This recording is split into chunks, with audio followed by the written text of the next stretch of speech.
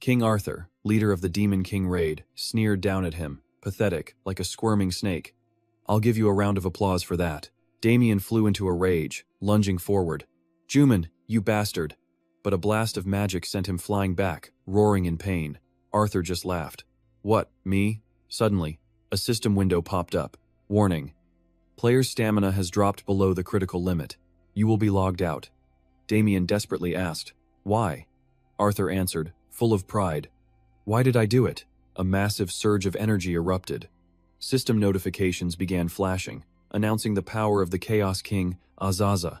Arthur turned his back. Now this is getting fun. Arthur activated a skill. How dare you? The announcement appeared. Ultimate skill, world inversion. The skill activated. Countless magic circles opened, creating a blazing vortex of chaotic magic. Damien could only curse himself. Damn it. Even after seeing it so many times. This skill is still damn impressive. Arthur's voice cut through the noise. Humans. He vanished, reappearing right in front of Damien with a devastating punch. All have their place. Damien crumpled in agony. Arthur loomed over him, crushing his body and his spirit with every word. A failure like you should live a failure's life. Trash should know its place as trash, and the lower class should act like it. Damien was reeling, his body screaming in pain, but the insults cut deeper. For a pathetic loser like you to dream of being a hero? Arthur's voice was dripping with contempt. That's a serious flaw, don't you think? Damien's vision blurred, his eyes slowly closing. How did it all come to this? Let's rewind a bit. In a forest, a man clutched his injured leg. Damn it, I can't feel my leg anymore. Suddenly, another man came sprinting toward him like his life depended on it. The injured man called out, Dale, where is everyone? Dale was panicking. They're gone, everyone's dead. He pointed behind him, screaming. They were all killed by that monster. Behind him, a tall figure in tribal gear approached, radiating an overwhelming pressure. The first man tried to calm Dale down, yelling, Stop talking nonsense. Our party is all level 40 pros professional PKers. There's no way they'd get wiped out by some half-naked lunatic. Before he could finish, 3 small, marble-like orbs hit Dale square in the face, logging him out instantly. Nearby, a chaotic battle was raging. Damien, level 904 and ranked number 1 in the arena, thought to himself, Damn it, I'm seriously injured. A flood of status notifications popped up, and he cursed under his breath. Seriously, why are there so many debuffs in this game? Status abnormality. Your character has been afflicted with petrification. Your character will be slowed. He felt a wave of self-pity. Not even Saint Magnus or the supreme immortal god could heal me at this point. Suddenly, a voice from behind, like a predator cornering its prey. Damn it. Why do you keep hiding? Let's go back 15 years. To the first ever virtual reality game, Asian Chronicles, or AC for short, had just been released. The game captivated players with its hyper-realistic graphics and lifelike NPCs. The main event was triggered. The Demon King would reward the first person to complete the quest with the power to establish a kingdom and become a world hero. AC and its massive prize money. Countless people poured everything they had into the game, and Damien was one of them. He remembered it all. His mother, heartbroken. Jin Sung, please. I need to live, too. His younger brother screaming, Get out, you addict. You're not my brother anymore. I spent 15 years pouring my entire life into that game. My family tried to stop me, but I wouldn't listen. This game was my life. I needed that reward. I needed it to fix my own rotten life. That's when I met King Arthur. His real name was Juman. He was a champion chosen by the goddess, Athena. He possessed the Infinity Orb, giving him limitless mana. He led our expedition with kindness and trust.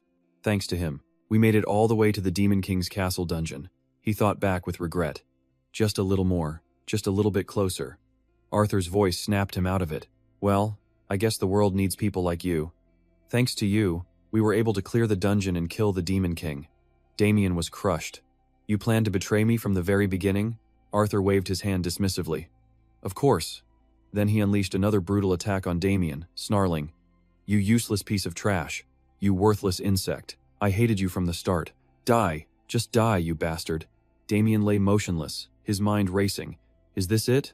All because of that traitor. I couldn't do a single thing. But then, a voice echoed in his mind. Do you want revenge? A vortex of smoke appeared, and Damien's attention snapped to it. The voice continued. I understand how you feel. I, an ancient demon, and the Lord of Chaos, Azaza. Seeing Damien was still moving, Arthur was surprised. What? Ignoring everything else, Damien focused on the mysterious voice. I will continue the ancient demon's fight. Arthur sneered. You're still alive? Persistent, aren't you? Without hesitation, he moved to finish Damien off. I'm going to smash your skull in, just as Arthur's attack was about to land. Die, you bastard. The mysterious voice echoed again. You will bring the second age of chaos to this land. At that moment, in the real world, the morning sun was shining. Jin Sung shot up in bed, gasping for air. He frantically looked around. What? What happened? Just then, as he was trying to figure things out, his door opened. This is my room. Why am I here? It was his younger brother, Jin Hun. Hey, get up and come eat. Jin Sung was shocked. Are you? Jin Hun? His brother shot back. What the heck are you talking about? Jin Sung thought, shouldn't he be in the military right now, as an officer? Why is he in a school uniform? Jin Hun spoke up. You told me to wake you up early today, remember? With that, he turned and slammed the door. My job's done. Leaving Jin Sung completely bewildered, he grabbed his head. What, am I going crazy? Then he froze. He stared at the calendar on his wall. Wait, is today really July 28th, 2020? Jin Sung's mind raced. That was the day Asian Chronicles, or AC, was released. He was horrified. Did I really go back in time? A little later, Jin Sung was downstairs, eating with his family. His mom looked worried. Jin Hun, what's gotten into your brother? Jin Hun just watched Jin Sung wolfing down his food like a man starved. I have no idea. But Jin Sung was overwhelmed with happiness. It's been so long since I've tasted a home-cooked meal. He exclaimed, Mom's cooking is the best in the world. It's just like when I was a kid, back when she was still healthy. Then he realized he'd been eating for a while. The TV was on. What gets your blood boiling? What makes your heart race? Swords and magic. An endless journey. A grand story made just for you. The world's first virtual reality game. Play now. Jin Hun wasn't impressed. What's this? Jin Sung stared at the screen, stunned. It's AC. Jin Hun jumped. What? Why did you just curse out of nowhere? Jin Sung, what are you saying? That's the name of the game. But his brother, Jin Hun, just scoffs. Is he crazy? See, here's the thing. The game is called AC, which in Korean sounds a lot like a swear word. Jin Hun just looked like a mess, and Jin Sung couldn't help but think his poor brother was a slob. But no time for that. Today was the day the beta launch. He clenched his fists. His mom was already downstairs, waiting to see him off. I'm heading out now, Mom. She gave him that worried look. Don't push yourself too hard, okay? And please, call me more often. He just nodded. I will. But even after getting in the car, he leaned back out. You need to take care of yourself too, Mom. I'm leaving now. Then, he turned to the driver, his tone completely shifting. Jumjong Station.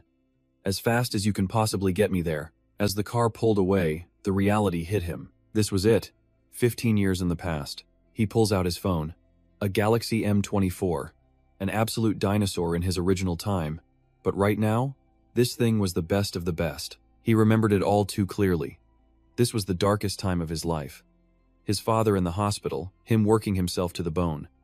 The pressure of being the man of the house was just too much, so he ran, escaped into the game and cut off everyone. The regret was overwhelming. How could he have forgotten? And then a notification popped up. A system message. System rebooting. He blinked. What? And then came the flood of alerts. Notification. Countdown has begun. Time remaining. 167 hours, 59 minutes, and 58 seconds. Notification. Be advised. Failure to log into the game will result in a permanent vegetative state. His blood ran cold. What the hell? I'm not even playing yet. Suddenly, a sharp pain shot through his head, and a strange voice echoed in his mind. He knew that voice. He'd definitely heard it before. The driver glanced back, concerned. Hey, you all right back there, kid? Meanwhile, at the VR electronics store, a nervous receptionist greeted her next customer. How can I help you today, sir? And on the other side of the counter, Jin Sung, radiating pure killer instinct. Yeah, the clerk stammered. I'm so sorry, sir, but all of our gaming capsules have been sold out. We only have reservations left. She pointed to a display model. But, if you're interested, we do have a custom-calibrated test unit for sale. He cut her off, his voice grim. I don't care if there's a discount. Give me the newest model you have. Right now, her eyes widened. Oh, okay. Completely taken aback, she quickly replied. Right this way, please. She guided him over to the unit. This is a refurbished model, she explained. A customer canceled their order, so we've been using it as a floor display. He didn't hesitate. Not for a second. He He just pulled out his card. I'll take it. Put it on the card. The receptionist's mind was reeling. Who is this guy? The son of some billionaire CEO? As he headed for the door, she called out, "Delivery and installation will be completed this afternoon. Is that all right?" He didn't even stop. "Fine. I'm leaving." And just like that, he was ready to log in. Notification. Player registration has begun. Jin Sung has successfully registered. He thought about his bank account, now almost completely empty. No point in worrying about it now. As the virtual world materialized around him, his resolve hardened. I've made my decision, that system window, and that voice. There was no doubt anymore. It was the Demon King, Azasa. System. The game will now commence. Meanwhile, at the top-secret Ozakol division, Operator Clovey stared at her screen in horror. Oh my god, what is happening? She slammed the alert button. All personnel, all departments. Ozakol, listen up. Code Black. I repeat, Code Black. The control room exploded into chaos. What the hell? What's going on? It's an emergency. Move it. Report, Clovey yelled. Manager, you need to see this, now. Department head Hugh sprinted over. What is it? The main monitor was a sea of red alerts. When did this start, Clovey? Just now, sir. We can't find the source. Her voice trembled. The Akashic records of the ego body. They're surging in the main scenario. If this continues, we'll lose all control over the story. The Akashic records, a god-tier AI that had spawned AC, an anonymous digital terrorist they still couldn't identify. Hugh and his team were supposed to be watching it, but something had gone horribly wrong. This thing, it could wipe the entire system. The whole game, gone in an instant. Notification. Main scenario control is in critical decline. The Akashic records are beginning to consume the entire server. Hugh's face was grim. Damn it all. He made the call. Main scenario control. We're abandoning it. Clovey couldn't believe it. But Manager Hugh was firm. Now. We can't afford to lose all of AC, can we? He slammed his hand down on the emergency override. To hell with it. Just do it. Notification. Akashic Records has aborted control sequence. Notification. Akashic Records has suspended the ego, body. Notification. Main scenario rebooting. Hugh let out a breath. It's starting. Back in the game. Notification. You have successfully connected to the game. Player. Damien. Login date. July 29th, 2020. Damien's eyes fluttered open. Current location. Whispering Island. Notification. Welcome to Arcasia. He just sat there, taking it all in. I'm really back. He could still remember everything. 15 long years playing this game, and he especially remembered the moments right before he returned to the past. Juman's condescending voice. Every person has their place in this world. The image of Arthur, sneering down at him, was burned into his memory. And insects like you are only meant to be crushed. How does it feel to fail so completely? He clenched his fist so hard his knuckles turned white. I'm coming for you, Juman, he growled. And when I find you, I'll burn you to ash. Nothing will be left. The fire of vengeance roared within him. I swear I will make you regret the day you ever logged into this game. He shook his head, snapping back to reality. Wait, where am I?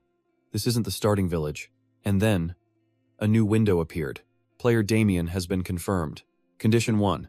Failure to log into the game within 168 hours will result in your death. Condition 2. If your character dies, you will also die. Condition 3. Failure to complete a mission within the given time limit will result in your death. What? Damien grabbed his head, a wave of nausea washing over him. What the hell is this even talking about? Notification. Sensory limitations are being removed. He collapsed to his knees. Sensory limitation removal complete. Notification. Player Damien's ultimate objective has been updated. Final goal. The Demon King's advent. Time remaining. 87,500 hours. 59 minutes and 59 seconds. He screamed. Pure agony and rage. You damn game. What have you done to my body? Notification. A class will be granted based on the conditions of the final objective. Plague Doctor. He stared blankly. What? What the hell is a Plague Doctor? The description popped up. Wielding primordial power. They are the closest beings to death itself, masters of ancient magic and curses. Their identities are shrouded in mystery, and they believe death to be a form of salvation. Are you kidding me? Damien cursed. Level 1. Class. Plague Doctor. Guild. None. And his humanity stat? Rock bottom. He scanned his stat sheet, his heart sinking. My stats are absolute garbage. Name. Damien, class, Plague Doctor, level 1. Plus, he muttered, poison damage is a special attack type. He ran a hand through his hair in frustration. Even if it's a hidden class, this build is completely useless for me. Just then, the system pinged again. A warning. Damien grit his teeth. What now? Warning. You have committed a great crime. Your humanity is critically low. Notification. Humanity penalty will now be enforced. He screamed, -9,999,999,999. He lunged at the screen, grabbing it as if he could strangle it. You'd have to kill 1 billion people to get a number like that. He was completely lost. What does this even mean? Is it a bug? But then, more system notifications began flooding his vision, one after another. He could only weep. You have got to be kidding me. He could only imagine what kind of penalty was coming. This path. It's going to turn me into a demon king, he thought cautiously. I got a second chance. But my life is on the line right now. Damien covered his face, thinking, should I hide my face? Damn it. At that moment, in the village of Junvaten, a tall figure pushed open the door to a small shop. The village chief began his usual greeting. Welcome, adventurer, to our he froze. Before him stood a towering man wearing a paper bag over his head. Confused, he asked, why the paper bag on your head? Damien hesitated, then put on a threatening act. Because it's cool. The old man was speechless. Damien cringed internally. Seriously, if this wasn't a mandatory quest, I'd never wear this thing. The chief cleared his throat. Right. Well, I respect your style. Damien just replied, yeah. Damien cut to the chase. More importantly, I need to get a quest, and fast. The village chief snapped back to reality. Right. What am I doing? Whispering Island is overrun with chicks. The problem is, they've cleaned out everything, so our warehouses are totally empty. He pushed a quest paper forward. Catch 10 of their chicks. That's the mission I'm giving you. Right then, on the mountain behind Runvatten village, a small chick was just waddling along. Suddenly, a shadow with glowing eyes loomed behind it. Thwip! A dart, coated in some kind of purple substance, slammed right into the chick's backside, and just like that, the little bird collapsed. Damien slumped to the ground, panting. Damn it, I forgot I only have 1 HP. I need to be much more careful. A quest notification popped up. Catch the chicks. You have just set foot on the continent of Assisa. Eliminate the chicks on Whispering Island and protect the warehouse. It was a tutorial quest. Objective. Catch 10 chicks and find 10 golden feathers. Progress. 10%. Prepare yourself and begin the mission. He sighed heavily. I've only caught 1. He scrolled through his menu, desperately looking for anything to help him, but finally gave up. There's nothing here for me. I can only use 1 skill. I won't be able to learn another until I reach level 10. Then he shot to his feet. All right. Break time is over. He steeled his resolve. Now that I know how this works, I'll be more precise. Thwip, thwip, thwip. A series of darts flew through the air, hitting one chick after another. A notification popped up. You have defeated a chick. Another followed. You have received experience. At that very moment, back in the real world at the Juman Corporation, a door slid open. Juman sat up inside his high-tech gaming pod. An assistant rushed over with a towel. How was it, sir? Taking the towel, Juman replied. It wasn't as bad as I thought. He immediately asked, what's the domestic customer response been like? The assistant reported. All of the gaming pods were sold out on the very first day of release, sir. The assistant was in the middle of saying, I believe the entire VR gaming landscape will change within a week when a call came in. Juman took the call as he walked away. I'm listening, manager, he asked. Have you prepared everything I need? The voice on the other end replied. Of course, young master. The voice on the line continued. The most suitable class for you, the fastest leveling path, and every type of accessory and item. I've prepared it all. A smirk spread across Juman's face. Thank you, manager. Now, it's time for me to shake up this game. He walked over to a chair and sat down. All right, I'll call you back later. He hung up, staring out the window with a calculating expression. The fourth son of the Dushin Corporation's chairman, and a professional player of the game Chaos of Spacetime, Juman. His in-game name in Ace was King Arthur. Meanwhile, Damien was completely exhausted. I was really looking forward to it. He checked his screen. Finally, I've caught all of them, right? A bright flash. Level up. Notification, you have reached level 2. Tears welled up in his eyes. Finally. I'm level 2. Suddenly something new appeared on his screen. Level 2. Class. Arcanist. Guild. None. And 5 unspent stat points. He was overjoyed. I have 5 whole stat points left over. He did the math in his head. Normally, you only get 2 stat points when you level up. To get an extra 3 points, you'd have to have a seriously powerful class, or be an amazing character. A thought struck him. Is it because I have a hidden class? This is even better than I thought. He clenched his fist. All right. A dark smile crept onto his face. Just you wait, Juman. He growled. I'll soon chop you up into 1,000 pieces. With his weapon in hand, Damien took off at a full sprint. Flying through the busy market like an arrow, the thundering of his footsteps made people turn their heads, wondering what was happening. By the time anyone realized what they were seeing, Damien was already gone, leaving them to stare around in total confusion. What the hell was that? Trailing right behind Damien was an angry mob of chickens, all chasing after him. Nearby, warriors watched, whispering among themselves. What's with the guy in the bag? Is he a tamer? No way. Tamers only raise one super powerful pet. The chickens were furious, relentlessly chasing after him. One of the onlookers scoffed. At this rate, I'm guessing he's about to die. But then, Damien suddenly spun around and pulled out his blowgun. Without hesitating, he fired one dart, instantly taking down a chicken. However, that only seemed to make the others even angrier. Looking at their numbers, even Damien hesitated for a second. Ugh, there are so many. He thought for a moment, then started running again. But I want to complete Elmo's quest. Chicks, hens, and roosters, all of them. Gathering a whole mob of them like this is all part of the act. He started looking around. It should be somewhere around here, right?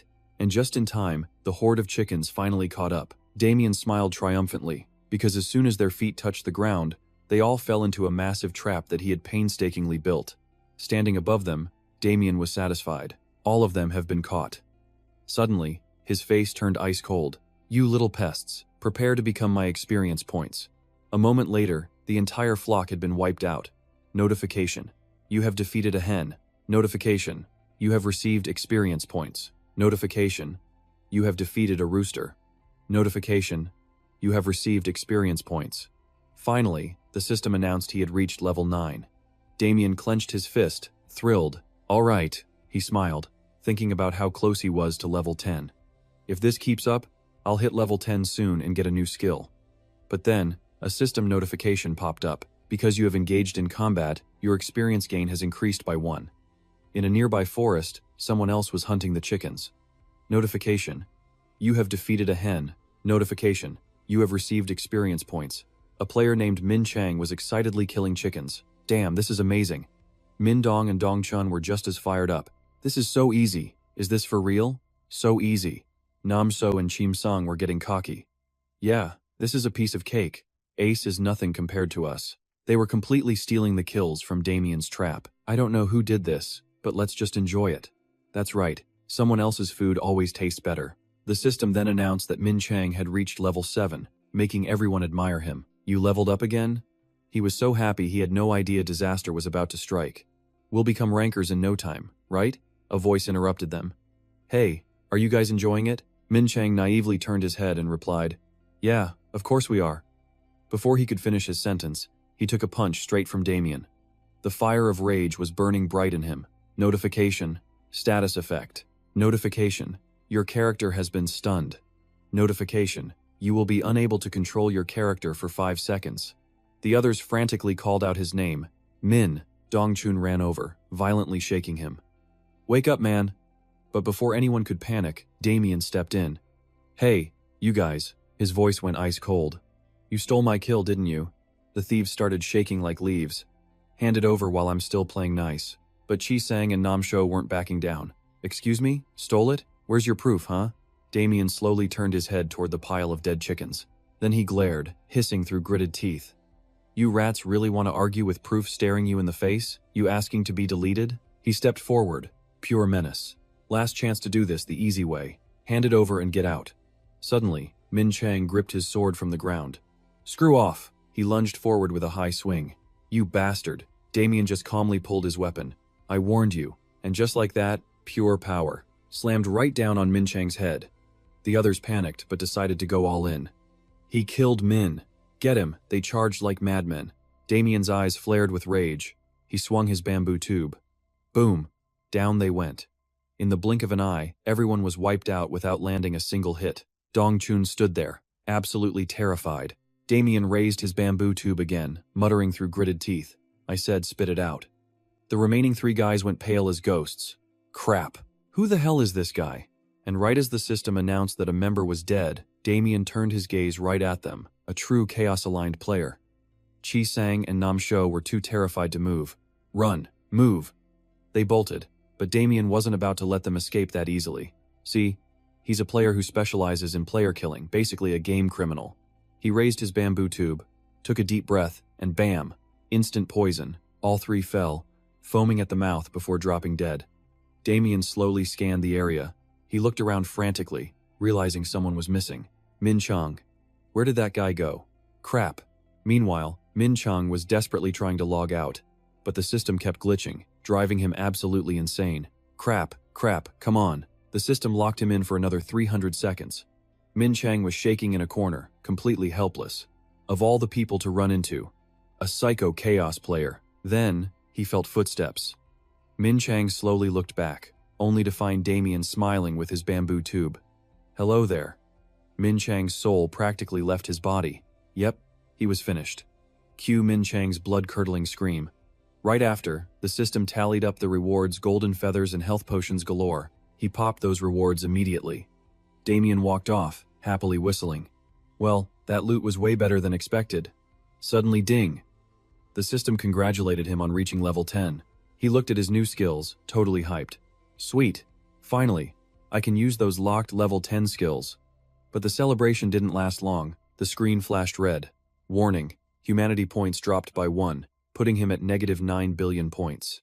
Damien just sighed. Well, I guess I'm officially at rock bottom. Trash is still useful sometimes. He clicked on the cruel title. Looking at those overpowered stats, he couldn't help but laugh. Haha, this is straight up cheating. Damien shut down the system window. The fire in his eyes was still burning bright. He walked away with pure determination. Time to grind some more levels. Next morning at a crowded convenience store, Minzon was working the counter when Damien walked in. They chatted casually. Oh, hey, it's you. Seeing him pile up food, Minzon got worried. Why are you buying so much instant food? You sick or something? Damien gave an awkward smile. Nah, nothing like that. Just been a bit busy. Minzon just sighed and rang him up. Fine, hand it over. But when Damien tried to pay, Minzon waved him off. Keep your wallet in your pocket, man. It's on me. Wait, what? This is over 50,000 won. Minzon just smiled. Don't worry about it. Just buy me a drink next time. Seriously, this guy. Suddenly, the TV broadcasted breaking news about the youngest pro player, Ju Min. The legend from Space Storm was retiring. Damien was completely shocked. Ju Min announced that he was just bored, playing basic games with a keyboard and mouse. Damien leaned in, listening intently. Ju Min's next target? The ultra-popular virtual reality game, Arcadia. Ju Min, huh? You know him?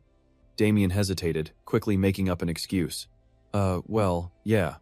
He's pretty famous. He's from a massive conglomerate, tall, handsome, and a beast of a gamer. Minzon's next words made Damien flinch hard. The only way you wouldn't know him is if you're a spy.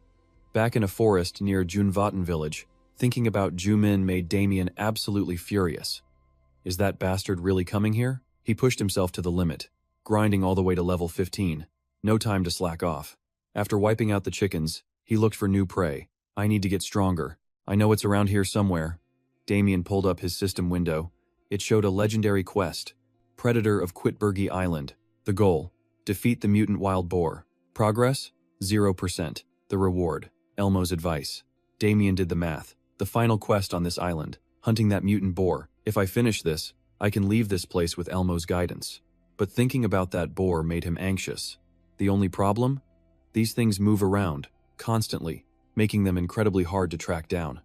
If I can't find their lair, within an hour, I'll have to wait another hour for the cooldown. He walked a bit further, and boom, he found it. Damien's eyes lit up as he started drooling. Right across the stream was the mutant wild boar. Found you. It was a level 30 elite natural beast. Damien ducked down, assessing the situation. Level 30 and elite? One wrong move and I'm toast. See, monsters in this game are ranked: normal, elite, high rank, and champion. Elites and above have special traits across 3 categories: attack, defense, and crowd control. That's 24 variants total. Damien decided to go for it, activating his corrosive poison skill as he lunged. All right, let's see what this monster is made of. Boom! A direct hit to the boar's head. It shook its head, looking for the idiot who dared to attack it. Damien, casually sitting up in a tree, just waved.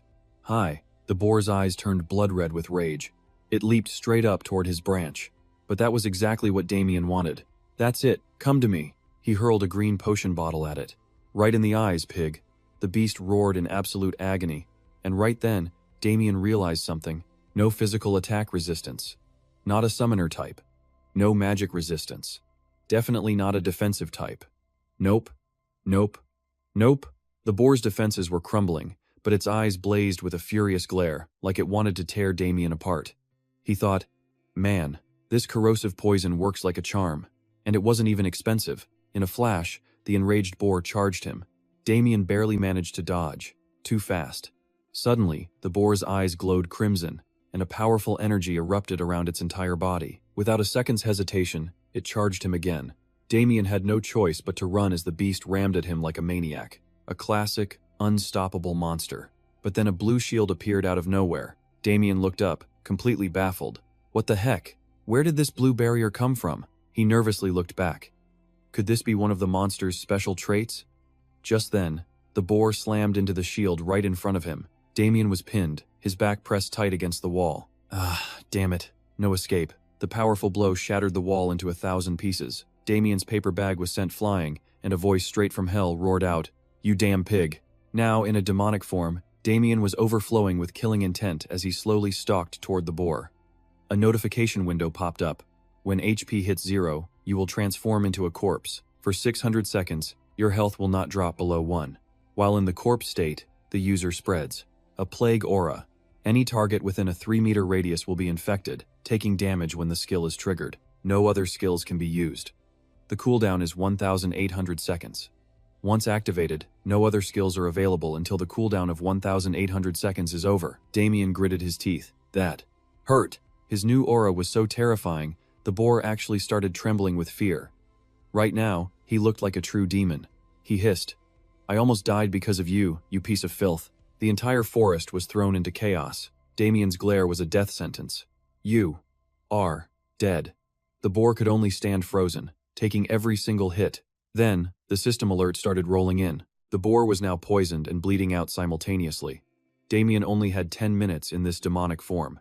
10 minutes? That's more than enough. He then activated his skill, Calamity. He slammed a powerful fist into the boar's head. "I'm going to grind you into paste." As the seconds ticked by, the boar endured a brutal beatdown, and the stone on its forehead glowed a fiery red. Damien pulled his arm back, preparing to end it with a final, crushing blow right on the boar's head. With this attack, only 4 seconds remained on his transformation timer. With just 3 seconds left, the boar collapsed, out cold. The moment the timer ended, he had defeated the beast and leveled up to 16. Completely drained, Damien immediately fell to the ground. Finally, his demonic form faded away. He looked up at the sky and breathed a sigh of relief. I won. The system flooded his screen with notifications of generous rewards, like the wild boar's fang, the wild boar's lair, wild boar's essence, and other items. Damien was thrilled. Nice. I'll take all the rewards and complete the quest. The system even granted him a new title, Solo Hog Hunter. It came with a huge boost to his stats for killing monsters alone. Damien looked it over carefully. Perfect. Now let's see the items I got. I can give the lair to Elmo. And the fang and essence too. Ho, you truly are a strange one. He whipped his head around. An adventurer from another world, one who has risen from the dead. A man stood there smiling at him. Strange. Very strange. Ha ha ha. Damien asked cautiously. Who are you? A nameless old man. It seemed this guy had lived for thousands of millennia, and he was extremely hot-tempered. Best not to get on his bad side. Damien was shocked he couldn't see any of the man's information. The man stepped closer and asked, How can you move when you're already dead? What? When Karun started touching him, he scowled. Hey, what do you think you're doing? The old man slowly explained. Based on the ancient script on your forehead, you are without a doubt an adventurer from another world. Damien pushed his hand away. Get away from me, you stink. I was just wondering. Suddenly, Karun's eyes lit up. Oh, I get it now. I get it. Get what? The old man's next words sent a shiver down his spine. You borrowed the power of darkness, didn't you? He continued, practically giddy with excitement. That has to be it. You use dark power to become temporarily undead. Not bad at all. If you become a true immortal, you won't die so easily. Then, his face darkened, his expression turning terrifying. But why would an adventurer from another world possess dark powers equal to the Demon King? Damien instinctively backed away. How can he see all of that so clearly? And just then, new information finally popped up on his screen. Karun, priest of the apocalypse, representative of the god Quenlang Saka and patriarch of the mystic cult. It seems he's lived for thousands of years. He is currently searching for talent to defeat Arya, the queen of the gods. Race, human. Age and level, unknown. Note, this old man is extremely hot-tempered. Damien wondered to himself, priest of the apocalypse? What the hell is that? Sounds like some kind of scam cult. The old man's brow furrowed in anger. Huh? A scam? He gritted his teeth and roared. I, Karun, am one of the 7 priests of the god, Saka, and I will spread the gospel of the apocalypse across this land after I defeat that wretched queen of the gods. Damien tried to explain, but the old man wasn't listening. No, wait. All right, I'll teach you a lesson. Calm down. Karun swung his fist and screamed, "Shut your mouth." The punch was about to land. Thankfully, he was fast enough to dodge. Why is he attacking me? But before he could catch his breath, the old man attacked again. This geezer is insane. Every one of Karun's blows was incredibly destructive, and they even launched shockwaves that blew away everything in their path. Damien knew he had just stumbled upon a really tough opponent. What is this insane power? Huh.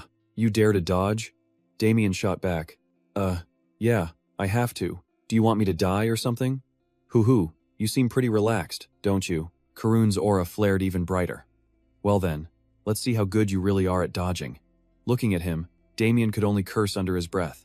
This old man is a complete lunatic. What do I do?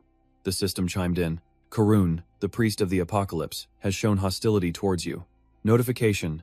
The main quest, Karun's trial, has been activated. Quest. Karun's trial. The representative for the god Quenlang Saka has taken an interest in you. You must survive this old man's attacks. Classification. Main storyline quest. Survive the assault of Karun, the priest of the apocalypse. Progress, rewards, and warnings are now active. This quest cannot be abandoned. Damien was stunned. Huh? A main storyline quest? Main storyline?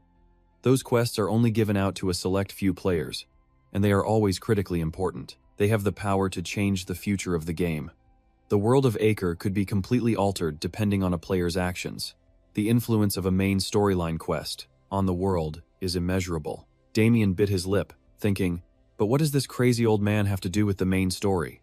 From a distance, Karun rushed toward him, shouting, "Why are you just standing there like a log?" All Damien could do was run for his life.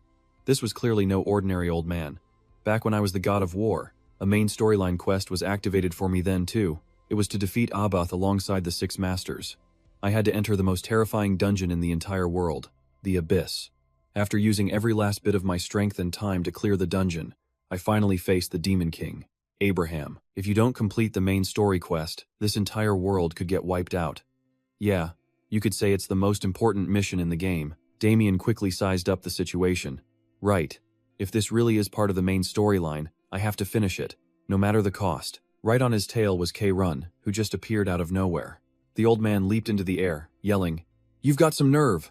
Damien immediately brought his hands together and began an incantation. As he chanted, he calmed himself. Don't let your mind wander. No miscalculations. His whole body flared with a crimson power. From now on, I have to rely on my own drive, and try to reach him through sheer sincerity. But K-Run just kept charging like a feral beast, and a second later, a world-shaking explosion went off. K-Run chased after him, roaring, "You bastard! How long are you gonna run?" Even in his dark-powered state, Damien didn't dare underestimate him. Damn it! He doesn't look like any martial artist I've ever seen. So how is he this strong? Suddenly, the old man screamed, "Stand still!" and Damien's perception sharpened immensely. Damien carefully watched his master's movements, allowing him to swiftly dodge Kai-Run's kick.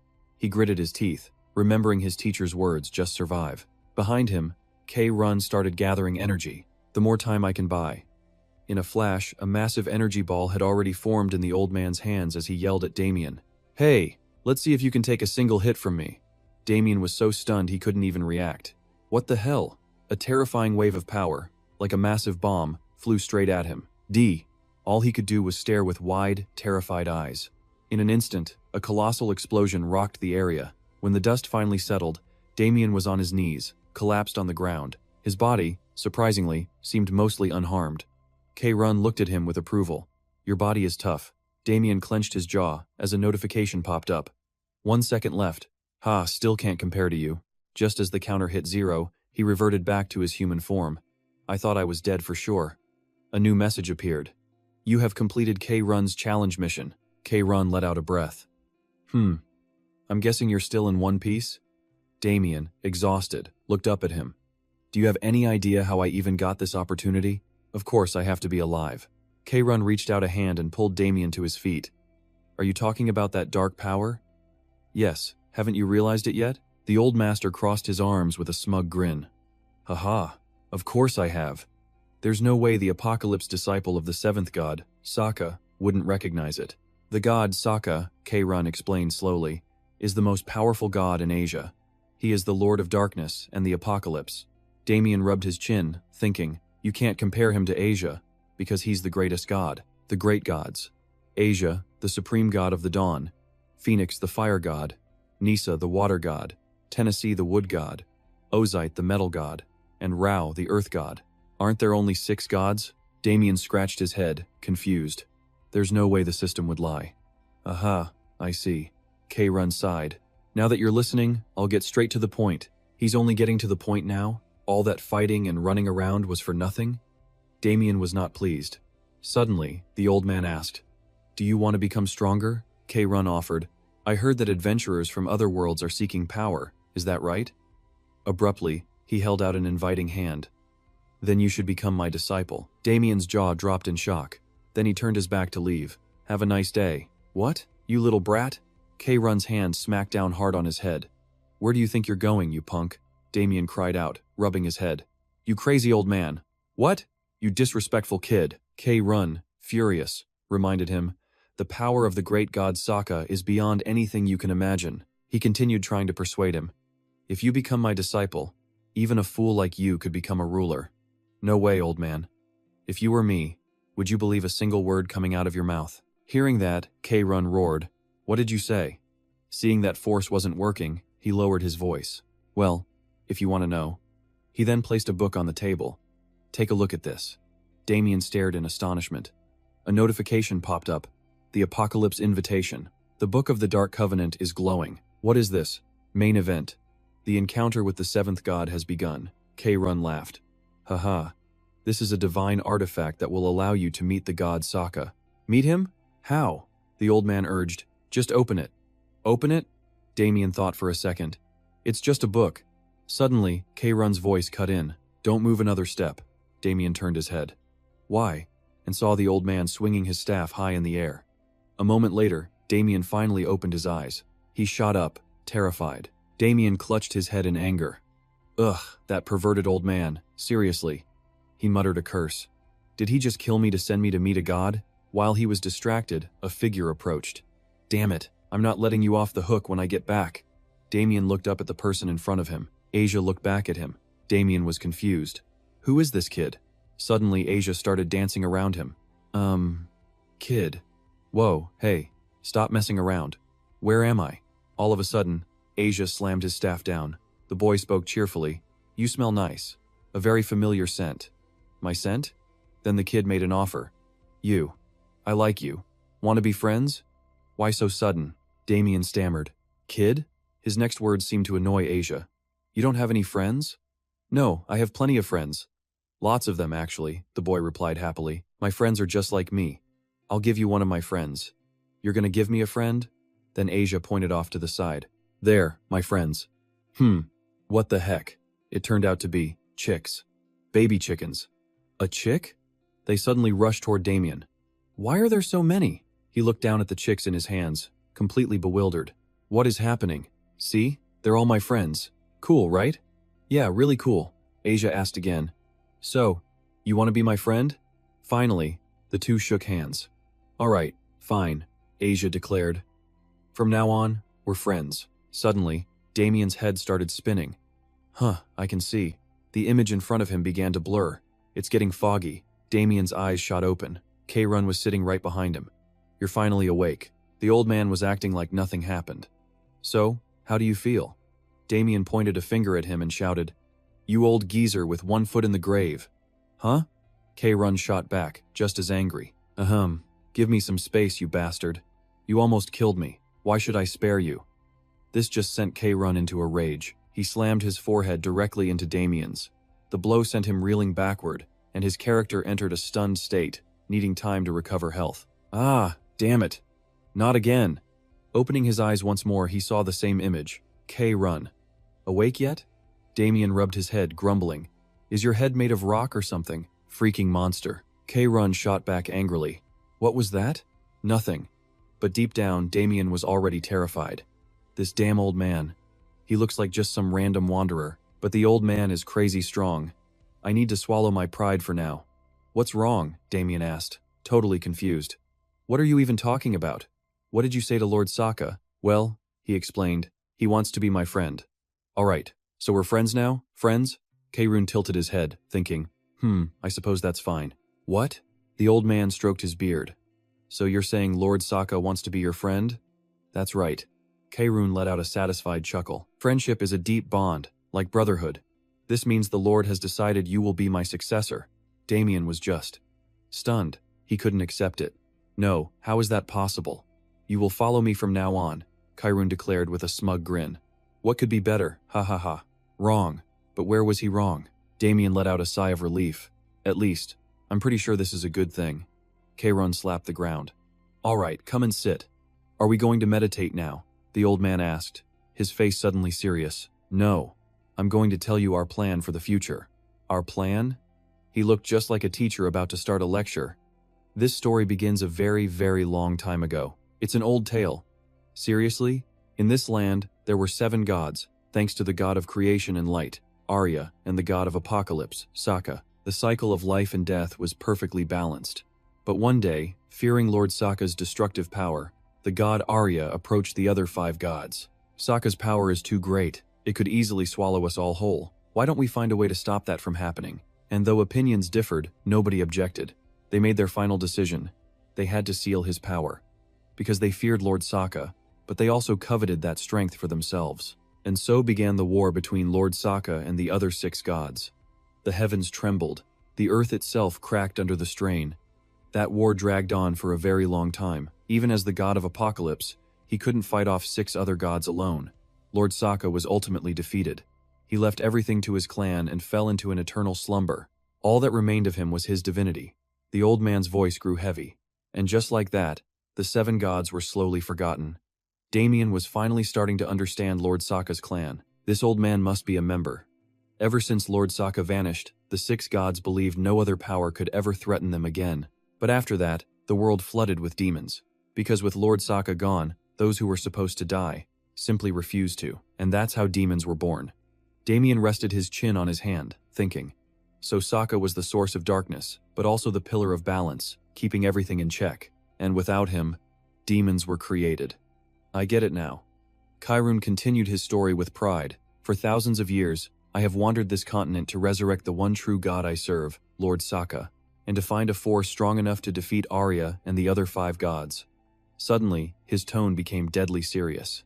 Perhaps the reason I've wandered for so long was for this very day. His words left Damien completely stunned. From now on, you will be my disciple and Lord Sokka's sword. You will defeat the 6 gods, including Arya and their clans. It was a proposal and a threat. Can you do it? A notification appeared. Main quest. K-Run's wish has been activated. Another window popped up. Do you wish to accept this quest? Yes or no? Looking at the system window, he hesitated. The forgotten 7th god. A sword of vengeance sharpened for 1,000 years, and the one person who could make it all happen. Suddenly, he remembered. Wait, that bastard Juman. I almost forgot about him, but he's from Arya's clan. Damien's resolve hardened. I see. So this is my revenge too. Then, he suddenly dropped to his knees. Reviving the 7th god to defeat the other 6. That's a crucial mission for me. Not a bad choice. Damien then shouted towards K-Run. Please accept this bow of deep respect, Master. Ha ha ha. Good. You are truly worthy of being my disciple. A notification chimed. You have formed a new relationship. K-Run, priest of the apocalypse. Damien smiled, satisfied. Alright, once I'm done training with this old geezer, I can finally shut that bastard up for good. Then Kaerun stood up to leave. I'm going now. Yes, take care of yourself. Suddenly, Damien yelled out, No, wait, master, what is it now? He frowned, demanding an answer. Aren't you going to teach me anything? Like, a new skill? What are you talking about? I took you as my student and told you what needs to be done. My part is finished. Then he tossed a book at him. Huh? Oh, alright, here you go. Confused, Damien reached out and caught it. Huh? What's this? If you need anything, look in that book. Finally, the old man added, and if possible, don't look for me. What? Damien tried to chase him, but it was too late. What the hell? Kaerun just waved. See you later. Damien fell to his knees, defeated. He's really gone. A system notification popped up, reminding him of the quest. That damn old man. The quest window read, Kaerun's wish. Resurrect the god of darkness, Sokka, and defeat the 6 gods and their clans who rule this land. Looking at the list, Damien felt hopeless. I really have to do all this? By myself? He grabbed his head and screamed in frustration. How the hell am I supposed to finish this? Damien angrily kicked a nearby boulder. The more he thought, the more his head throbbed. Was there even a glimmer of hope to complete this quest? And not to mention, the clans of the 6 gods. He remembered them. They were my comrades who helped me defeat Araxes. And they're the strongest elites in the entire world. Annette the Crimson, Sigyn the Frost, Halo of the Mind, Sirius the Steel, and Luke the Rock. They were all members of the most powerful divine families, each one a disaster-level threat. And among them, from the clan of Arya, was Juman, the Radiant King. Athu, hailed as the god of magic after obtaining an item with infinite mana, the Infinity Circle. Can I really defeat Juman? Damien clenched his fists. Finally, his determination returned. No need to panic. He remembered that day clearly. I don't know why, but just when I thought it was all over, I saw what that bastard Juman did. I was given this chance. A chance to go back in time. His eyes burned with resolve. Alright, I'll do it. I'll finish this damn quest. Damien was determined. I'll complete this mission and put an end to this sick fate. Suddenly, the system windows vanished, replaced by a new notification. Apocalypse is calling. The Book of the Dark Covenant has met its requirements. A new title will be added. Other titles included Return to Village, Prophet, Ancient Lexicon, Item Appraisal, Dismantle, Synchronize, and Craft. A notice appeared. Because your level is low, some titles cannot be activated. This window announced, Return to Village has been activated. Notification. Item Appraisal has been activated. Notification. Dismantle has been activated. Notification. Synchronize has been activated. Damien stared at his items, thrilled. Whoa, is this the all-in-one legendary item he'd only heard stories about? Jian, totally hyped, immediately opens it up. This thing is basically a cheat code with tons of skills. Awesome. This thing is just too good. Jian hesitates for a second. Talk about a lucky break. Maybe nothing can stop him now, right? So, should he test it out? And with that, Jian hits the button. First up, let's try the separate function. Instantly, a pig-head item flies right out of the book as a magic circle glows to life beneath his feet. Next was Synchronize, and the whole sky flashed a brilliant blue. And finally, Craft. There it is. It's happening. A notification pops up. Item crafting complete. Jian just stares, totally dumbfounded, as a wild boar helmet materializes out of thin air. He takes a moment to check the stats. Plus 100 HP, plus 50 magic power, plus 3 to all stats, and plus 10 defense? Yeah, this is easily the best gear he has right now. Jian starts doing the math. On the game's global exchange bank, 100 gold is equal to about $1. A wild boar head like this one is worth around 500,000 gold. Jian rubs his head, hesitating. It would be amazing if he could make exclusive items for alchemists. But if he keeps crafting stuff while he's this broke, he's gonna end up homeless for real. Finally, Jian makes a call. Send the animal hide back to the village first. The next morning, the village chief eyes the hide skeptically. You seriously caught this? Alone? That's right, Jian confirms it. I'm positive. It's the hide of a wild boar. Hearing that, the chief finally agrees. Alright then, I'll write you a letter of recommendation, but he also adds a warning. You're not the kind of person who should stay on this island. Thank you, sir. The chief continued. Go to the western port and catch a ship. It'll take you to the main continent. A notification pops up. Recommendation from Elmo received. The chief hands him the letter. This is from me. Give it to the branch master of the Adventurers Guild. Thank you. A short while later, Jian was at the port. Jian finds a spot to eat some bread while checking his stats. He strokes his chin, thinking, level 16, huh? I've still got a long way to go. Then Jian flips to another page. The Vengeful Agent title. He shakes his head. This is just insane. It's basically forcing him to go around player killing, isn't it? But he hates killing people. Jian has no idea what to do with this. Besides, he knows this is all just a false religion. Suddenly a cry for help. Huh? What was that? A man, bruised and battered, is screaming, "Somebody, help me." A hooded figure just scoffs. "You should have listened when I was being nice." He leans in close, threatening, "Just pay your damn debt. Got it? You're just making this hard on both of us when it could be so simple." Jian instantly recognizes them. They're killers. The leader smugly continues, "Well, now things have gotten a lot worse for you. But hey, we're not the bad guys. He's clearly the one in charge. If you pay the fee, you're allowed to leave. Understand? This guy is strong, blocking the entire dock with just 20 men.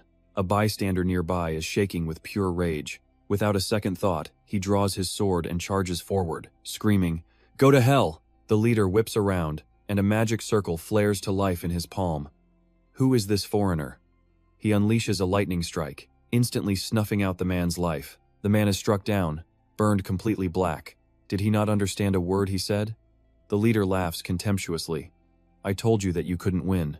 The poor man's body is just tossed aside. The crowd is furious. My God, those bastards.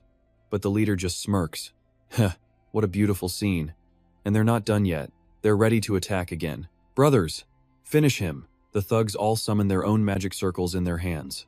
But right as they're about to strike, something completely unexpected happens. Suddenly, the leader is smashed to pieces. Jaws hit the floor.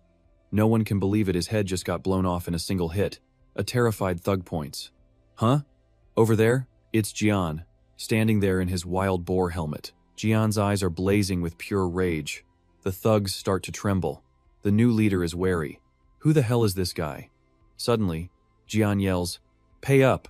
What? He grinds his teeth. "Pay the price with your lives. I'll give you 10 seconds. If you want to live, you pay."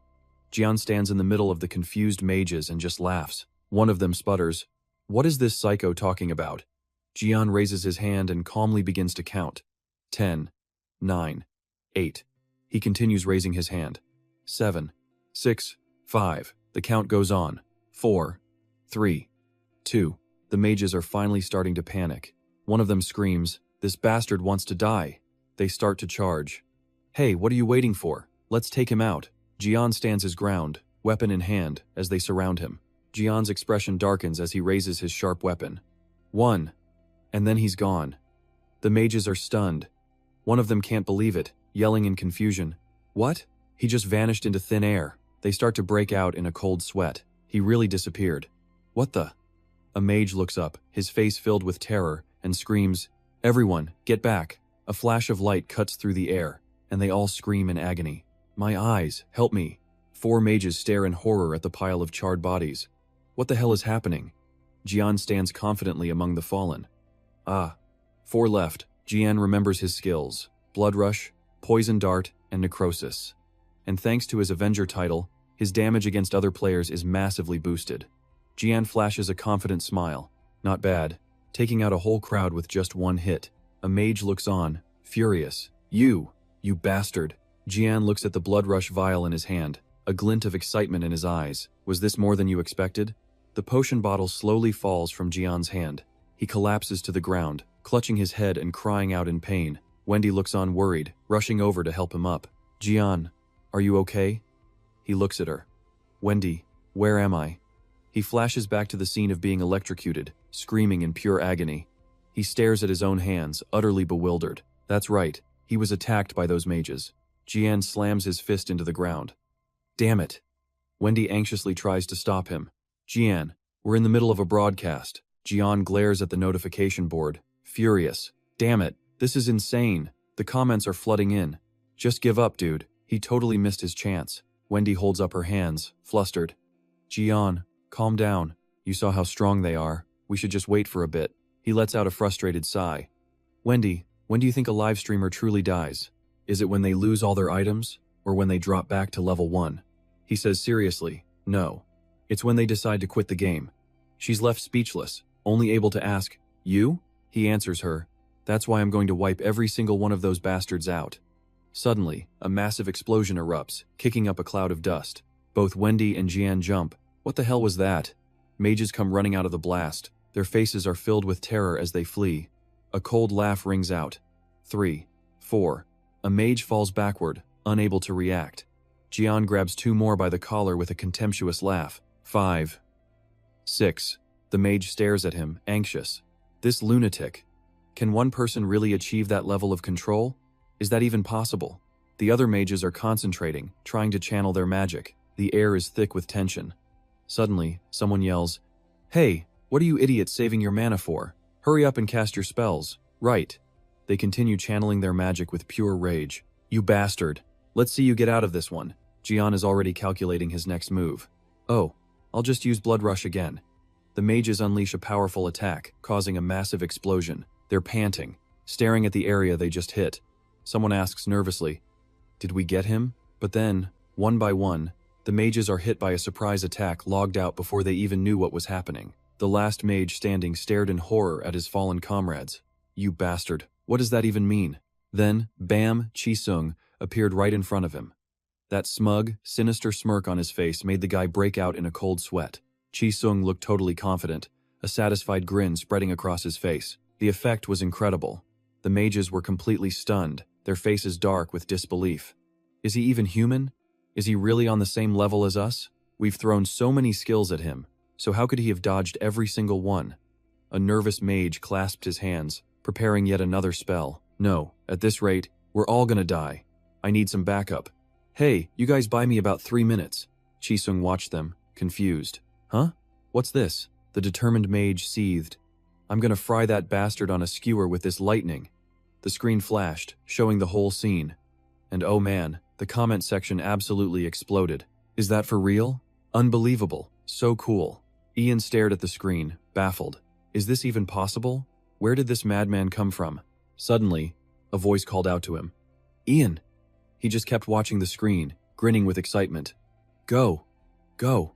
Behind him, the tanker, Wendy, just sighed. "Seriously!" she yelled, hands on her hips. "Ian, what are you doing? This is no time to be fanboying over him." He jumped at her voice, quickly tapping on his screen. Ian beamed at his monitor. "Hey everyone, looks like I'm done exploring this area. What do you all think?" His eyes went wide. He glanced at the viewer count.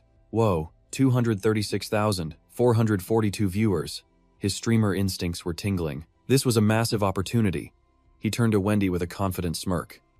"You ready, Wendy?" She looked at him seriously. "For what?" Suddenly, he pointed a finger straight at Chi-sung on the screen. "Ready to go catch that guy." Meanwhile, the mage felt the raw energy surging in his hands. He gripped his staff, his gaze turning cold.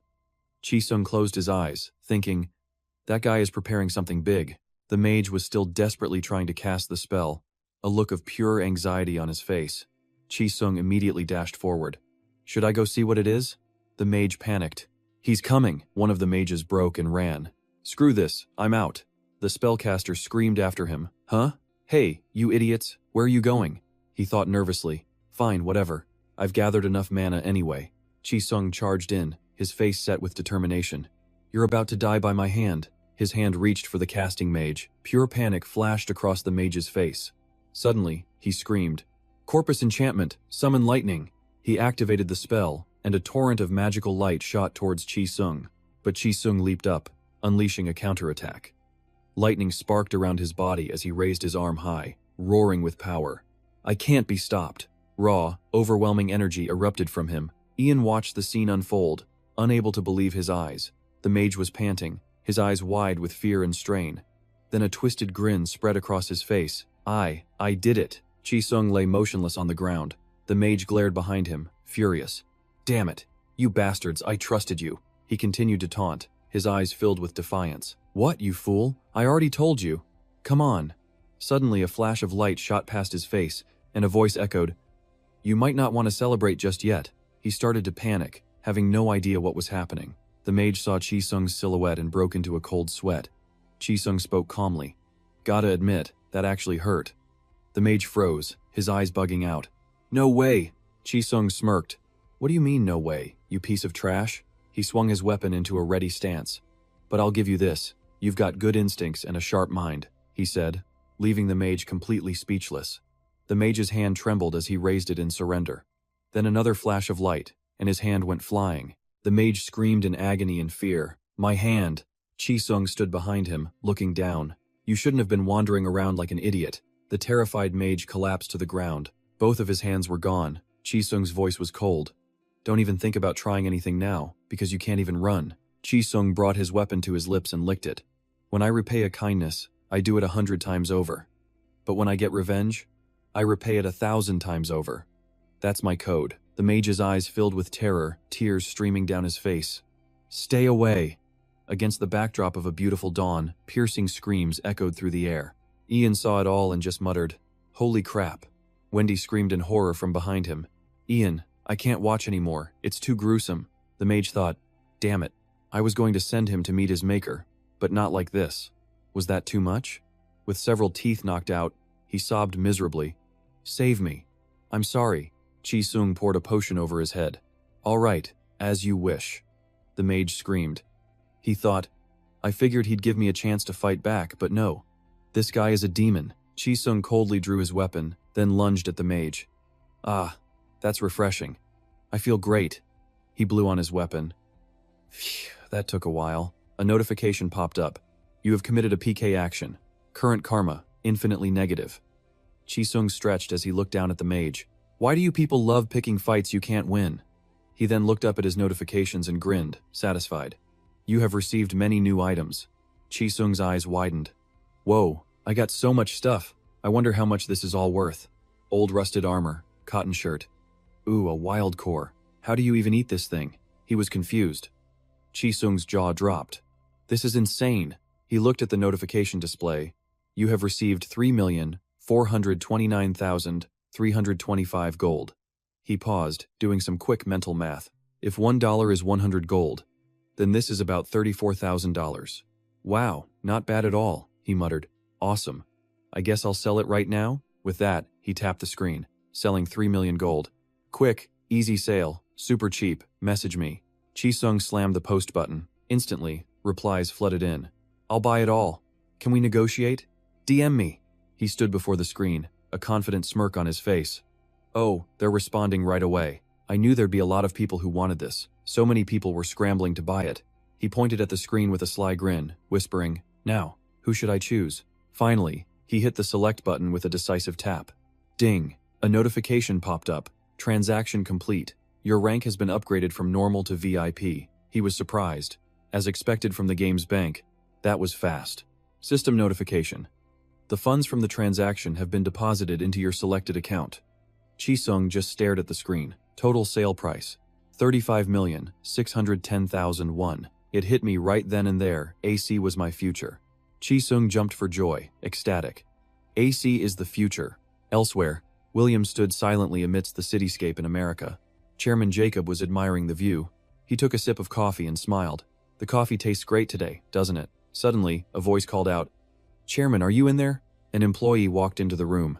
"Sir, William is here to see you." "Ah, I know. Let him in." The man turned to see the guest enter. "Hello, William. I trust you're doing well?" He looked back. "I'm fine, thank you, sir." William quietly picked up his teacup. "You seem to be in high spirits today, Mr. Jacob." He then asked, "So what's the current situation?" Hands intertwined, Jacob answered calmly, "Haha, it's all thanks to you. I'm just so curious. I can't contain myself. Let's see what you have for me today." The man took another sip of tea, clearly in a good mood. "Well then, that's perfect. I have news that will definitely surprise you." "Really? What is it?" Jacob looked at William, his expression turning serious. "Do you know what AC is?" "AC? Isn't that a game?" Sitting on the sofa, William held up a tablet. "So you've heard of it. It's the top trending game right now, with tons of streamers playing it live. But what about it? What's the issue?" William handed the tablet to Jacob. "You should take a look at this." Jacob took the tablet, his eyes widening in thought. "Is this the hottest clip of the week?" he asked William. William just smiled confidently. "I think we're about to have a promising new streamer on our hands. What do you think, Jacob?" Amidst the sunset and the bustling city streets, a voice cut through the noise. "Hello?" "Yeah, it's me, Mom." The man glanced at a notification board. I just transferred some money to your account, you should check it. Oh, and I got a bonus too. A voice came back through the phone. I know, but you don't exactly look like you have a lot of money. Jin Sung just laughed as he walked. Come on, I told you I got a bonus. Anyway, I'll stop by the house soon. Take care of yourself, Mom. I have to go now. He looked at the notification and smiled to himself. Perfect. I sent Mom everything she needs. Now, should I invest the rest? After AC and Evertel launched, cryptocurrency has been skyrocketing for the past 15 days.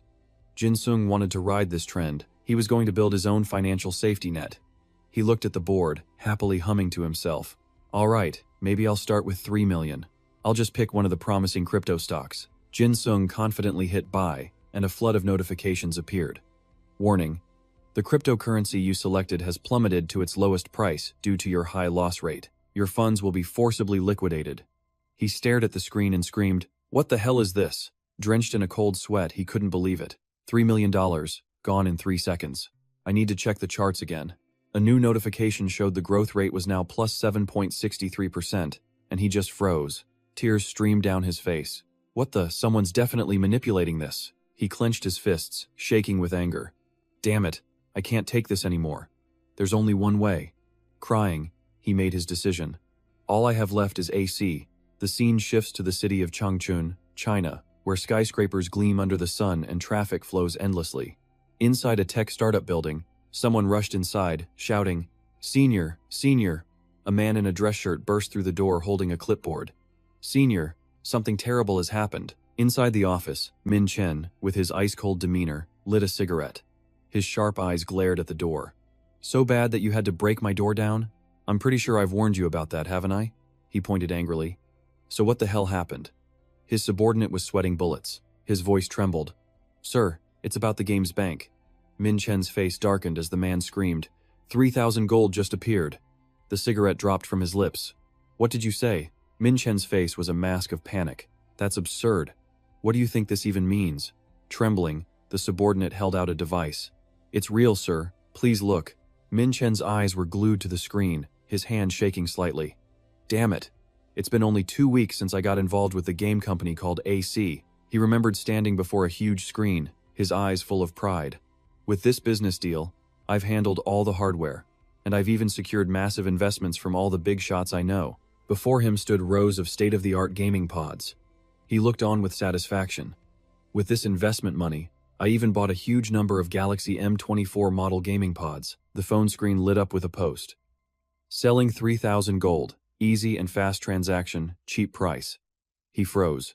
Then, clenching his fist, he slammed it on the table. "What the hell is this? 3,000 gold.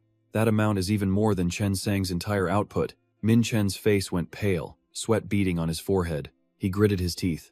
A single person, not a company, produced that much? And he's selling at the best price, too. If someone like him keeps posting, then the market price for gold and AC will plummet. He spun around and angrily slammed the device on his subordinate's head, screaming, "Hey, you idiot! Why are you only telling me this now? Are you planning to make me go bankrupt?" The subordinate trembled, stammering, I tried to tell you earlier." But his boss cut him off. "Shut up, you fool," Min Chen yelled, his hand gripping the tablet tighter, eyes blazing with fury.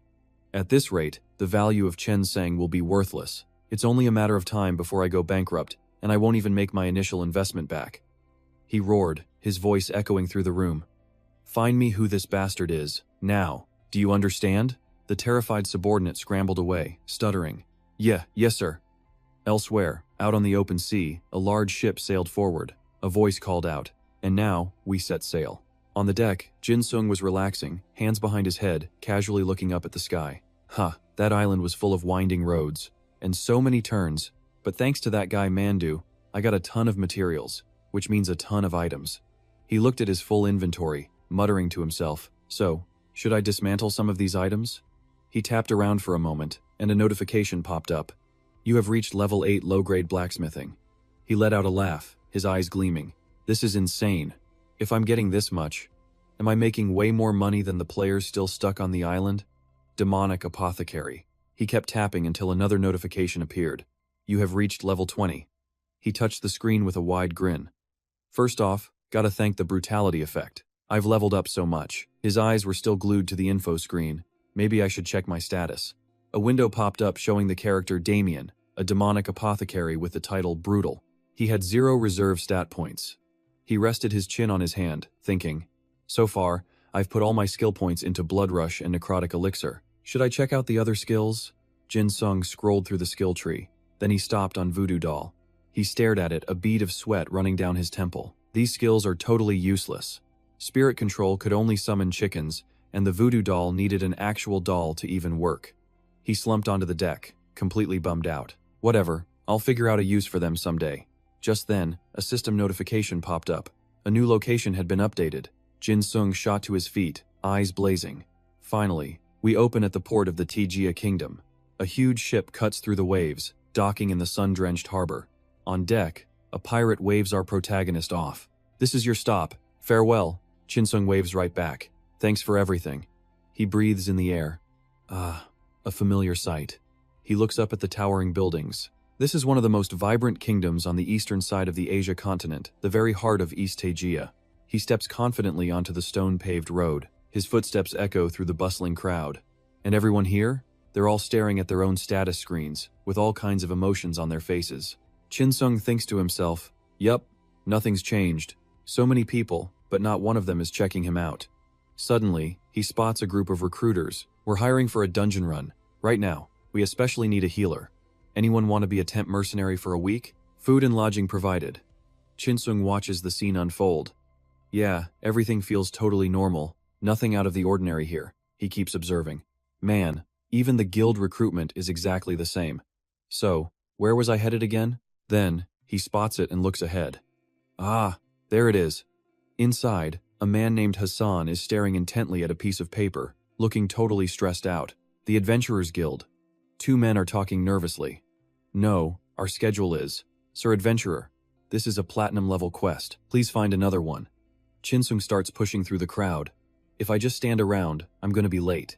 Excuse me, coming through. Hassan suddenly shouts, Maria! He bellows, totally furious. Bring me all of today's adventurer registration forms. Now, she immediately snaps to attention. Yes, of course. Jin Sung walks right up to Hassan's desk. Hello, sir. Hassan looks up, confused. Jin Sung just smiles right at him. I'd like to get a license. Hassan's mood instantly brightens. Welcome, you look like a new adventurer. You've got a good head on your shoulders. Coming straight to me, huh? Jin Sung replies smoothly. If I want to be a mercenary, this is the bare minimum I should know. Hassan rests his chin on his hand, thinking. True, that's just common sense. His inner thought? Oh, so he gets it. The Adventurers Guild has branches all across the Asia continent. Some people pay the guild to post quests, and others take on those quests to earn cash. The guild's main job is just to connect the two. Hassan thinks, this guy catches on fast. As Jin Sung grabs a pen, Hassan explains, that's right, you need a license to take on any jobs.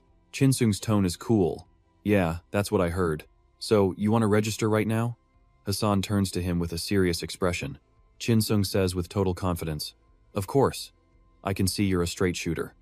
Maria, get me another guild registration form. Pen in hand, Jin Sung seriously checks the solo box. The man asks him, are you registering for a party, or just yourself? Just me. At the same time, a notification window pops up on his screen. He continues staring at the panel, choosing his own path. Hassan starts to explain the process. An Adventurers Guild license is issued after you pass a simple test. Behind this building is a 10-floor arena. Your rank is decided by how many floors you can clear. Got it? Jin Sung looks at Hassan. So if I wanted a high rank, you'd tell me to come back after I've prepared myself, right? Exactly. Seems I don't need to explain much more. Hassan continues.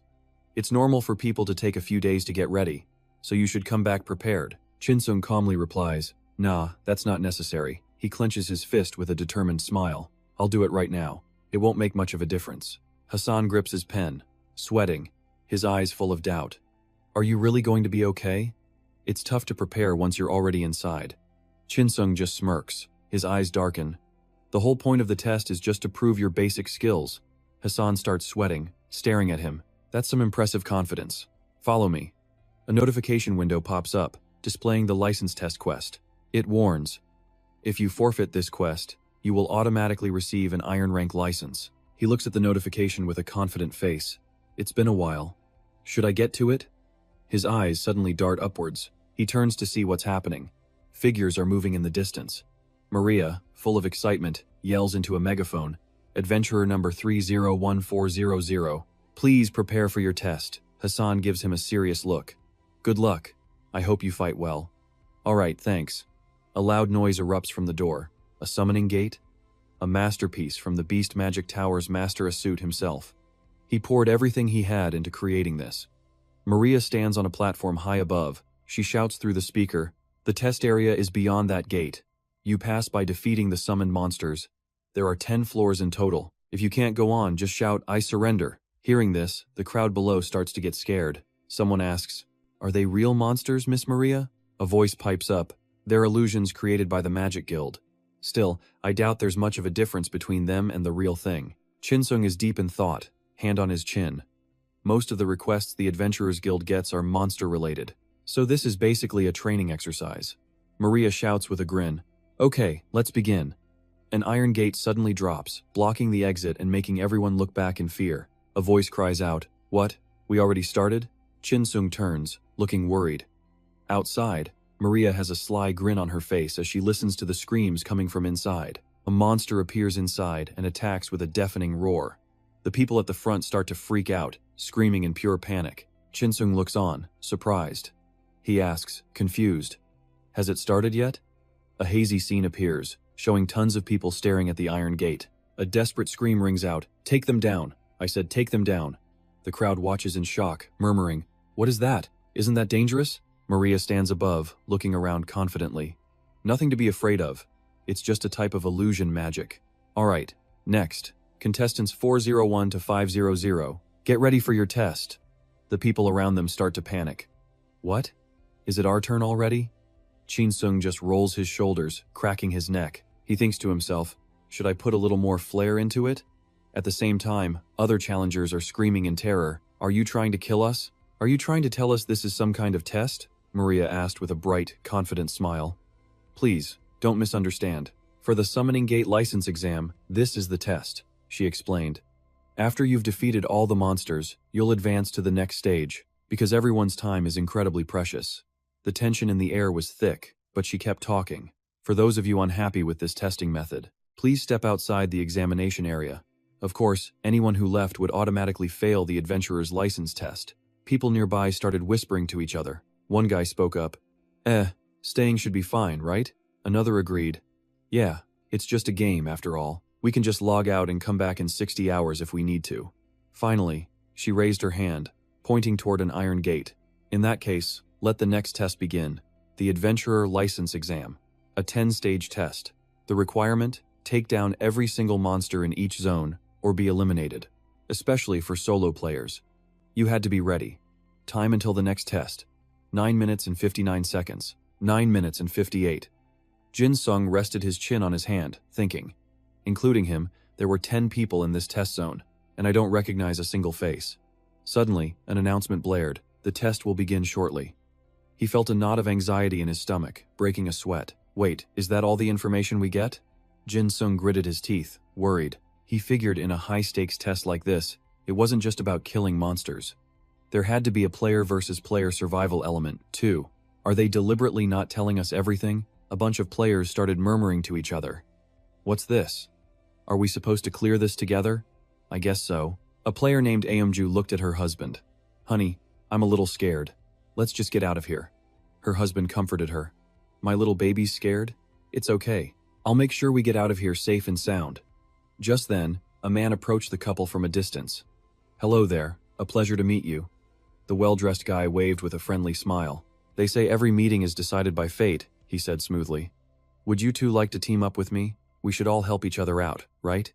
He kept on smiling. If we clear the final stage, we can start with a silver rank instead of iron. Really? Jin Sung watched the guy, sizing him up. 5 pieces of iron armor. That stuff's super rare. Looks like this guy's dropped some serious cash on his gear. The man continued his introduction cheerily. Oh, and these are my party members. We've been together since the beta test. His friend chimed in with a warm smile. Hello. They all looked at each other, radiating confidence. Now that we've met, let's clear these stages together. Okay. Since we have you, Mr. Suave, I feel like I can really depend on you. Jin Sung thought to himself. His social skills are way above average. Is that silver tongue of his the real weapon here? The man turned to Gyumhwa, smiling. Ah, I almost forgot. There's one person I haven't met yet. She stood there in all black, her sharp eyes fixed on him as he smiled. Hello, let's. But Gyumhwa cut him off mid-sentence. You're running your mouth a little too much. He jumped. What did you just say? She bared her teeth, glaring at him with pure rage. Shut up, and get lost. I have no intention of joining a party full of morons. Gyumhwa stood in the shadows, turning away in disgust. He protested. Hold on, isn't that a little harsh? She shot back. Huh? What's this mama's boy saying now? Just then, an announcement echoed. The test will now commence. Everyone flinched, startled by the sudden sound. A horde of monsters appeared. They let out a vicious roar. The suave guy raised his sword, full of confidence. Monsters are coming! Everyone, get ready! He stared ahead, his eyes filled with determination. Let's give this a real shot. We'll fight together and earn that higher rank. But the Adventurers Guild standards aren't that low. He flashed a sharp smile. They said they'd give us all a license. But aren't they underestimating us just a little? A flash of light shot out, and a monster screamed in pain. Chaos erupted. The creature hit by the light was instantly logged out on the spot. The suave guy yelled in shock. What just happened? He gritted his teeth in fury. He was stunned to see Jin Sung dash past him. Got one. Jin Sung landed a powerful punch on a monster, sending it flying with a pained shriek. The suave guy saw it from behind, horrified. Wait, what the hell are you doing? Without answering, Jin Sung leaped into the air, ready to attack the next group of monsters. But the other guy just stood there, clutching his head in panic. Wait a second. A notification flashed. You have defeated 10 phantom goblins. Another message followed. The first stage has been cleared. Jin Sung let out a quiet sigh of relief. You have received 10 points. The suave guy watched him walk away and then exploded with rage, grinding his teeth. Damn it. I had a whole plan laid out, and then this rat just swoops in and steals the kill. Forget about monopolizing all the points. We're already losing to him. He yelled out, Hey, you shameless bastard. What kind of psycho kills all the monsters while people are still talking? You got a death wish? Jin Sung just casually cleaned his ear. Is that a dog barking somewhere? His expression darkened as he thought deeper. Going against the guy's plan was one thing, but the whole point of this test was to see who could kill the most monsters. The evaluation was based on combat ability, and the last one standing would get the highest rank. Powerless, the suave guy could only curse him. You bastard. He lunged, sword in hand, aiming for Jin Sung. I'm gonna kill you to feel better. In response, Jin Sung chucked a green potion right in his face, knocking him flat on the ground. The man stumbled around with his sword, clutching his eyes in agony. My eyes. Jin Sung had already made a quick escape. The suave guy swung his sword wildly, his face twisted in pain. Where are you, you coward? Where did you run? The blade swiped right past his face. Whoa, the guy flinched. Are you over there? He continued swinging his sword blindly. Jin Sung's eyes narrowed. He's not just swinging in a panic, he's actually reading my presence to attack. This might not be so easy after all. The guy yelled at his party members, frustrated. What are you all just standing there for? Are you gonna wait until I'm dead to attack? One by one, they started using their skills. Heal, Hawkeye, Fireball. A sudden, confident smile spread across the gentleman's face. He muttered to himself, Good. My vision is finally coming back. This bastard is finished. He activates his counter sword skill. A powerful, decisive swing. Time to meet your maker. Where he stood, now there was nothing but a blinding flash of light. He spun around, searching. Where did he go? From behind, Jin Sung appeared, slamming a powerful kick right into his back. Over here, you bastard. The gentleman crashed hard to the ground, but he immediately scrambled toward a couple standing nearby, lunging right for the girl. He grabbed her by the neck, giving her no chance to escape. Tears of pain streamed down her face, but he just laughed. Go on. I dare you to shoot. If you kill her, you're all dead. The girl's boyfriend screamed in panic. Let my love go. Someone else yelled in fury. That absolute piece of trash. He roared at his own team. Damn it, just shoot. The boyfriend's jaw dropped in disbelief. The gentleman glared up, his voice a furious command. I said fire now. His rage just kept building as he screamed. Stop hesitating and attack already. You could see the pure terror written all over the boyfriend's face. What are you even talking about? The man immediately shoved the boyfriend hard against a wall. What? Is one scumbag protecting another now? Do I look like a pushover to you? The boyfriend cried out in pain, caught completely off guard. The man kept screaming, Are you idiots deaf? Didn't you hear me say fire? but the boyfriend just kept pleading, "Don't shoot, please don't shoot." The teammates were totally lost. What are we supposed to do now? They just looked at each other. I have no idea. It's that idiot again. Another woman glared at him, disgusted. What the hell do you think you're doing? Are you insane? He just grinned, a sinister look on his face as he eyed his own sharp blade. You pathetic fools. This is why you're all so damn useless. His own teammates could only watch in horror as the gentleman took the boyfriend's life right then and there. The girl, now being dragged away by Chin Sung, screamed in anguish. "Honey!" The gentleman lunged forward, his eyes flashing, sword aimed right at them. He roared, "Log out, all of you!" But Chin Sung just held the girl, a chilling smirk on his face. He pulled her aside, sneering, "You people are even dumber than I thought." Chin Sung's mind went dark. These guys who act all high and mighty, they're always the most useless. A little praise, and they start thinking they own the world. He remembered seeing the man chatting happily with everyone earlier. I didn't want to deal with him while we waited, so I just ignored it, but it was no surprise. He finally showed his true colors. The gentleman was furious, swinging his blade wildly. "Go back to where you came from." He slashed at Chin Sung, but our boy dodged it easily. Pure rage filled the man's eyes. Chin Sung's counter was a blur of kicks, ending with one right to the face that made him cry out in pain. As Chin Sung landed, he looked ahead, his face suddenly pale. What? His opponent's old teammates attacked all at once, twin arrows and a crackling energy bolt, but their attacks were instantly blocked. Chin Sung was already moving again, zipping behind them, kicking the man in the face with one foot and his chest with the other. He lost his balance, screaming as he toppled backward. As he fell, a voice yelled out, "Hey, move it!" He looked back, filled with pure hatred. That psycho. Then, a flash of light struck his back. He screamed in agony, collapsing to the ground and clenching his fists. Chin Sung's voice was cold. "You're annoying. Just take the hit and log out." One final, brutal blow landed right on his face, and he went down for good. Chin Sung stared at the fallen man, a look of disgust on his face as he let out a sigh. He ran a hand through his hair, breathing out. I guess that's that. A system window appeared. The gentleman and a whole list of other members had logged out. He stood there, thinking. His entire party, and even the solo players who weren't involved, logged out too? Something isn't right here. Suddenly, a scream from the side cut through the silence. A terrified girl looked down at a sword piercing her chest. "Help me, please!" She collapsed, spitting up blood. Chin Sung stared in shock. What is happening? Jiamhua was holding the girl by the collar, weapon in hand. A notification popped up. That girl had logged out. She held a knife, her face an emotionless mask, her eyes sharp as glass. So, now it's just you and me?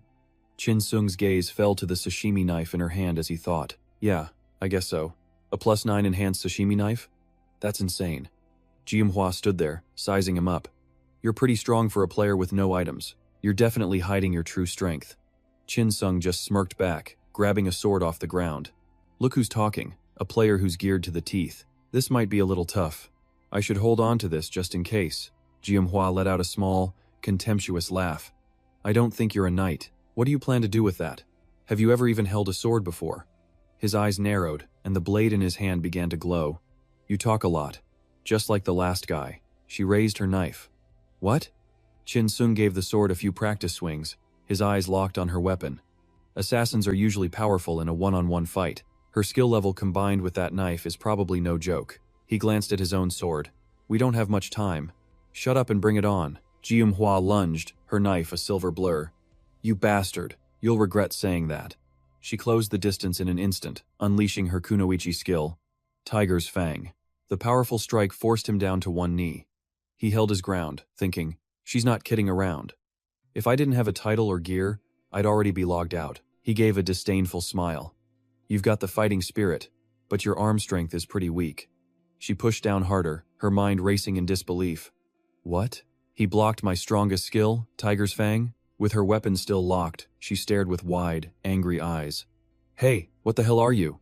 She leaped backward to create distance. I'm starting to wonder that myself. She performed another swift, dance-like move, and he tensed up. He looked around, sweat beading on his face, his mind racing. Is that an invisibility skill? So this is how she finished off the other players. He stood defensively, scanning his surroundings. Her mocking laughter echoed all around him. Now you can only stand there helplessly. I like seeing you like this. This suits you. He paused, his grip on the sword tightening. Even if she only appears for a split second, That skill doesn't make her completely invisible. There she is. 45-degree angle, upper right. Jin Sung quickly got into his own stance. All right, time to slowly start the counterattack. Jiumhua gritted her teeth in frustration, cursing loudly. You damn rat. You think you can keep dodging forever? And then, out of nowhere, Jin Sung appeared, landing a solid punch right on her. The blow was powerful. She cried out in pain. He crushes a green vial. The liquid splashes onto the girl, making her recoil in fear. What is this? Jin Sung swings his sword, sending Jiumhua flying, slamming her onto her back. My special move, what else? She winces in pain as smoke suddenly starts rising from her body. Looking down, she screams in terror. What's happening? She clutches herself, gritting her teeth in pure rage. You still don't get the situation, do you? Her face darkens. What? Jin Sung stares her down, his voice ice cold. Keep screaming like that, and I'll make sure you log out the hard way. But if you surrender and hand over all your gear, I'll let you go peacefully. He points his sword right at her face. She panics, terrified. What did you say? I said, surrender and give me your gear. Are you deaf? Jin Sung's glare is merciless, his blade unwavering. You have 10 seconds. Jin Sung looks over his new pile of loot, completely satisfied. Oh yeah, good stuff. He thinks to himself, a noble decked out in high-end gear. A regular player's equipment can't even compare. Sweet loot right at the entrance. Jin Sung picks up a belt, looking at it skeptically. Then, an announcement echoes. 1 minute until the next test begins. Time really flies, Jin Sung thinks. He grips the dagger he just looted. Okay, plan is to speedrun through these rat-faced demons. I'll clear this wave out in no time. Jin Sung skewers them one by one with absolute ease. In just a few moments, he's wiped out the entire horde. He moves on immediately to the next test. The system offers a 10-minute break before each trial. But Jin Sung doesn't hesitate. I don't need to wait. Start it now. He accepts the prompt to proceed. Skip the break time for all subsequent system tests? Yep, just like the first few times. Skip them all. Jin Sung confidently steps forward, dagger in hand. Let's go. He slashes. He cuts through the monsters like they're fruit, silencing them before they can even finish their roars. In a flash, Jin Sung hits level 8. He wonders to himself, alright, what's next after these guys? A horde of lizardmen charges out, brandishing their weapons to show off their strength. One of them, wielding an axe, rushes straight for Jin Sung. His eyes narrow, cold, and sharp. He counters with a single, clean, slash, heh.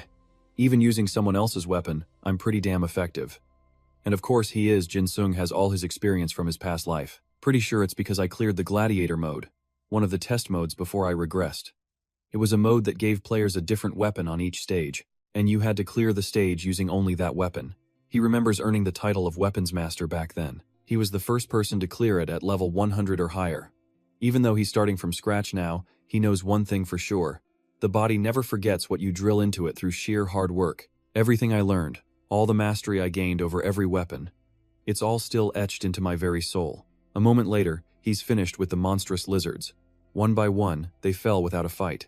Jin Sung calmly advances to level 9. Elsewhere, Hassan is speaking to Maria. She's monitoring a magic orb. Maria, how are the tests going? Maria replies, a hint of disappointment in her voice. Nothing special. It's all just a bunch of newbies who have no idea what they're doing. Hearing this, Hassan presses on. Is that so? Nothing's changed then. Is anyone good enough to send straight to the front lines? Maria's reply is blunt. Not really. If there were, I would have told you already. Hassan wonders aloud. Could it be that your standards are just too high?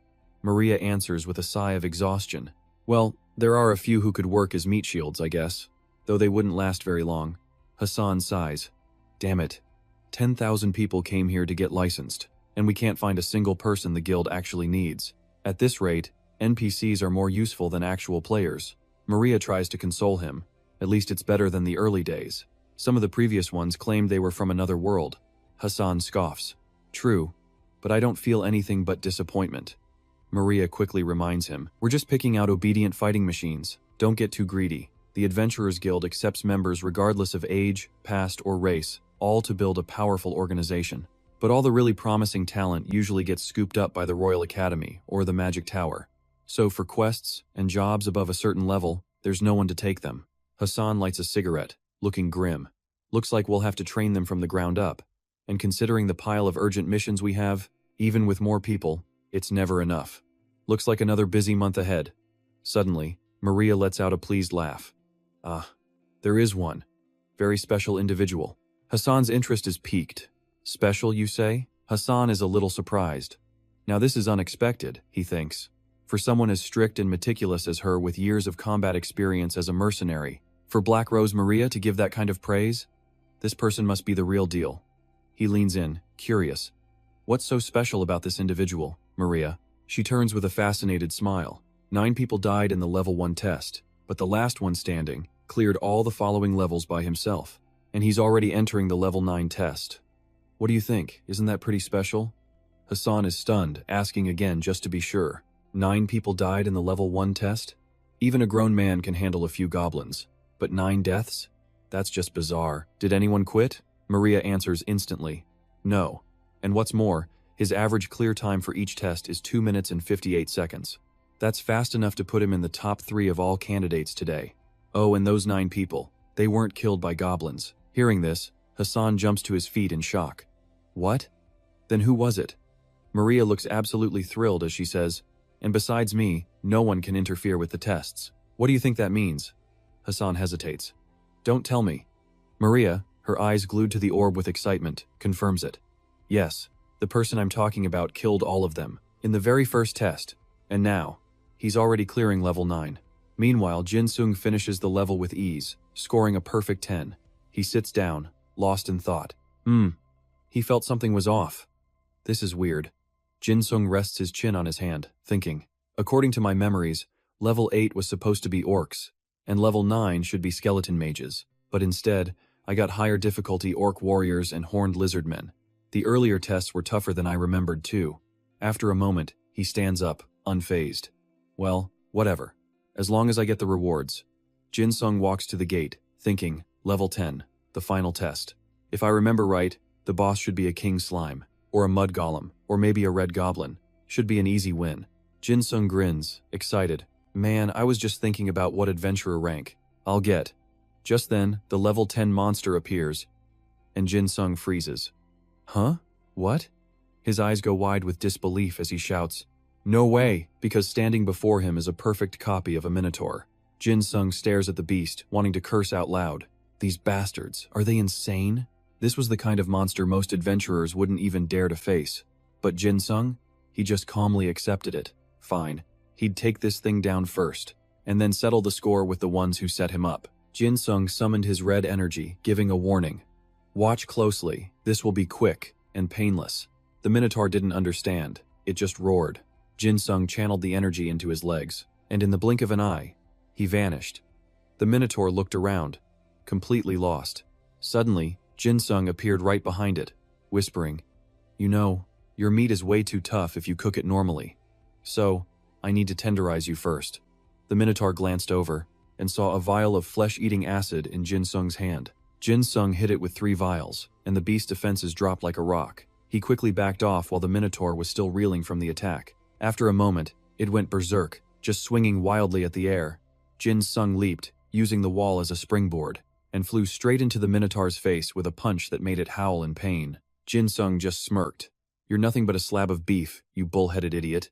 The Minotaur collapsed, but as it turned its head, enraged, Jin Sung was already charging in, knife at the ready. He unleashed a storm of slashes, triggering a system alert. The Minotaur has entered an uncontrollable state. Its legs could barely hold its weight anymore. Jin Sung was about to unleash a poison dart, right as the Minotaur slammed its massive arm into the ground. The earth shattered. A cloud of dust and rock flew towards Jin Sung, stopping his attack. The Minotaur let out a massive roar, then it grabbed a huge boulder and started hurling it right at him. Jin Sung dodged, cursing under his breath. This stupid cow, you think those slow punches can actually take me down? But Jin Sung felt a thrill. What is this? Even on the brink of death, the warrior's blood inside him was boiling. Witnessing the Minotaur's power was only making him more excited. That's right, this heartbeat, this exact moment. His fighting instincts were taking over. Jin Sung clenched his fists with a grin. Let's see how easy you really are. The Minotaur threw a punch with its long arm, but Jin Sung just leaped right onto it. He used his sashimi knife to slice the arm to ribbons, then jumped onto its head. He leaned in, taunting. Still want to chase me? Let's see about that. He analyzed it, thinking, the Minotaur's weak spot is right here. 2 quick slashes to the back of the neck. A critical hit.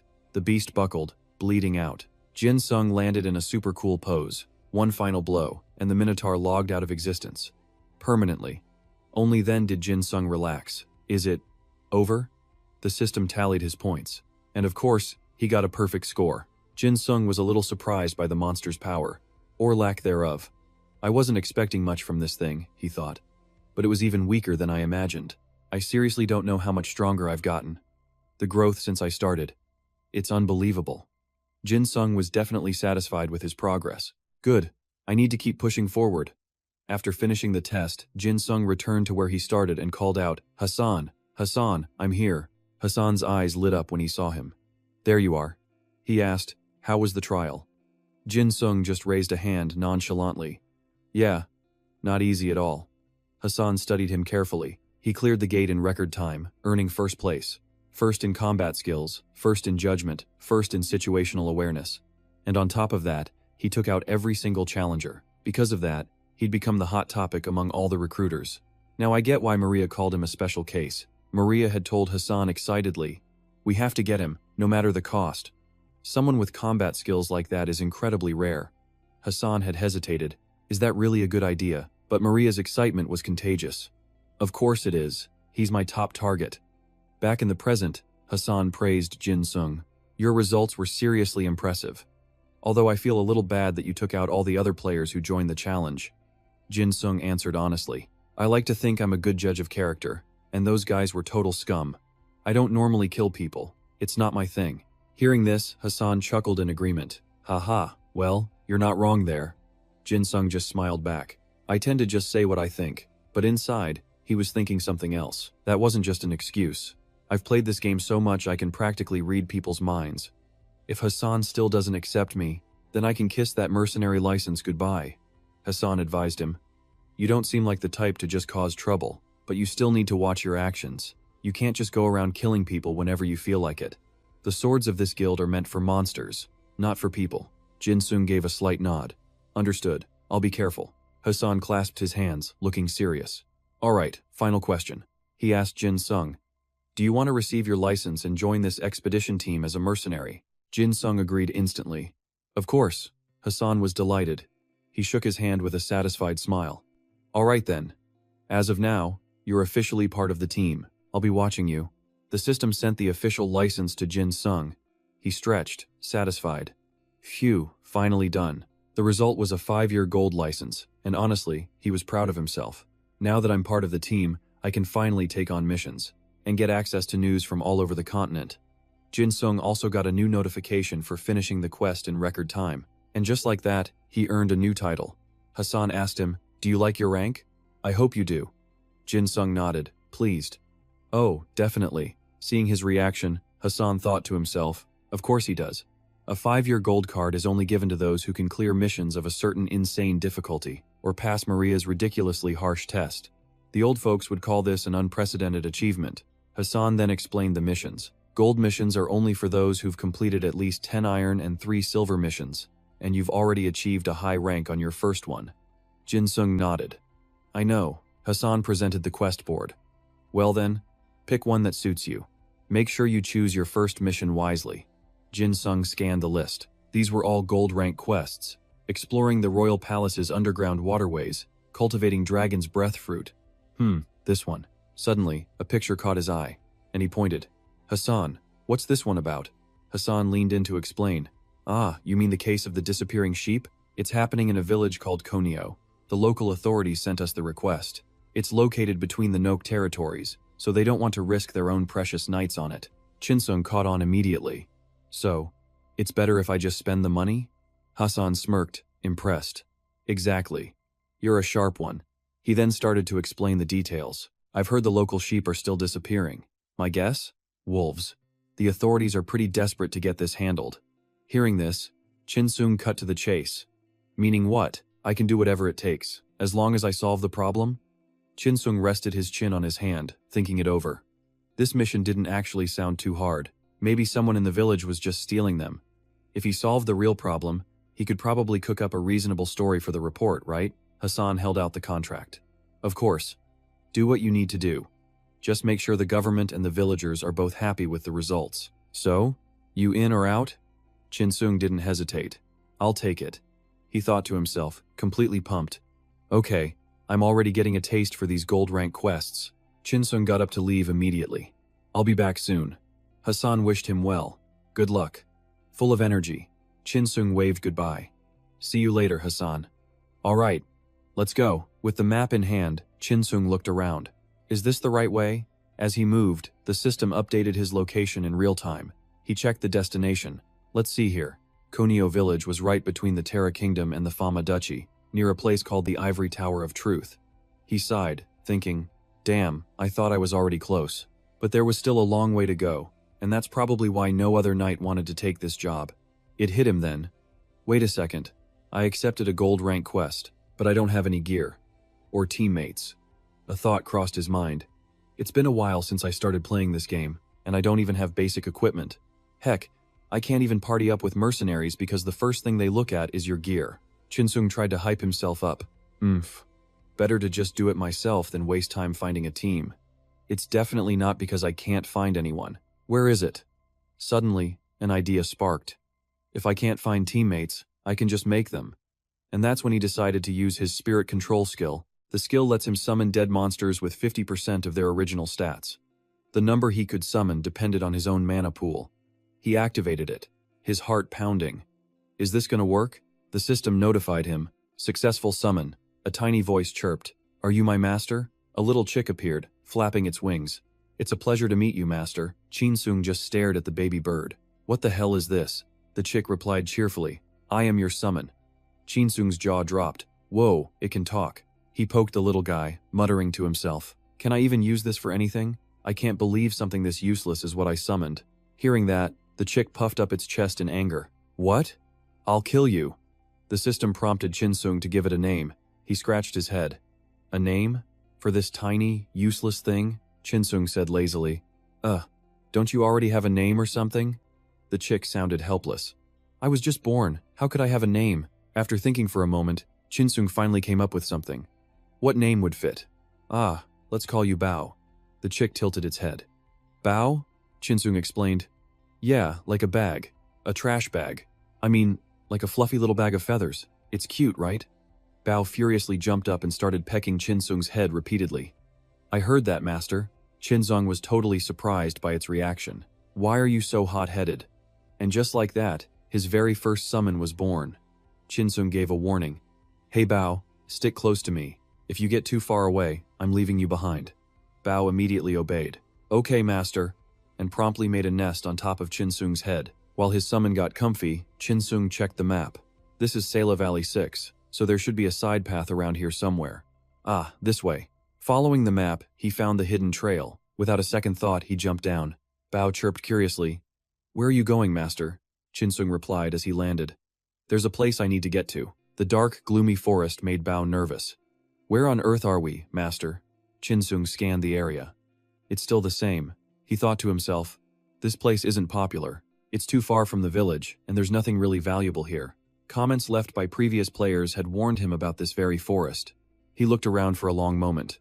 The biggest reason players avoided this area. He looked up and saw a swarm of faps. It was because of the monsters that lived here. They were cocoon-like creatures living deep in the sealess valley, shaped like green bananas and covered in a sticky silk as strong as beeswax. Chinsung eyed them, calculating. They're high up, so attacking and defending will be tough. But then he cracked his knuckles, ready for a challenge. I'll give them a shot. He pulled out a blight potion and walked toward the mutated grubs.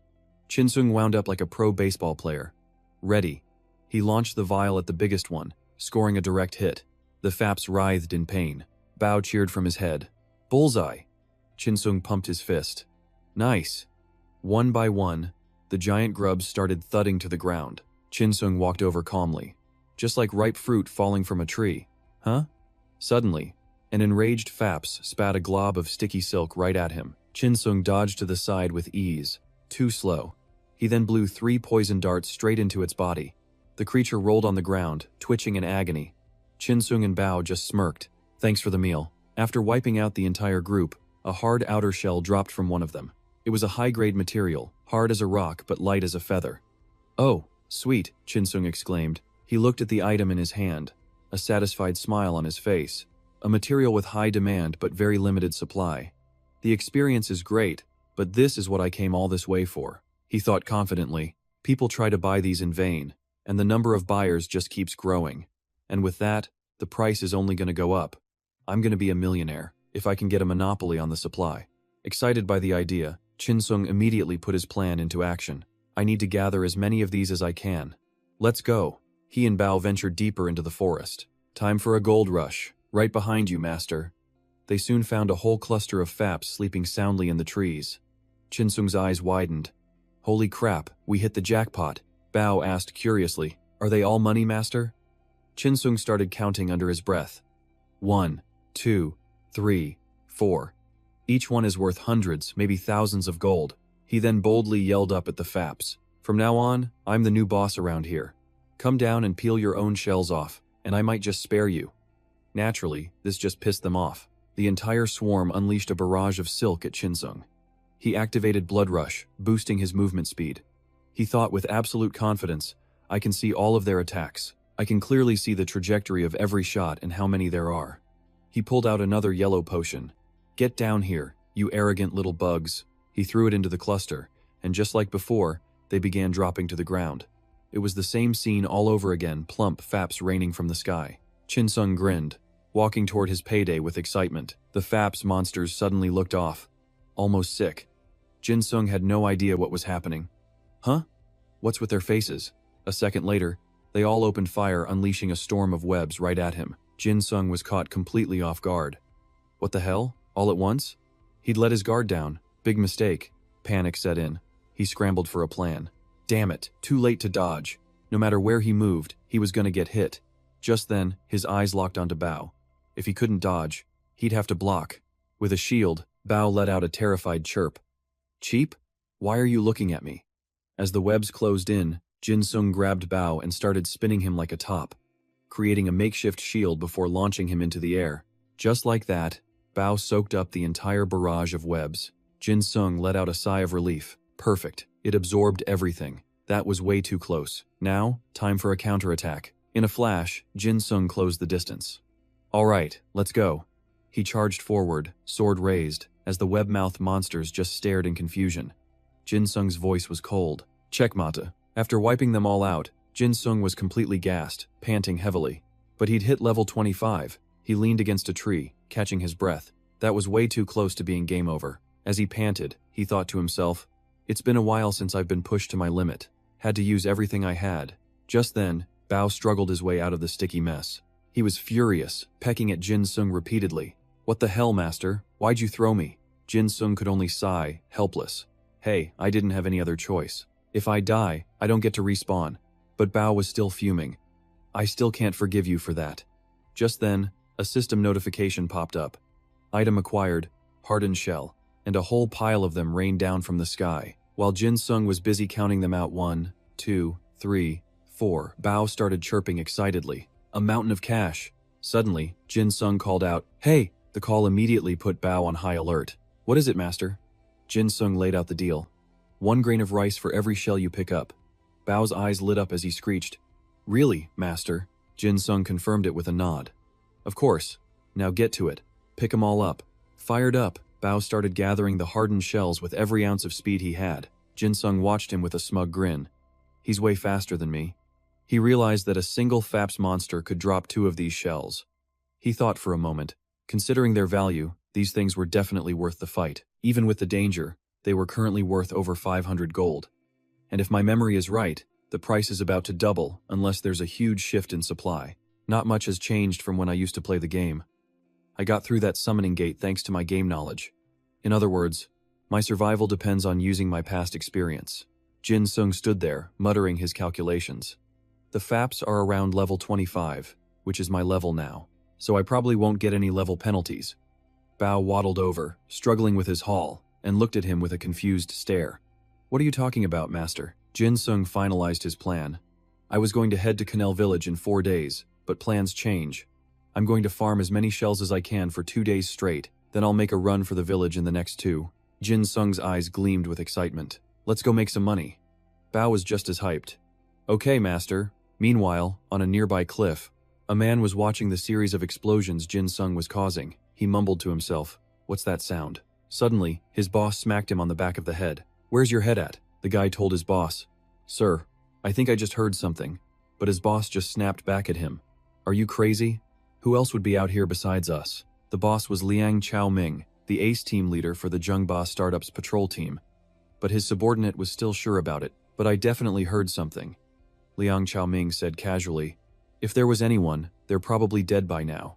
With that, he called his team together. "All right, enough messing around, gather up. We've got a long way to go." The subordinate obeyed. "Yes, sir." Liang Chaoming rallied the group. "We need to hit our quota for today, so move it." The whole team shouted in unison. "Yes, sir." The same subordinate spoke up again. "Sir, are you sure we can hit the quota today?" Liang Chaoming was getting annoyed. "Possible or not, we find a way to make it happen. Are you going to keep spewing nonsense?" The subordinate flinched. "Ah, my apologies." As they walked, Liang Chaoming thought, "This forest is dark and dangerous. That's why most players don't risk coming here. But in terms of value, these hardened shells are the main source of profit for the Zhengba company." The more he thought, the more worried he got. "Hunting FAPs is harder than I thought. But what matters is that we can farm them. If I don't hit my quota, I'll be the one taking the heat. So we gotta be quick," he urged the team on. "I'm exhausted. Let's get this done and log out." "Where are those bugs anyway?" A bald-headed subordinate screamed out. "Huh? They're all dead." Liang Chaoming's temper flared. "Are you an idiot? What nonsense are you talking about?" He got even angrier. "Are you blind? How could all the FAPs?" He didn't even finish his sentence. Liang Chaoming froze, staring at the dead monsters scattered on the ground. Huh?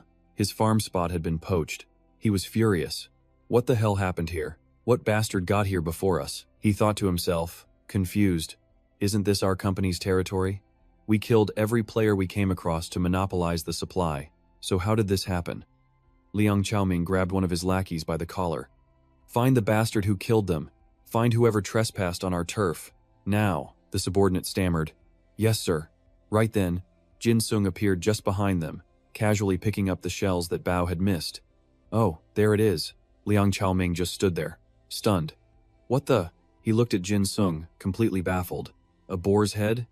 Jin Sung paid them no mind, just focused on grabbing as many shells as he could. Almost forgot this spot.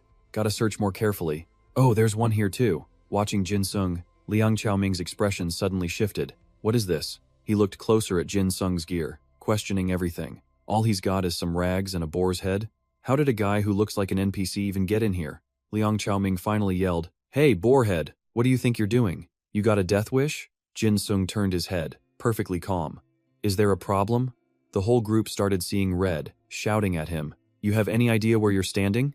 Cough up everything you took, or we'll gut you." Jin Sung just gave them a blank stare, completely lost. "What's this all about? I can't even tell. Are they Korean or Chinese?" Liang Chaoming shouted, his patience gone. "Do you know who we are?" Jin Sung just shot the question right back. "Huh? Well, who are you?" Liang Chaoming proudly introduced himself. "I am Liang Chaoming." Jin Sung thought for a second. That name sounds familiar. Who's Liang Chaoming? He muttered to himself for a moment before it clicked. Liang Chaoming. Liang Chao? He pointed right at the guy. The leader of that scummy startup. Liang Chaoming was stunned. "What?"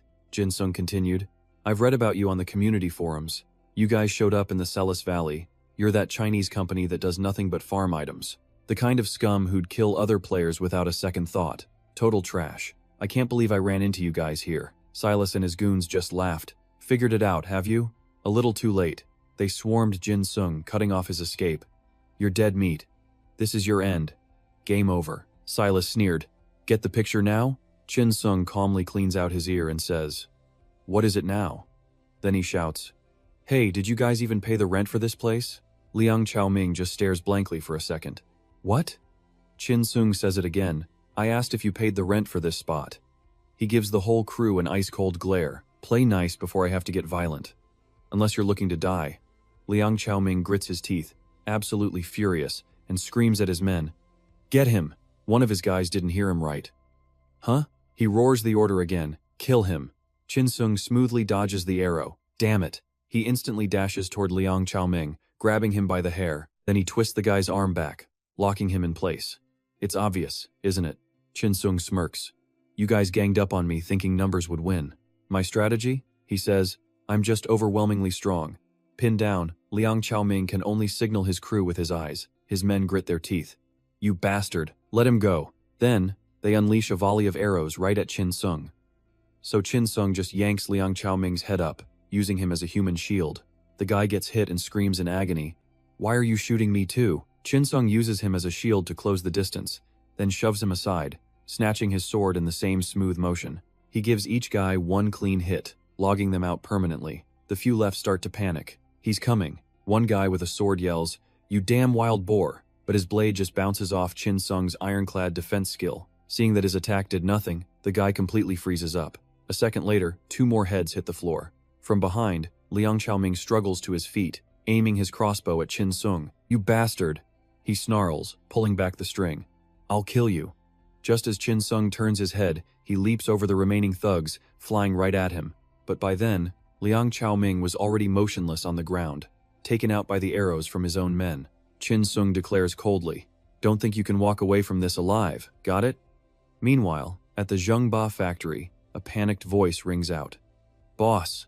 A guy bursts through the door, completely out of breath. The boss, Min Chen, was about to light a smoke and gets pissed at the interruption. The hell is this? He hurls an ashtray right at the employee's head and bellows. How many times have I told you to knock before you enter? Min Chen asks, annoyed. What are you doing here? If this isn't an emergency, I'm gonna kill you. The guy swallows the pain and reports. Sir, it's a huge problem. Min Chen asks. What is it? The guy replies, Team 1 has been completely wiped out. Min Chen is so shocked he's speechless. What? He demands again. Say that again. What did you just say? The guy stammers in fear. Yes, it was Team 1. Min Chen slams his hand on the table, enraged. How is that even possible? We had so many people in that unit. He pounds the desk again. Was it the Japanese guild? Are they trying to start an all-out war with us? The guy frantically waves his hands to deny it. No, it wasn't them, boss. Min Chen yells. Then who was it? He grabs the guy by the collar, desperate. Spit it out. What bastard dared to attack us? The guy stutters. It was. Sir, do you remember that guy who deposited 3 million gold into the game's bank? Hearing this, Min Chen asks, what about him? He's Korean, and his user ID is Chinsung123. He's the one who did this. The second he finishes, the employee gets a hard slap across the face. Min Chen still can't believe it. You moron! Are you trying to die? Does that even make any sense to you? The employee insists. But it's the truth. Min Chen repeats it, just to be sure. Are you telling me one person did all of this? Dumping all those high-level items on the market, and wiping out our entire first team? The employee nods quickly. Yes, that's right. The boss orders him, his voice laced with venom. You better explain everything. Don't you dare leave out a single detail. Back with Qin Sung, he's celebrating hitting level 30 and gaining a ton of experience. Oh, I earned a nice chunk of EXP. He glances over at the pile of bodies and says casually, well, I guess that makes sense. I did take down about 50 players. He grins. Plus, I got some pretty rare items out of it. Qin Sung looks at his haul, completely satisfied. Getting this much from a single fight, now that's rare. Of course, a lot of this is just stuff I looted off them, but it's still amazing. Qin Sung checks his inventory, a massive grin spreading across his face. Seeing the amount of gold and items, he just can't stop smiling. I would never have been able to get this much gold and loot without just taking it from others. Then he starts thinking about the future. I could probably make millions of dollars if I cash this out right now. Maybe even hundreds of millions, if I can just wait for the current exchange rate to change. I won't have to worry about sending money home for a long, long time. Then Qin Sung picks out a few items to sell. Alright, I'll turn these better pieces into cash. As for the other items, Bao, the Book of the Dark Covenant, asks curiously, what is it, master? Qin Sung replies, excited, we're about to craft some gear. He decides to start dismantling items, thinking to himself, selling them all would be nice, but I also need some high-grade materials for myself. He carefully selects them, this one, and this one. Now where was that other cool item I saw earlier? Just then, a system notification pops up, telling him he's earned the title Solitary Jackal, which startles him. Huh? What's this? I've never seen this title before, but the next second, his jaw drops when he reads the description. Holy crap, the requirement is to pick up over 9,999 items? A moment later, his expression turns serious as he thinks it over. Okay, that explains why I've never seen this before. Before I returned to the past, I was always fighting in huge battles with my alliance. We fought as a team, so I never had time to actually pick up dropped items. I mean, I never really needed this stuff anyway. But the effect of this title is actually pretty decent. Still, after thinking for a bit, he gets suspicious. But wait, I haven't picked up nearly that many items. This is weird. Bao chimes in, Master, you've been picking things up, off the ground this whole time and you're acting like you don't know? Chinsung snaps. Shut up, you brat. Suddenly, an idea hits him. Wait a minute. So if I use this title, a wicked smile spreads across his face. Doesn't that mean hunting other players is way more profitable than hunting monsters? Chinsung looks around, calculating. There were about 50 of them here. If they work in shifts, day and night, they must have over 100 people. That's a lot. And if that farming factory can produce thousands of items a week, then the amount of money I could make it's just incalculable. This is perfect. With that thought, Chinsung walks over to the edge of a cliff. Besides, he thinks, after taking a hit this big, the Zhongba Guild is definitely going to send people after me. I need to be ready to deal with them anyway. At this, Chinsung rubs his hands together with a smug grin. Well then, I guess I'll just have to get to work on them, too. Elsewhere, a voice laughs. Haha, this is insane. Just then, Zhang Tingbao, the night shift leader for Team 1, is sent out to find Chinsung. The men behind him keep asking questions. Boss, are we there yet? One of the guys whined. There's nobody out here. I haven't even seen an ant. But inside Zhang Dingbao's head, things were different. How much longer until we get to that damn Korean bastard? Out loud, he just kept his team moving. Just a little further. All we gotta do is take out that one Korean guy. The henchman started to hesitate. Yeah, but Zhang Dingbao cut him off instantly. One more word and the big boss will kill you. Got it? The guy immediately shut up. Yes, boss. Another one piped up. Why don't we just use a teleport scroll? Wouldn't that be easier? Zhang Dingbao shot him a dirty look. Because they're expensive, you idiot. Use your brain for once, he snapped. Enough stupid questions. Just watch your surroundings. This is the point where we have to. He suddenly froze. Huh. Something's weird. That voice just now. I've never heard that voice before. A sense of dread washed over him. And why is everything so quiet all of a sudden? He whipped his head around, and his men were gone. Vanished. Zhang Dingbao immediately drew his sword, getting into a defensive stance. I didn't even hear anything happen. How did that cunning bastard pull this off? Then a voice echoed from above, sending a shiver down his spine. If I were you, I wouldn't have drawn that sword. And there he was. Chinsung casually perched on a tree branch, grinning down at him. Why couldn't you just walk on by quietly? He asked, raising a fist.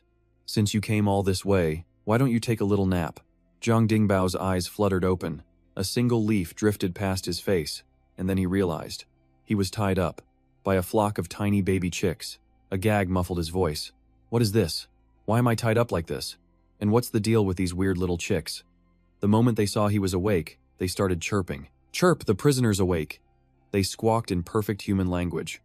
Go tell the captain. On it. Then another voice cut in. Hey, you guys sure you tied him up tight? Zhang Dingbao snapped his head toward the sound. That voice. Before he even saw the face, he knew exactly who it was. The Korean. And there was Chinsung, casually scrolling through a status window, having a relaxed chat. You know, he almost recognized my voice back there. Another voice replied. You need to come up with some newer, more creative lines. Chinsung shot back without even looking up. That's only because your acting sucks. Zhang Dingbao was shaking in the corner. Damn it, I have to get out of here. But his tiny movement didn't go unnoticed. Oh, look, it seems our prisoner is finally awake. Chinsung gave an order. Chick, go roll up our patient's sleeve for me. The little bird flew over with a deadpan look. Sure thing, master. His sleeve was rolled up, revealing 3 wooden needles coated in a strange, purple liquid. Zhang Dingbao started shaking and whimpering. Now, don't be scared, Chinsung cooed, holding the needles. We haven't even started yet. He leaned in, whispering that all too familiar line. This will only hurt like a little ant bite. And then he stabbed them straight in. All the guy could do was cover his face and take the pain. A notification popped up. Abnormal status. Poisoned. Your health is steadily decreasing. Zhang Dingbao's eyes rolled back as he collapsed, foaming at the mouth. Chinsung, now holding 6 needles, just shrugged. See? It wasn't that bad. He flashed a wicked grin. And that was just the beginning. Get ready. A new window appeared. Item acquired. Warrior's Greaves. Item acquired. Worn Belt. You have obtained 3 to 1,000, 8 to 188 gold.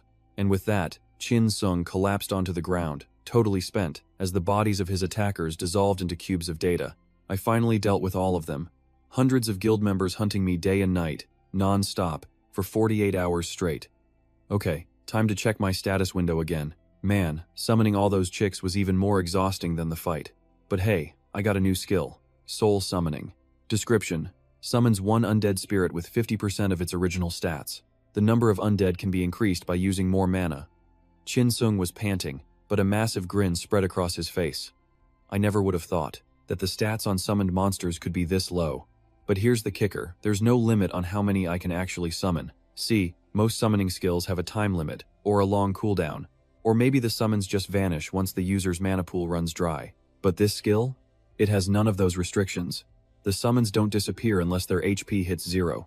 Chin Sung sat up and told his little army, "Alright, you guys can go home, we're done here." But the chicks weren't having it. "No way. The spirit realm is super gloomy. It's way more fun out here." They started climbing all over his shoulders, one even in his hand. These little guys are almost useless, Chin Sung thought, a bit annoyed. But, with enough time and mana, I could summon a nearly infinite number of them, and in large enough numbers, they're actually pretty useful. Like how I used them to pinpoint the location of every single one of those pursuers. The sun broke through the clouds, warm and bright. Chin Sung sat there, reflecting. Well, at least they're not around to bother me anymore. Those guys that were tailing him. Besides, he smirked. Killing them and taking their stuff was pretty fun. He remembered it fondly himself, surrounding the entire group as they screamed, "Save me! I'm sorry." That evil grin crept back onto his face. Yeah, their terrified reactions were absolutely priceless. "Master, what are you talking about?" one of the chicks asked. But Chin Sung was still lost in the moment. All it took was my decaying poison. I didn't even need to use the necrotic elixir or congestion. It's probably better to just use soul summoning from now on, since the penalty for slaughtering other players is unavoidable. He pulled up his status window. Tapping on an item, he selected it. It materialized before him in a flash of dazzling, high-tech light. The Apocalyptic Grimoire, a tome containing dark contracts. He reached out and took the book in his hands. The chick on his shoulder piped up. Items created from that book are way more expensive, but they also have much higher stats and better effects. Chin Sung flipped through the pages. "Where's that formula?" he muttered. "Ah, there it is. Found it." He called out, "Hey cheap, and the rest of you little guys." A chick turned its head. "Yes, master?" Chin Sung pointed to a page in the book and asked them, "You guys want to try this out?" The scene then cuts away, to a place where skyscrapers claw at the sky, the city lights burning as bright as stars, the bustling streets of Shanghai. A man walks through a pristine office, speaking in Mandarin. "So, that's what's been happening in there?" We see his face, a handsome, cool-looking middle-aged man. This is Jiang Kui, the CEO of a unicorn corporation and the master of the Jiang Kui Guild. He stared out the window. "That's a bit concerning, isn't it?" He lit a cigarette, the flare of the lighter briefly illuminating a long scar that ran from his forehead down past his left eye. "The Zhengba startup, one of my little money laundering operations. One of my sworn brothers was the one spearheading the development of my shares over there, so I just left my capital as an investment. But that entire team got wiped out by a single guy in a leather loincloth. The money itself is pocket change, nothing for me to worry about. But for just one guy to take down an entire pursuit team?" Jiang Kui reached into his pocket and pulled out his phone. Now that's a different story. A very, very concerning one. He started dialing. With ice in his eyes, he made the call. "I'll have to take him down myself." From a high-rise tower, Jin Gyu barked orders to his men on the ground. "It's me. I've got a new command." "Yes, sir, go ahead." Somewhere else, a man was running for his life, gasping for every single breath. He was terrified, completely panicked. An image was burned into his mind, a monster, his entire team wiped out in a flash of red lightning. Dozens of his comrades, all taken down by a single player. "I have to get out of here." But from above, a bolt of crimson lightning came crashing down. A tingling sensation warned him of the danger. He whipped his head around, pure instinct. He dove out of the way, narrowly avoiding the lightning that obliterated the spot where he just stood. But his knee was still hit, and his pursuer was already right in front of him. "I didn't think you'd actually dodge that." With a wicked smile, the red light from his staff glowing, the hunter spoke. "Pretty impressive. I guess that captain title isn't just for show, huh?" The hunted man scrambled backward on the ground in terror. Don't come any closer." But the man just raised his staff, magic already swirling, his voice dripping with demonic glee. Why so scared?" Isn't this exactly what you guys wanted? He held a +12 Tetra's staff, a hero-grade weapon. When using lightning magic, its hold power increases by 50%, and skill stun time is cut in half. Seeing the pure panic on his victim's face, he got excited. I love that look on your face. With a low growl, he raised the staff, crackling with immense power. He looked like a god of thunder descending to earth. If they want to defeat me, King A-Suit, they'll have to bring the entire Blood Guild. Red lightning crashed down. The man could only scream in terror. Meanwhile, in a much happier place, Jin Sung was just casually cleaning his ear. Is someone talking trash about me behind my back? Chirp, the little guy on his shoulder asked. Are you digging for gold, master? Jin Sung just said it was itchy, drawing out the word. A system window popped up. New location information has been added. Looks like we're here. Standing on a mountain path, he looked down at the village nestled below. Current location, Konyo Village. Jin Sung took it all in. Man, the air here is really fresh. Another notification. World map has been updated. As he walked into the village, his unique style made more than a few heads turn. Chirp asked from his head. Where are we now, master? Our new workplace. And let me tell you, I can feel a lot of tension in the air here. I almost didn't make it in time. Wasted a good chunk of it dealing with the Zhengba crew. Climbing up to a house perched high on a hill, Jin Sung was confused. Why is the village chief's house so high up? Sure, he got tons of items and experience, but being late for his very first mission? Not a good look. Finally, he reached the top. He knocked on the wooden door. Anyone home? An old man cautiously opened it. Who is it? Jin Sung introduced himself. I'm from the Adventurers Guild. Did you send a request for aid to the government? Hearing this, the old man paused for a second, then burst with happiness. You're finally here. Come in, come in. This was the village chief, Elbert. He immediately poured a full glass, showing some serious hospitality. Please, sit down. I have to offer you something. You must be tired after such a long journey. Jin Sung was speechless. All the suspicion this guy should have for a stranger vanished instantly. Okay, he thought, this problem must be pretty serious. Elbert began his story, while the two mice happily feasted on a fruit bowl. The village sheep. They just keep disappearing, day after day. We're in a terrible situation, with our flock getting smaller and smaller. Please, you have to understand. Things are getting desperate. Jin Sung got serious. How many have you lost so far? 20 sheep. Every single week. I have no idea where they could have gone. When did this start? Jin Sung asked. About a month ago. Who normally watches the flock? Is there a rotation? There's an orphan kid named Dot who usually takes care of them. He's a very mischievous child. So we never know if he's actually herding the sheep or just lying about something.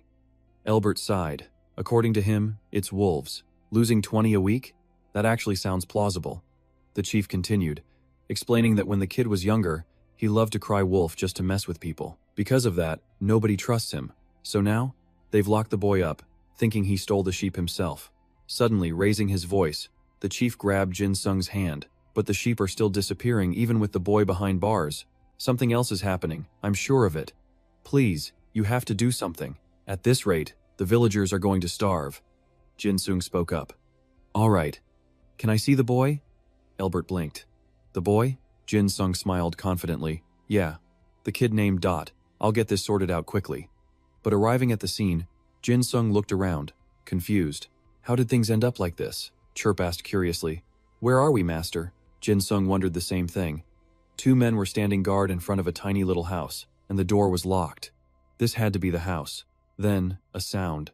A young voice, desperately banging from inside. Open up, sirs, please. It really wasn't me. But his captors just shot back. Annoyed. Shut your mouth. Elder Elbert told us to keep you under guard. Not until this whole mess is sorted out. Chirp was having an existential crisis. What is wrong with the people here, master? Are all humans like this? Jin Sung figured it out. They're convinced Dot is the one who stole the sheep. He frowned, a little annoyed. Well, all I really care about is the reward, but this is a little more complicated than I thought. Jin Sung reviewed the situation. Dot's guardian had recently died from an illness, so the kid's been doing odd jobs and herding sheep just to get by. For an orphan shepherd whose flock vanishes, honestly, just being locked up is probably the kindest treatment he could have hoped for. He started walking towards the shed. It seemed this village, for all its weirdness, was still acting with the kind of simple reason you'd expect from a rural town. Only one thing to do then. Time to get friendly. Jin Sung approached one of the guards. Hello. The man looked up, surprised. Ah, what brings you here? I thought you were talking with Chief Elbert. Jin Sung gave a friendly smile. Just finished. How's Dot holding up? The guard replied. Dot? Ah. Well, he's been the same ever since we locked him in. And right on cue, the kid started screaming again. Open the door, I'm begging you. The sheer volume made both guards jump. Dot yelled, there's no time left. The guards just sighed. See? The kid's fine. He just keeps screaming like he's got endless energy. Honestly, we're getting tired just listening to him. Jin Sung's expression turned serious. He realized he might be running out of time. He spoke up. All right, I need to see him. Could you please step aside? Before the dazed guard could even react, Jin Sung was already at the door. You hear me, Dot? Back away from the door for a second. The boy yelled out in shock. What was that? Who are you? The heavy door was smashed down in a single blow. Tim's jaw dropped in pure terror. The stranger smiled warmly. Aha, so you must be Tim, right? His companion, a chicken, chirped excitedly. Looks like it, master. Jin Sung spoke up. I need to ask you a few things, if you've got a minute. But Tim just cowered in the corner. Who are you? He grinned. Oh, right. I haven't even introduced myself. Jin Sung proudly pointed a thumb at his chest. The name's Damien, a mercenary from the Adventurers Guild. I'm in a rush. So don't worry about the talking chicken or the busted door, he declared casually. Tim was frozen solid. What in the world is even happening right now? A little later, once things calmed down, Jin Sung started his questions. I heard that wolves have been hunting your flock of sheep, Tim confirmed, his voice laced with sorrow. Yes, that's right, the boy confessed. It was a giant wolf. Way bigger than a man. When I saw it, it was hunting a full-grown bear. Now, that got Damien's attention. A wolf that hunts bears? Tim's voice filled with despair.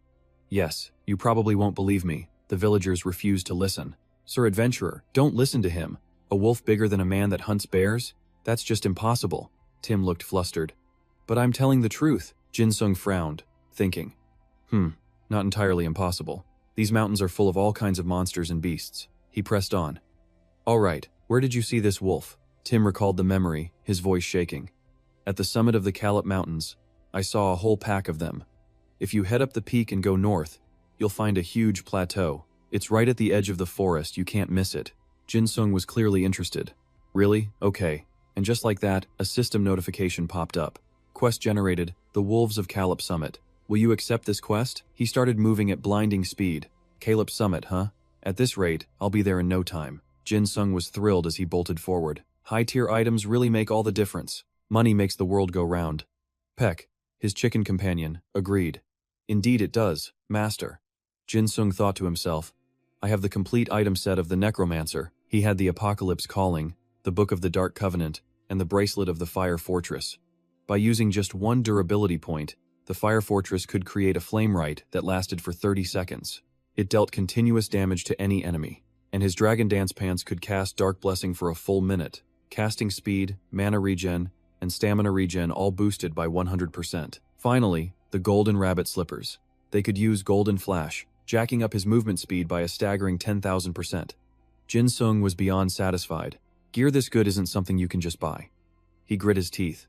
It cost me hundreds of thousands of gold just to craft all of it, and I had to use rare materials you can't even find on the open market. But from here on out, having top-tier equipment is what's going to matter most, Jin Sung calculated. Plus, where I'm headed, there will be tons of monsters well over level 30. Suddenly, a majestic view opened up before him. Found it. A system notification appeared. New location data has been generated. Current location: Calip Mountain Summit. World map information updated. Jin Sung scanned the area. Looks like a wolf den. All right. Peck whistled. Whoa, it's enormous. He noticed countless blind spots created by the giant rocks and cliffs that were easily over 10 meters high. Jin Sung was a bit skeptical, but those gaps look a little small for a wolf bigger than a man to squeeze through. Well, Tim did say he saw them with his own 2 eyes. He threw out his hand. Come forth. An immense power began to stir as Jin Sung activated a necromancer skill, corpse summoning. At that exact moment, another party was approaching the summit. We're close. Everyone, get ready. Their leader, Huna, called out. We're almost there, just a little further. Got it. But one member asked doubtfully, Are you sure no one else is here? Huna nodded. I've never seen any reports of anyone successfully conquering this place. In other words, this quest has never been cleared. God Forma Alpha's spirits lifted. Excellent. Then we'll be the first ones to do it. Suddenly, a teammate asked timidly, "But, can we really defeat the Great Wolf King?" God Forma Alpha frowned in annoyance. "Of course we can. That's why we're here, isn't it?" Celine, their healer, spoke up nervously. "Yeah, but I heard it's really strong." God Forma Alpha just laughed. "Don't you worry." Celine looked confused. "Huh?" He flashed a pearly white smile, oozing confidence. "Because I'm here. I've got tons of combat experience, and my skills are pretty damn good." God Forma Alpha smirked dismissively. "It's not the legendary monster everyone makes it out to be, and it's a big target. All you need to do is focus on healing us." Hyuna cut the two of them off. "Pick up the pace. Enough chatting. We're going to be late otherwise." Another member, Gabunit, reminded them, "Just because no one's completed it, doesn't mean no one's trying. Someone else could be attempting this very same quest right now." His grandstanding interrupted. God Forma Alpha cursed under his breath. "Damn it, you're so impatient." Provoked, Gabunit spun around. "What did you just say?" God Forma Alpha played it cool. "Nothing. Just talking to myself." "Watch your mouth," Gabunit warned. God Forma Alpha just grinned. Yeah, but inside he was thinking, "Just wait, I'll deal with you later." Hyuna tried to break the tension. "You two can fight it out later. The important thing right now is..." She stopped dead. The summit ahead was being rocked by constant explosions. The whole team's eyes went wide. That sound. It's a fight. Massive claws swiped through the air. A swarm of wolves, a truly staggering number of them, had Jin Sung completely surrounded. And him? He was actually excited. So the whole pack really does gather here. Well, I'm not complaining. In fact, this is thrilling. A huge number of wolves circled Jin Sung as he carefully surveyed the scene. This is unexpected. So many of them. All from just a few small cracks in the rock? Jin Sung began to theorize. Do they live inside these cliffs? If that's the case, then the base of this cliff is basically a giant anthill, but filled with wolves instead of ants. He was amazed. And this is already a huge number. Are there even more of them down below? Jin Sung smirked. Look at you all, I was just doing a little scouting. These were the legendary Calip wolves. The wolves of Calip Peak are never loners. They move in huge packs of 20 to 30, but they send out smaller hunting parties, usually 5 or 6 at a time. These things are relentless. Once they bite down, they never let go, so you gotta be careful. The first group charges forward. Jin Sung just grins, ready for the fun to start. He pulls out a poison vial. You guys are still just a bunch of wolves. Jin Sung hurls it at the lead beast, which lets out a pained yelp. The system window pops up. An abnormal status has been inflicted. The Calip wolf's defense has dropped. The Calip wolf's health is slowly draining. He's satisfied. Heh, this stuff actually works. Jin Sung gets hyped. God's embrace, the flames from his fire right skill. They combine perfectly with the decomposition elixir. This synergy is insane because it melts the enemy's health bar. Plus, his own stats have changed a bit. Jin Sung, level 34, with the class Magic Pharmacist. His titles? Brutal, Solo Pig Hunter, and the Avenger. After clearing the 6th stage, Lone Hyena, all his stats got a pretty nice boost. Jin Sung figures at level 34. He can definitely handle this pack of wolves himself. And besides, his gear is seriously top tier now. The growling from behind reminds him they're still there. Oh, right. You guys are still around? Jin Sung glares. All troops, prepare to fire. The wolves actually seem to understand, hesitating for a second. Every single one of them is startled by the sudden appearance of little yellow puffballs. Peck, leading a whole army of chicks into battle. The support has arrived. The chicks' chirps echo across the mountain. Peck gives the order. All units, weapons at the ready. The chicks pull out tiny blowguns and take aim. Jin Sung is pleased, just as he expected, worth every penny. He's holding Bonlight's poison arrow, a rooster artifact that Bonlight once treasured dearly. It's said that this thing can copy the owner's actions. Jin Sung marvels at it. This is the most expensive item I can possibly create. It took using the Apocalypse Summoning and the Dark Contract Scroll, but it was absolutely worth it. It converts all the chicks' attacks into level 10 poison arrows. What better item could there be for wiping out a massive group of enemies? He grins. Of course, I could probably handle these guys myself. But honestly, I'm feeling a little too lazy for that.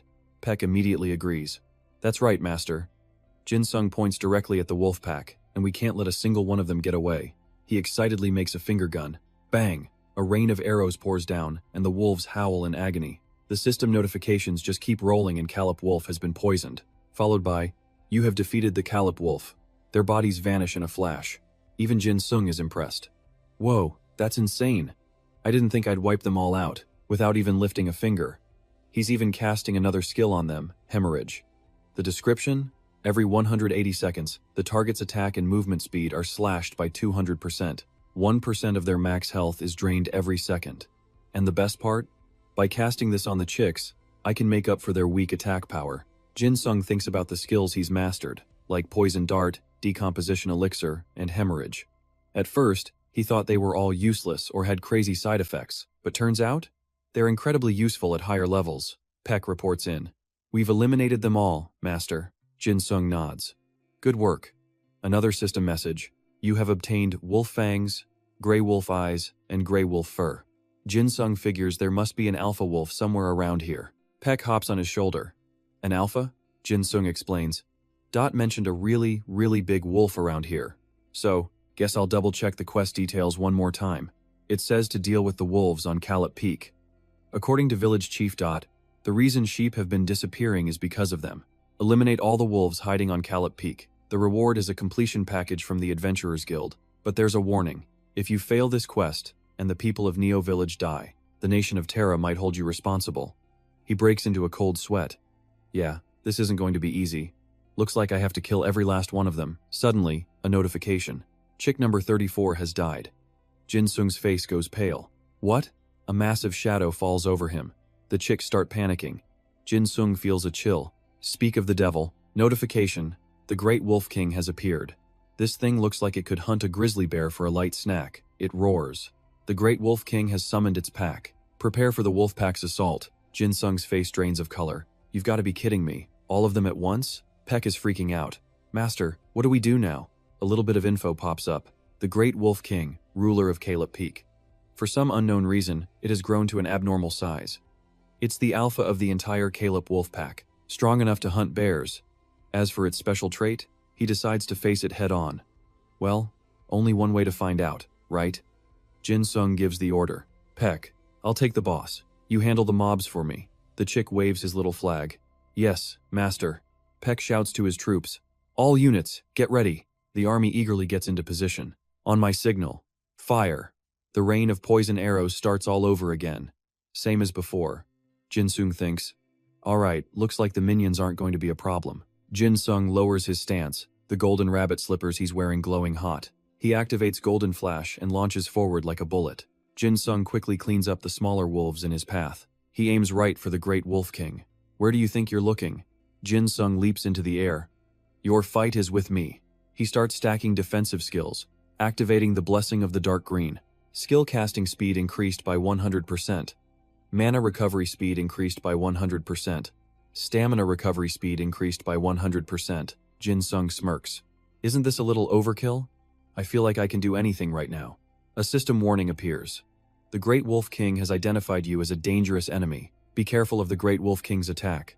It roars, slashing with its massive claws, but he dodges easily. Jin Sung pulls out 2 more poison vials. First, let's get rid of all that fur. The massive beast is instantly engulfed in raging flames. System notification. The Great Wolf King's defense has been reduced. The Great Wolf King's defense is down. The Great Wolf King is burning. He wonders. Something feels a little off. This thing is supposed to be a high-level monster. Shouldn't it be using some kind of powerful attack, or a defense skill, or at least commanding its pack to do something? Why hasn't it used a single skill yet? Jin Sung confidently grips his knife. Well, not that I'm worried or anything. I've already dealt enough damage to kill it before it can even try. So, he decisively brings the knife down. I'm ending this as fast as possible. The Great Wolf King lets out a ferocious howl. Jin Sung guesses, based on its behavior, its special trait, is probably focused on attack power or pack control. Whatever it is, I need to finish this quick. He springs high into the air. Time to speed things up a bit. Like a bloodthirsty predator, Jin Sung zeroes in on his target. He glances down to see the chicks still massacring the wolf pack. A moment of relief. At least I don't have to worry about what's happening down there. Jin Sung glares. Now then, it's my turn, right? He slashed straight across its chest. Hyun and his party stared, completely stunned by the scene unfolding. They saw a pack of wolves getting overwhelmed by tiny chickens, and everyone was just baffled. Are the monsters attacking each other? Wait. Celine Hyo spotted something. There was a figure moving in the mist. It was unsettling, hard to believe. Did someone get here before us? God asked, Formafa couldn't help but curse. Damn it, what the hell is going on? He knew it couldn't be another player. The quest had literally just appeared, and we were the first ones to head out this morning. The other player agreed. Right, it's probably just monsters fighting over territory. Hyun tried to get the team back on track. It's not too late, healer. My cooldowns aren't finished yet. Everyone, get ready to fight, Seolin screamed in panic. Look, the mist is clearing. We can see someone. How is that possible? Everyone could now clearly see Chin Sung in the middle of the fight. A human? All by himself? Gabunik gritted his teeth. Is he fighting the Great Wolf King? Alone? Godform Alpha cursed. Damn it all. Hyun could see exactly where this was heading. He's about to kill it? Suddenly, Hyun charged straight into the battle. Everyone watched in horror as he rushed wildly toward the other player. Godform Alpha. Chin Sung's fight should have been over by now, but the beast just wouldn't fall. He clicked his tongue, annoyed. Typical regional boss. I can only burn its defense and health using a disintegration elixir, followed by a combo of dark green blessing and flame ritual, and it still has half its health. The Great Wolf King's eyes were bloodshot as it clawed madly at Chin Sung. He had to roll aside just to dodge it. Based on how things were going, he knew dodging was getting harder. It keeps closing the distance. But it's still doable. First, I need to switch to a long-range weapon. The Great Wolf King kept charging. Chin Sung casually dodged while firing off poison arrows, thinking to himself, I need to stay alert since I still don't know its special traits. But attacking from a distance is definitely easier. He even had time for a taunt. Is that all you've got? It just growled. Chin Sung wondered. What are you looking at? The Great Wolf King let out a massive roar. He was surprised as a heavy aura began to envelop its body. Smaller wolves materialized from the shadows, latching onto Chin Sung's body. He couldn't react. It was too late. Chin Sung was torn apart by the pack. That was its trait, Great Wolf, Pack Summon. A system notification popped up. Abnormal status. Your character has been inflicted with the bleed effect. He trembled, looking at the Great Wolf King's twisted grin. Damn it. A mechanical voice rang in his ears. Your character has been inflicted with the weakness effect. Warning, character's health has dropped below a critical level. Logout warning. He refused to accept it. I'm gonna die at this rate. Chin Sung forced his hands together, using his last bit of strength. A strange power surged, making even the Great Wolf King hesitate. Chin Sung shredded the entire pack clinging to his body. Demonic human skill. When your HP reaches 0, you become an undead for 600 seconds. Your HP will not drop below 1 while in the undead state. Chin Sung clicked his tongue. Bright red circles appeared on his body as the system began its countdown. Demonic human state remaining. 599. 598 seconds. The Great Wolf King's fur bristled with caution. Chin Sung cursed. You noisy mutt. Shut your mouth before I tear it off. This form hurts like hell, but now. I'm definitely killing you. Chin Sung pointed as he advanced.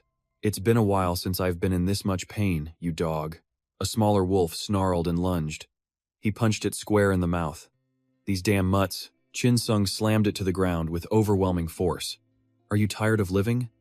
The wolf couldn't fight back, only whimpering in pain before it died. The system kept spamming alerts. Kali Peak Wolf is bleeding. Kali Peak Wolf is poisoned. This state also had a disaster effect, dealing damage based on the user's mana, and can be nullified by targets of a much higher level. Annoyed, he slammed his fist together.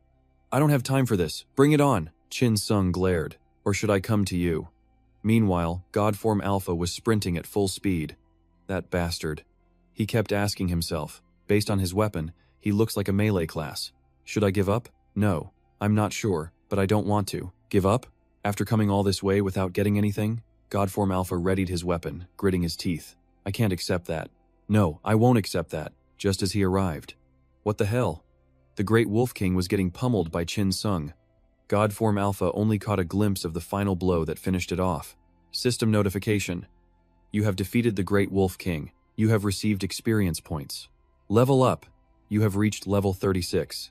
You have received Wild Essence, Great Fang, Wolfskin Hood, and the Heretic's Mark. You have completed the Kali Peak Wolfpack quest. Return to Kali Village and see Village Chief Elbert for your reward. Chin Sung smiled, collecting his 10 loot drops. Finally killed it. Chin Sung admired the rare items in his hand. I even got a valuable drop like Wild Essence. This was a huge score. He laughed out loud. And I gained a ton of levels, too. All thanks to those chickens taking care of the remaining wolves. Guess they were useful after all. Chin Sung was enjoying his victory. Now that the quest is done, I'm out of here. An arrow suddenly shot past, scaring his chickens. He noted, "That's an arrow. Was it aimed at my head? Looks like I've been letting my guard down. They must be high-level players." Chin Sung gritted his teeth. "Show yourselves while I'm still asking nicely." God Form Alpha stepped out without hesitation. "You've got fast reflexes." He then threatened, "Don't try anything unless you want to die." Annoyed, Chin Sung snapped the arrow. "Who the hell are you?" God Form Alpha and Chin Sung were now face to face. He observed the other guy. "That weapon looks familiar. It's like the one Zheng Ba's crew used. A crossbow and 2 semi-automatic catapults. So his class is definitely a marksman." He easily dodged a second arrow. Marksmen focus on speed over pure destruction, so this shouldn't be too hard. The man brazenly ordered, "I told you to stand still. Learn to listen." Chin Sung frowned. "Looks like he's right. This guy is faster and stronger than I thought. He has to be at least level 30. Seeing Chin Sung stand still, Godform Alpha smugly adjusted his gear. "That's right, good boy." He could tell the guy's gear was also 1 or 2 tiers higher than Zheng Ba's. On top of that, the system countdown hit. 1, 0. The demonic human state expired. Chin Sung thought to himself, "He purposely waited until my demonic human state ran out. This guy's no amateur." The player gave a nasty smirk. "I don't know how you managed to kill the Great Wolf King, but killing a boss as a melee fighter isn't easy. You're pretty skilled." Chin Sung glared at him. "What do you want?" Turns out, Godform Alpha really was a total jerk. "What do I want? You really don't know?" He grew angry. "You bastard, you wasted my time and effort. That wolf should have been mine, don't you get it? Hand over everything you got from the Wolf King. And your gear, too. Do that, and I'll spare your life." "Of course," Chin Sung's answer was blunt. "In your dreams." Seeing the guy's shocked face, he added one more thing. "I said no." Chin Sung stood his ground and shot back. "I'm not crazy. I'm the one who put in the work to kill it. Would you just hand it over?" The answer was obvious. Godform Alpha trembled with pure rage and humiliation. "Just die." Chin Sung feigned confusion. "Huh? I can't quite hear you." The guy unleashed a frantic barrage of arrows, screaming, "Die, you bastard."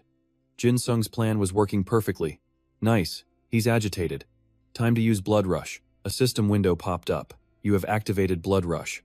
Attack power and movement speed increased by 200%. A new alert appeared. 178 seconds remaining. 177 seconds.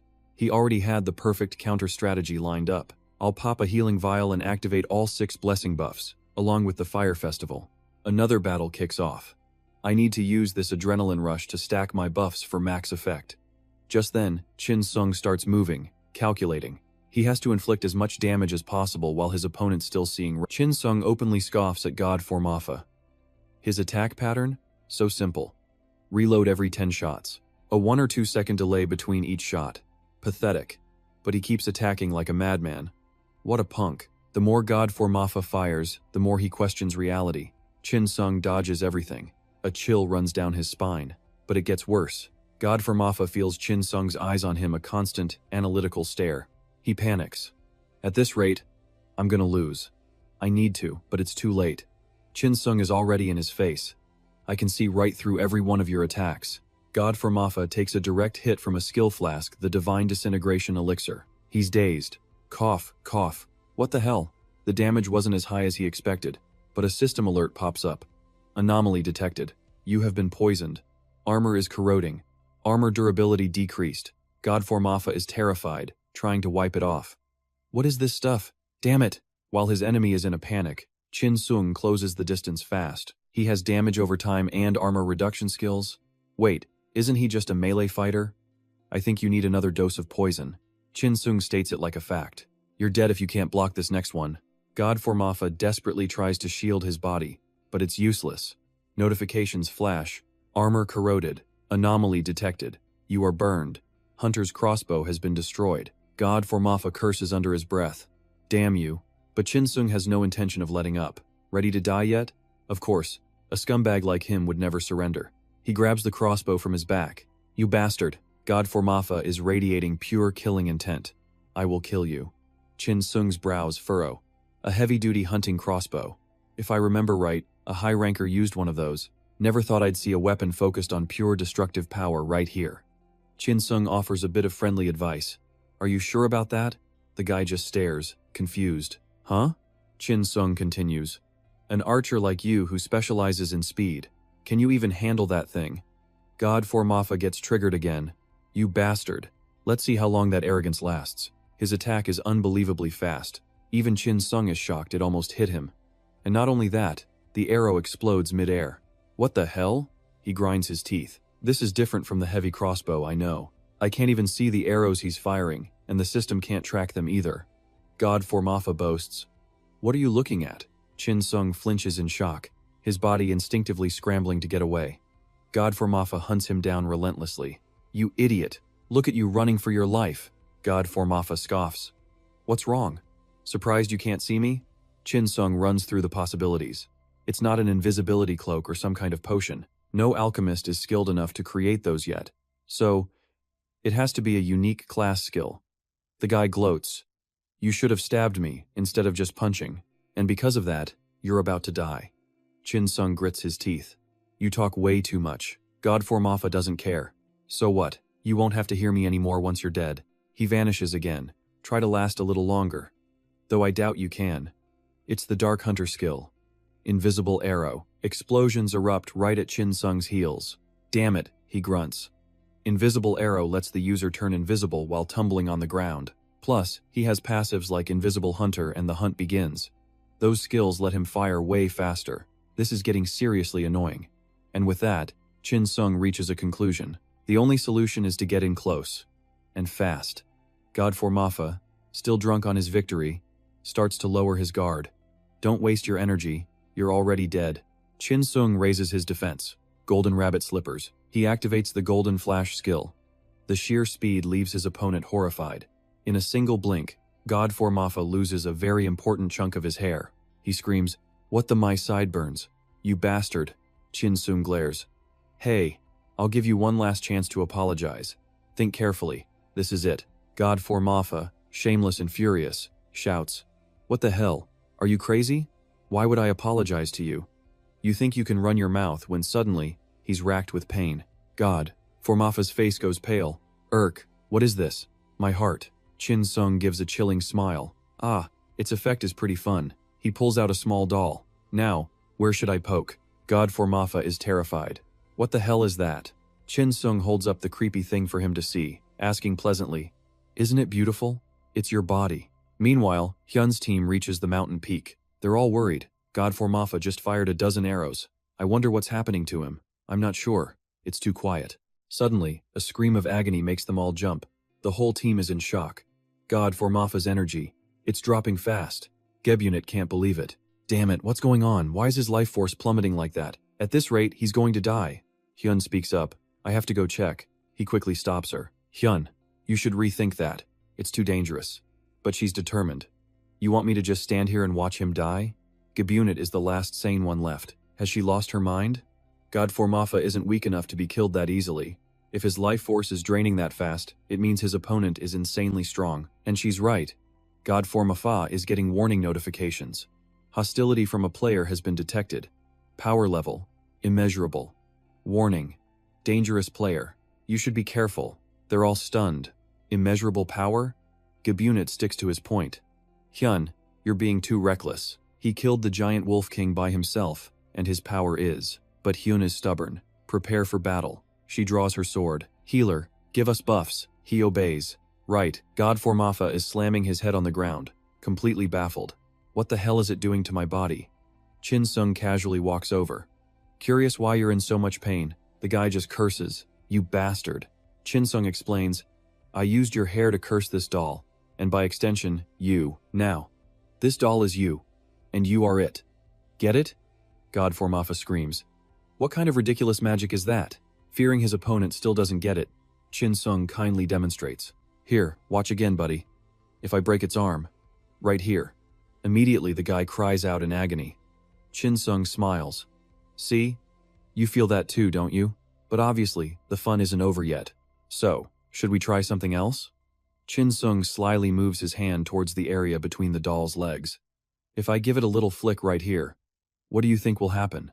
God Formafa's face turns ghost white. He clutches the cloth covering his lower body. Stop. God Formafa begs pathetically. Please, I'll do anything. I'm sorry. Please just give me a chance. Just one more. But Kim Sung is obviously not that kind. Goodbye. The man foams at the mouth, clutching his groin, and surprisingly, he goes limp. What the hell? He passed out instantly. Kim Sung pokes his cheek. Are you dead? You can't be. Your health isn't at 0 yet. There's no response. Get away from him. Just then, a woman's voice cut through the air. It was Hyun, and her party had arrived. You bastard! Celine Hyo cursed, rushing to her teammate's side. Senior Dark Hunter. Are you okay? She asked, quickly checking his condition. He's not dead. Just unconscious, Damien stated coolly. He sized up their gear. Looks like you're all mid-level at best, so that was it. He nodded, finally understanding. I was wondering why he was so confident. Turns out, he had backup. Damien narrowed his eyes. Are you guys with him? A warning flashed for Hyun. Mysterious player. Power. Immeasurable. Her decision was instant. Everyone, prepare for battle. At the same time, Damien's system lit up. Player Hyun has identified you as an enemy. Beware of death penalties. He was floored. What the hell does that even mean? He thought to himself, damn it, are they really going to attack me? This was not good. At that exact moment, his blessing effect wore off, and his health regeneration stopped cold. I burned through a ton of resources fighting that last guy. I need to stall for my cooldowns. Damien tried to reason with them. Hey, why don't we just talk about this? Hyun wasn't listening. Shut up, you murderer. How many innocent people have you killed? He sighed. Looks like talking is out. That's enough, she screamed. Enough of what? Damien shot back, pointing directly at her friend. Your party member is the one who's in the wrong here. He demanded I hand over everything from the Direwolf King, plus all of my own items. He asked them straight up. I think fighting back was a pretty reasonable response. Considering what he did, I think you guys should take some responsibility too. Or are you saying I should have just handed everything over? Hyun stubbornly refused to believe it. What are you talking about? We're not those kinds of people. Suddenly, a cry of pain came from behind her. Godformafa had tried to fire a sneak attack. Godformafa, are you okay? Celine Hyo cried out. Damien was stunned. Was that a stealth arrow? He had no time to dodge it. Damn it. With no other choice, Damien knew he couldn't dodge. He had to disable the archer's arm. Fast. But the damage he dealt was just enough to force the player to log out. The whole party was in shock. A system notification popped up. You have committed player killing. He was baffled. I didn't mean to do that. Your humanity has decreased by 1. Your humanity cannot be lowered any further. This only fueled Hyun's rage. I knew it. You used a spell to make him kill himself. You planned on murdering him from the very beginning, didn't you? Celine Hyo was horrified. That's monstrous. He didn't even get to say anything before he died. Damien tried to explain. What the hell are you talking about? It's not what you think, it's... But he was cut off. Silence. Hyun leaped forward. No more of your lies. She was seeing red now. You can apologize to him in hell. Looks like he was being dragged into another fight. I guess I have no other choice. Whatever. My health is recovered, and my skills are off cooldown. Activate Bloodlust, Flame Tears, and Dark Green Blessing. Damien was officially pissed off. You guys started this, so don't blame me for what happens next. The sudden pressure made Hyun flinch. Celine Hyo reacted instantly. Weapon enhancement! Her blade lit up with a powerful glow. She easily blocked his attack. Damien was shocked. She blocked that with such a tiny sword? Hyun taunted him. How disappointing. Is this pathetic set of skills what you use to run around killing people? She batted Damien away with ease. Their teamwork was perfect. Healer, keep buffing me. Aura of the Holy Spirit, recovery. Haste the buffs kept coming. Damien sighed. The guy in the back is just spamming her with support skills. I can't win unless I take him out first. Hyun charged in again, overflowing with confidence. Piercing light sword. Damien was impressed. What the hell? I never expected her sword skills to be this incredible. Gabunit was also providing support. Will of Unity, physical defense up, Knight's Faith, recovery up, glorious combat, magic resistance up. Damien couldn't believe it. That knight has buff skills too? He retreated. This is too much with all those buffs stacked on him. There's only one option left. Hyun chased after him. Where do you think you're looking? She was getting ready to unleash a final blow. So impatient. He threw another vial, this one filled with poison. Hyun was caught completely by surprise. She looked around, stunned. Poison gas? Where did he go? Hiding in the cloud, Damien switched to his daggers and offered a friendly greeting. He grinned. You fell right into my trap. You bastard! Hyun screamed. She swung her sword, preparing a finishing move. I'll end you in one strike! Using a flash step, she shot forward like the wind. Damien countered. He dodged the strike, then slammed a potion to the ground, causing it to explode. The blast sent Hyun flying. Her teammates cried out her name. Hyun! Gabunet rushed over. Hyun, are you okay? Just then, they noticed the strange liquid was eating away at her outfit. When Gabunet ran to check on her, she slapped him hard across the face. Don't look. I told you not to look. Hyun was panicking. Why is it melting? Damien just chuckled. Is that all it did? I was hoping the whole thing would dissolve. You piece of trash, Hyun yelled. Damien laughed. Hey, it's just self-defense. Then his expression changed completely. Ah, the support I was aiming for is completely unprotected. He raised a blowgun and aimed right at the healer. One shot. Celine Heo begged him. Don't shoot. I said don't shoot. But ignoring their pleas, he fired. Notification. Your character has been poisoned. Notification. HP is continuously decreasing. Notification. Party member Celine Heo has been defeated. He raised the blowgun again, locking on to his next target. It was Gabunet. The knight was shaking. Damn it, this is bad. I told them we were outmatched. Gabunet's mind was racing. This wouldn't have happened if we'd just abandoned God Formafa. Damn it. I have to log out. A notification popped up. You cannot log out during combat. He started to panic. Why can't I log out? Notification. 300 seconds until logout. Notification. 299 seconds until logout. Notification. 298 seconds. Damien appeared right behind him. Hey, what are you up to? Gabunet was terrified. I can't beat him. This bastard is just too strong. Throwing away all his pride, he dropped to his knees. Big brother, I'm sorry. Please, just spare me, he babbled. If you want me to strip, I'll strip. If you want me to crawl on all fours, I'll do that too. Damien was speechless. What a weirdo. He was decked out in full plate armor and a massive shield. I probably can't even hit him with my darts. I could try, but is he seriously begging for his life like this? It was just awkward.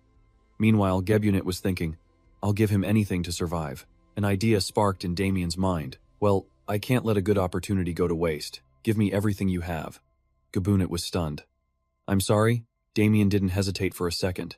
Hand over every piece of equipment and every item you own. Don't leave a single thing. The knight cursed him internally. This monster. Later, in a house on a mountaintop, a group of people stared in awe at a giant wolf's body in the middle of the room. A wolf this big really exists? I honestly didn't think that kid was telling the truth. Damien just smiled. Sometimes, people can do some pretty surprising things. Elbert was amazed.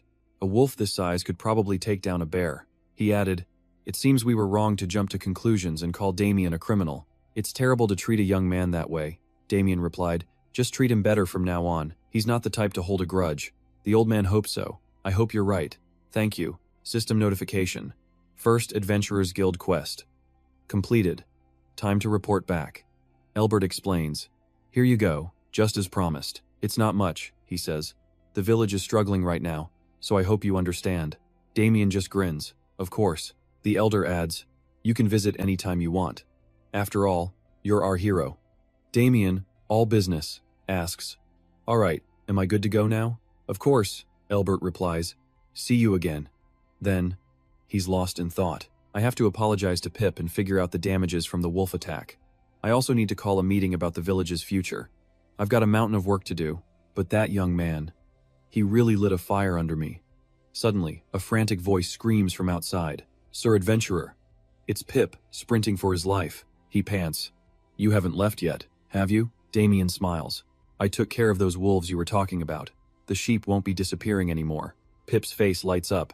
That's amazing. Then Damien leans in with a playful threat.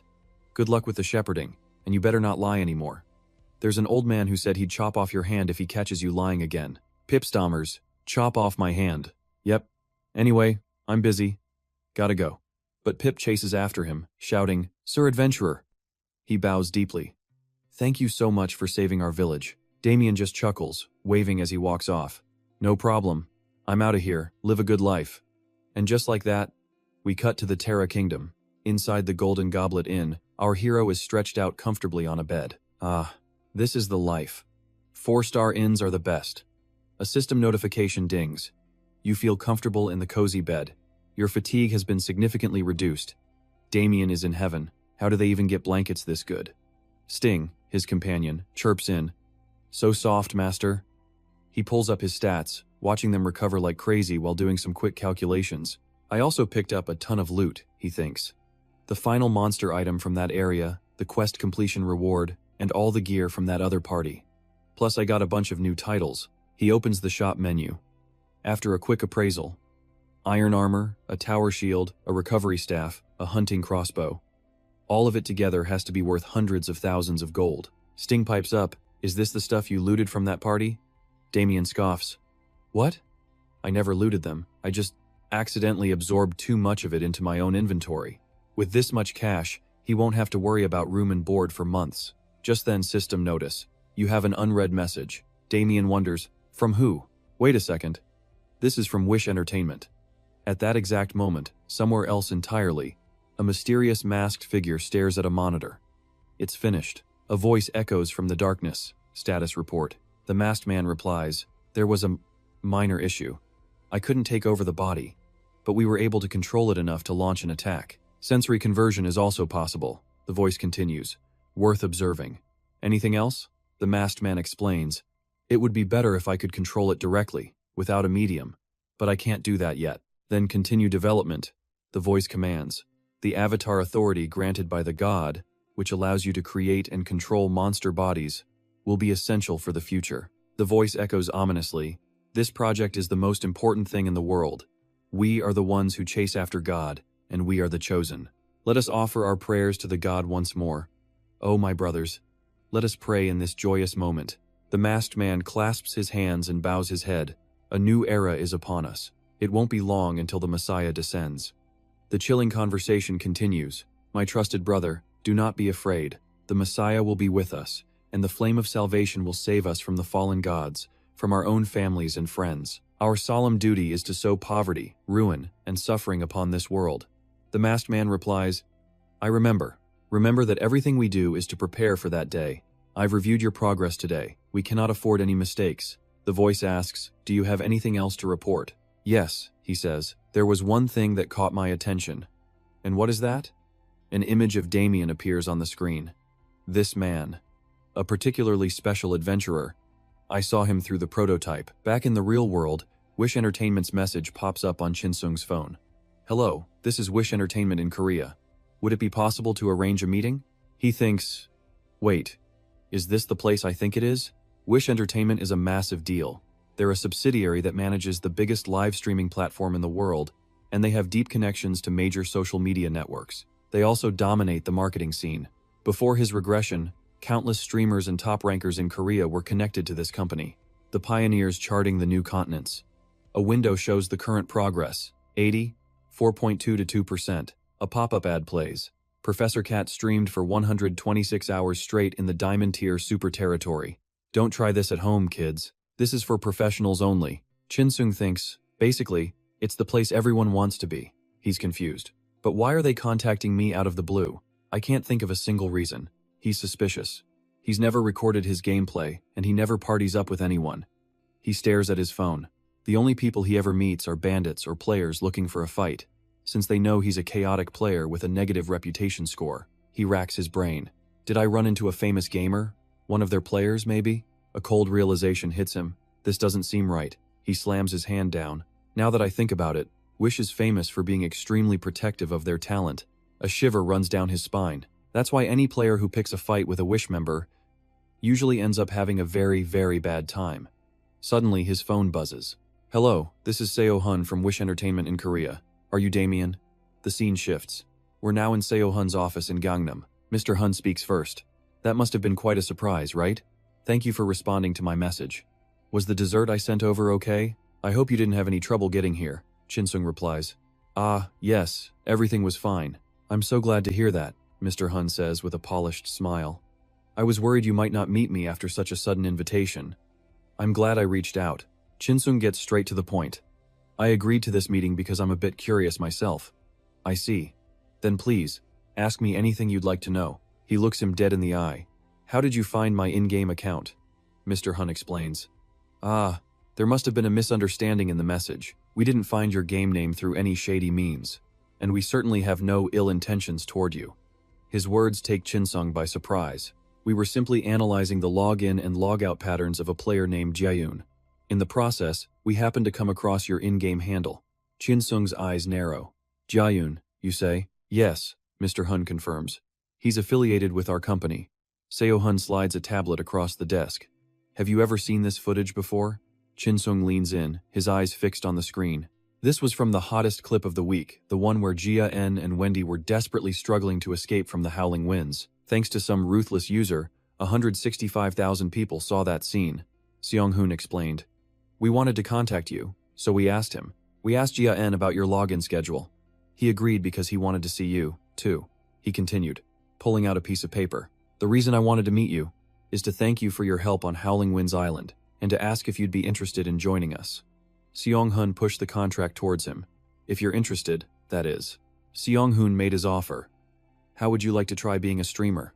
Sometime later, after everything was settled, Jin Sung held the contract, smiling. Well then, goodbye for now.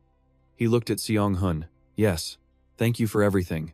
He thought to himself, this is super convenient. He explained all the contract terms, offered full support, and will even manage my content for me. He was ecstatic. I've been unimpressed with most management contracts from other companies, but this one? It's almost impossibly good. I'd have to be an idiot not to take this deal right now. He pulled his phone out of his pocket. All right, that's one thing taken care of. Now to deal with the rest. Jin Sung called someone. Hey, are you busy? The voice on the other end replied. What's up? Jin Sung thought. It's time to pay back my debts. A flood of notifications appeared. Sale complete. Common breastplate. Sale complete. Eagle Eye shield. And finally, deposit confirmed from the exchange center. He grinned. All this from just 1 month, grinding in the game. That's almost 10 million won right there, no joke. Then, a memory hit him. Right. This is why I got so addicted to the game and completely ignored my family's financial problems, wasn't it? Just then, a series of warnings popped onto his screen. Condition 1. If you do not log into the game within 168 hours, you will die. Condition 2. If your character dies, you will also die. A chill ran down his spine. Damn it, not this again. Condition 3. If your character fails to complete the objective before midnight, you will die. Warning. If you attempt to remove the system, you and your character will perish together. He stared at the screen, thinking. Now that I think about it, I know nothing about this system, or how I managed to go back 15 years in time. He shook his head, trying to clear it. No, forget about it. That's not important right now. Besides, I'm not going to abandon my family again. Never. But I still have a few problems to solve. He started searching. King Arthur, her recent activity feed. 200,827 registered fans. Reviews, interviews, and a ton of trending news about Arthur. Juman's information was also all over the web. His growth rate is higher than I thought. Much higher. He thought to himself, if he's already topping the magic rankings now, he's already millions of steps ahead of everyone else. Veins popped on his forehead. As far as I know, he created the Blood Alliance about half a year after the game launched. It took him less than a year to hit the top 10, create the Alliance, and even form the 6 Greats. He got his hands on a hidden class called Dragon Mage, and from there he became one of the 6 Greats, known as the Blazing King Arthur. I need to keep a close eye on what this Dong Juman guy is doing, and predict when the other members of the 6 Greats will appear, he calculated. Knowing what happened in the past is important, sure. But now that I have the hidden class, Demonic Pharmacist, and the 9 wishes from the Jun Tree, I also have to account for the growth of the 6 Greats. He remembered something. I always felt like there were things I didn't know back then. That day when only Juman and I survived, with only the Demon King Azasa left to defeat. The moment Juman stabbed me in the back, his reason couldn't have been that simple. Not just because he was some psychopath. He remembered that disgusting look on his face. If I hadn't returned 15 years and just lived my old life, would Juman have ever faced the consequences for betraying the entire raid party? He grit his teeth. No way in hell. Not unless that damn rat had 0 brain cells. He would have gotten tons of fame for being the last one standing against the final boss. But there would definitely be questions. Questions about the team that went into the dungeon with him. If I were living my old life, I probably would have held a press conference with the other raid members. Or maybe I'd be suing the headquarters for their non-interference policy between players, since I'd already lost everything and was living at rock bottom. Jin Sung clenched his fists. Either way, there's no way I'm letting this betrayal slide. His eyes burned with resolve. I will find out the real reason he betrayed us, no matter what it takes. Later, at a convenience store, Jin Sung was eating while negotiating item sales. Why are there so many? He muttered. What's that? His friend asked. Oh, just purchase messages for items I listed on the in-game exchange. Minjun was confused. I don't get why you're even looking at that. Does it really make that much money? Jin-sung explained. Tons of people are trying to buy, and now I don't know who to sell to. Transaction complete. A new notification appeared. Funds have been transferred to your account. He joyfully chugged his drink. Ah, that's good. He thought, okay, with this, I can pay for my dad's nursing home fees, and the rest should be more than enough for our family's living expenses. His phone rang. Huh? Mom? What's wrong? She replied. Nothing. I just wanted to hear your voice, that's all. It's been a while since we've seen each other. He answered. I'm a little busy right now, Mom. He thought, hearing her voice just makes me even more determined. I'll be home soon, he said. Take care of yourself, Mom. I love you. He made a promise to himself. He would never, ever go back to the life he lived before. He continued talking with Minjun. Oh right, you said you wanted to try out for AC, didn't you? Minjun nodded. Yeah, I'm thinking of cutting my hours at the convenience store to try something new. Might as well see how it goes. Seems like it pays pretty damn well. Jin-sung then offered, so, you want to buy a virtual reality gaming pod? You're gonna need one to play the game.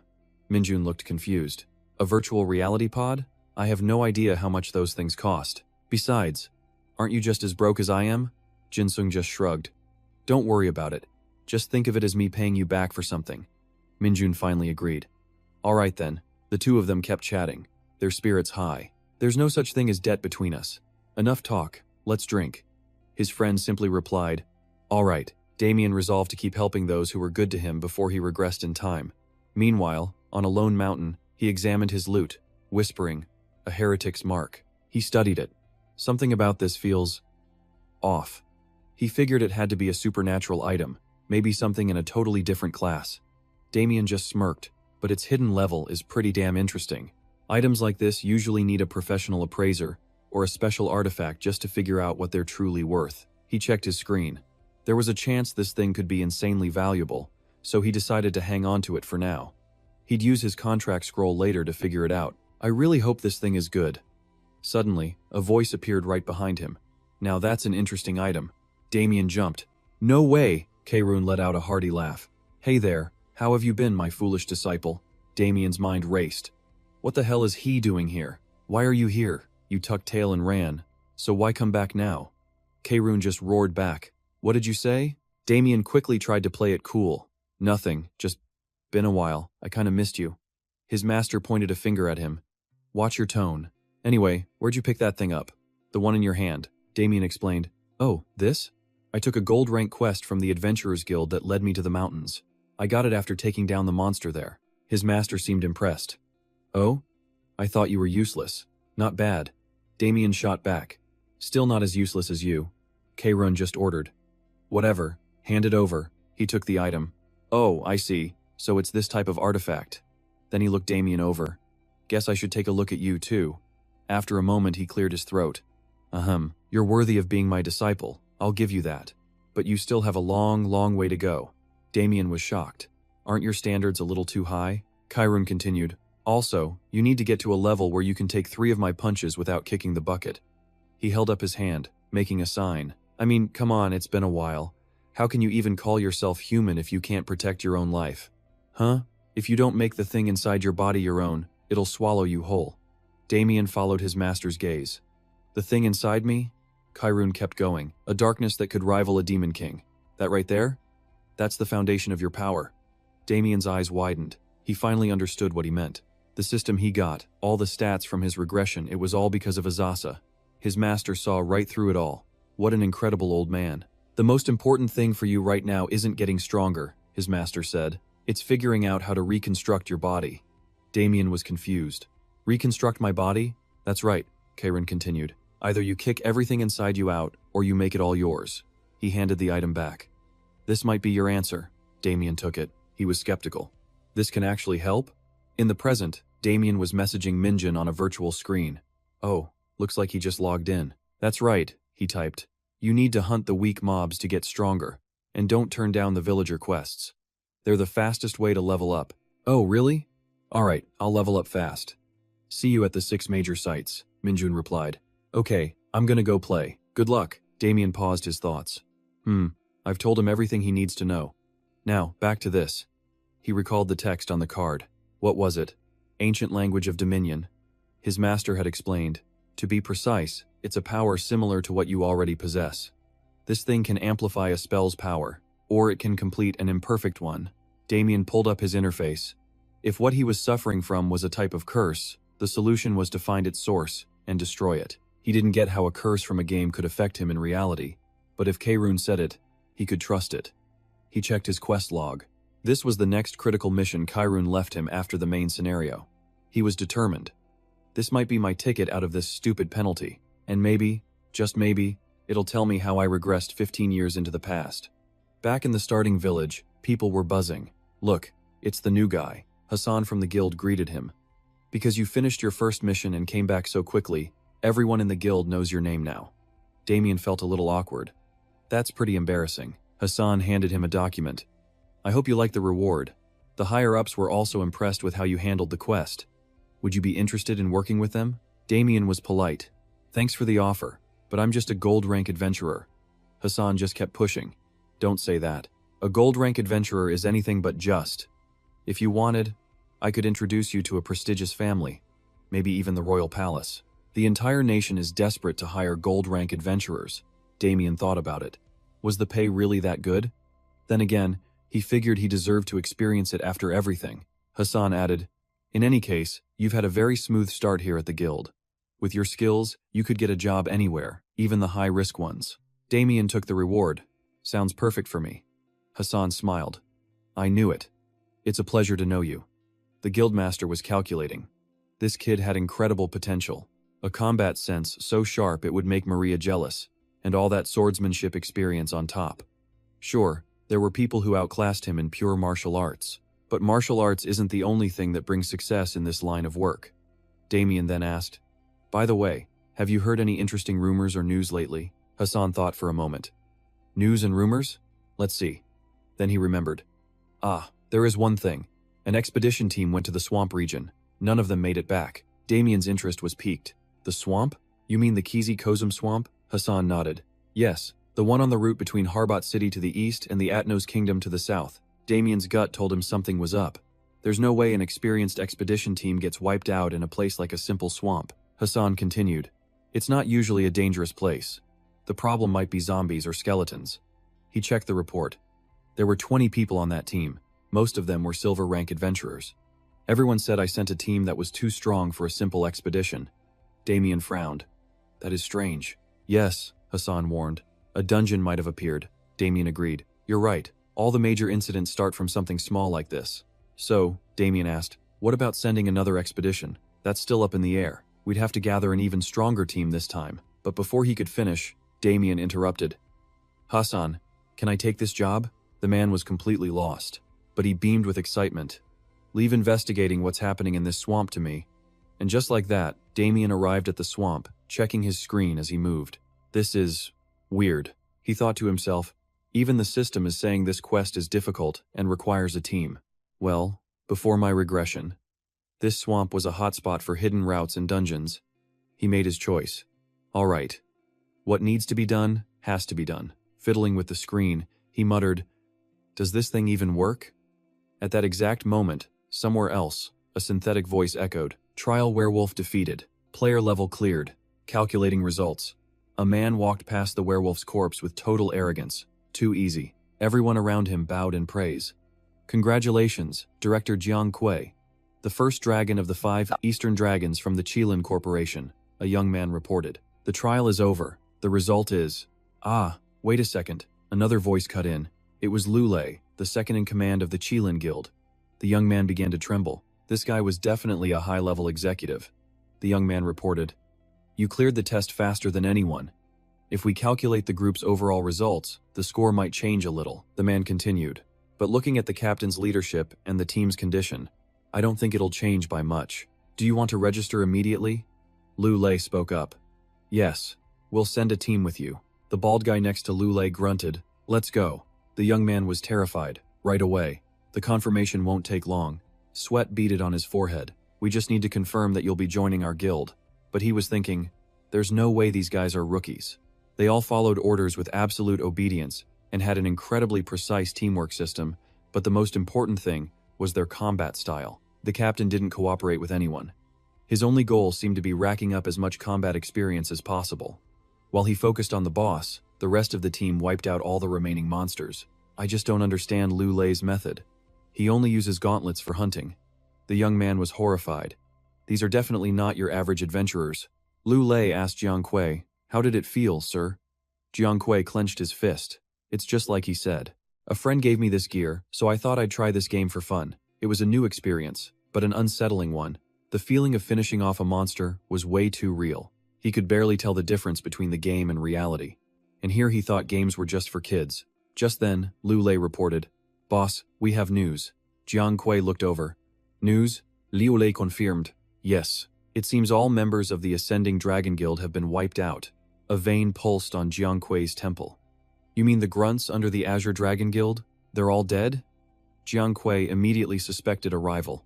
Did the Black Tortoise Guild hunt them down? The fifth dragon isn't strong enough to take out the fourth.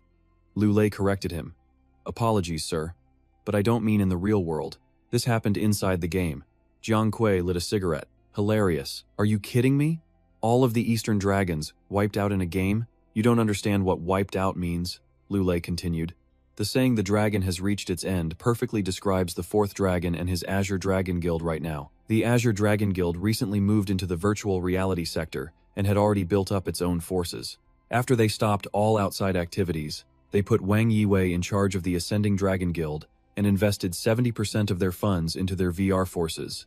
But not long after they expanded, the entire Ascending Dragon Guild was annihilated. But what would you think?" Lu Lei leaned in. "If I told you it wasn't one of the other Eastern Dragons who did this, but just one person?"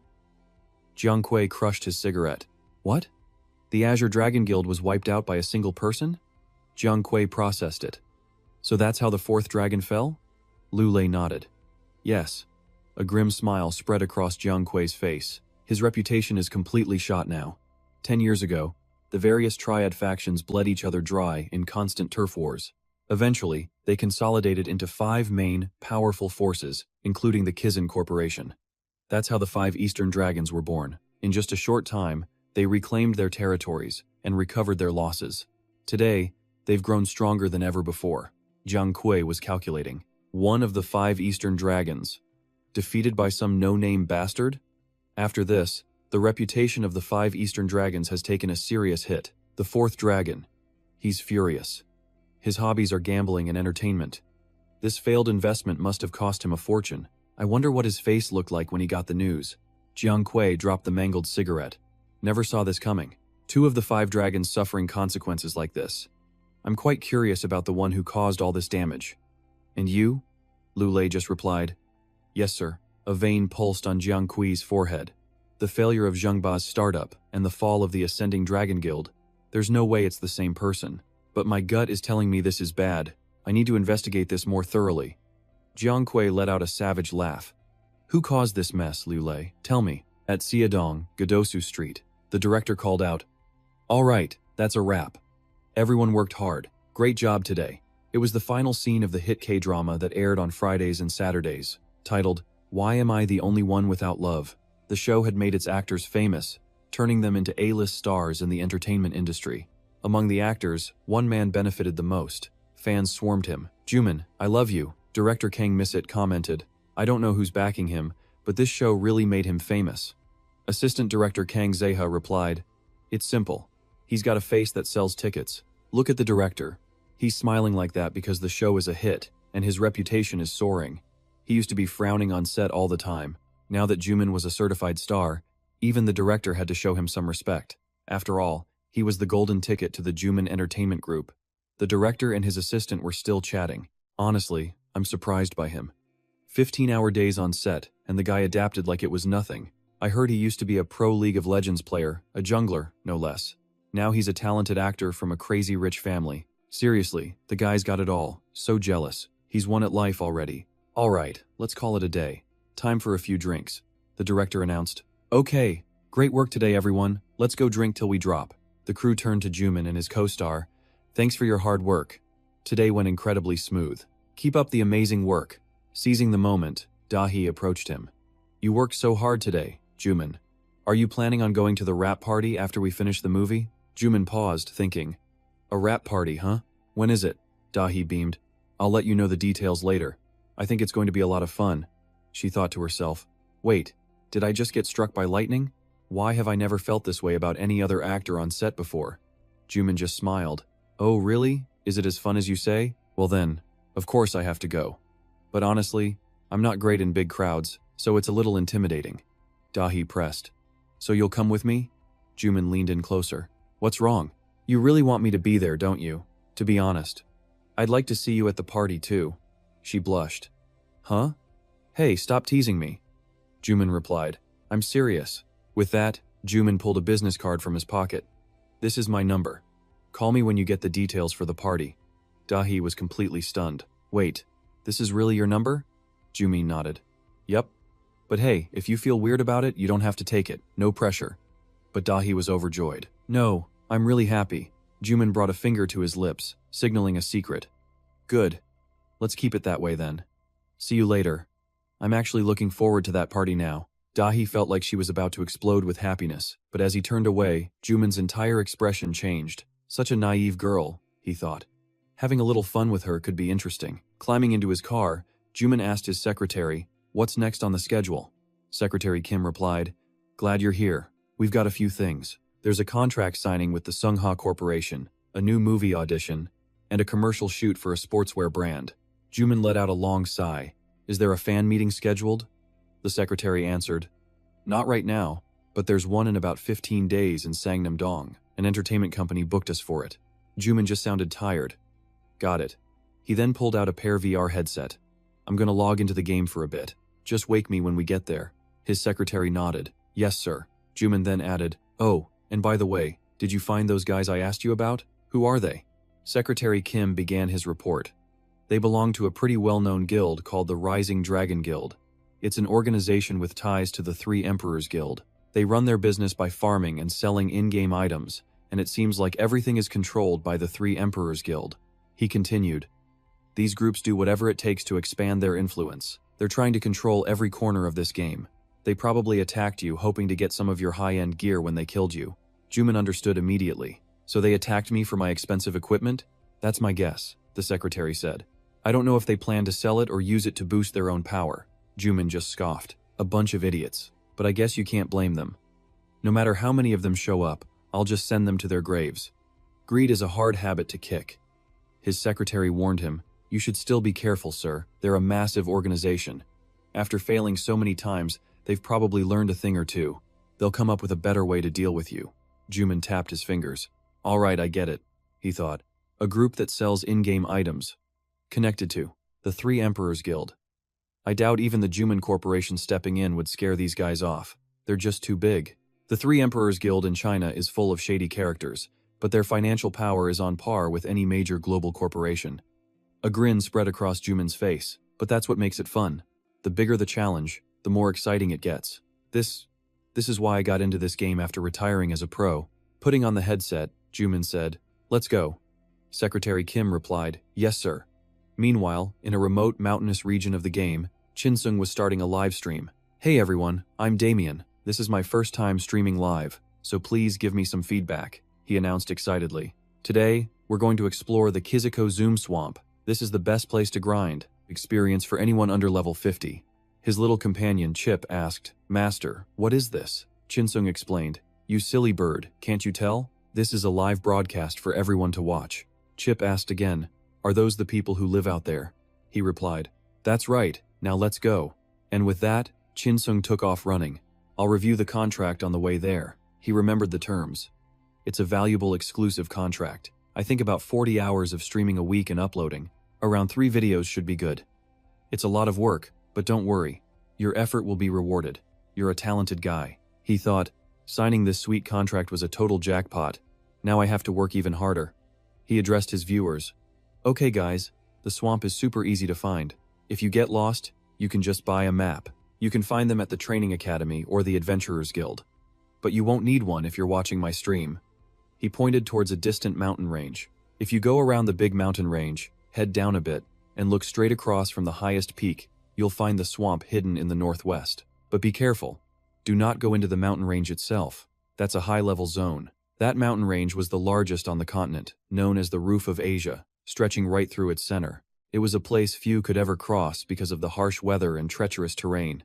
And the deeper you went, the stronger the monsters became. Even before my rebirth, I knew this mountain range was incredibly dangerous.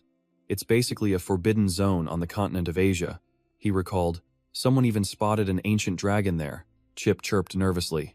Master, where are we going? It looks so scary, Chinsung reassured him. Don't worry, the place we're heading to isn't nearly this frightening. Finally, he arrived. A notification popped up. A new landmark has been saved. The swamp's location has been added to the map. He let out a sigh of relief. Finally, we made it to the shortcut. He explained to his stream. Most players have a hard time getting here, but once you make it, this place is an amazing spot for leveling up, Chip reminded him. You trying to drown? This water looks pretty deep, but Chinsung steps right in, completely casual. He reassures his viewers, it's just an illusion, don't worry. Nothing but a reflection on the surface. The real spot is projected from somewhere else. Once you know the route, getting here is actually simple. Still, he thought, this place is a real pain to find since it's so hidden. You have to cut through a dense forest just to reach it. Sure, there's a shortcut, but almost no one knows it exists. The monster spawns are great here, but the item drops? Absolute trash. Suddenly, a noise. Chinsung spins around. He lashes out with a kick, sending something flying. Monsters here will ambush you without warning. And this one? A giant gator. The gator leaps, launching itself straight at Chinsung. In a flash, he summons his weapon. A grin spreads across his face. Yep, just like the game guide described. And with that, he plunges the blade straight through its skull. He follows up by smashing a vial of poison against it, sending the beast flying. Skill activated. Alchemist's blood rush. He taunts it. You messed with the wrong guy, lizard. A notification pops up. You have defeated the swamp gator. Experience points gained. He holds his hands up, proudly addressing his audience. And there you have it, folks. That's how they hunt, and that's how I take them down. Simple, right? One of his familiars shivers. Simple? Are you kidding? That was horrifying. Chinsung just laughs it off. All right, warm-up's over. Now, for the main event, in a dark room somewhere else, a man curses under his breath as he furiously types on his keyboard. God, I'm so damn tired. This is Chemi, a programmer. With a cigarette hanging from his lips, he glares at the screen. Can't heaven just grant me one single day off? I'm gonna have a stroke at this rate. 4 massive monitors blast his face with endless lines of code, and absolutely none of it is interesting to look at. I just want a little entertainment. Is there seriously nothing good on? Then suddenly, ping, messages flood his inbox. Chemi, bad news. A client wants a last-minute change. The online meeting starts at 3 o'clock.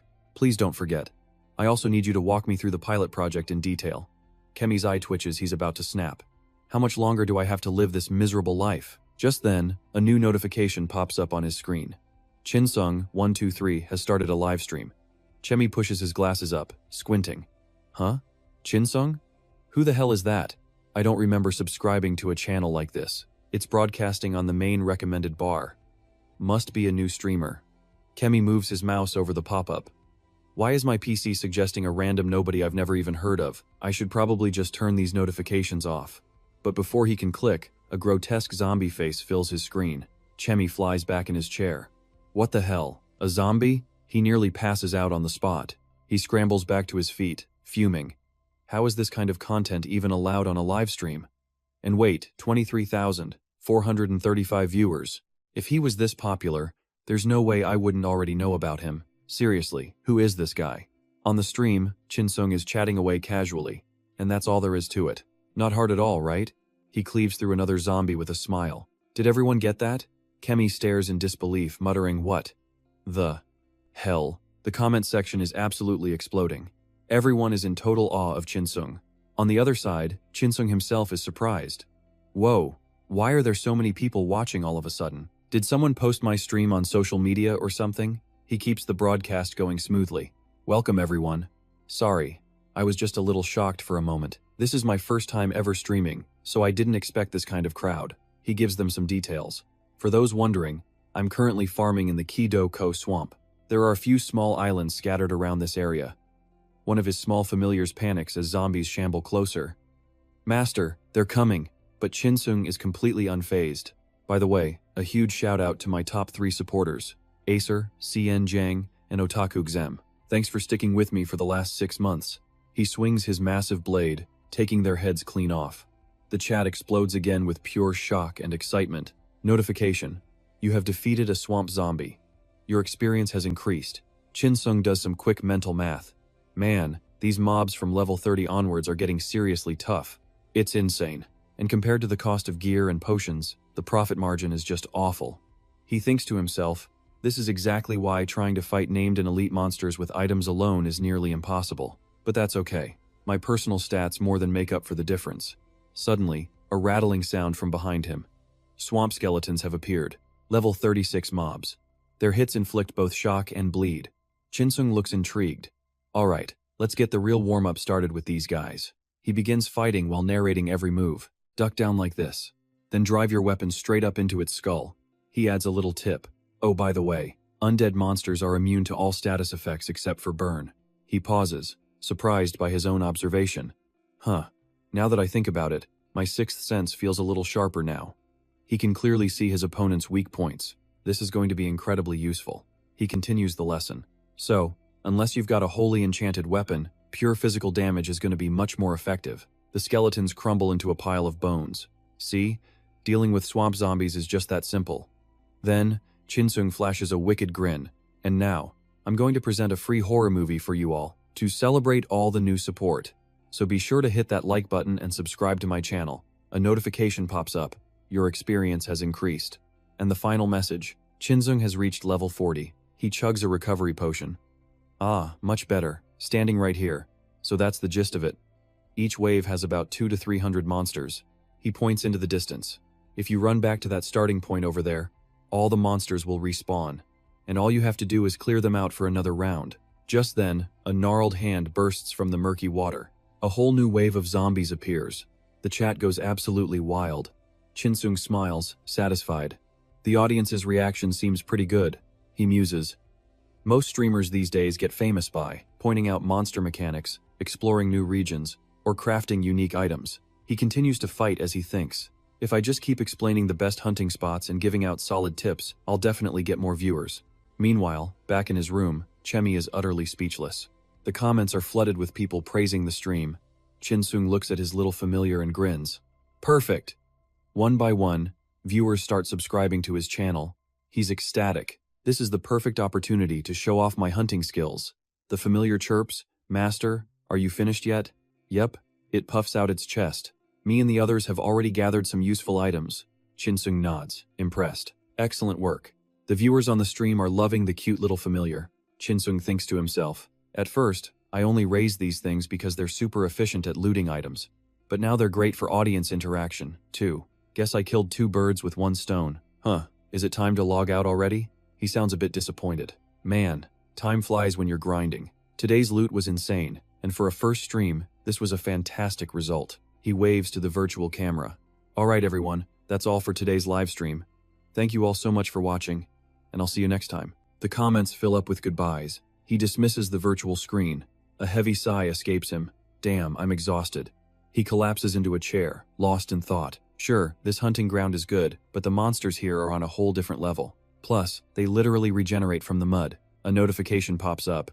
Special trait if they hit you. You could get slammed with a shock or hemorrhage effect. Chinsung considered this. Even their basic attacks could cause a confusion status. So, I've got to be more careful with blood rush next time. Chip chirped from his shoulder. Master, are you tired? Why not give us the weapons? He explained. Your attacks are useless against them. Besides, you can't just show off all your best tricks to everyone. This world is a dangerous place, little guy. You've got to keep a few aces up your sleeve. He opened his status screen, thinking, I can't let anyone find out about my secret class. Don't want a repeat of the betrayal from his past life. Still, his level had already doubled, and he'd scored a ton of sweet items. Didn't expect to get this much, honestly. The system announced he'd obtained a swamp crocodile hide, followed by a flood of other item alerts. Not bad, he thought. Way better than other dungeons. He closed the window, but how did Hassan's expedition team get wiped out, anyway? All it took was meeting a few conditions to hunt here alone. An anonymous message was sent to Chinsung. Besides you, I really can't think of anyone better for this mission. Please, find out the truth. What really happened in that swamp? He wondered. Was it not a dungeon? Was I wrong? He pulled out the seal, this heretic's emblem, and Kairun's warning. It doesn't seem related to the quest. Chin Sung stared at it. Did I come here for nothing? No. At the very least, I have to check it out once. Suddenly, he got a bad feeling. Something appeared. A phantom. What the? It wasn't there a second ago. He realized the moment he took out the seal, the entire atmosphere changed. Something's wrong. The spirits floated around, then began to laugh loudly. Chin Sung's eyes scanned the area. Wraiths. His eyes widened in shock. What are they doing here? Trich panicked. Master, who are they? He held up the item in his hand. They started reacting the second you took that out. Even Trich could see them. He thought to himself, so Trich can see this too. But what is this thing even for? Chin Sung's eyes were wide with shock. First things first, prepare for an attack. But then, the wraiths rushed right past him and Trich. What the? He looked around, completely baffled. What just happened? Wraiths are supposed to instantly attack anything with a life force, but that's only if someone drags them down into the swamp. He watched them closely. Something is very strange. Before I came back, I spent time in this swamp, and I never saw anything like this. In fact, there aren't any ghost-type monsters in this swamp at all. Chin Sung was stunned. This is suspicious. I need to follow them. He raised his weapon, his gaze firm. Let's go. If anything happens, be ready to fight. Trich immediately responded. Understood, Master. He took a step back to get a running start, then dashed after the wraiths. Come to think of it, Hassan said something similar. He recalled Hassan's words. The explorers from that expedition said they weren't killed by monsters or traps. They were possessed by ghosts. One or two would vanish at a time, and those who were left behind said they'd lost consciousness, like they were drugged. The memory made Chin Sung grit his teeth. So that's why. That's why the expeditions never knew why they failed. Seeing these wraiths, he also remembered what his master, Kairun, once said. Kairun's words echoed in his mind. You must be extremely careful on this mission. Evil is like a stonefish. If you don't defeat it, it will come back to devour you. Remember that. Then, his master had frowned, adding that if you can't handle it, you must run. Fast. A moment's hesitation, and the demon could reach out its claws and tear you to shreds without a trace. As he replayed the words, he rushed forward, his mind racing. If the old master was that serious, this is no joke. Gotta check my inventory first. The system window popped up. Chin Sung glanced at it. Looks like I have enough mana potions. A new alert appeared. The heretic's medallion is glowing. Death energy is reacting to it. He was shocked. The death energy is rising. Suddenly, he stopped, making Trich jump. Where is it pointing me? Wait a second. A stream of magical energy was flowing deeper into the forest. He froze, stunned by the incredible scene before him, the Lake of Oblivion. The water's surface was littered with human bones and floating corpses. From above, a figure leaped down without a second thought. Found it. It was Junhwa. Her eyes scanned everything, her mind certain. He was definitely here. Her hand brushed against a tree trunk. Good thing. I came as soon as I got the news. I can still feel that bastard's energy. She pulled her hand back from the tree, frowning. I'm sure he left less than 30 minutes ago. Junhwa lifted her hand to her nose, and her eyes went wide, pupils shrinking. I can smell his scent so clearly. Then, terror struck her. Damn it. The memories came flooding back. Chin Sung appeared, a short sword in his hand, his face dead serious. It seems you still don't understand the situation. If you don't shut your mouth, this won't end well for you, he'd said, his eyes glaring. If you hand over everything you have, I'll give you a clean death. Everything you own. Junhwa gritted her teeth, a flicker of fear in her mind. How dare he insult me like that? I will never forgive you. She threw her hand out, power swirling around it, and yelled, Human! Her hand slammed onto the ground. Insect! Junhwa stared ahead, confident. I see it. He went northwest, toward the deepest part of the swamp. She gritted her teeth. Her fists clenched so tight they trembled. Just you wait, you son of a bitch. Her voice dropped to a low growl. This time, I will kill you. Meanwhile, Chin Sung was picking his ear with his pinky finger. Is someone cursing me? Why is my ear so itchy? He walked deeper into the woods, analyzing. How much longer? I've been walking for 30 minutes already. Suddenly, Chin Sung stopped. He was frozen by an enchanting melody. What is this music? The more I listen, the sleepier I get. On his shoulder, Trich was also dazed by the tune. Master, Trich is tired. How much longer till we get there? His voice was sluggish. Hold on, I have to check the minimap. A system notification appeared. In this area, you cannot perform this action. Seeing it, Chin Sung was bewildered. What the hell? Why won't the minimap open? He froze again. Wait a minute, something's not right. He looked around, on high alert. Where am I? Chin Sung gritted his teeth, worry creeping in. We've been walking for ages. Shouldn't we have reached the island by now? But the sky kept getting darker, like we were in a forest at midnight. He glanced over at Trich, his brow furrowed. I need to scout around. Find some kind of clue about where we are. Then he saw the fast-moving stream. This current. Chin Sung paused, thinking, why is it flowing the wrong way? If this really leads to the Lake of Oblivion, the water should be flowing in, not out. Suddenly, a loud voice boomed out of nowhere, startling them both. Trich jumped back in fright, while Chin Sung tensed up, clenching his jaw. Strange spirits started circling in the sky above. Trich stammered, Master Shin. Chin Sung quickly opened his system window, hissing, I hear it too. Stay quiet. His fingers tapped on 2 items in the corner of the screen. Time to use these. A small sphere appeared in his hand. He glanced at it, thinking, if I hold this, it'll be just like last time. The system sent him a notification, but he still couldn't see his location in this area. Just then, a poisoned dart shot out from behind them, barely missing him and Trich. A grin spread across Chin Sung's face. That's right, he thought. He clenched his fist, a surge of confidence hitting him. If my calculations are correct, it's coming back. I knew it. Chin Sung was now certain. They weren't heading to the Lake of Oblivion at all. No, they were walking right into the Forest of Death. A thrilled smile played on his lips. Been a while since I've seen this skill, he mused. They've got an interesting style. Then, he turned to his companion. Trich, cover your ears. Trich did as he was told, quickly covering his ears and panicking. Why do I have to cover my ears, master? You should be figuring a way out of here. Before he could finish, he yelped in pain as Chin Sung plucked a feather from his tail.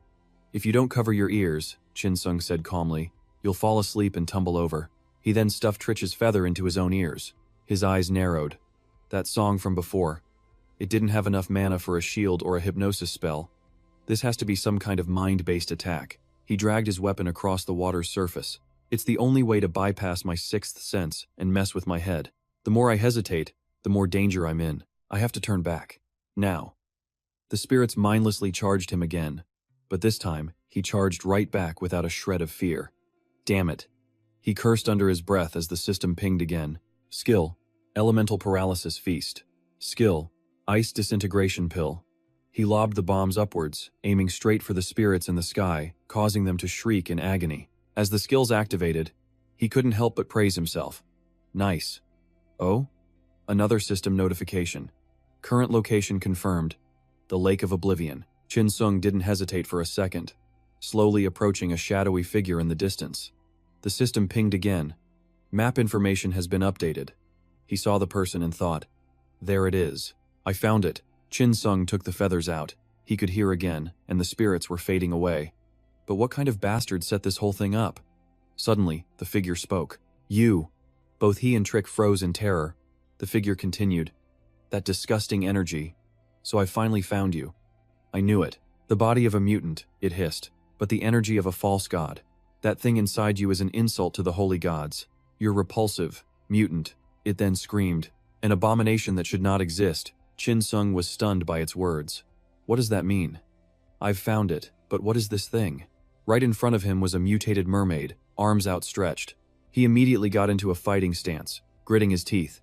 What the hell? This thing looks so weird. Is it some kind of dimensional walker? A parasite? It just stared back at him. A haunting, raspy voice echoed out, It's nothing. You've simply learned too much. The creature declared, and for that, I will punish you. A massive axe began to form in the mutated mermaid's hands. That same creepy voice rang out again. Regret ever coming here, heretic. The lake's surface began to churn into a small whirlpool. Then, the system window flashed red. Warning, a monster is about to appear. Chin Sung looked up in horror at the thing now moving toward him. Crap, he thought, the ground is shaking too. What kind of monster is this? The monster's head rose with a small wave, its blank face slowly advancing on him. Another system pop-up. Mutated mermaid. Mermaids can be found on sea, rocks, or lakes, luring men with their sorrowful voices. But due to an unknown power, they have mutated, losing their original form. A Namekian-type fairy species with superior physical abilities and skills compared to normal mermaids. Be careful when confronting them. His pupils constricted, his face a mask of tension and shock at the system's warning. Mutated mermaid, he thought frantically. How the hell is this thing a mermaid? It lunged toward Chin Sung with unbelievable speed. The system flashed again. Mutated mermaid is preparing to attack. A huge blast of water shot from its mouth, splitting into 4 different directions, sending Chin Sung scrambling. The notification was blunt. Warning. Do not die. Mutated mermaid. System notification. High-pressure technique. Chin Sung dodged just in time, narrowly avoiding the blast. He glared at it, his eyes cold as ice. Damn you. The mermaid's powerful attack shot towards him again, but Chin Sung managed to dodge it once more. Seriously, he thought, completely stressed out. What is this ridiculous power? The creature's hand trembled slightly. That creepy, raspy voice spoke again. Although it's incomplete, this is proof of my research. It raised its arm. Its eyes began to glow a brilliant, menacing red. Someone like you cannot possibly stand against it. Chin Sung's eyes went wide, unable to believe what he was seeing. He's using both hands now. What's he planning? As Chin Sung dodged another attack, he couldn't help but analyze the situation. The monster itself wasn't moving to attack him. Instead, it was just standing still, using its hands to cast spells. Chin Sung replayed the image in his mind. When it moved its fingers, the color of the surrounding mana changed. He pictured that monstrous face again, thinking about the water attacks. Every time the mermaid's hand gestures changed, the mana it was using shifted as well. A thought suddenly sparked in Chin Sung's mind. If that's the case, this monster can't move on its own. It's being controlled by some kind of magic. So that's what he meant by incomplete. The body, the water around it began to bend and churn violently, preparing another attack. Chin Sung watched it, thinking, well, even knowing this, it's not a monster I can take on directly. However, if his magic just keeps getting stronger, I have to do something now. Another idea flashed in his head. If that monster is being controlled, then I have only one chance. He suddenly stopped, planting both hands on the ground as his eyes lit up. Chohei Sung, Blood God's Disintegration Elixir, Black Six's Blessed Flame Right. The creature seized the opportunity, unleashing a massive blast of power from its mouth. But luckily, he dodged it. Right now, he thought. No matter how much power it threw at him, Chin Sung avoided every attack. His entire demeanor shifted. 35 degrees, 22 degrees, 47 degrees, 81 degrees. He could see at the angle, the path of the water magic. A smirk crept across his face, his eyes lighting up with that pure, chaotic thrill of not knowing what happens next. This is why he could never quit this game. Suddenly, he slowed down. Some kind of force shot right at him, but he dodged it in a flash. A mocking smile on his face, he muttered, "Just a sec." Chin Sung stomped his foot hard, launching himself into the air to face the monster head-on. It was completely stunned by his move. A potion in hand, he shot towards it. Skill, Flame Tears. Skill, Divine Elixir Decomposition, times 22. A massive wave of power erupted from him, blasting straight at his target. It let out a terrified shriek. Ping! A system notification popped up. The mutated mermaid took a direct hit. Chin Sung thought to himself, "Heh, looks like it worked." Another system alert followed. The mermaid's health was plummeting as a series of burn effects kicked in, continuously chipping away at the monster's life force. Chin Sung landed, bracing for the final assault. But the mermaid recovered. The disintegration and burn effects, totally useless against it.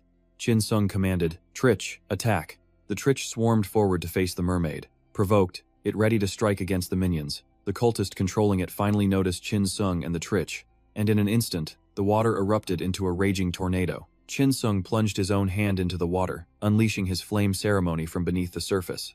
A swarm of smaller monsters nearby suddenly raised their blowpipes, aiming their darts at the mermaid and its vortex. The water shield around the mermaid shattered, and its form began to dissolve. The monster controlling it realized its plan was falling apart, its focus wavering. From above, Chin Sung dove in for the kill. His blade pierced the mask, releasing a horrifying screech. But he couldn't push it any deeper. The monster gathered its strength, screaming right in his face. "Get off!" Chin Sung was thrown back. A flurry of tentacles lashed out at Chin Sung, an attack he never saw coming.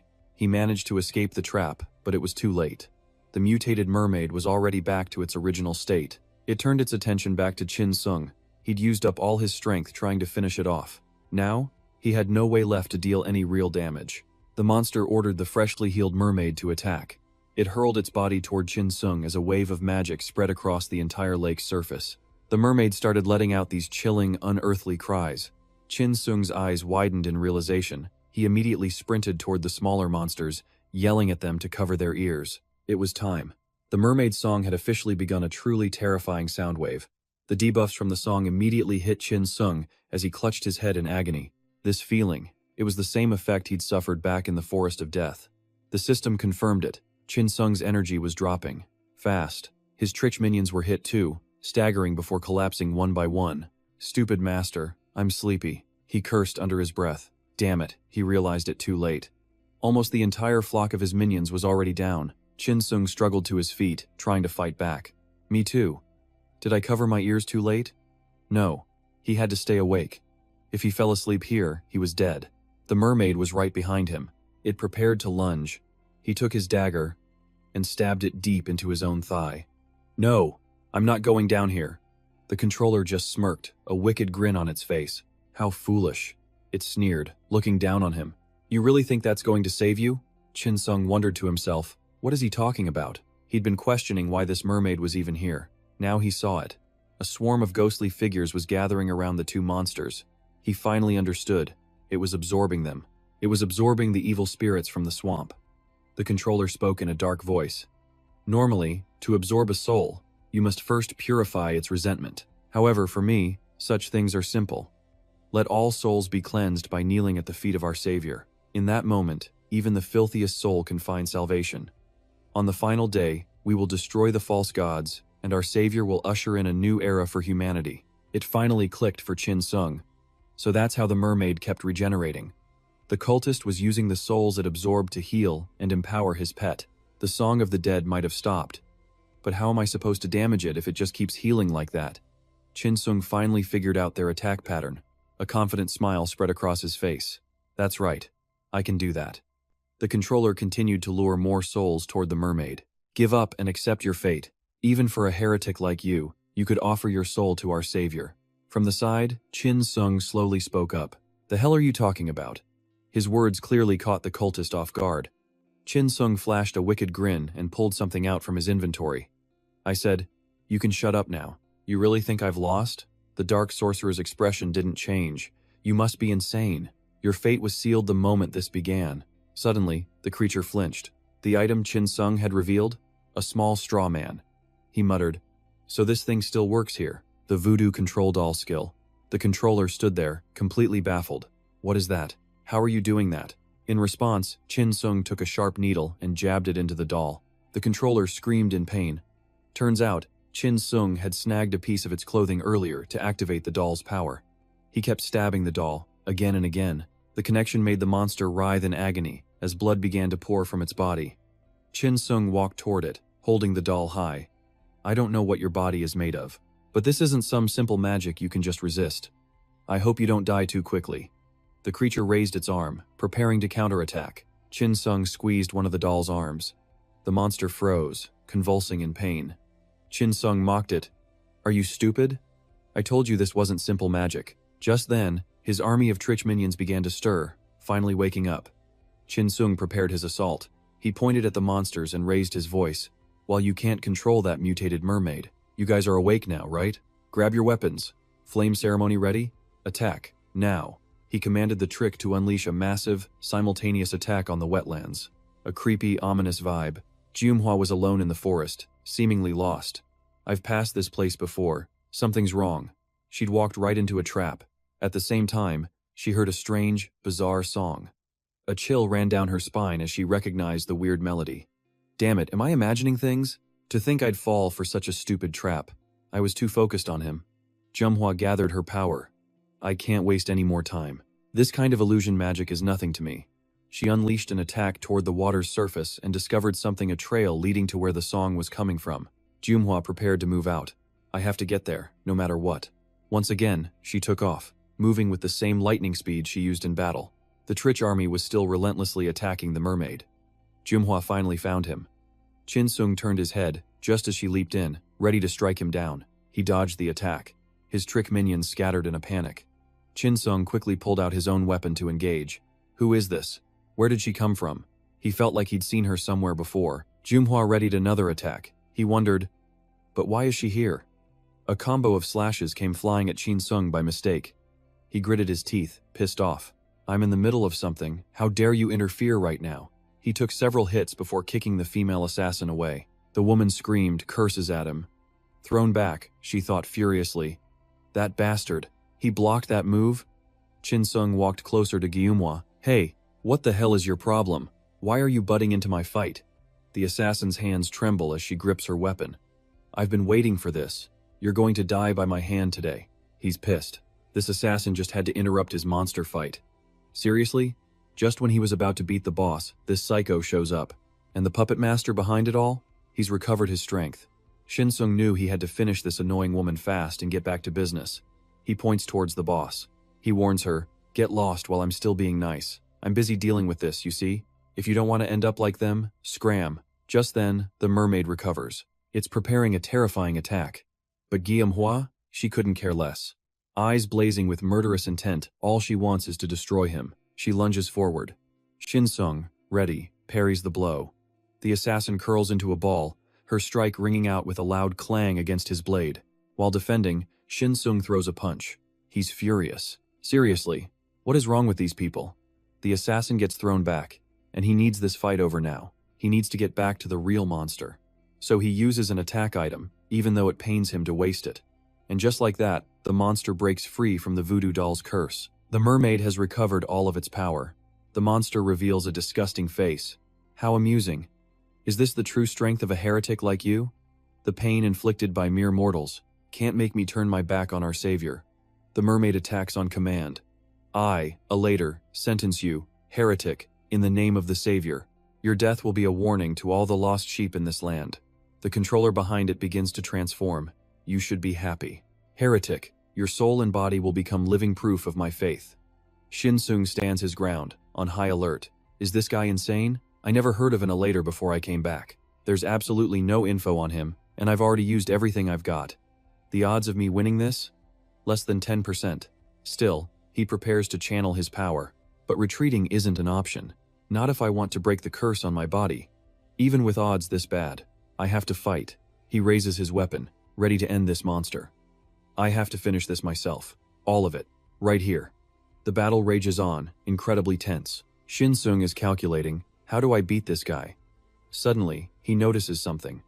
Gyumhwa, still fuming, threatens, I'll kill you no matter what. Shin-sung drops down, thinking, she's interfering again.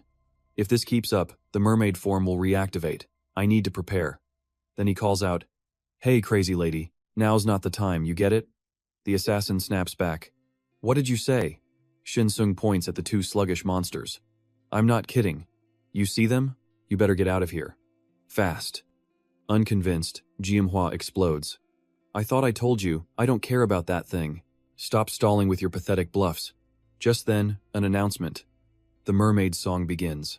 Both of them whip their heads around. Instantly, Gyumhwa collapses to her knees, completely drained. She's completely powerless. What is this? She asks, confused. Shin-sung just sighs. See? What did I tell you? Good thing I plugged my ears, so it didn't affect me. He turns, ready to plan his counterattack. First, check the mana reserves. Then, activate every single buff he's got. He dashes forward, his eyes locking onto a knife on the ground, and I need to use every item possible. Suddenly, he whips his leg towards Gyumhwa, who's still helpless on the ground. That's right, her gear. Shin-sung snatches her knife, shocking her. Are you insane? And while he's at it, he loots the rest of her stuff too. Shin-sung quickly checks his haul. She has a lot of useful stuff. Ooh, a timer bomb? This thing is expensive. And in scroll form? I just hit the jackpot. Preparations complete. Shin-sung's face goes ice cold as he puts his plan into motion. The monster, refusing to admit defeat, raises an arm and scoffs. You've thrown away your weapon.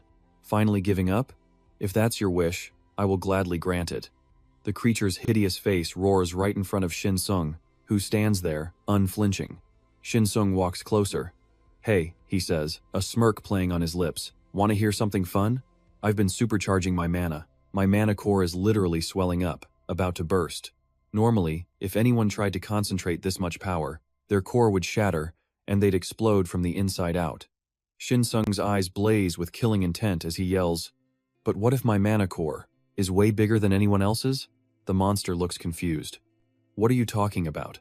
Stepping onto a rock, Shin-sung activates the skill, Magic Pharmacist. Blood activation. He moves like a flash of red lightning, hurtling towards the monster. He throws a potion. Take this bomb. A toxic explosion erupts, engulfing the mermaid. It starts to disintegrate. Shin Sung stands opposite, satisfied. Good.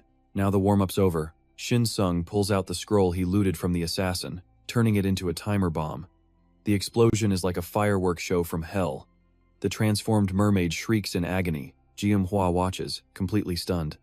How can he use a timer bomb? He's not a ninjutsu practitioner. Only masters of the art can use those scrolls. Shin Sung moves through the water like he's flying. The transformed mermaid curses.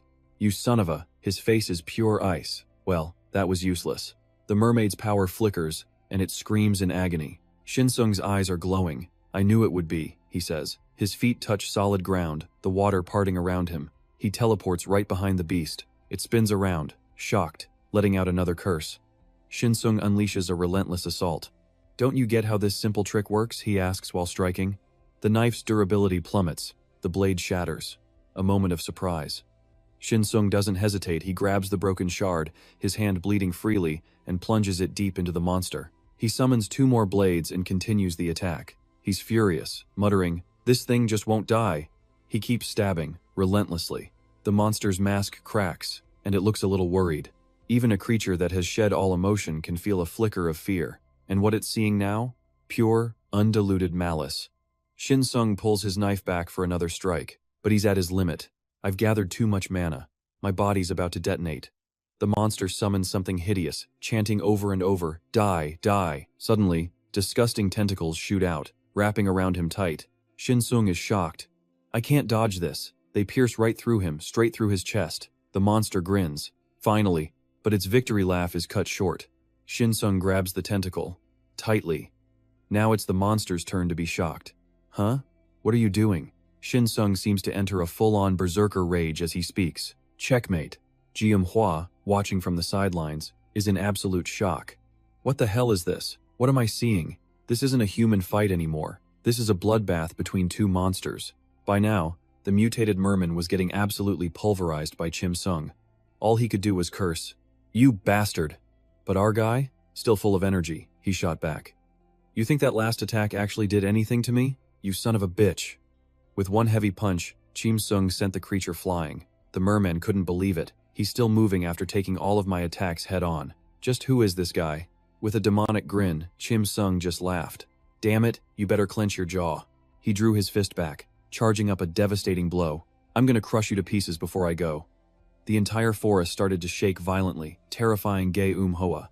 After the battle, a twisted expression appeared on Shin Sung's face as he just kept wailing on the mutated merman. The creature's mask shattered, revealing an eye even more disgusting than before. He just kept attacking, like a demon that had lost all its humanity. The merman knew it was over. Is this really how I'm going to die? A notification popped up. The creature was about to self-destruct. It was going to take Shin Sung down with it. Suddenly, the demon inside Shin Sung vanished, revealing the pure fear on his face. He screamed at it, "You crazy bastard!" A countdown timer appeared. Then boom! A massive explosion rocked the area. The merman was blown to bits, but Shin Sung survived. To withstand the blast, Shin Sung had to fully transform into his demon form. Then, a voice echoed out, "I suppose I underestimated you." Shin Sung's blood-red eyes snapped over as something shot down from the sky. It looked like a disgusting, slimy puddle of mud, but with the exact same red eyes as Shin Sung's demon form. He was furious, wanting to tear it to shreds. "You bastard, get down here now." I thought he blew himself up. But he's still alive somehow?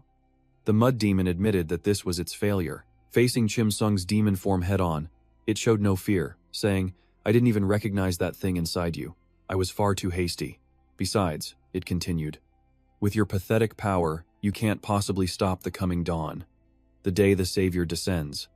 Your fate is nothing but a speck of dust, about to be blown away." Hearing this, pure rage flashed across Shin Sung's face.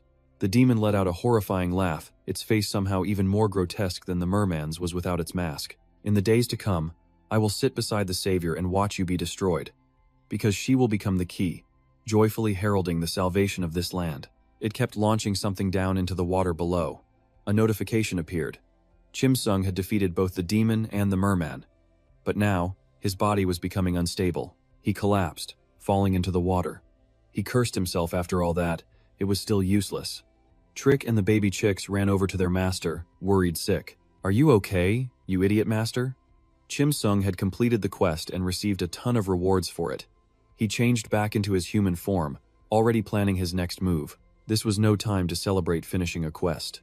I almost died back there. Thinking back on the fight, that was the strongest mutated merman he had ever faced. Chim Sung's body was covered in wounds. And that wasn't even the creature's real body. Who in the world was that guy? Suddenly, a scream cut through the air. Ge Hoa was terrified, telling Chim Sung to stay away from her. He was confused, having no idea what was wrong with her. The little assassin scrambled to get away, tripping and falling to the ground. Chim Sung approached her, his face and Trich's now looking more evil than any demon. She just kept letting out blood-curdling screams. But then she realized nothing was happening. Chim Sung, back in his demon form, growled, "I swear I will actually kill you if you ever chase me down and piss me off like that again. Got it?" Geum Hoa was completely stunned into silence. He immediately turned to leave, leaving the assassin totally bewildered. "Go home and get some rest." The shock on her face was priceless. She had no clue what was even going on. Chim Sung called his little goblin chicks to prepare for teleportation. They chirped back, "Right away, you idiot master." A pillar of water shot up, and they were gone, leaving Geum Hoa all alone. The shock finally wore off. She screamed, "Chim Sung took my weapon and never gave it back." Back in the Terra Kingdom, Chim Sung and Trick saw a familiar face. It was his master, K-Run, looking ridiculous as always. His master just waltzed into the room without even asking. Chim Sung wondered why the old man was even here. Turns out, he had a good reason. Trich also wanted an apple and started nagging Chim Sung, who just kept a straight face. Looks like Trick and his master get along just fine. Suddenly, the old master pointed at Chim Sung and the object he was holding. Chim Sung decided to check its item information. He had almost died fighting that mutated merman and the demon. His master listened calmly to the story, then lay down and explained that creature was a member of the Knights of the Dawn. Their goal is to summon the savior of this land. Chim Sung was shocked. He asked, "Are they some kind of heretical cult?" His master's face grew serious. "They are an extremely dangerous cult, full of fanatics. They believe the world is ruled by 6 gods. So, who do they worship?" Chim Sung shot back. His master began to speak of an evil god, a demon, the very first demon born from the great god of darkness, Sokka. In the ancient tongue, his name means destruction. He was sealed away in the underworld, never to appear in this world again. Chim Sung was scared. This was getting way deeper than he ever imagined. Chim Sung thought for a moment about this ancient evil entity. Then, something clicked. He blurted out, "Wait a minute. That's not right." Chim Sung asked, "You said before that all the evil spreading everywhere is because of Sokka's absence. Are you saying the source of all evil is this Balak?" K-Run gave a slight nod. "That's right. So my disciple isn't as dumb as he looks." His face hardened as he pointed at Chim Sung. "And that thing inside you, they share the same origin." Hearing that, Chim Sung's expression instantly changed. "The Demon King. Abrazas," he thought. While he was still processing, K-Run spoke again. "But don't get them confused. They simply worship the first evil, which began to expand in Sokka's absence. And they are just thieves who only know a fraction of the truth about the end. They are the enemies of Sokka. In other words, they are our enemies, and also the enemies of our enemies." The more Chim Sung listened, the more confused he got. "A second ago, you said the goddess of light was your enemy. How does Sokka have so many enemies?" Just then, K-Run suddenly asked a question. "You're not complaining that we have another enemy, are you?" Chim Sung flinched and denied it. "Of course not." But inside, he was cursing. This crazy old man. How is he so sharp? K-Run smiled, satisfied. "You don't need to worry. After all, they're just getting started. They thrive by using the power of treacherous darkness, and they are trash who reject the gods and kill their creations. Their corruption will become your courage, and their dependence on that power will one day become your strength." As soon as he finished speaking, he suddenly grabbed Chim Sung's hand. "As long as your connection to Sokka remains." A burst of dark light shot out, instantly wrapping around Chim Sung and making him scream in panic. "Ah, what the hell is this?" Beside him, Cheep chirped in alarm. Chim Sung shot back. "What are you doing to me?" K-Run just told him to calm down. A completely alien feeling was taking over Chim Sung's entire body. He thought to himself, "This sensation.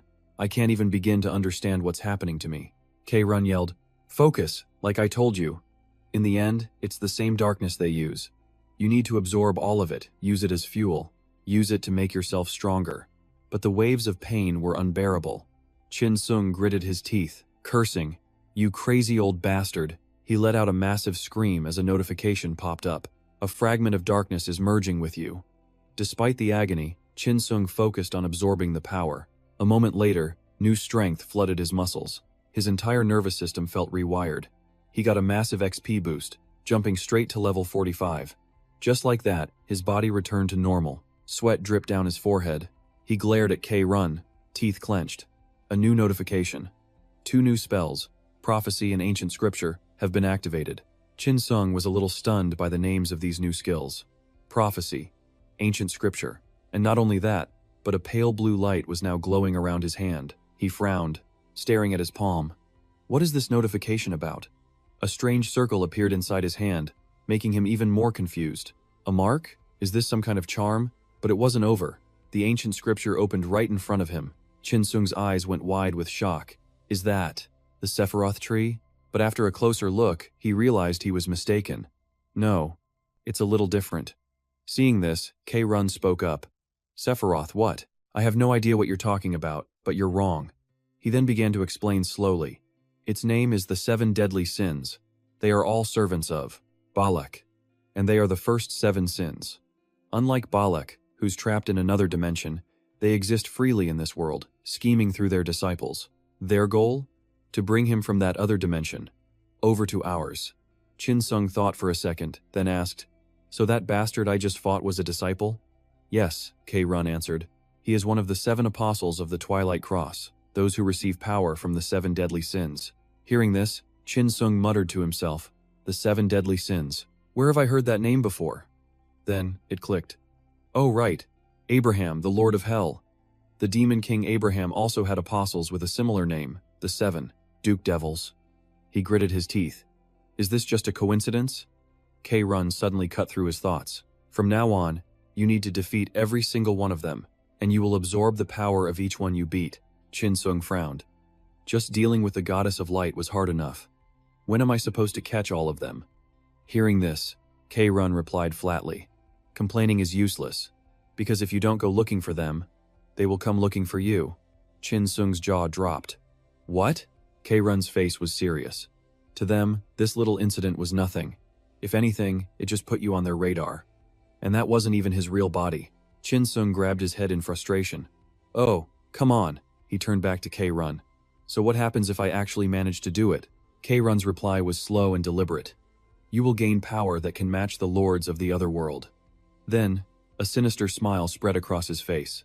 Of course, you'll have to be very careful not to be eaten alive by the thing inside you. The nature of darkness is to absorb and be absorbed to gain power. After saying that, K-Run turned his back and laughed. Haha, looks like you've got a pretty tough journey ahead of you. Chin Sung sighed in defeat. Yeah, it seems so. Thanks to a certain someone who threw me straight to death's door. Hearing that, K-Run immediately whipped his head back around, annoyed. Your tongue is like a snake. You know that? Are you implying my way was wrong? Seeing that look, Chin Sung immediately got into a fighting stance. He thought, this stubborn old fool. I'm not backing down this time. Seeing Chin Sung's expression, K-Run just smiled. Compared to when this brat first started, he's... Mid-thought, he suddenly threw something at Chin Sung. Take it. Chin Sung was confused. What is this? As the old man prepared to climb out the window, he answered casually. It's an item for detecting evil energy. If there's any unclean power source nearby, it will react. That way, you'll know if they're close. Chin Sung's face lit up. Oh, you finally gave me something useful for once. Are you really giving me this? No takebacks? By the time he finished speaking, the window was empty. K-Run had already vanished. He was already running like the wind through the streets below. Chin Sung watched from the window, muttering, What a weirdo. He flopped onto his bed, satisfied. But I guess he still has to look out for me, since he is my master. He held up the item to inspect it. It was a silver ring, the Testar ring.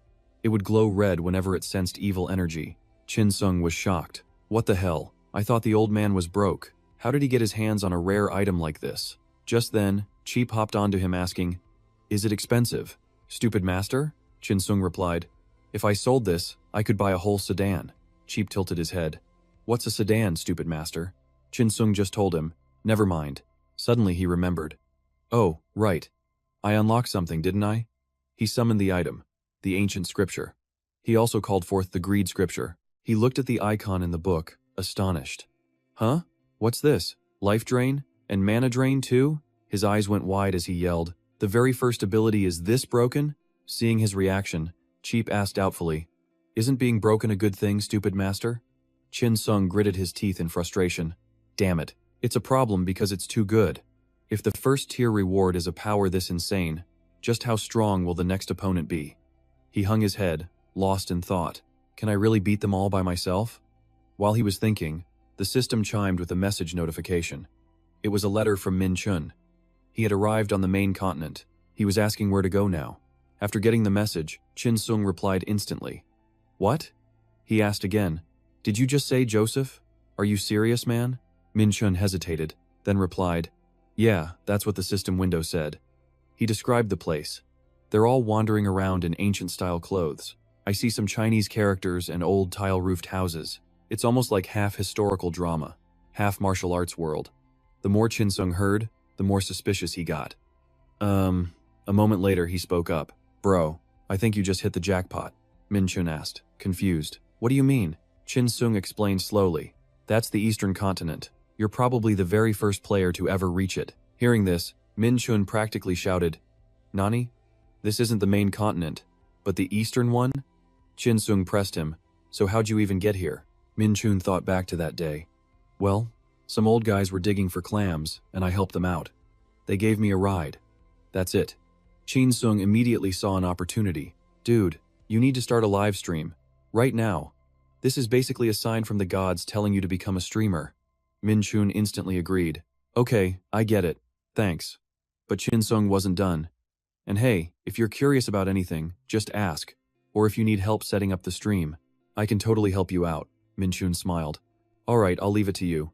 After saying that, Chin Sung scratched his head. But, if I'm the first player here, to the Eastern continent, isn't that a little weird? How did that old man even know about this place? Chin Sung just chuckled casually. Well now, just imagine it. Min Chun, the very first player to reach the Eastern continent, Yushin, the land where the sun rises, a place that was considered a new discovery after a full year. The legendary martial arts master, Rising Thunder, was from Yushin. In his past life, Chin Sung, a simple brawler class, was taught an incredible internal energy technique by that very NPC, an unbelievable martial power. He knew so much because that NPC was from the Eastern continent. Thanks to him, he'd crushed all the rookies on the main continent and earned his title. Chin Sung recalled the past. Ah, the glory days. All in the past now. Then he got mad. And now look at me. Stuck with these boring healing witch skills. And these damn chickens. Hearing that, Chich chirped in protest. Chirp, chirp. Are you insulting Bao? How could you say that? Chin Sung's face went blank. What the? Chich, annoyed, started pecking Chin Sung's head repeatedly. Bao heard everything. Chin Sung yelled, Ow! Stop pecking my head, you little pest. Later, at the Terra Kingdom's Adventurers Guild branch, Chin Sung arrived to pick up a new mission. Maria spotted him and immediately started teasing. Well, if it isn't the pride of the Terra branch. I heard you were injured, but you look fine to me. Chin Sung ignored her jab and got straight to the point. Where's Hastan? Why are you here? Maria simply replied, Hastan's away on business. While she's gone, I'm filling in. Chin Sung sighed. Fine. Just give me a job that pays well. Maria looked him over. Already spent all your money? Even with your recent high paychecks? Chin Sung thought grimly. I wish I could rest, but I have no choice. All my gear got wrecked in the last battle. He mulled it over, Kadu said. He doesn't know when that bastard from the Seven Sins will strike again. That's why I need to repair my equipment as soon as possible.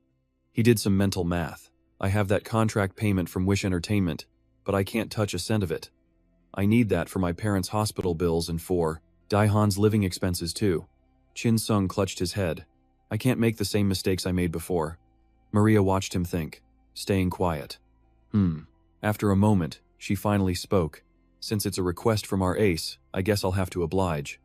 Chin Sung felt a little spooked. I've thought this before, he mused. But this woman is actually kinda terrifying. Maria handed him a sheet of paper. Read it. Chin Sung's eyes widened a bit. This was... Maria licked her lips, looking at him. It's not an easy job, but for you, my love, I think it's possible. They were at the Veritas Plateau, a land completely covered in ice and snow. A huge crowd had already gathered in the main hall. Chin Sung shivered, cursing under his breath. Damn, does she really have to send me to a place like this? This place brings back some bad memories. Chich asked curiously. Ignorant master, have you been here before? Chin Sung denied it. Not this exact place. But his mind drifted to the real world, to Gangwon province. There's a place just like this back in my world. Just then, a soldier shouted with authority. All volunteers for the defense of Fort Andean, gather in the central plaza. The soldier continued. I repeat, in 30 minutes, Commander Michael will begin the briefing. So all volunteers for the defense of Fort Andean, please assemble in the central plaza. As soon as he finished, the crowd started moving. Chin Sung thought, so, it's starting. He contemplated the situation. Fort Andean, a place where monsters appear almost daily. Not to mention, the location itself is a total nightmare. The desertion and death rates are sky high. That's why most mercenaries refuse to come anywhere near this place. Maria's words echoed in his head. From the capital's perspective, it's a vital location that must be defended, to prevent monsters from crossing the border. Chin Sung had asked, a bit hesitant. Sounds pretty dangerous. Is the pay any good? Maria had replied. The base pay is 200,000 gold, and you can earn more based on performance. Among all the quests currently available, this one pays the best. She had also warned him, I'll say it again, this won't be easy. Chin Sung took it in stride, muttering to himself now, what is ever easy in this world? Whatever it is, I'll just have to face it my way. At that exact moment, an angry voice shouted from behind him. Hey, it's you! Chin Sung jumped and turned around to see Hyun. She was pointing right at him, yelling, It's you! That pervert from before! Hearing that, Chin Sung blankly recalled the incident. Oh, the person I met during the Great Wolf King raid, right? Seeing his casual attitude only made Hyun angrier. How can a scumbag like you be here? Chin Sung shot back, annoyed. Don't you think you're being a little harsh? He then teased her. Hey, you got some new gear. Looks like you spent a pretty penny, huh? Hyun trembled, hugging herself and trying to stay calm. Don't be scared. So what? Hyun, you can't let a pervert like him intimidate you. She remembered her training slacking off lately. Fixing this is going to be tough. I need money to repair my gear. The more she thought about it, the more she shook with rage. Remembering the humiliation she suffered because of this jerk, Hyun drew her sword, her eyes filled with fury. Prepare yourself. Today is the day you die. Chin Sung calmly cleaned out his ear and warned her. You're going to regret this. Hyun was shocked. What? He warned her again. If you don't lower your sword, you will regret it. In a flash, Hyun charged. Knight, she yelled, thrusting her sword at Chin Sung in a full-on attack, but he easily dodged. She spun around, staring at him in disbelief. He dodged, but then she charged forward again, furious. I won't let you get away, Chin Sung said with contempt. Have you lost your mind? As he spoke, he kicked Hyun square in the stomach. She gasped in pain. She was sent flying backward, clearly trying to hold back the agony. She couldn't stop herself from spitting up a strange green liquid. In an instant, Hyun had collapsed to the ground. Seeing this, Chin Sung smirked. See? I told you you'd regret it. Just as he said that, Chin Sung noticed someone else approaching. In an instant, Hyun collapsed to the ground. Seeing this, Chin Sung laughed mockingly. See? I told you you'd regret it. But as the words left his mouth, he noticed someone approaching. It was him. The man who protects the frontier and Andio fortress with absolute defense. The Night Crow Knight. Draped in a cloak of crow feathers, the man spoke. Anyone who fights inside Andio fortress will be executed on the spot. Then, his voice dropped, cold as ice. Are you two looking to die? This was Jono Dzepka, platoon leader of the Night Crow Knights' 6th platoon. Dressed in black armor and that signature feather cloak, he commanded the defense of the border and Andio fortress. With their absolute defense, every single member here was stronger than the royal guard commanders of most kingdoms. That was the power of the Night Crow Knights. Right now, Jono's eyes were on Hyun. He recognized the crest on her, a member of the Uslia family. After a moment, he spoke slowly. It seems the Uslia family's power has weakened considerably. Hearing that, Hyun instantly flared up. What? How dare you say that? Jono just turned away coldly, warning her. If you're a member of one of the great families representing the Taita kingdom, then act like it. He glanced back at Hyun. If you weren't from the Uslia family, I would have killed you right here. Hyun froze, completely speechless. After a beat, Chin Sung spoke up. I hadn't considered that, but I guess you've got some pretty solid connections, huh? Who knew the Night Crow Knights wouldn't draw their swords in a situation like this? Lucky you, he said, twisting the knife. Looks like your status just saved your life. Oh, and I know you're developing a little crush on me, he teased. But could you maybe focus on the mission? Just like the good knight asked. We're not on vacation, are we? His words made Hyun want to explode, but she couldn't say a thing. You. Chin Sung gave her a provoking look. Nope, you won't have time to keep staring at me. You'll be too busy just trying to stay alive, right? And with that, he turned to leave, waving casually. So, good luck. I'm heading out. Hyun screamed in pure rage. Hey, she yelled after him. What the hell is wrong with that guy? Meanwhile, in the changing room, Chin Sung put on a high-grade set of armor enchanted with status-balancing magic. It was designed to maintain body temperature and stamina, perfect for long-term reconnaissance missions. This is the best protection I can get at my current level. He had changed into the Shadow Chaser set. I can't believe the supplies for the border force out here in the middle of nowhere are this good. Now, no matter how cold it gets, I think I'll be fine. Even Chip was geared up. The little guy was quick to comment. This outfit is pretty warm, you dumb master. Chin Sung looked him over, impressed. Hey, you actually look pretty good. Chip, of course, fired back a joke. Chip, are you a chicken now, too? Chin Sung immediately corrected him. Huh? I'm a crow. Just then, a man's voice cut through the air. You seem to like the supplies. It was Jono, standing behind him with a frown. But once you're dead, it all becomes meaningless. Don't you think? Chin Sung just smirked. Haha, of course. If I die, everything is meaningless. It was the guy from before. Jono continued. Looking at your energy, you're no rookie like that girl from earlier. Then came the warning.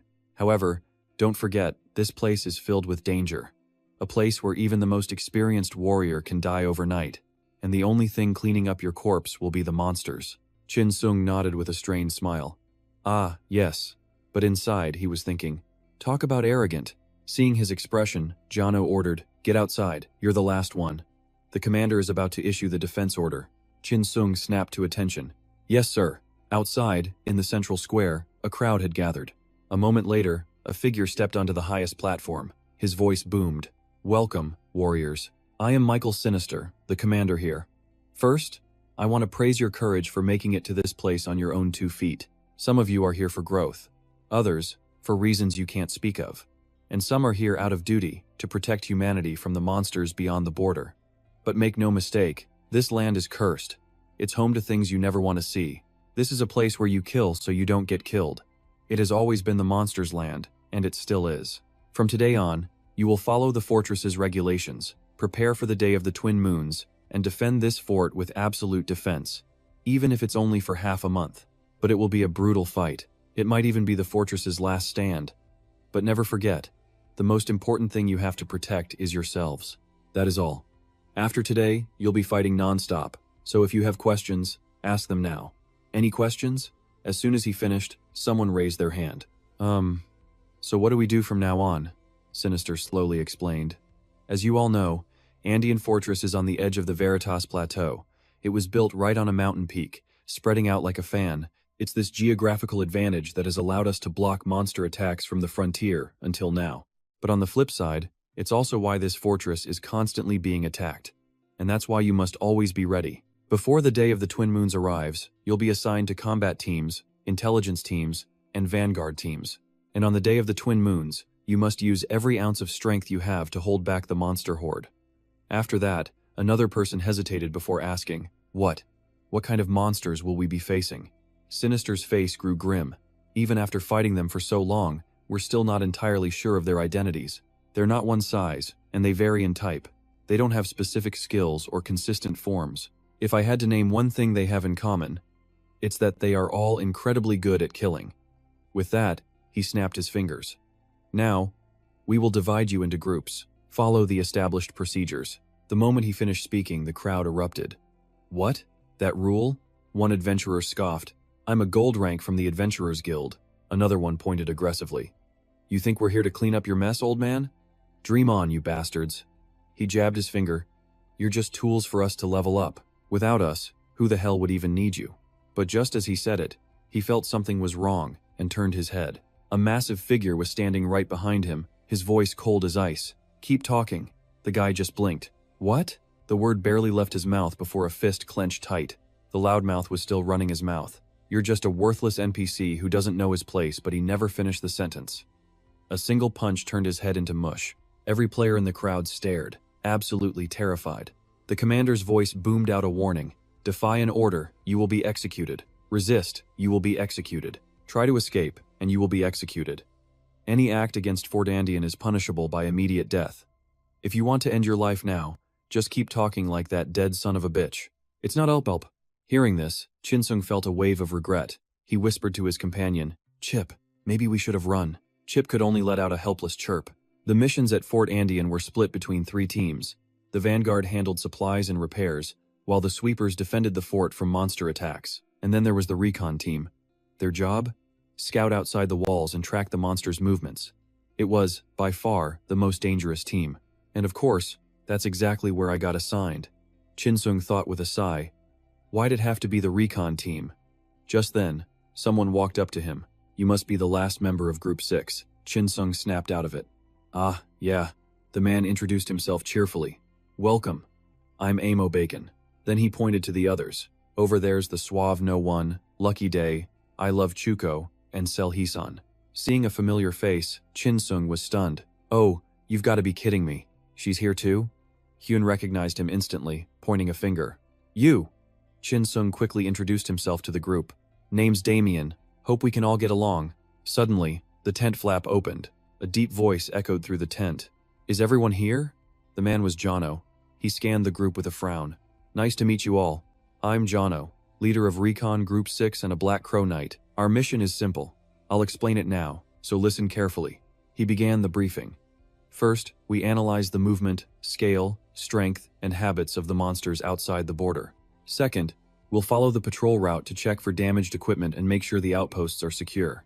Just then, a system window popped up with the mission details. A wave of relief washed over Chinsung. Finally, a quest notification. He quickly scanned the mission. This is simpler than I thought. There are a lot of mutated monsters, sure. But if I'm careful while hunting and wait for the double moon, I can gain a ton of levels and a decent reward. Just then, Jono spoke again. From now on, we'll carry out our duties from the 3 shelters along the route. You'll be working in pairs. He gave the final command. Everyone moves out in 5 minutes. Get your gear ready. A little later, at the second shelter to the west, Damien Chinsung's team was paired with Hyun's. He let out a deep sigh. Ugh, this is exhausting. Why are we not only on the same team, but in the same damn pair? Hearing that, Hyun spun on him, furious. What? Hey, that's my line. Do you have any idea what I went through because of you? Chinsung just raised an eyebrow. What you went through? His calm reaction caught her off guard. Seeing her hesitate, Chinsung pressed on. Honestly, aren't I the one who should be complaining about what I had to deal with? He brought up the past. If you're talking about the time we hunted the Great Wolf King, weren't you the one who threatened me, then teamed up with those other guys to screw me over? Hyun looked away, embarrassed. That was a mistake on our part. Chinsung let out a cold laugh. Whatever. No point in bringing it up now. You attacked me first, so you should have been prepared to win. I'm sure you agree. Lady Seo Hyun. The one who was about to die but got saved by her family's reputation? Hyun, who had just been sharpening her weapon, shot up, fuming. You! Have you said enough? But just then, Chinsung spotted something flying toward them. A corpse ghoul. A flying-type monster. But this type of monster shouldn't be here. Thinking fast, he warned her, Hey, stand still for a second. In the next moment, his dagger was in his hand. Before he could even move, a flash of purple light cut through the air. A mage holding a staff had already attacked, firing a bolt of energy straight at the ghoul. One shot. The corpse ghoul slammed into the ground, defeated. The attacker? Amo Bacon. He landed swiftly, his voice filled with concern. Are you all right, Miss Hyun? Seeing him, Hyun looked confused. Mr. Amo Bacon? Chinsung, on the other hand, was deeply suspicious. What is this? Why is a guy who's supposed to be at another shelter here? Almost as if he knew this ghoul would appear, Amo Bacon was still fussing over Hyun. You're not hurt, are you? Hyun shook her head. I'm fine, but what was that thing? Amo shrugged. Who knows? Looks like some kind of vampire, he guessed. That's when Chinsung decided to clear things up for them. A Veritas corpse ghoul, one of the most annoying monsters that can spawn in this area. Hyun looked at him, puzzled. Corpse ghoul? Chinsung then dropped the bombshell. And by the way, it's still alive. Both their faces went pale. What? The ghoul suddenly sat up, let out a piercing scream, and in a flash, its body warped into a new, grotesque form. Hyun gasped. You were right. Chinsung shoved her aside, annoyed. Get back. Hitting it with a tickle attack like that just pisses it off. Just then, the monster charged. A blur of rage. Chinsung rushed forward to meet it, his voice full of confidence. Watch and learn. I'll show you how to kill a corpse ghoul. The words barely left his mouth and he was already in front of it. First, he aimed for the head. The stab made it screech in agony. Then, a quick slash across one shoulder.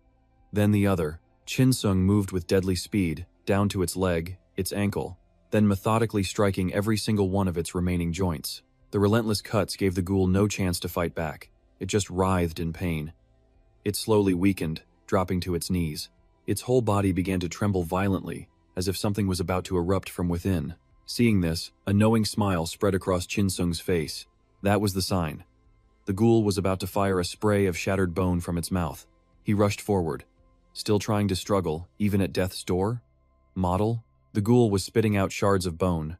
Chinsung watched, completely unfazed, then made his move. He clenched his fist. This is the end. He unleashed his Sung Blood X-99, sending the creature flying. One shot. That's all it took to completely obliterate its head. The hit was so powerful, all that was left was a disgusting puddle of gore. Chinsung let out a sigh of relief. He turned to the other two, a cocky look on his face. You see that? If you want to kill a ghoul, always aim for the head. His little companion chirped in agreement, while Hyun was just speechless. Amo Bacon gasped in amazement. My God, how did you know that? Chinsung didn't say a word. He just pressed his blade against the man's throat, his voice like ice. Amo Bacon, I'm going to be direct. How did you know exactly when that ghoul would appear? Behind them, Hyun protested, What are you doing? He just fought beside us. Amoeba King, as he called himself, quickly tried to explain. Calm down. I saw a flock of Gao flying over, and one of them just happened to break off this way. He trailed off, but Chinsung had already pieced it together. The Gao flock was a setup. A sinister smile spread across his face.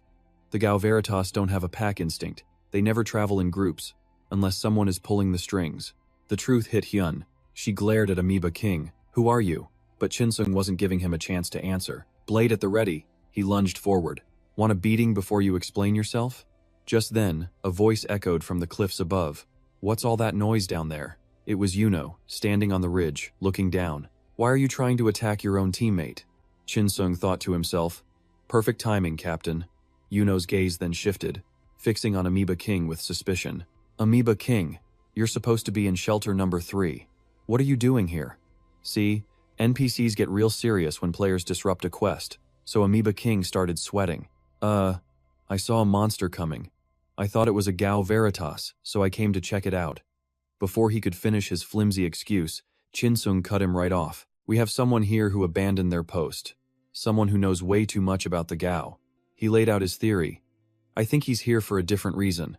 I think he's a spy trying to sabotage Andean Fortress. Captain, hearing this, Amoeba King's face twisted with rage. This guy is a real pain in the ass. And then, he just confessed. The quest reward is too good. I wanted to eliminate you and make it look like a monster attack. He held up a glowing red orb, a wicked smile on his face. Any objections? To hell with the mission. I'll just kill all of you right now. At that exact moment, the ring on Chinsung's hand began to pulse with a bright red light.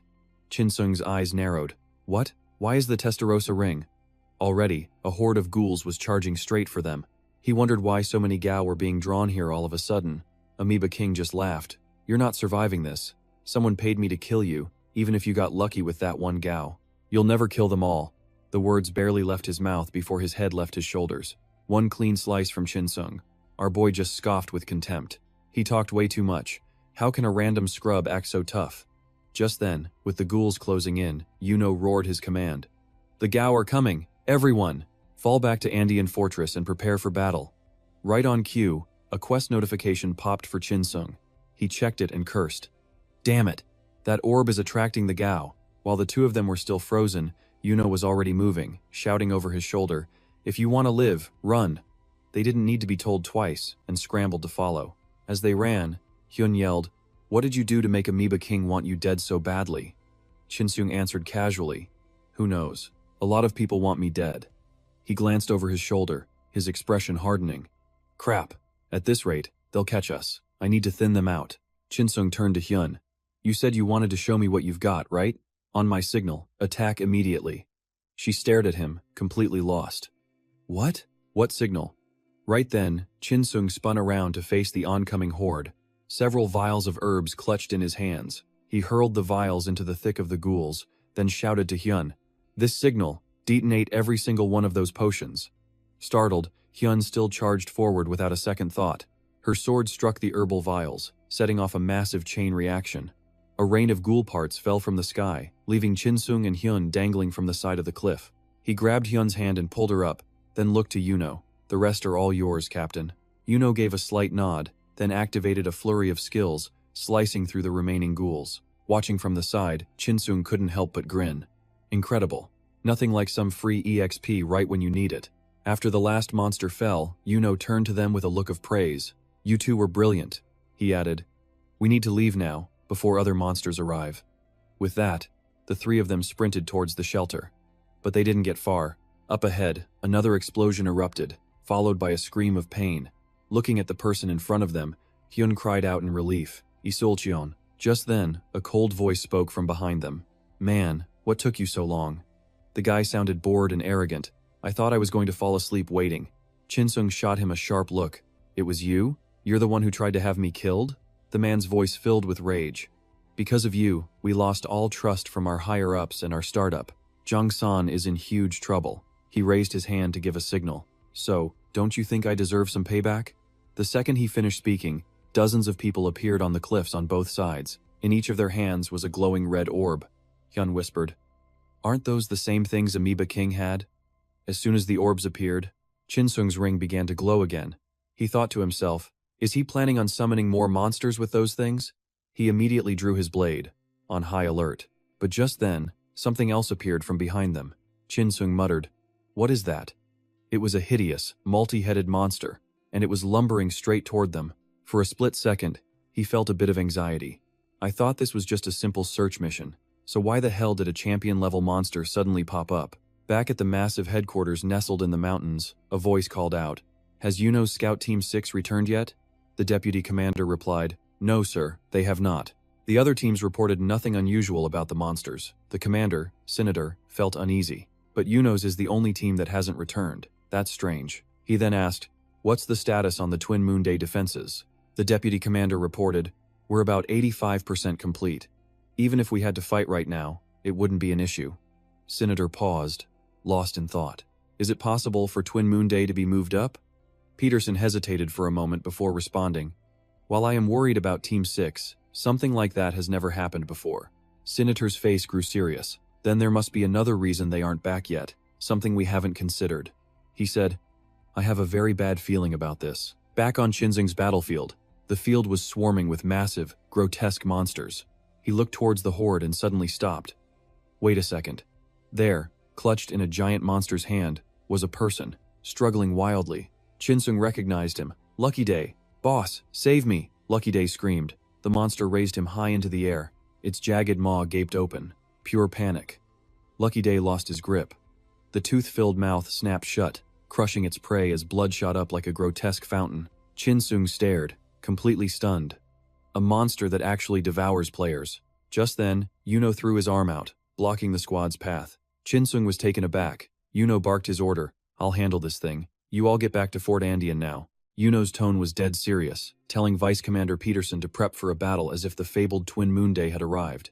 Hearing those words, Chinsung gritted his teeth. Even Captain Yuno couldn't face this monster alone. Not to mention they were surrounded. Escaping was going to be next to impossible. Thinking fast, Chinsung spoke up again. "Even if we leave this to you and run, I'm not sure we'd make it back safely. Shouldn't we at least try and fight together?" His words hit home, and the trembling squad members found their will to fight again. But then, a figure emerged from the horde, holding a red gem. He sneered. "Still haven't grasped the situation? You really think you can run away?" He held up the red gem with a smug grin. "This is a sphere of destruction. I brought it here just to catch you." With that, he raised it high, and streams of energy began to pour out. That energy sent the monster behind him into a total frenzy. "Let's see if you can beat this bastard now." But Chinsung cut him off. "Are you an idiot?" The guy looked confused. "What?" Our boy just smirked. "I don't know where you got that little cheat item, but it's obviously an experimental weapon. One that might just cost you your life. Do you even know who gave it to you? Their name? their organization, their goal? You don't know a damn thing, and here you are, running around all excited, right? Chinsung grinned. It's the basic law of the universe. Equivalent exchange. You really think you can wield that much power without any risk? His words hit a nerve with the whole gem-holding crew. You think you're pathetic? Failed company will be revived just by messing with us?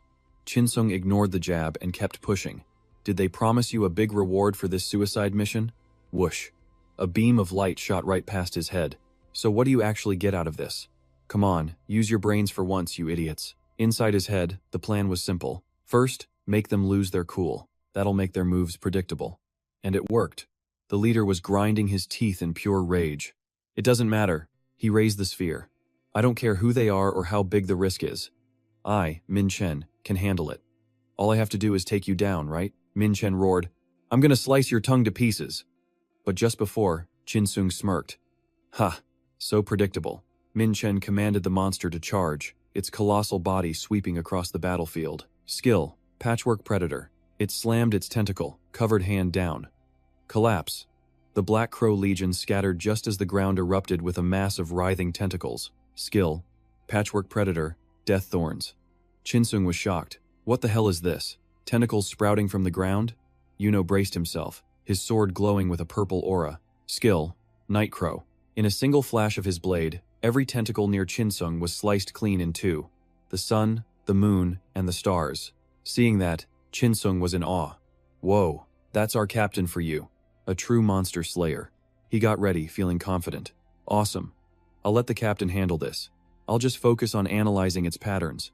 But of course, it was never that easy. From behind him, a yellow streak of light shot past his face. He whipped his head around to see Min Chen's goons, armed with crossbows. The archer laughed. These weaklings are only confident because they're in a group. Huddle up like that and you just become a bigger target. As he was thinking, Stinger chimed in. You foolish master, look over there. The grotesque monster now had a mouth on its stomach. Yuno stood before it, caught completely off guard. Skill, Patchwork Predator, Rotten Flesh Rain. Seeing that, Chinsung knew instantly. It has an area of effect attack too? Damn it. Analysis complete. He immediately started shouting orders. Hyun, watch your back. Everyone, spread out now. Hyun was stunned. What? Where are you going by yourself?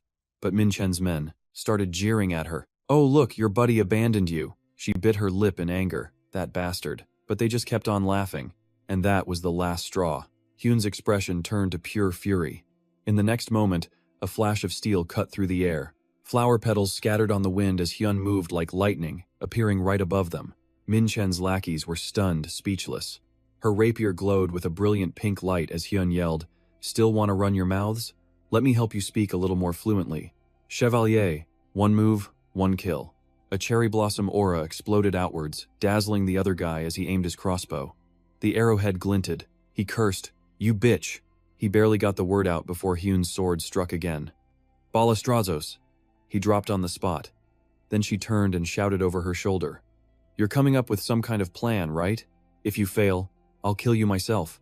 Down below, Chinsung praised her silently. Nice one. Hyun's already wrecking those bastards on the cliff. He opened the game's message window. In a one-on-one fight, these guys are nothing. Hyun received the notification, surprised. The two other members fighting back-to-back got the message, too. No Kon and I Love Choco were finally steady. Watching Yuno fight, Chinsung noticed the monster's patterns weren't evolving anymore. So, he pulled an item from his inventory. Alright, time to grab this win. A Kruger dagger appeared in his hand. Dagger type, one-handed, very fast attack speed. Rarity, common rare. Attack power plus 104. 50% chance to make the target bleed. And if you attack a bleeding target, you trigger hemorrhage. Blood curse. Hemorrhage. The blood curse debuff continuously drops the target's level for a full 180 seconds. Switching to livestream mode, Chinsung spoke up. Mic check, 1, 2. Can everybody hear me? Has anyone here ever captured a champion-class monster before? If not, I'll take the lead, so, let's get started. 2 daggers, 1 in each hand. Chinsung activated a mage skill. A flash of red light, and one of the monster's tentacles was severed clean off. Congestion times 99. Seeing this, Hyun's eyes went wide in disbelief. Yuno just smiled, a little exasperated. No other choice. I'll just have to trust you. Meanwhile, Chinsung had already closed in on Min Chen, landing a solid kick to his gut. He glanced back at the monster, which was getting even weirder, and felt his annoyance grow. The more we hit it, the stranger it gets. This thing is not normal. And now, the other gem holders were just standing there, completely dazed. Drool was dripping from their mouths. Chinsung knew. These gems from the Gensan startup? Only one group could have made them. He remembered a place where all hell breaks loose. Chinsung was certain. The mastermind had to be the Crucifix Eston Guild. He used his livestream to contact his team. Keep attacking. The more we force the champion monster to use its power, the harder it'll be for them to control it. We need to make it focus on us. He gave the order, Hyun, support Captain Yuno and keep up the attack. Regrouping is the priority right now. Finding the mastermind could wait. Yuno slipped behind the monster's leg, delivering a sharp, clean slash. Hyun wasn't slacking either, leaping up to a higher vantage point. Hyun aimed her rapier down at the beast below. Chinsung gave another command. Stinger, fire, and it answered instantly. Yes, master. Leading his summoned creatures, a player orders them to prepare a toxic assault. A volley of poison-laced gas shoots forward. The monstrous freak sees it coming, but it doesn't care. It's lost in a frenzy, attacking everything in sight. One guy gets snatched up and shoved right into its mouth. System notification. Your teammate, Liang Chaoming, has been eliminated. Another notification. Your teammate, Liang Chaoming, has logged out. Ming Chen is on the ground, paralyzed by pure terror. His face twists in horror. What in the hell is happening? Watching the brutal fight unfold, Ming Chen trembles with rage. Meanwhile, Chinsung is actually satisfied with how this is going. Perfect, he thinks. Looks like they've lost control of it. He keeps leading his own team. Hyun, lead them towards the cliff. Since they can't control it anymore, the monster will only focus on us. Then he checks in. Nokia owner, I love Chaco, is the trap ready? The two of them look at each other and nod. This has to end in a single blow. The three of them, Chinsung's group, are now running for their lives. He lays out the final part of the plan. I'll be the bait. At the last second, you two get on the cliff and stand in front of the trap. Just as he says, Jono and Hyun split off, heading for the cliffside. Chinsung glances back. He starts the countdown. Alright, activate the trap in 14, 13. But just then his face twists in agony. A sudden, sharp pain he never saw coming. Chinsung looks down. An arrow is sticking right through his chest. Ming Chen's mocking voice rings out. Gotcha. He aims his crossbow at Chinsung, veins popping on his face. You really think I'd let you get away? Hit by the arrow, Chinsung can't run anymore. He collapses to the ground. Jono and Hyun are in position, but they see no one behind them. Where is he, Damien? Chinsung gets grabbed by the monster, but there's no panic in his eyes. He'd successfully lured it to the cliff, right where the trap was. Coughing up blood, he screams, Don't worry about me, stick to the plan. Do it now, Chaco frowns and begins chanting. Alright, fine. I don't know about this. A brilliant aura explodes around her, covering the entire cliff face and making the very rock begin to tremble. Nokia owner leaps up, activating his skill. He slashes twice at the cliff face. The trap springs. A field of immense force erupts, and the entire cliff begins to crumble. Boulders rain down like meteors, smashing into the ground below. Hundreds of tons of rock and earth crash down, and in a blink, the whole area is covered in a thick cloud of dust. On the cliff, Hyun falls to her knees, a look of pure dread on her face. The spot where Chinsung was captured is now completely buried, along with that grotesque monster. She whispers his name, Damien. But Jono has already turned to leave, hardened by seeing comrades die in every battle. There's something more important, he says grimly. We can't wait for him. More monsters will be here soon. We have to find another way back. Hearing his words, the rest of the group starts to follow. Hyun goes too, but she keeps glancing back at the trap, at the mountain of rubble, holding on to a tiny sliver of hope. He's definitely still alive. The system panel flashes with notifications. You have eliminated a player. You have eliminated a player. You have eliminated a player. A moment later, a figure emerges from the ruins, completely unnoticed by Ming Chen. He's still frantically trying to contact his own team. Damn it! Zhang Ting, Bao Lifeng, why aren't you answering me? And it's while he's searching that he spots the lone figure. You're raising the orb of destruction again? Ming Chen demands. How are you still alive? But he quickly regains his composure. He raises the orb high, and a new swarm of monsters appears. He laughs, triumphant. Get lost. I said get lost. The system announces, Bomb, M, a monster from the treacherous Veritas Plateau. They are extremely aggressive, willing to devour both humans and other monsters. A common type demon, level 71. This monster has a habit of leaping several meters into the air before slamming down with incredible force. A warning flashes. The Ring of Tessa has detected powerful evil energy, but while admiring his handiwork, Ming Chen freezes. Chinsung appeared out of nowhere, towering over him like a bear, and shoves his hand straight through his chest. With blood-red eyes, he growls. "The reason I'm still here is a trade secret, you bastard. And just because I didn't die doesn't mean it didn't hurt. But after dealing with that scumbag, the mess he left behind is still here. The new monsters are closing in, and Chinsung's undead state is about to wear off. If he wants to wipe out this horde," without a second thought, Chinsung makes a decision. "Maybe I should show off my skills a little?" He slams his hand on the ground, activating some kind of summoning magic. A brilliant aura glows. "Come forth." A massive magic circle forms on the ground. A new sorcerer skill activates. More magic circles appear. The Creed of the Dead. Before long, monsters begin crawling out from the circles. Chinsung grins. "You thought you were the only one who could do that? Summoning monsters, huh? Let's have a fair fight." The summoned ghouls leap down from above, aiming straight for the bomb M's below. The first one gets its shoulder bitten into, blood spraying everywhere. Seeing their kind attacked, another bomb M leaps high into the air, preparing to strike. It slams down hard, shattering the ground and sending a shockwave that knocks the other ghouls back. A brutal battle breaks out. Off to the side, Chinsung watches, dagger in hand. He thinks to himself, "From the very beginning, I never even considered losing. These things truly are the top predators of the plateau." Suddenly, a bomb M breaks off and charges him. Chinsung turns, his expression tense. But as it lunges, it's intercepted by the ghouls Chinsung summoned. He holds up several vials of poison. Their attacks are too wide, leaving plenty of openings. He throws the vials like daggers, tossing more than 10 in the blink of an eye.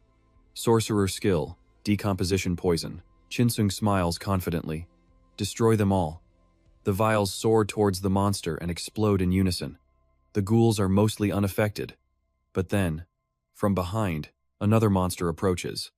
The leader of the bomb M's has descended from the cliffs. Chinsung readies his dagger to counter.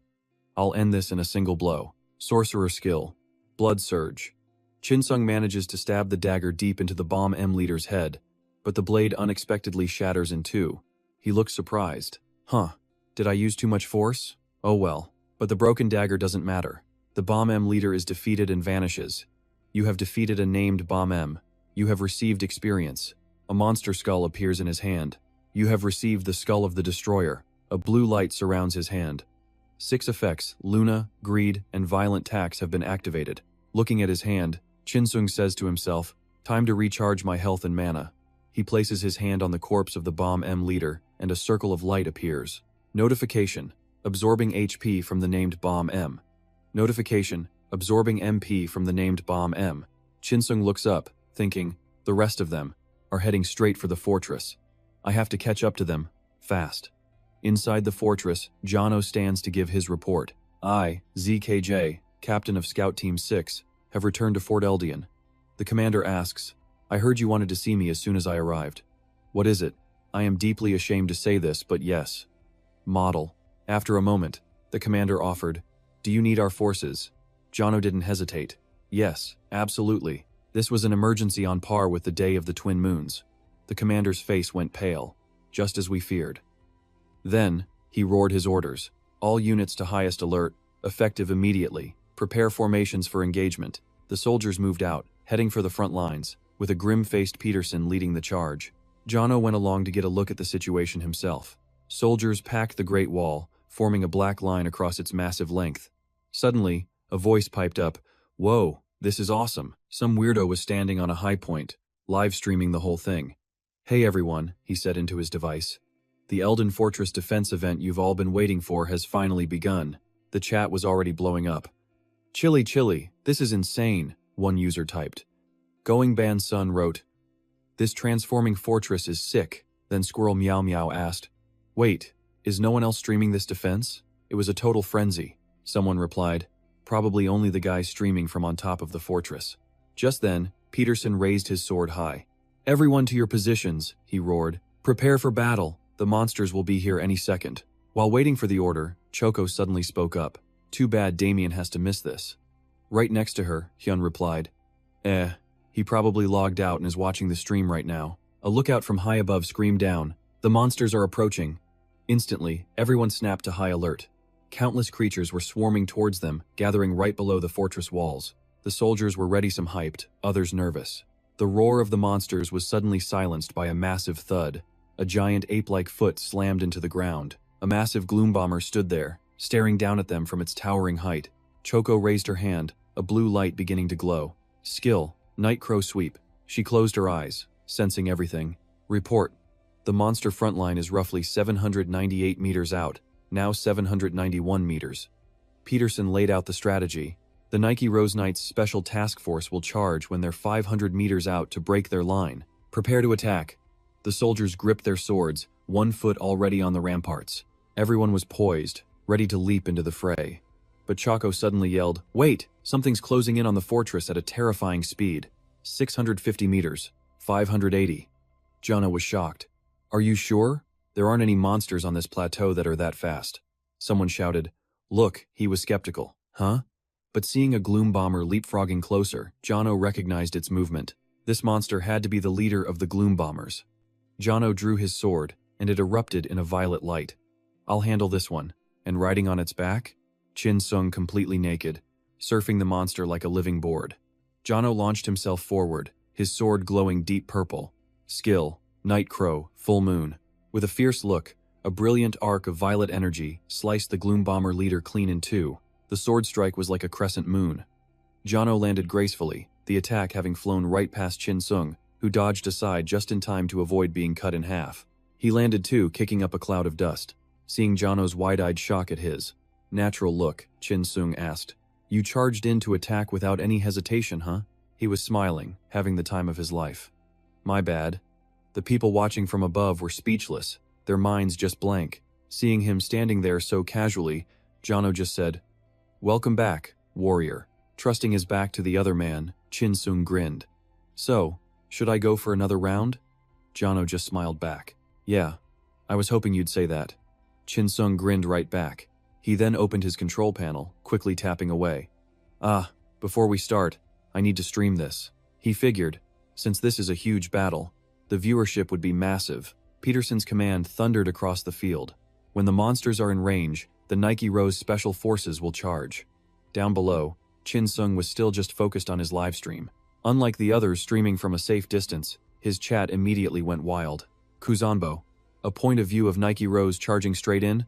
This is peak," wrote Juhiyu Kismai. "As expected, this streamer's angle is the best," Goodlanevia commented. "I need more real-time streams like this." Another user, Immersingapuppy, typed, "This is hilarious. Whoa, the Nike Rose guys are so cool. I'm dying laughing." Shot Powder. "Let's go, people, speed it up." Chin Sung thought to himself, "I'm gonna give them the best view of Nike Rose in action." A huge purple-blue monster suddenly charged forward. Chin Sung and Jono, standing back to back, both spotted it instantly. The monster gave them zero time to react. Chin Sung blurted out, "Whoa," didn't even get a chance to greet the audience. He glanced at his stream window with an apology. "Hey everyone, I'll say hi properly later." Jono turned and yelled, "Soldier Kazan!" The two men he called looked at each other and nodded. They knew what to do. He shot forward like a madman, screaming, "I'm coming for you!" Kazan followed right behind him. Chin Sung brought a blowpipe to his lips, taking a deep breath. Skill, Pharmacia. Kazan was just as fast, lightning crackling along his sword. His eyes glowed with electrical energy. Skill, Night Crow. Chin Sung launched a poison dart. Kazan unleashed a lightning storm, piercing straight through the monster. The combo attack engulfed the target, which let out a horrific scream. And just like that, one monster down. It collapsed to the ground with a thud. The entire monster horde surged forward as one. They moved in massive waves. Jono placed a hand on his sword. "Hold steady, soldier." As he prepared to draw his blade, a purple aura enveloped his entire body. He added, "A bomb is coming." Skill, Night Crow Draw. He unleashed a slash of pure purple light, aimed straight at the monster swarm. The beam of dreamy energy sliced right through the air in front of the two fighters. The sheer pressure from the attack blasted Chin Sung's cheeks back, forcing his eyes shut. But as the pressure faded, he adjusted and slowly opened his eyes. Chin Sung was absolutely stunned by the skill. "Whoa, my new moon slash is nothing compared to this." A monster that was a twisted mix of human and spider appeared behind him. He thought, "I can't be outdone." With incredible speed, He used his short knife to slice off one of its legs, then spun and cut the creature clean in half. Chin Sung glanced back, worried. Anyway, a bomb? Where? There were tons of Night Crow soldiers here, elite troops. One attack had just finished off a monster with ease. And a whole squad of Nike Rose was here too. Even the biggest monsters were being handled quickly, their teamwork absolutely flawless. But then, Chin Sung realized something. He looked toward the fortress. Wait a second. The monsters were focusing their attack, but the Night Crow squad was taking them down easily. Chin Sung stared up at the fortress, wondering. Waiting for the right moment? A voice next to him suddenly yelled, "Waiting is the greatest enemy, you idiot master." The voice then shouted a warning. "Look in front of you, you dense master." 4 monsters were charging at Chin Sung at the same time. They opened their mouths, revealing bizarre, long, purple tongues. He leaped into the air, zipping through their encirclement, leaving behind a series of lightning-fast slashes. His mind was still racing. They're really planning to order a large-scale bomb? The commander? In a place with 11 top-tier fighters, right in the middle of the Nike Rose squad? Chin Sung landed and said it out loud. That makes absolutely no sense. His viewers were amazed too. Nit, those moves are top-tier, as expected, commented Imgudat making. Sir Freebox, he still got it, what a legend, Hersey added. He's on the same level as the Nike Rose. Chin Sung glanced back. If that's true, he looked at the Night Crow soldiers, finding it hard to believe. Does he really think everyone will survive a massive bomb blast? Chin Sung shook his head. I don't need to know the details. He got into a ready stance, his face grim, but it was seriously frustrating trying to figure it all out. Meanwhile, on the cliffside, a chilling wind blew, carrying flurries of snow with it. Jono waved his hand, giving an order. Everyone, retreat to the trenches in front of the fortress. Now. Hearing the command, the Night Crow squad immediately started falling back. Yes, sir. Chin Sung gritted his teeth as he watched them go. The bomb's about to be activated? He thought. Hiding is useless for me. I'm not one of the Nike Rose. I'll just die right here on the spot. Above, the fortress shimmered under a massive protective shield. Chin Sung scanned the horizon from a distance. Monsters. Nothing but an endless sea of monsters. Then, someone yelled, "The bomb is activating." Magic circles flared to life around the fortress, unleashing arcs of lightning that fried the front lines before the main blast even hit. Chin Sung went rigid. The little creature on his shoulder panicked, its eyes wide with terror. He braced himself, pouring every last drop of mana into surviving the explosion that was about to wipe the entire area clean. A wave of fire consumed everything, turning the ground into a hellscape. And after the blast, the system notifications flooded in. Experience gained. You have reached level 60. Through the smoke, Chin Sung was on the ground, wounded but alive. He let out a shaky breath. That was way too close. Pushing himself up, he wondered, is anyone else still alive? Down in the trenches, Zono and his Night Crow squad were still in one piece. He called out to his men. Everyone okay? A soldier reported back. All 11 of us are here, sir. No casualties, no one missing. We're clear. But when Zono looked up, he was horrified. The massive ones. Some of the biggest monsters were still standing. Zono's sword hand trembled. Damn it. It wasn't enough. Just then, a voice cut through the chaos. Rest a little longer, Zono. He whipped his head around. Zono broke into a cold sweat. What are you planning to do? It was Peterson and Snyder. Snyder just grinned and said, Isn't this the exact moment you were saving us for?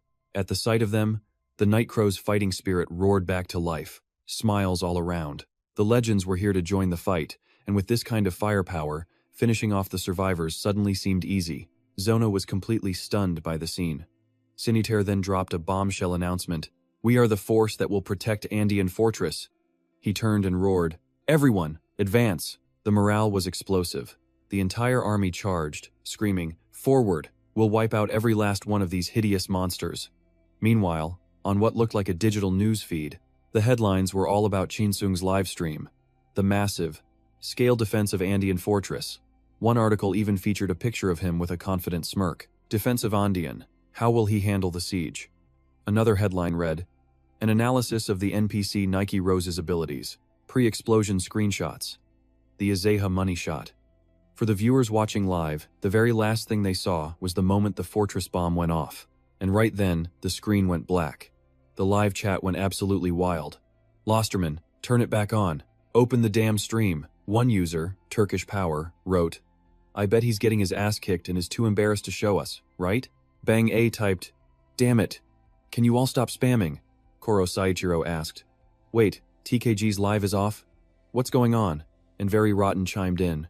Gotta be a serious emergency, laugh my ass off. In an office somewhere, a man set his phone down and whispered.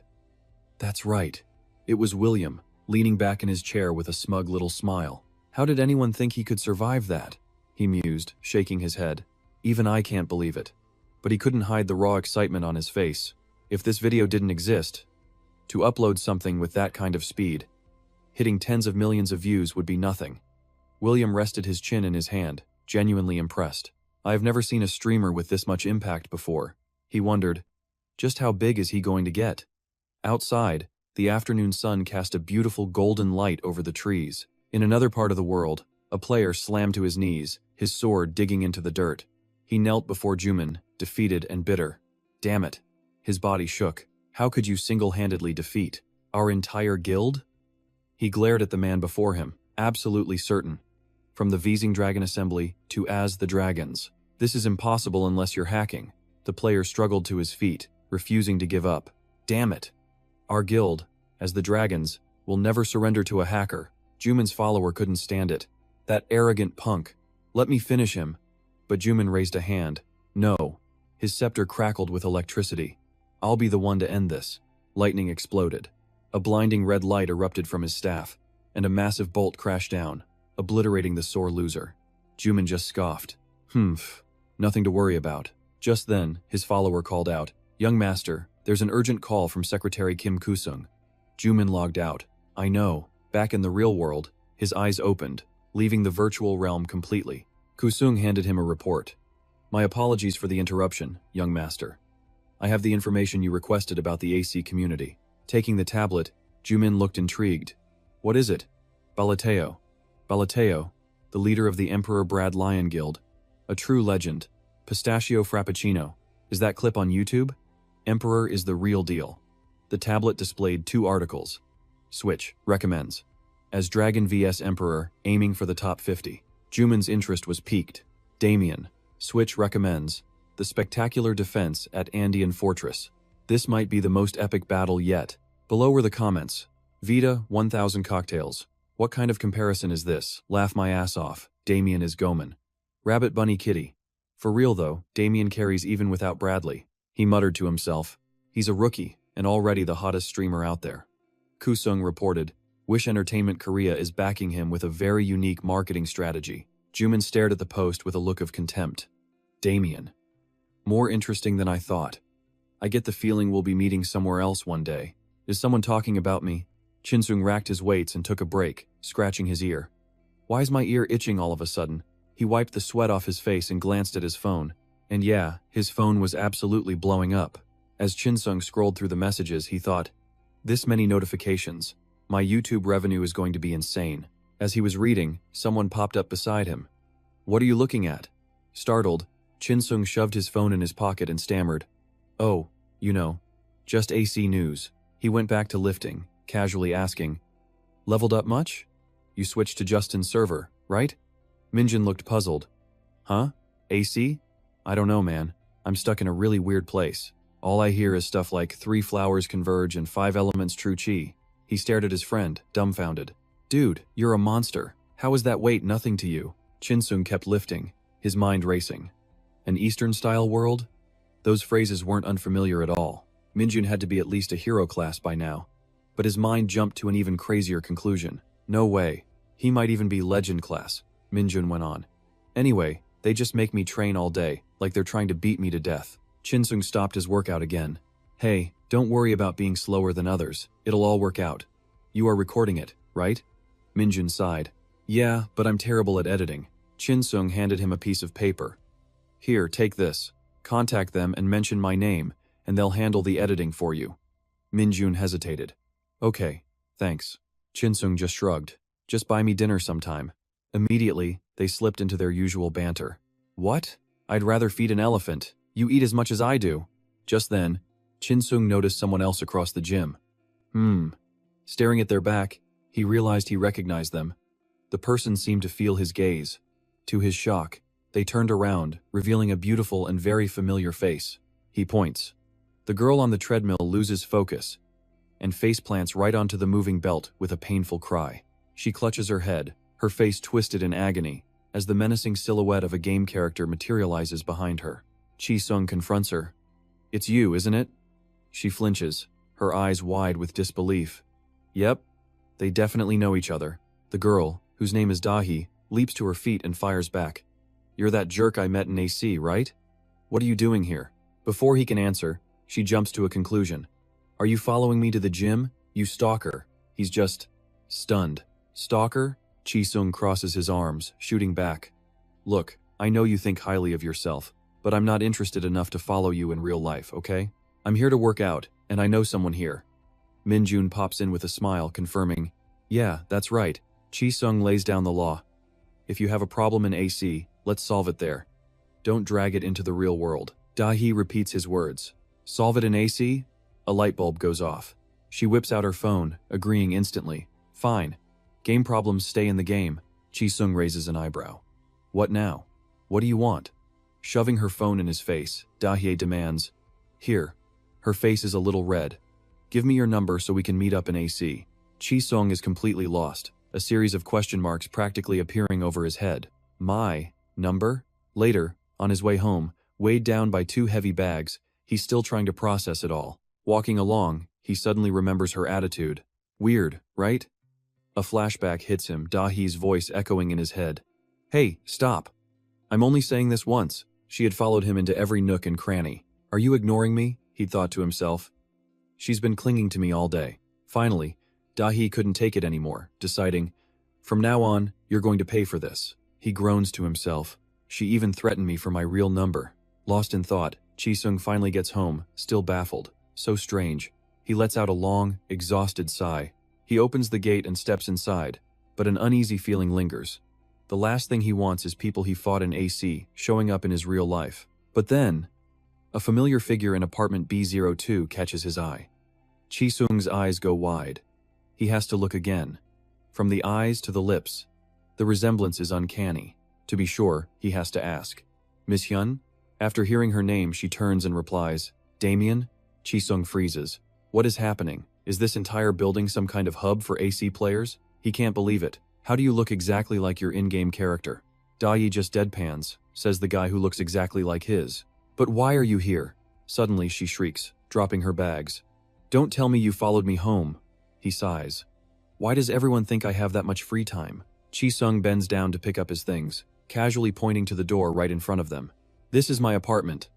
The realization hits Dahi like a truck. "Right next to my place. Just leave it there." But Chi-sung isn't letting his guard down yet. "How do I know you're really my neighbor?" After gathering her things, he hands them back to his newly discovered neighbor, warning her to stop jumping to conclusions. Chi-sung heads straight to his room. Still, who would have guessed she lived right here? But there's one more thing Chi-sung has to say. Even if we don't greet each other every time we meet, can we at least not be enemies? Dahi says nothing, just watches him leave, stunned. Her face flushes bright red. What? Turns out, he wasn't such a bad guy after all. Chi-sung is so tired he can barely move. What a weird day. He heads straight for the shower. Finally, a moment to rest. But just then, a system alert blares to life. Time remaining: 11 hours, 49 minutes, 57 seconds. If you do not enter the game, you will die.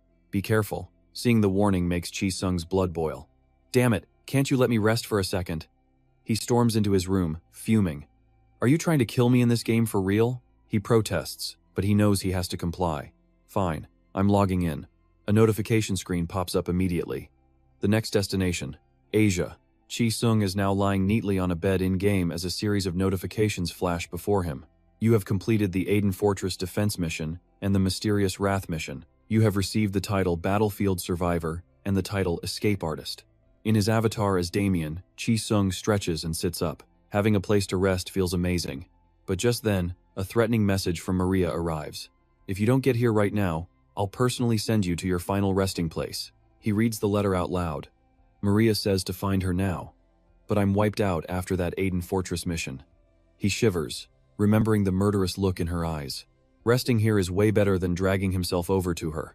After regaining his strength and healing up at the inn, it's time to check the system window. Current level, 60. Class, Mage. No guild. A whole list of titles follows. Besides strength, agility, intellect, talent, and luck going up, all his other stats are still at 0. Next up, level 10 skills. Poison Dart and Control the Dead. Bloody Conflict, Rotten Elixir, and lower down, Voodoo Doll and Zombify. Finally, for equipment, Greedy Gauntlets and Hand of Deprivation progress 1 out of 4. Damien does the math. Good thing I pushed myself to finish all those quests, especially considering his current gear. The system immediately compiles his equipment from head to toe. His gear is trash, but the biggest problem is his level. He needs to check the level requirements for his current equipment right away. His eyes are glued to the system's message board. Normally, at this level, I should be able to get a class change or a promotion, right? But the system just says he's encountered an unforeseen barrier. Further development impossible. Damien scoffs. Ugh, this vague phrasing just keeps popping up over and over again.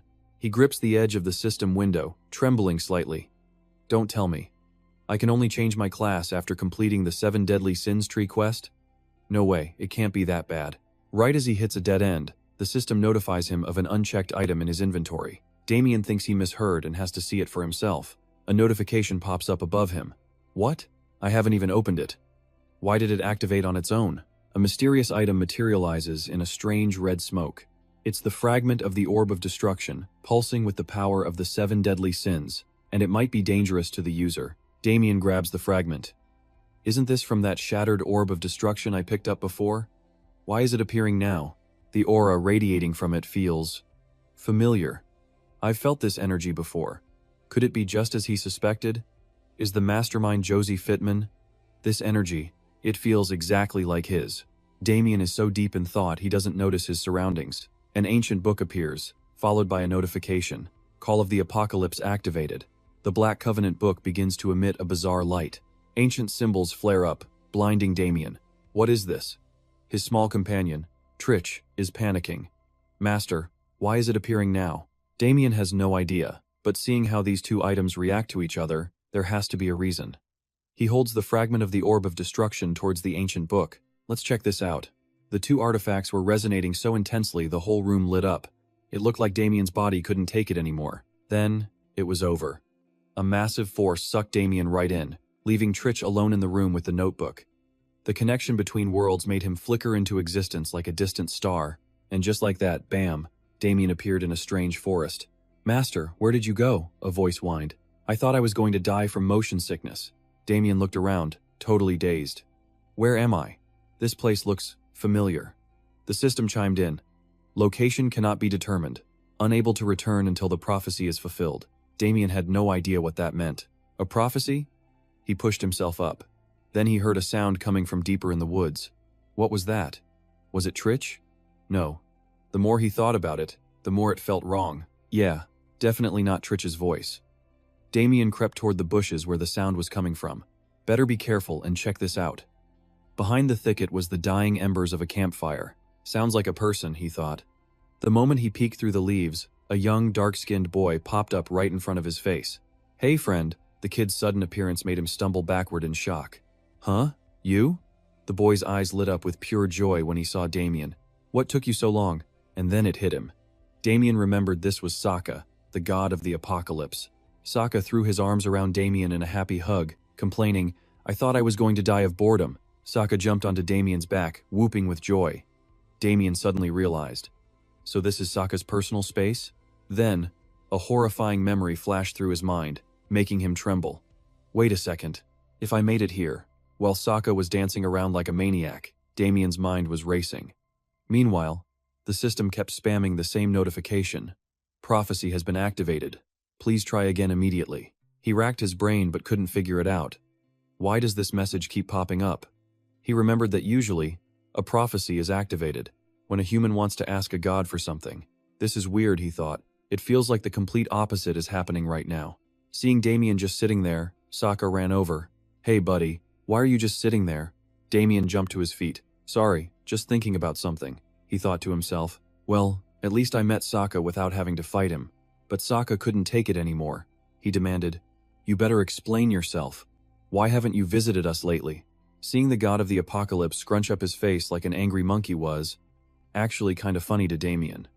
And it was still hard to believe that this kid was a being on the same level as Asia, the Queen of Gods, in the main timeline. In the near future, this kid becomes the god of darkness. Damien tried to make an excuse.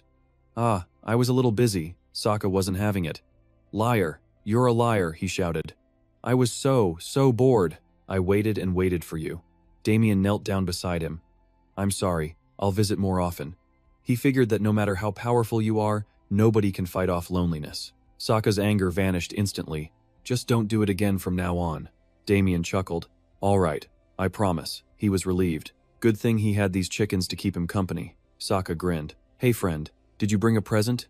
Damien froze. A present? Right on cue, a system quest popped up, a mandatory one. It was to give a gift that the target will like. As he read the quest, Damien was speechless. Are they seriously trying to take all my stuff? His entire inventory, every weapon, every item materialized in a holographic panel. Even Damien was shocked. Why did all my loot just? Sokka's eyes went wide with glee. Friend, why did you bring so much stuff? Damien never expected the system to just broadcast his entire private stash. Sokka, wait a second, but it was too late. The kid wasn't listening. He literally grabbed the system panel with his hands and took off running. Damien yelled in despair, Wait! How can he just take someone else's stuff like that?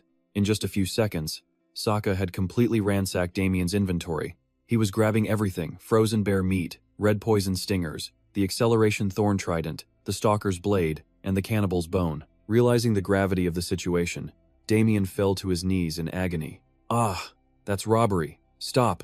He scrambled to his feet and sprinted after Sokka. Hey, how dare you take everything? So there they were. One kid running for his life with a shopping cart of stolen goods, and Damien chasing him in a blind panic. Then, a notification appeared. The seventh god, Sokka, likes your gift and wishes you to present it to him. Damien was out of breath. What? I don't want to give him a gift. I guess this quest really is mandatory, he sighed. Which means I have to press yes. Just then, Sokka's eyes lit up as he found something special. Whoa, this thing is cool. Damien's heart sank. What did you grab now? Nope. Sokka was totally in love with his new find. Friend, can you give me this one, please? And then Damien saw it. He fell silent. The fragment of the orb of destruction. He seriously wants that? Let me think about it. But Sokka was already mesmerized by the fragment. His eyes were glued to it, waiting for Damien's answer. Is there some reason for this? Prophecy disguised robbery? He wondered. Something has to be causing all this.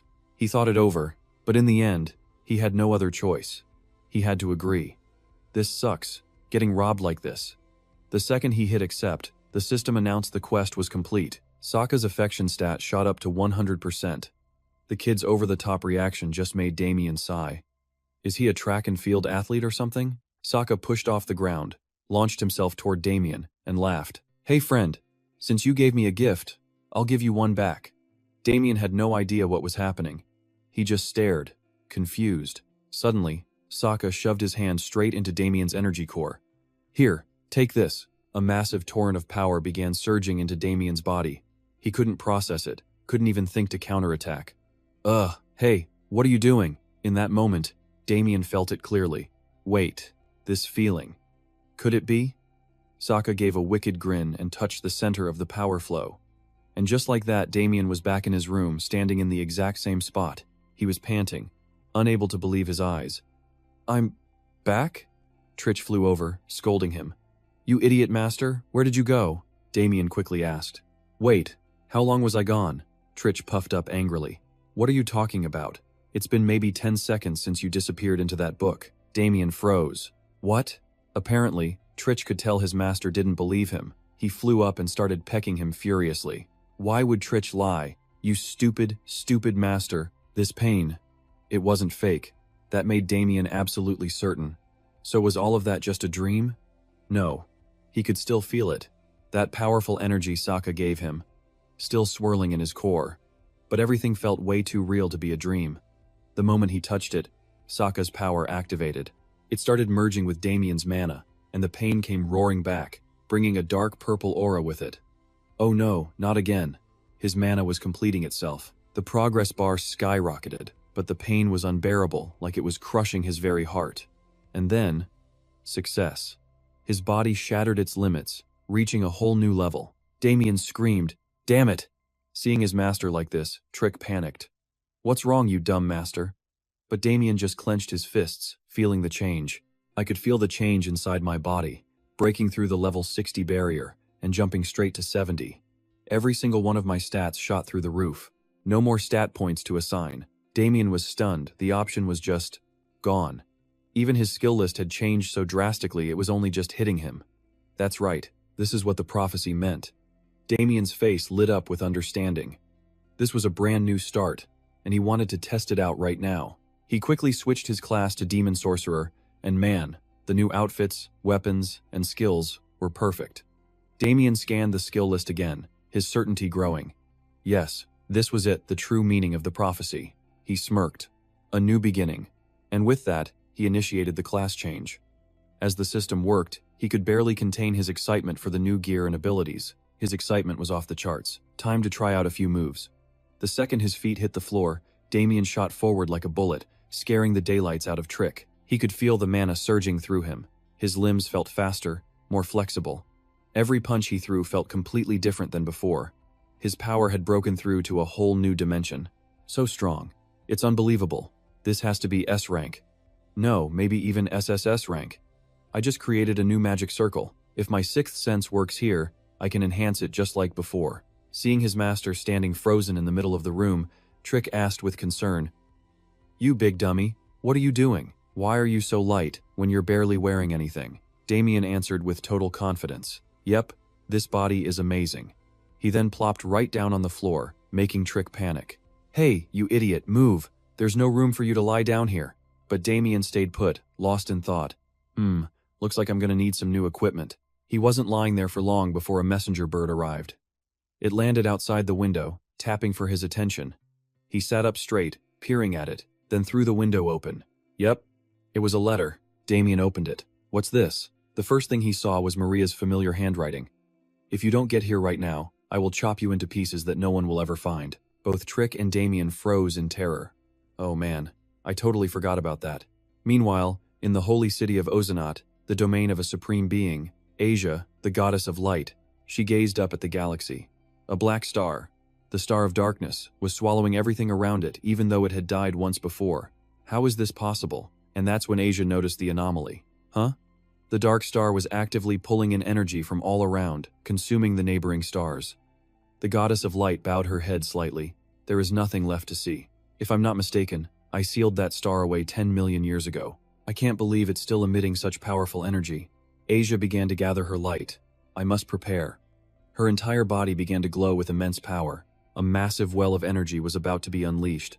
Light of evocation, vow of white, voice from the world's dawn. Oh, hear me, my ancient kin.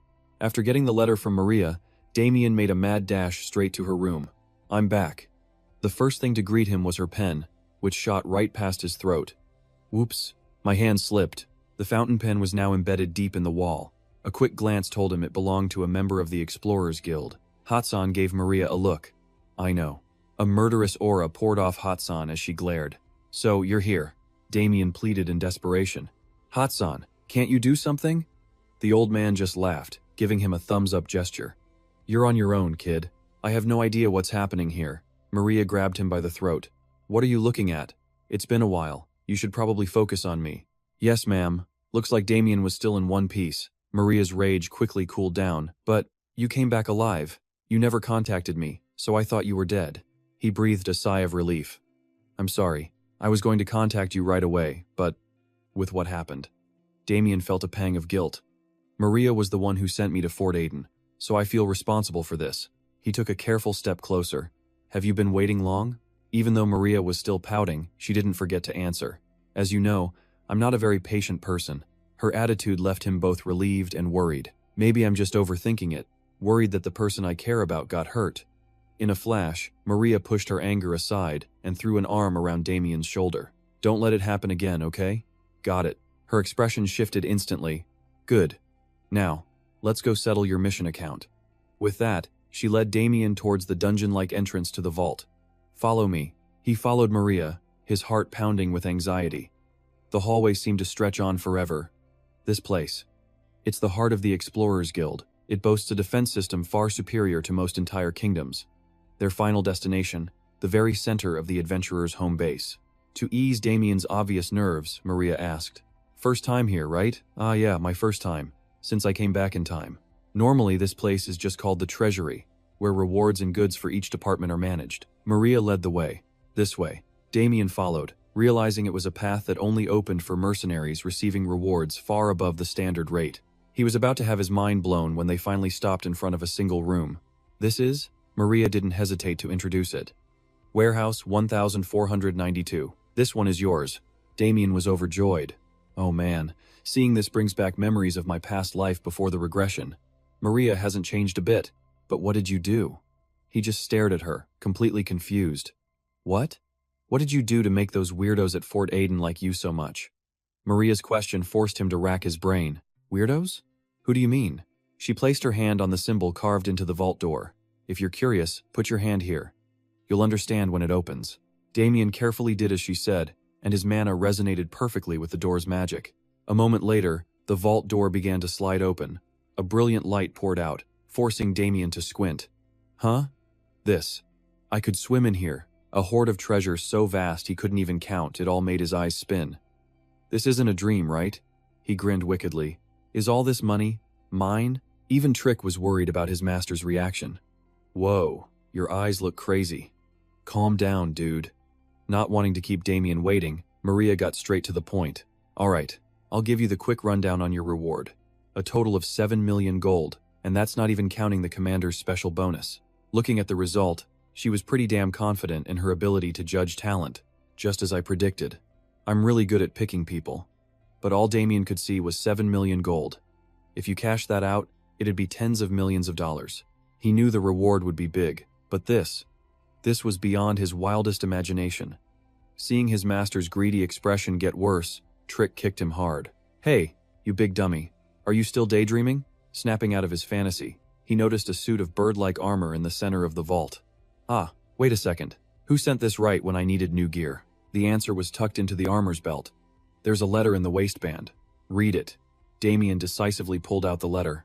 Inside was a message for Damien from a dear comrade. It was an honor to fight alongside you on the battlefield. From ZK, copy that. He never expected the stoic captain he knew to be so sentimental. Man, this old guy is really getting to me. A round of applause snapped Damien to attention. Alright, is this the last thing? What is it? A box she had hidden so carefully. This was probably the best gift he'd ever get from Marion. Tritch and Damien stared, their eyes glued to it. And Damien just yelled, "Oh my god. Congratulations.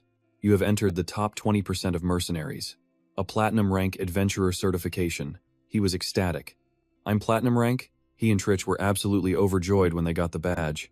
Damien sat outside, still in a daze, unable to believe what just happened.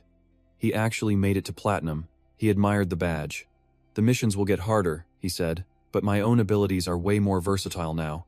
He gripped it tightly, speaking with new resolve. This isn't even all I've got. With his last survivor title, he gets a 5% damage boost for 30 seconds on attack, plus a 5% resistance buff for 30 seconds when hit. On top of that, his near-death experience title gave all his skills a significant boost.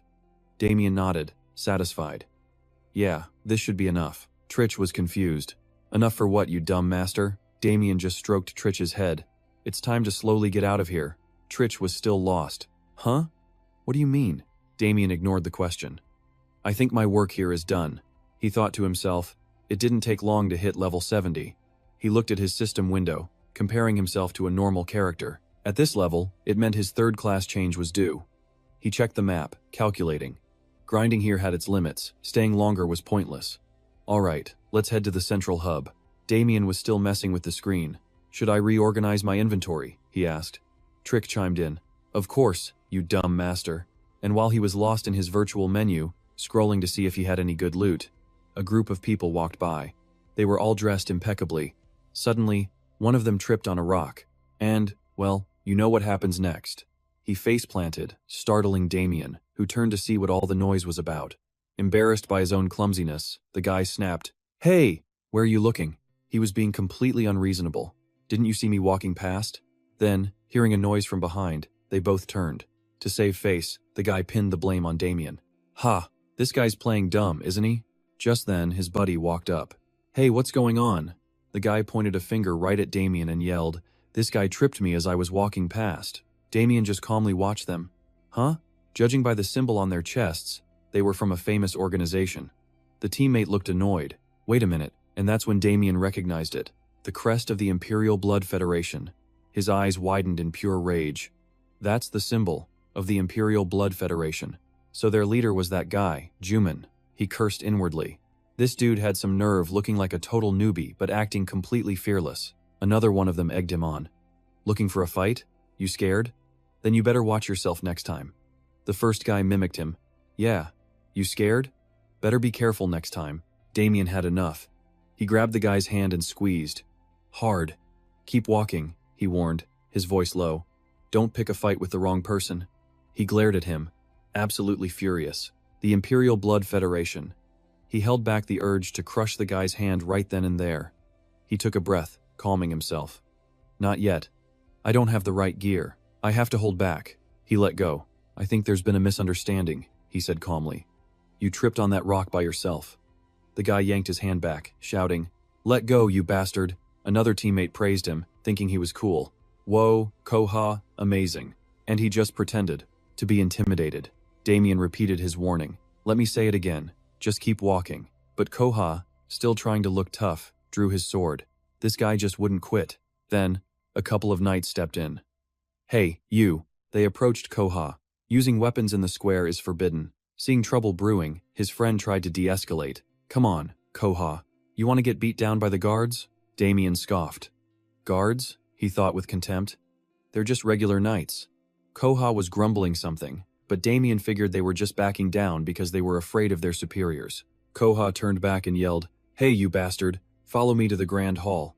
Damien knew exactly what that meant. No point in playing dumb. He calmly started walking towards the hall. Everyone was watching. How ridiculous. After the fight with the Azure Dragon, the Imperial Blood Federation was getting a lot more attention. Damien glanced around, guessing that a lot of curious people were following to watch the show. He strolled in casually. I don't want any more trouble. So let's end this quick. The guy sneered.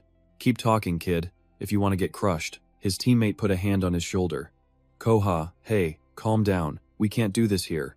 If you want to fight, take it to the gate. But Koha was stubborn, turning back to threaten him. Follow me. You're dying here today. Seeing the glare in his eyes, Damien just sighed. Should I really bother with this kid? He decided to mess with him a bit, playing dumb. Man, you're like one of those tryhards from high school, always desperate for attention. Damien thought to himself, this guy probably thinks he's the main character in some movie.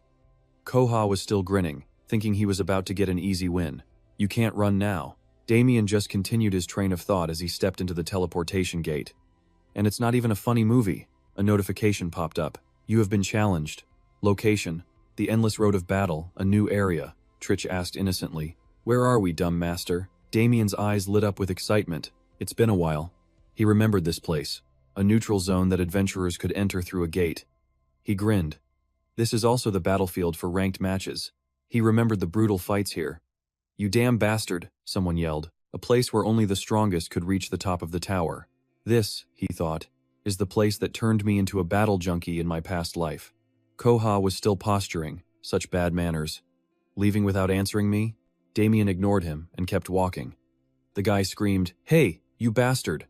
Welcome to the Endless Hall. A lot of people came here to test their skills. Damien glanced back at Koha, and a lot of people use it as a loophole to legally kill others.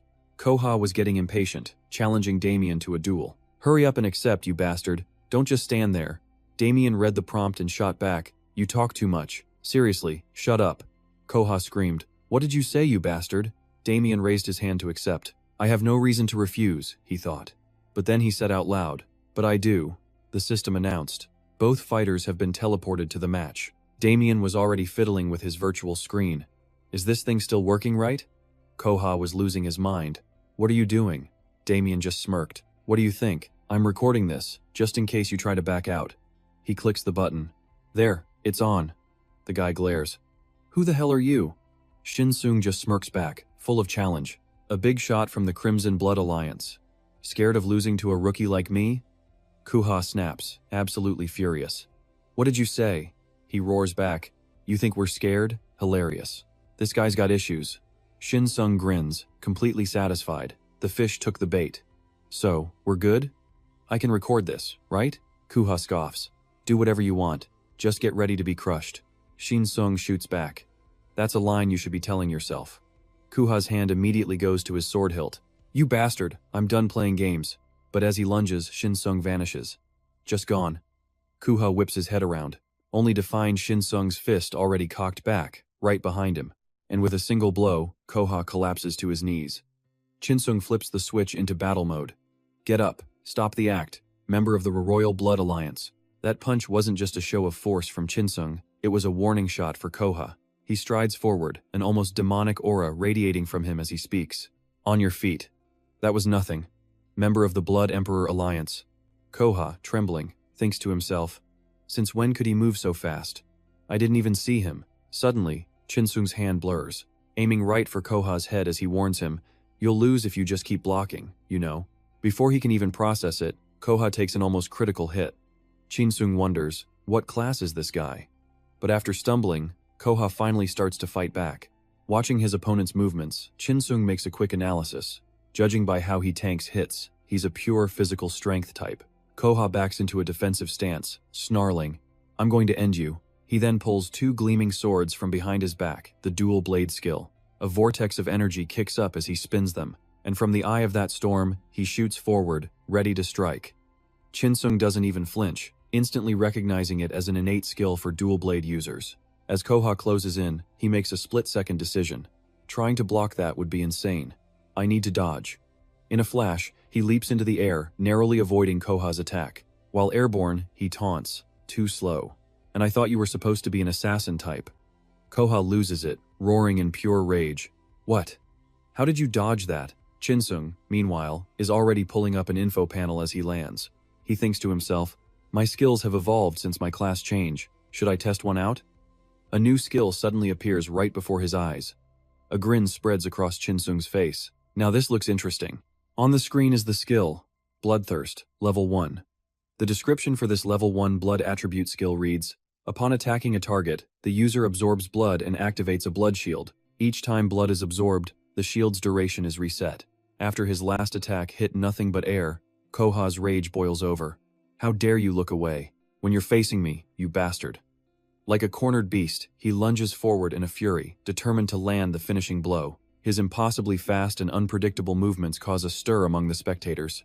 What the hell? Is he getting serious now? In that same moment, Chinsung figures it out. These are afterimages, not like a Kunoichi's shadow clones, which have actual substance. Koha screams as he swings his blades. You're done for, you bastard. Chinsung just smirks. We'll see who's really done for. The very instant Koha is about to make contact, he activates his new mage skill, Bloodthirst. He uses the skill to its full potential, wiping out all of Koha's illusions in one go.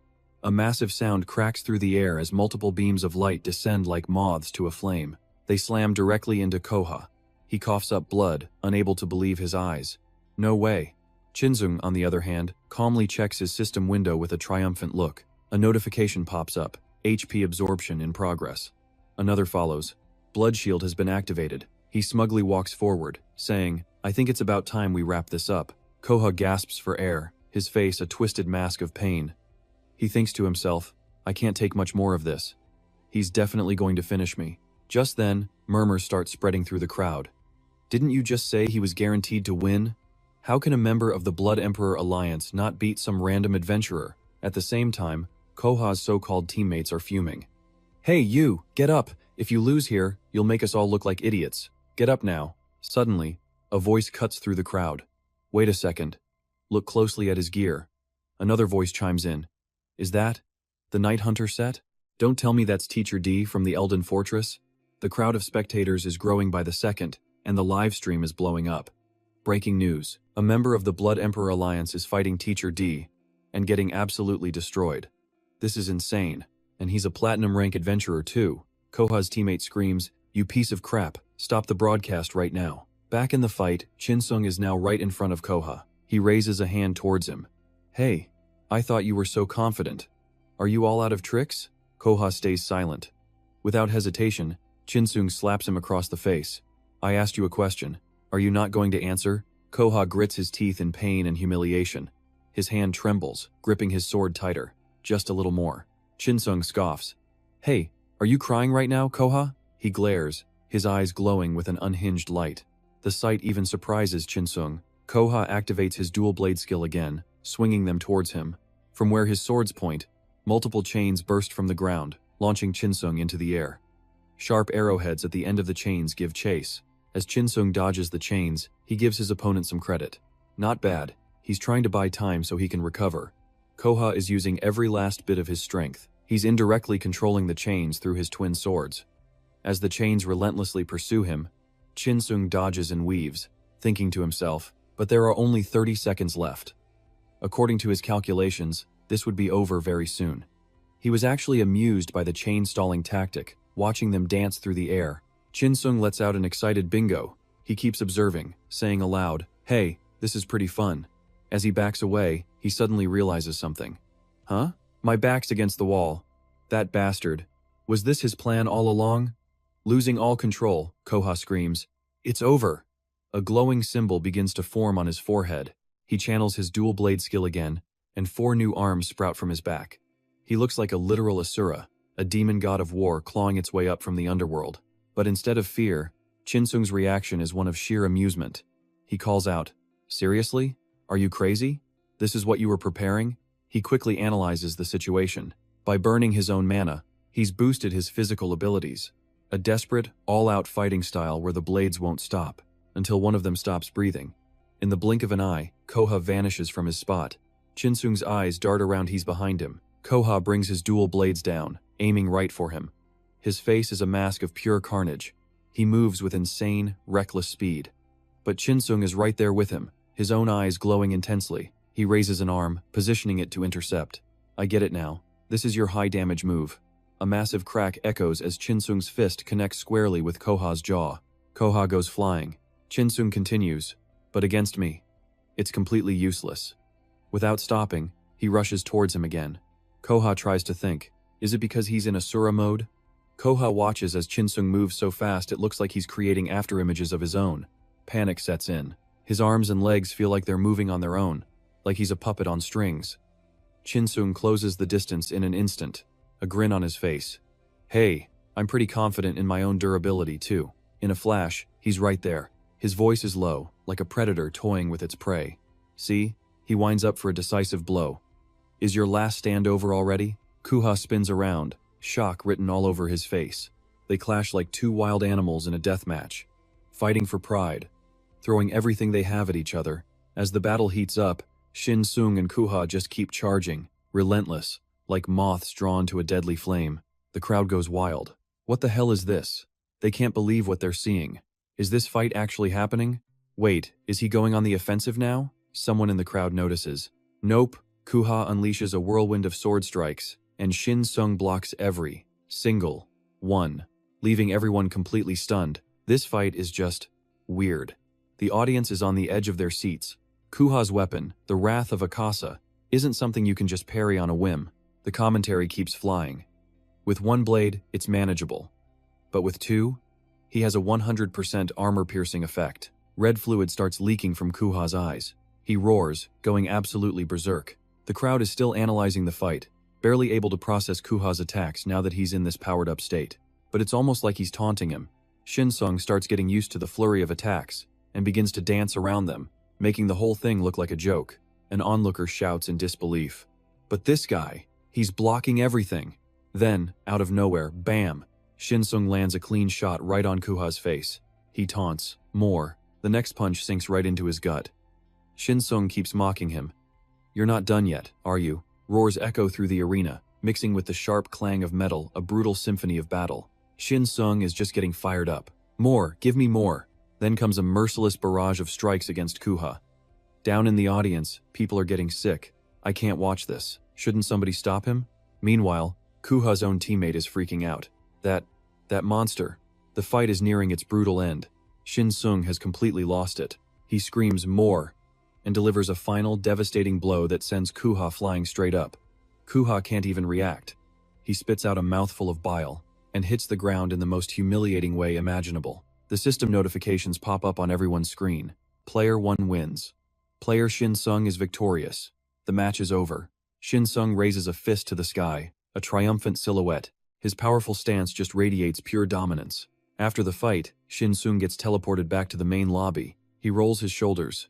Man, it's been a while since a fight got my blood pumping like that. I guess I went all out without even thinking. A little companion, Chip, lands on his shoulder. Good job, you idiot master. Shin Sung pulls up his status window, thinking. Still, should I even use this video? Chip wonders why he's watching the replay. Shin Sung answers, I just feel like. Maybe I was too brutal. Chip agrees. Yeah, you kinda went overboard. Shin Sung nods. Right? If I upload this to YouTube, it could seriously damage my reputation. The comment section below the clip is already blowing up. Whoa, this is intense. Shin Sung is terrifying. Get caught by him and you're leaving with every bone broken. But wait, didn't they challenge him first? He's a top 50 ranker, but guys like that need to learn their place. Man, this is hard to watch. Nah, you should have heard what the other guy was saying. Welcome to the Blood Emperor Alliance, rookie. Shin Sung is shocked. The video's already uploaded? The community forum is exploding with comments. He figures someone in the audience must have posted it, and just laughs. Guess all that worrying was for nothing. Shin Sung hits upload on his own recording anyway. This is probably going to cause a headache for Wish Entertainment though. I have my ambitions, and I'm determined. My core principles won't ever change. Shin Sung's expression turns serious. Repay kindness 100 times over, and repay grudges 1,000 times more. With that, he walks off. Anyway, if there's a problem, Wish will contact me directly. Maybe they'll spin it for educational purposes or something. Shin Sung scoffs. How did I even get into this mess? He stares off into the distance. This place. It feels more like home than anywhere else. Glancing back, he thinks to himself, I wish I could issue a challenge right now. But ironically, the situation makes it impossible. Shin Sung thinks ahead. Even if it's just some random knight getting his pride hurt, it'll eventually lead to a direct confrontation with Iba. He continues his train of thought. Even if he doesn't move right away, he'll start something soon. He muses, 4 hours from now. Still too early to challenge him.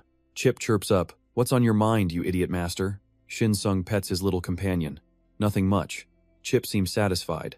But then Shin Sung adds, just that I have a lot of preparing to do. His voice drops. I think we're here. Chip looks confused. And just like that, we cut to the real world. Night has fallen. A luxury car is parked in an alley. Inside are Juman and Dahi. He speaks first. Looks like we're here. Dahi replies shyly. Oh, we are? She adds. I had a really great time today. I've been a fan of yours since before you even debuted, she continues. Getting to act in the same movie as you, it honestly feels like a dream. He feigns surprise. Is that so? She nods. Yes. Juman's eyes scan her body as he thinks to himself. Kim Dahi. You're not so bad yourself, he thinks. You act all innocent, but I didn't think you'd be this easy. Glancing at his watch, he says aloud, Hey, look at the time. It's getting late. You should head inside. Dahi looks disappointed. Do I really have to go now? She opens the door, telling him, Drive safe, okay? But then, he suddenly stops her. Wait. Dahi turns back, curious. Oh, she thinks he's going to kiss her goodbye. Dahi closes her eyes and puckers up. Then Juman's voice cuts in. There we go. She opens her eyes, confused. He points. You, forgot to unbuckle your seatbelt. She's mortified. Oh, I see. What is wrong with me? Blushing like crazy, she says, thanks again. She turns and gives a quick bow. See you on set. Juman leans out the window. You too. Get home safe. From inside the car, he watches Dahi hurry inside. He muses to himself, that girl's all ready. A small smile plays on his lips. Then again, I'm not much different. Is it because we're not human? His expression darkens for a moment. Shaking it off, he glances at his phone with annoyance. I told them to stop sending so many damn texts. On the screen is a new message. Apologies for contacting you so late. Young Master. Urgent matter regarding the Imperial Blood Federation. Please check the link below. He grumbled. Jia Sung? He's supposed to be managing AC? Why is he contacting me now? He read on. Seriously, you gamed all night? You posted this at 4 a.m. Heard you had a match yesterday. Nice job. He muttered to himself. This is so annoying. He taps the link. A battle recording between Shin Sung and Kuha pops up. He cursed. That bastard. In an instant, he fired up his bike and took off, the wheels screaming on the pavement. Speeding down the road, he yelled into his comms. Get me Jia Sung, now. Meanwhile, after leaving the arena, Shin Sung was just chilling out in a horse-drawn carriage. As he relaxed, he scrolled through the assistant screen, frustrated. Is there really nothing to buy? He remembered having to rent this carriage just to get back to the village after leaving the hall. Teleport fees and gate usage fees are way too expensive. He sighed, heartbroken. And I have to use this outdated carriage. So depressing. The assistant screen just kept refreshing. Item not found. Please try another search. The message drove Shin Sung closer and closer to the edge. He couldn't take it anymore and just screamed. It's driving me insane that I can't buy anything. Chirp jumped in alarm. Hey, why'd you scare me like that, you dumb master? Shin Sung took a breath. Sorry. It's just, nothing's going my way, he thought to himself. This game's only been open for less than 100 days. A big update must be coming soon. They're probably planning something for the 100-day anniversary. He started calculating, digging through his memories from before he traveled back in time. He recalled a week-long dungeon event.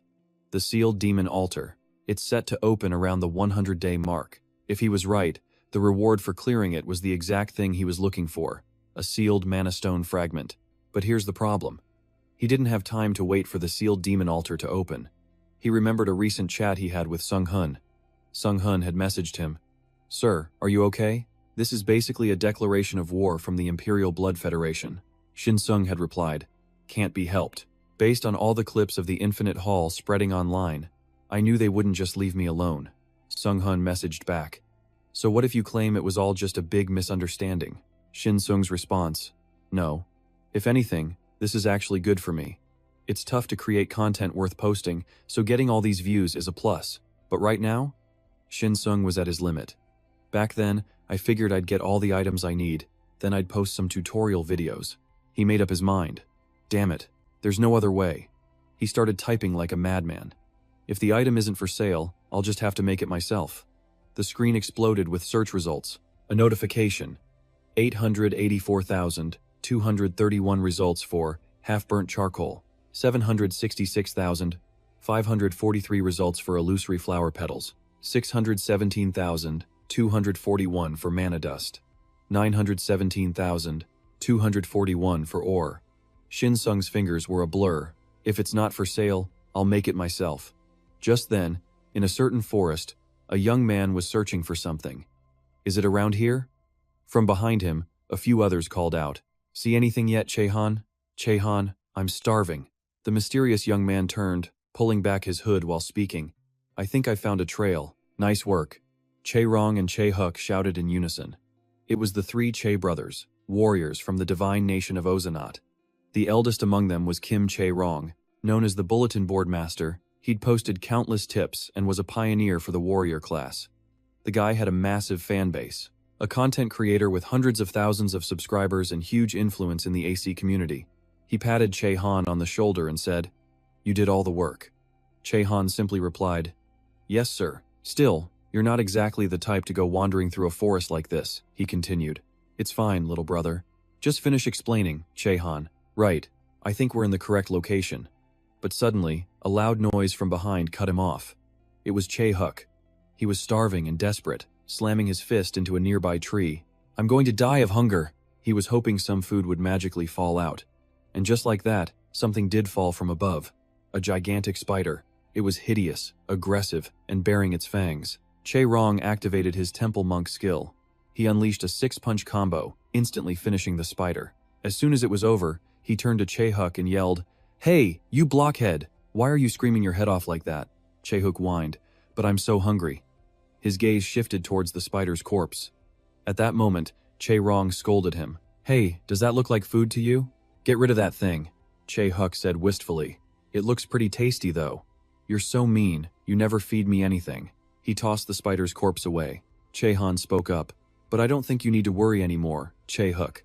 Che Huk's eyes lit up. Huh? Why not? Is it finally time to eat?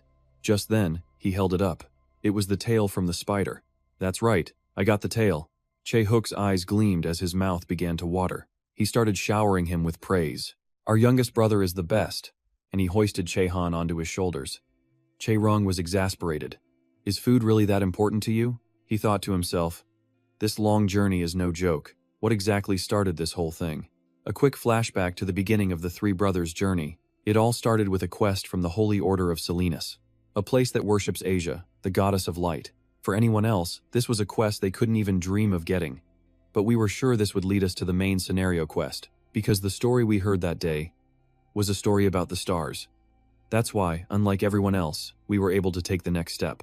Che Rong urged Che Han, keep following the trail. Che Han replied, got it, brother.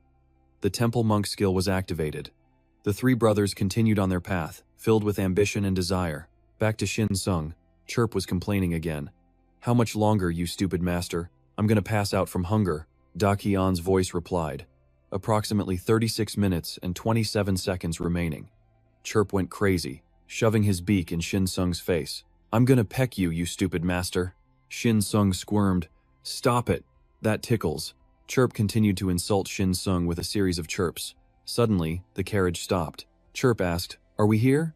He replied, not yet, but they should be showing up right about now. Chirp asked again, what's going to show up in a place like this, you stupid master? He grinned. Right? It's not like something is about to happen, he continued. Like a dragon, or some giant monster is about to appear. And then Shin Sung spotted it. Yep, there it is. A level 72 Naboogian spider. Even as it charged at them, he just casually raised a hand to wave. Long time no see, huh? Chirp reminded him. This isn't the time to be so relaxed, you stupid master. He reassured Chirp. Don't worry, this will be its first greeting, and its last. Shin Sung activated his bloodthirsty warlock skill. He raised his hand to cast, but suddenly he had to move fast. What the hell? He leaped up, dodging the attack. The monster spider was ambushed and collapsed to the ground. He instinctively fell back into a defensive stance, observing the situation. Chirp and him were completely shocked. He thought to himself, he took down a level 72 Naboogian spider in a single hit.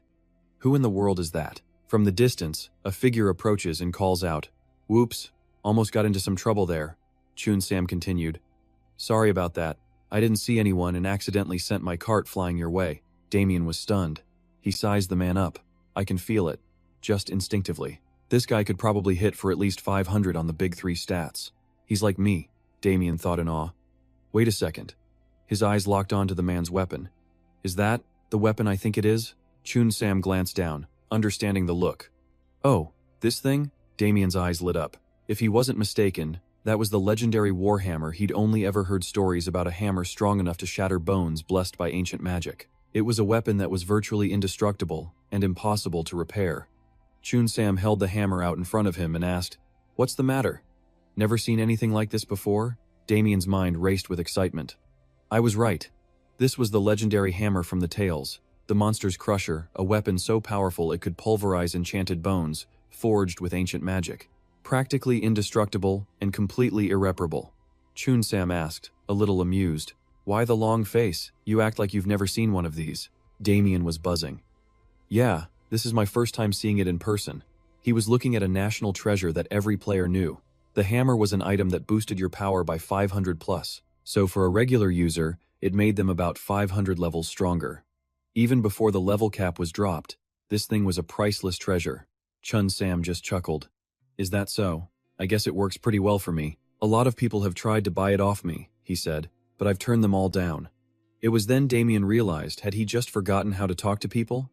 Yeah, now he remembered. He'd probably kept his distance because of his personality, but just talking to this old guy for a minute, he actually liked him.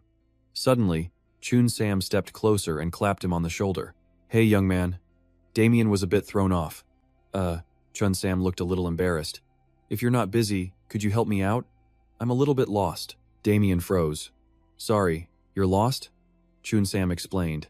Yeah, my buddies told me to head to some place called Farmar or Pizami, so I started walking. He continued. But I just looked at the map and headed straight east. And now I'm lost. Damien was baffled. You just walked? Seriously? This place, the Valley of Sloth, was crawling with that monster he just saw.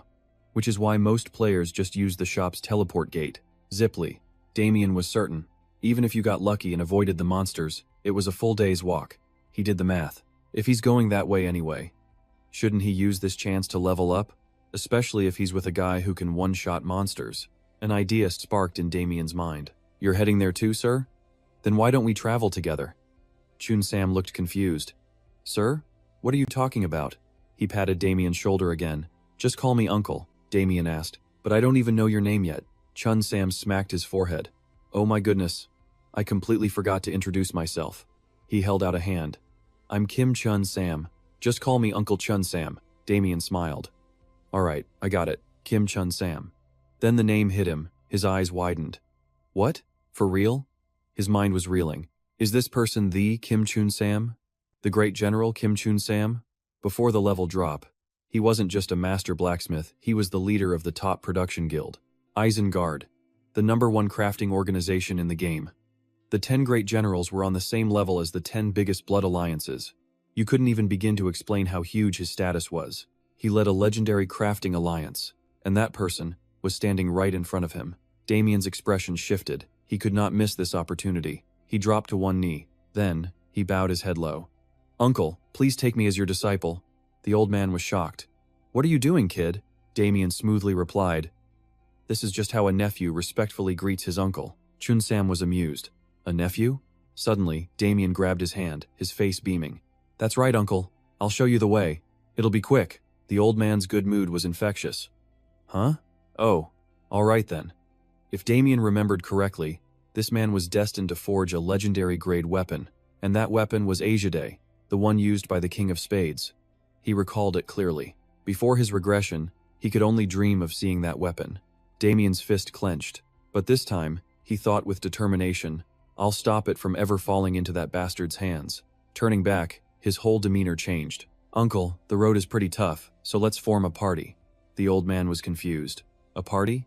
Damien pulled up his system window. Right, you just need to accept this. Instantly, a notification popped up on Chun Sam's screen. User Damien has invited you to a party. The old man's eyes lit up. Oh, so that's how this works. He hit accept. Damien grinned. Alright, let's get ready. He called out, let's go. Later, in a forest as the sun began to set, Damien was sprinting and yelling in a panic. Uncle Chun, Sam! The old man called back, startled. What is it, nephew? Damien screamed. The spider is coming. Turns out, a giant spider monster was hot on their heels. The old man just looked excited. Excellent. You're all set then. With that, he hefted his hammer and brought it crashing down right on the monster's head. Damien said happily, It was nothing, all thanks to you. Trick chimed in. See? This is why you need to build good relationships, you dumb master. Damien replied, Yeah, you're right. While he and Trich were chatting, Uncle Chun Sam had already finished the monster off cleanly. A system notification appeared. Obtained monster spider, fang, and hide. Damien gleefully gathered them up. All thanks to this awesome connection.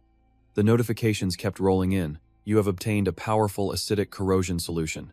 Damien looked through the items, thinking, I'm literally making money without doing a thing. He turned to Trick. I really should have started party hunting sooner. Trick replied, How could you, you dumb master? Trick pointed to the screen. It showed his tendency. Endless decline. Damien was speechless. Right. With my personality, there's no way I could have worked with anyone else. Just then, Chun Sam spoke up. Hey, nephew. Damien answered. Yes? The old man pointed to his chest. What's that badge you've got there? Damien puffed out his chest with pride. Oh, this? It's my explorer's certificate. This one's a silver badge, Chun Sam repeated. Explorer's certificate? Damien explained. Yup.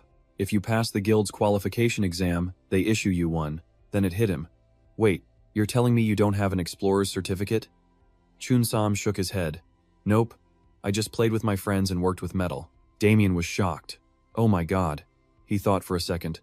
It's going to be tough to get things done without a certificate. The uncle asked. Why? Is it like a license to operate an excavator? Damien quickly corrected him. No, it's not like that. He explained. You need one to easily create a blood alliance. The old man's interest was piqued. Really? My friends are waiting for me, so I have to create a blood alliance first. Damien thought to himself. Looking at this guy, I feel like hunting isn't the most important thing anymore. He made up his mind. So, would you like to be a member of my blood alliance? Chun Sam grinned. Of course. We'll become the best alliance there is. Damien looked off into the distance, determined. I'll make it happen. I need to adjust my future plans too. And just like that, they formed an alliance. Damien spoke up. Uncle. Jin Sung just shrugged.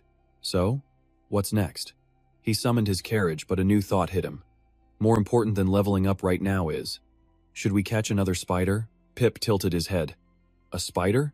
Yeah, Jin Sung said. A plan forming. A bigger one than we've caught before. This was his chance to prove his value to this guy, to get on his good side. As he schemed, night began to fall. They were in the rocky area of Sloth Valley when Jin Sung stopped, determined. It has to be around here somewhere. But it was getting so dark he could barely see a thing. He gave an order. "Pip, light it up." Pip chirped back. "Okay, you dumb master." Then, the tiny crest on his head began to glow. Jin Sung complained, "What is this? Can't you do better?" Pip shot back, "I'm doing my best, you dumb master." Just then, a virtual screen popped up. Geographical information recorded. Current location, the land of Blackstone. New coordinates locked. Trich was giving it his all, but after getting called out, he sulkily switched places with Chun Sam. "Is that good enough, you mean, stupid master?" Chim Sung couldn't do anything about it. Was there really no other way? But then, he caught a scent on the wind and started following it. Seeing his weird behavior, Chun Sam asked his nephew what was up. He just answered, "Yeah." So the uncle pressed, "Why do you keep sniffing around like that?" Chim Sung explained, "There's not much light, so it's hard to find. I'm using my sense of smell to track it." He said with total confidence, "Don't worry, it's in this area. I'll find it soon." Chun Sam, still confused, asked, "Hey, Trich, can you really find monsters just by their smell?" Trich shot back, "I don't know, you dumb human." Hearing that, the old man started sniffing the air too. "Well, come on, my nephew must have a reason." After a deep sniff, his eyes went wide. "What is that smell?" Just then, the system started blasting notifications. "Warning, warning, you are sensing a strange gaze from your surroundings." Chun Sam ran over, shouting, "Nephew, I suddenly smell this weirdly sour odor." Chim Sung grinned, full of pride. "Told you so. I found it." He thought to himself, "Even the reek of rotting corpses makes me happy now." Chim Sung remembered this feeling. It was so strange. Before he went back in time, he came here with a whole party. Now, it's just the two of them. He summoned his dual blades, saying, "Let's get ready for a fight, uncle." Chun Sam got the message, shifting into his stance. "Got it." Another notification popped up. "A powerful, deadly aura has just enveloped this area." Suddenly, from the ceiling above, tens of thousands of monsters began to appear. The disgusting stench was overwhelming as the system announced. "The residents of the den are revealing themselves." Chim Sung activated his skill, Necromancer's Undead Revival. He raised his voice. "Trick, are you ready?" At that moment, Trick activated his own clone ability. Undead Revival, Level 1. A summoning type skill.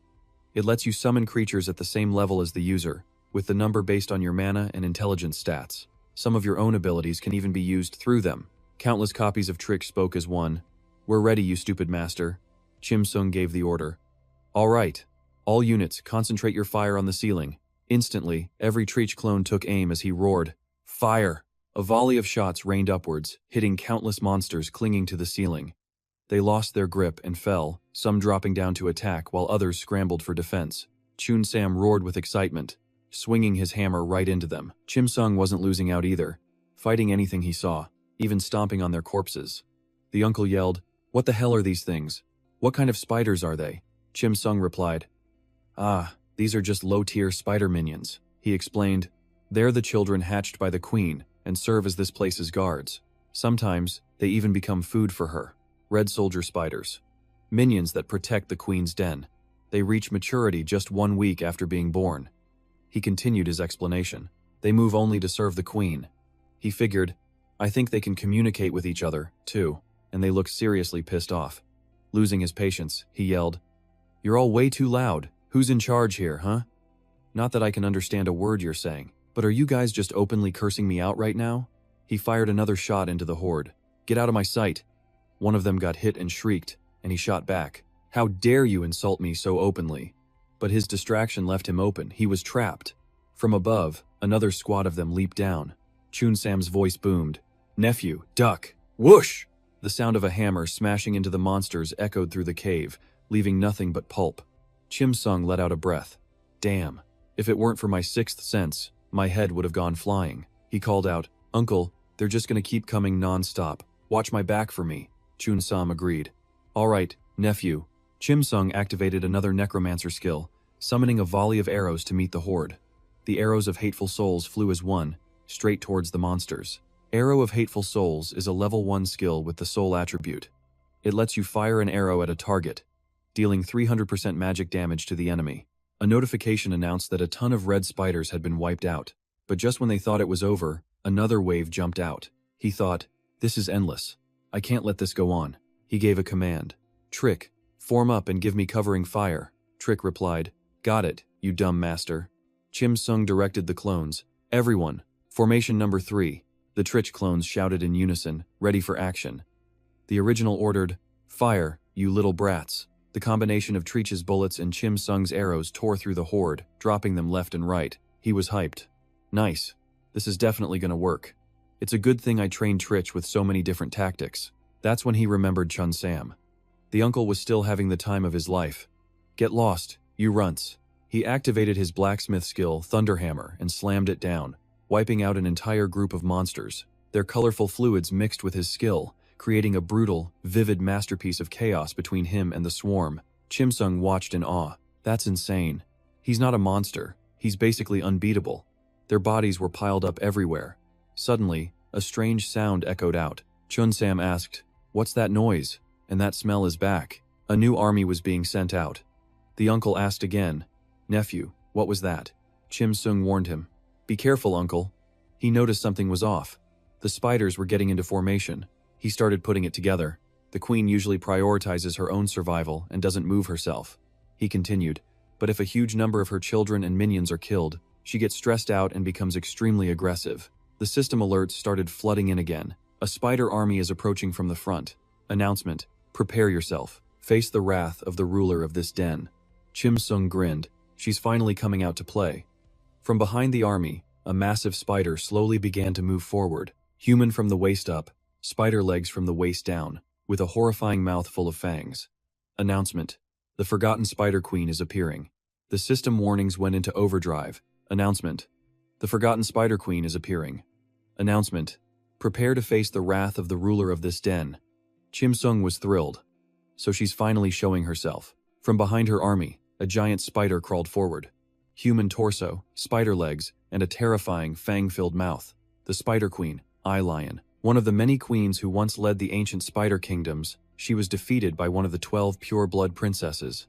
After her defeat, she lost most of her royal power, leaving her with only base survival instincts compared to a few hundred years ago. She's weaker in many ways now, but she still has a powerful acidic fluid that can digest most creatures, and a terrifying obsession with her prey. Chun Sam was bewildered.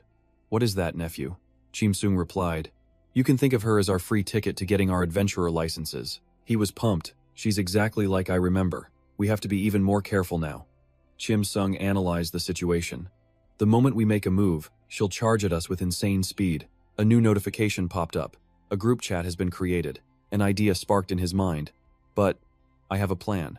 On his virtual screen, a new message group appeared. Chim Sung glanced at his uncle asking, you saw that conversation, right?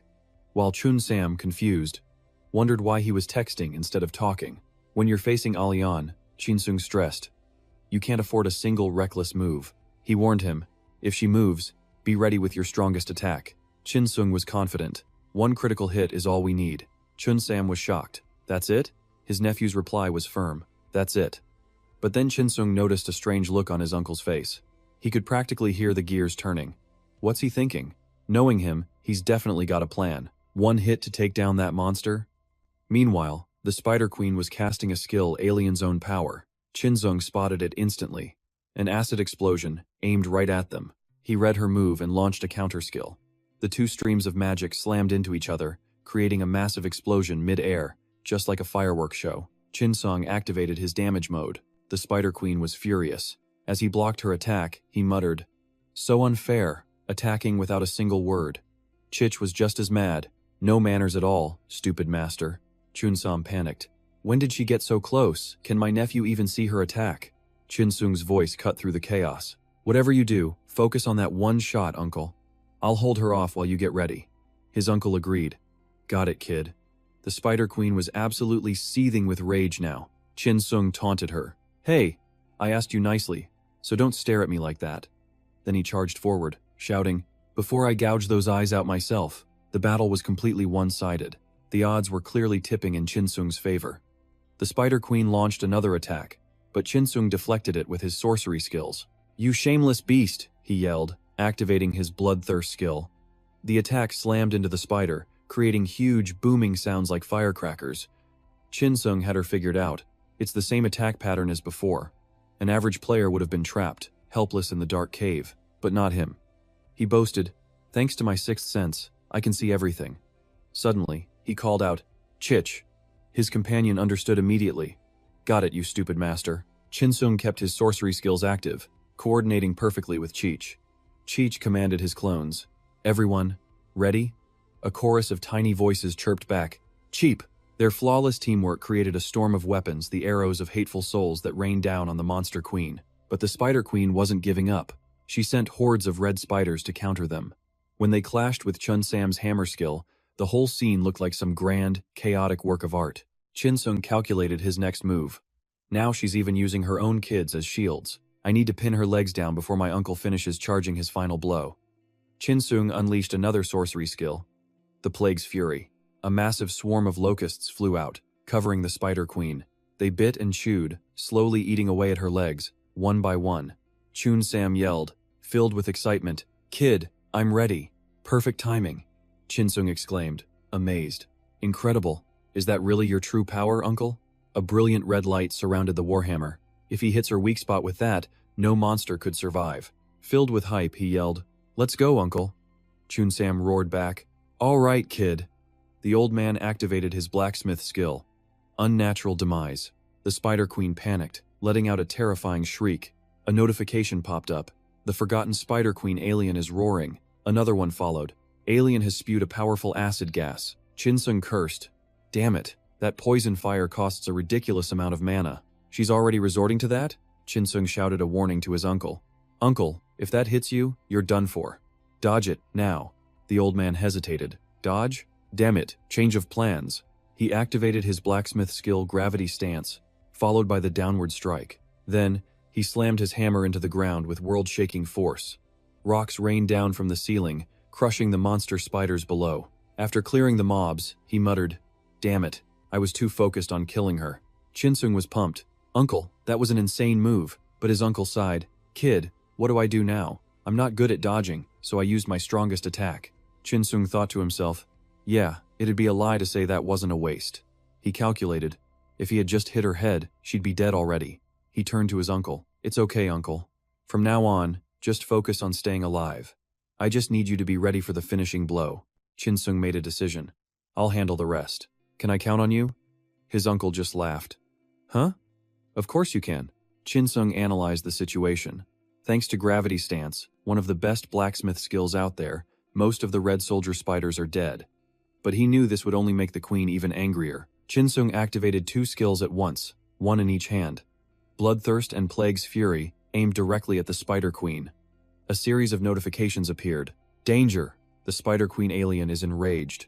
The battle was finally reaching its climax. "All right," he said with determination, "let's end this slowly."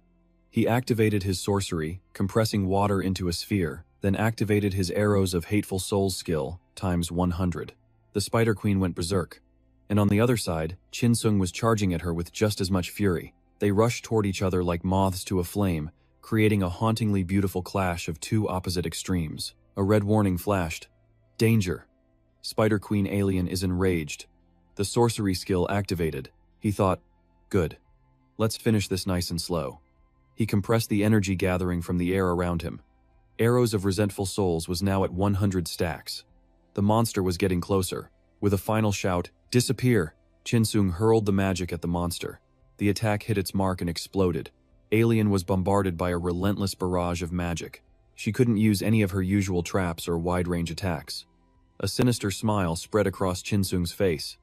"I wonder if I can use my range expansion skill." He instantly dashed toward the Spider Queen's position. "That's right, you're out of second chances now."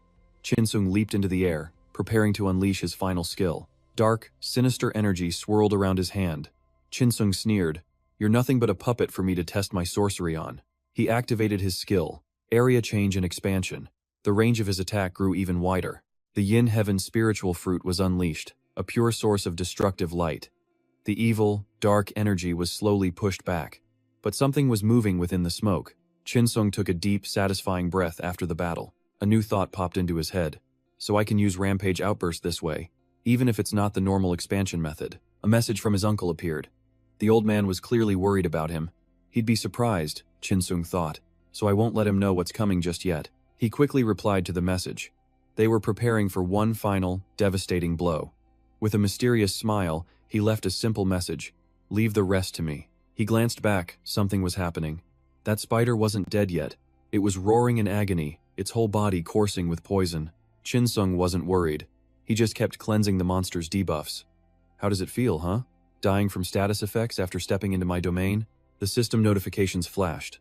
Alalone's defenses were weakening. The Spider Queen's magic resistance plummeted, and she went ballistic. Her body was enveloped in a sinister purple aura, consumed by pure hatred as she prepared to attack. But Chinsung, still completely unfazed, getting ready to counter. "Good. I don't have much time, so let's end this fast." He dashed toward the monster, wondering just how far he could push her all by himself. "Just me. Alone." The Spider Queen unleashed a skill, knocking Chinsung back. He grunted, "You damn pest." But wait, this felt different from the blood explosion she used before. A wave of green, toxic fluid erupted from the spider, all alone. Since she didn't have any underlings to sacrifice for materials, she was using her own blood for the attack. She gathered the energy in her hands, ready to fire. This attack was like tearing off her own skin to fight. Chinsung immediately charged in. "Hey, you think this is enough to stop me?" He raised his fist, rushing the spider. "Let's have a real fight." Suddenly, he stopped dead in his tracks. Chinsung had walked right into a trap. How could she create such a sophisticated trap? Chinsung twisted his body, barely managing to escape. He closed the distance instantly, moving in for the kill. "That's right. If it's right here, I can close the power gap between us." Chinsung sent the monster flying. "No, I'm not sure." Her health dropped as he landed back on the ground. He was absolutely furious now. If he could keep the pressure on, she wouldn't have a chance to heal. He rushed all alone again, relentlessly. The Spider Queen took more poison damage, then activated a desperation skill. The monster started hemorrhaging, about to unleash a devastating blow. A notification popped up. Battlefield Survivor title effect, activated. Chinsung channeled his magic. "I can feel it. This is bad." Another alert. Luna's greedy reservation effect, activated. The monster's health and mana were being drained away.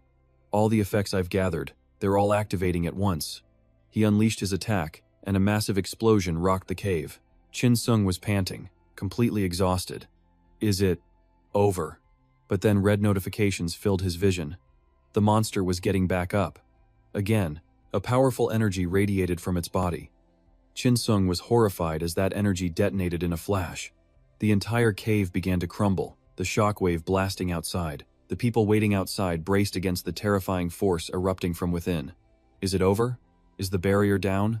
The Spider Queen emerged, but Chinsung was nowhere to be seen. Why did she come out alone? System alert. Alalone is about to release immense energy. Just before she could touch Senator, the spider was frozen solid. That light. Wait. Has the barrier been released? A dark figure appeared, and Senator and Trick just about jumped out of their skin.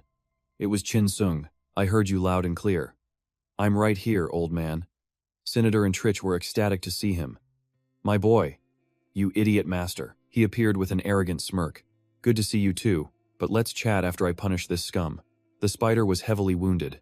Chinsung lifted his foot high off the ground. He stomped down, hard, over and over again. "It's over, you miserable insect." Alalone was finally, completely annihilated. Chinsung then hopped down, landing right in front of Senator. "She was nothing special, just made a big fuss," Chinsung said. Senator and Treek were worried about his condition. "Are you okay? I thought you died in that light flash just now."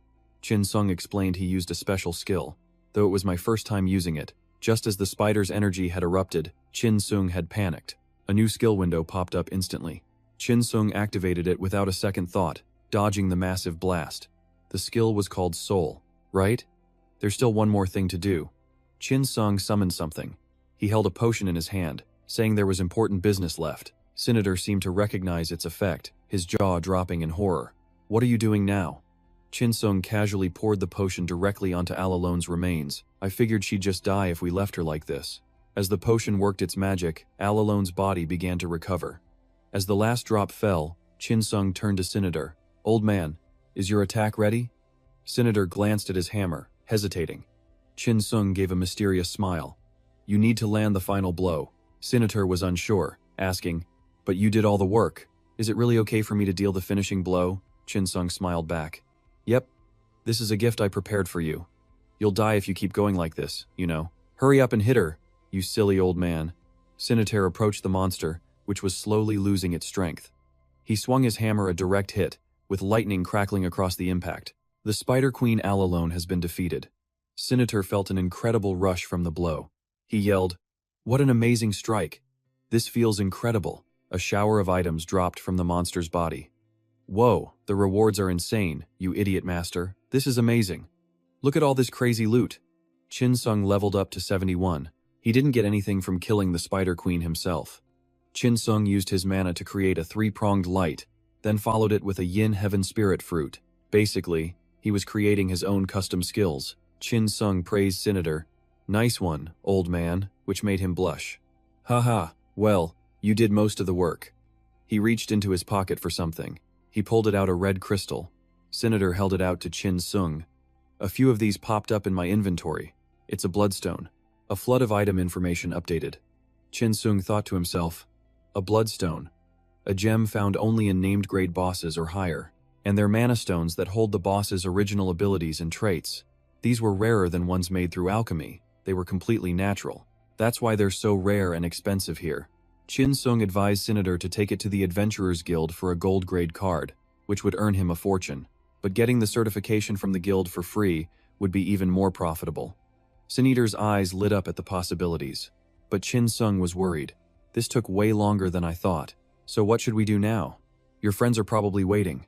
Sinitar just waved his hand dismissively. Those old geezers will be fine playing amongst themselves. Why are you worried about something like that?" Sinitar reassured him, giving Chin Sung a playful shove. The push actually hurt, and rubbing his arm, Chin Sung thought to himself, this fight was so much fun he completely lost track of time. A series of thoughts ran through Sinitar's head. It's all thanks to him guiding me so well, with his talent. Thinking this, Sinitar spoke up. "My boy, what do you think about traveling with me from now on?" The question caught Chin Sung completely off guard. "Excuse me? What do you mean?" "Model." He held out his hand. "Do you want to join my guild?" And just like that, before the dust even settled, the system flashed with Sinitar's official offer. Now, Chin Sung had a decision to make. Do I accept or not? We cut to a new scene, sunlight gleaming over the Pharma Kingdom, where a shopkeeper is waving goodbye to a customer, and that customer is Chin Sung himself. The Lich, seeing his new look, piped up. "Silly master, did you buy new clothes already?" He sighed. "Yeah, the old ones were completely trashed after that fight with Alalo." But then, a satisfied grin spread across his face. "Still, that was one hell of a fun battle, I'll give it that. But the biggest reason for all this? It was all thanks to Sinitar." Chin Sung thought to himself. "Honestly, I have absolutely no reason to refuse his offer. This is exactly what I wanted." Maybe I felt a little guilty for everything he'd already given me. He remembered what happened right after they took down that giant bird monster. Chin Sung was stunned. "Wait, you're really not taking any of this?" Sinitar had left behind every single treasure dropped by the boss. "What would I even do with this stuff? Just take it all." Chin Sung felt a bit awkward. "But, isn't there anything I can give you in return?" Sinitar just waved it off. "Hey kid, do I look like someone who needs any of this?" He let out a hearty laugh. "We'll just use it to fund the new alliance." Snapping back to reality, Chin Sung had a thought. I can't just accept everything for free. I should get him a gift. Following the map, he set off. After a long walk, the Lich finally spoke up. "Seriously, how much farther do we have to walk, silly master?"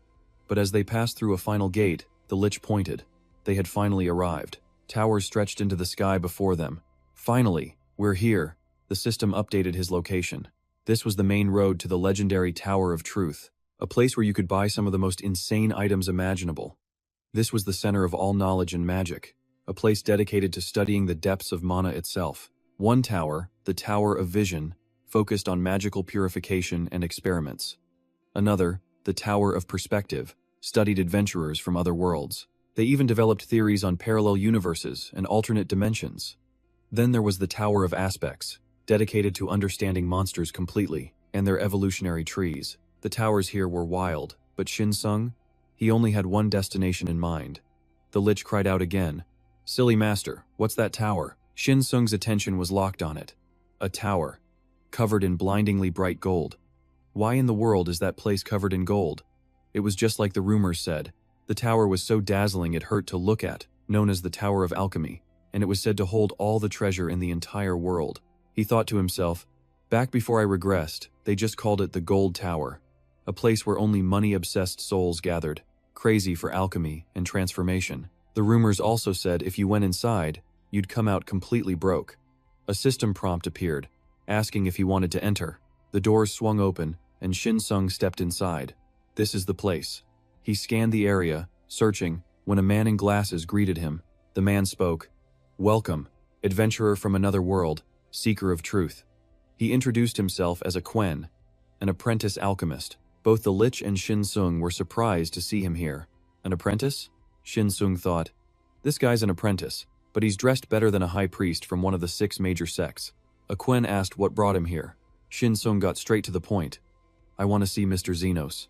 A Quen's face immediately tightened at the mention of that name, so Shin Sung clarified, "I'm here to meet the one they call the Golden Hand." Suddenly, a Quen started rubbing his chin, stammering, "Oh, well, about that." Seeing this, Shin Sung smirked internally.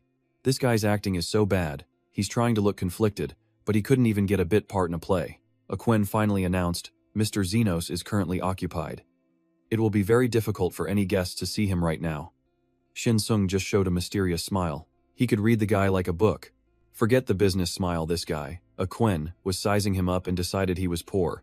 Xenos was a huge deal in this tower, after all. No VIP status, no entry. A Quen continued.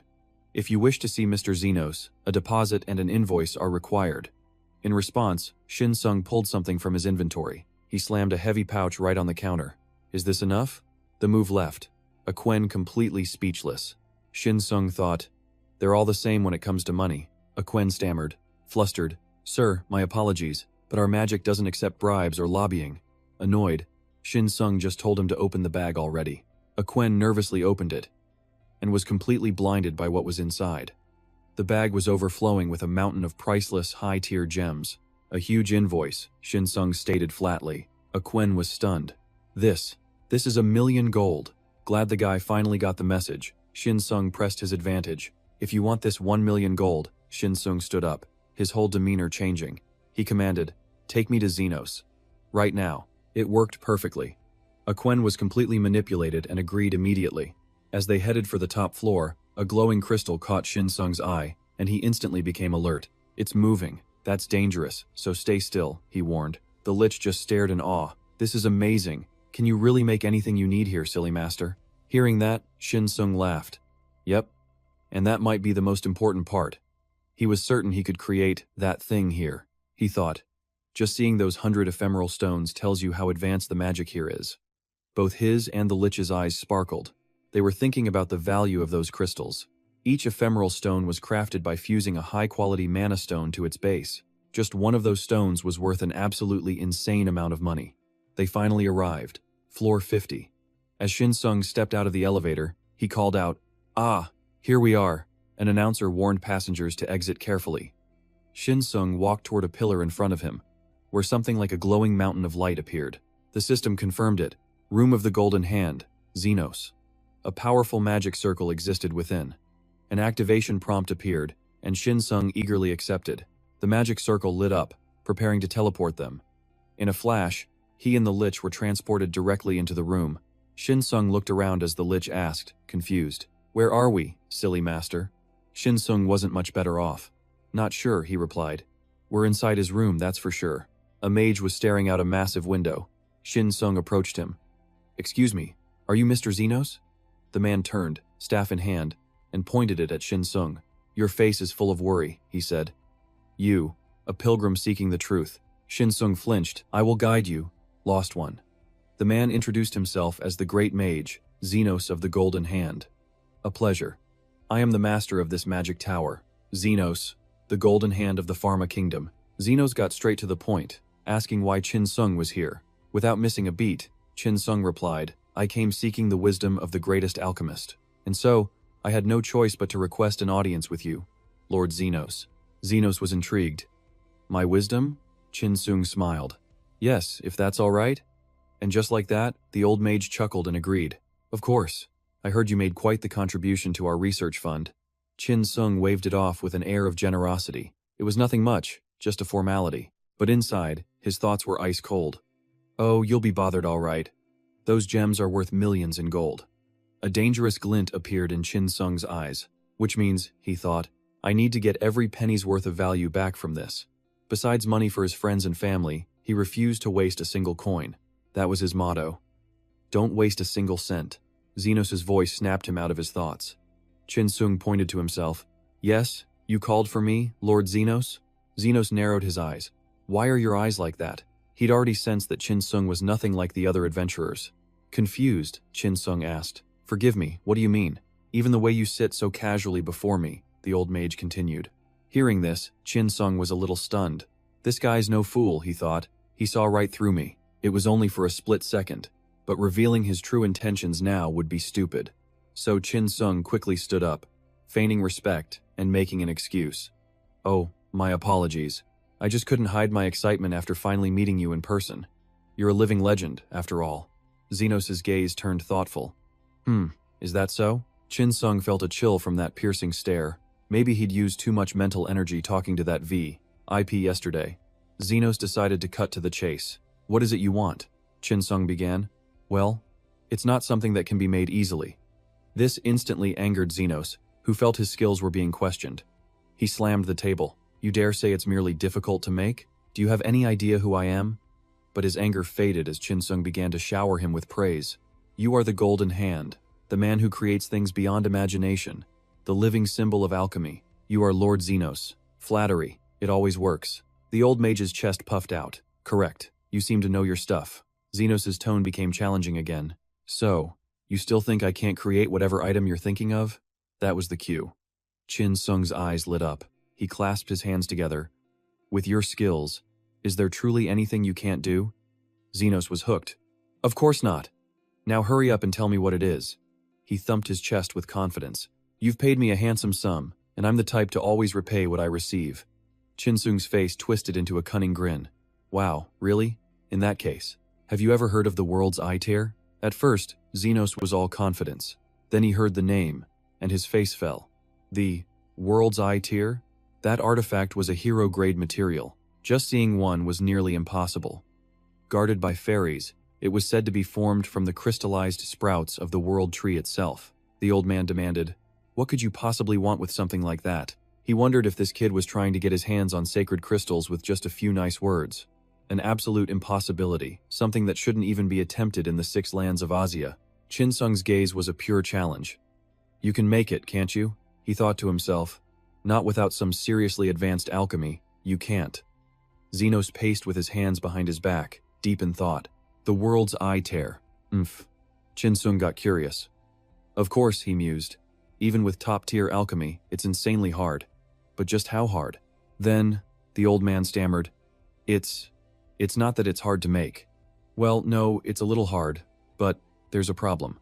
Chin Sung thought. Even Zenos himself admits this is one of the toughest things he's ever made. But hearing there was a problem just annoyed Chin Sung. He decided that wasn't his issue. Zenos, looking nervous, leaned in and whispered something in Chin Sung's ear. He then spoke aloud. Now you understand the situation, right? We simply don't have the materials here in the Magic Tower. Even if I wanted to make the world's eye tear, it's impossible. My code is to repay what I've received, but what can I do? Of course, if I had the ingredients, I'd make it for you any time. Chin Sung completely ignored his rambling. He opened his system inventory, preparing to bring something out. A massive bag materialized in front of Zenos, who looked utterly bewildered. You're not human. You're a... Before Zenos could finish, Chin Sung cheerfully patted the bag. Hey now, don't worry about it. Just open it up. The old man opened the bag, and what he saw inside nearly gave him a heart attack.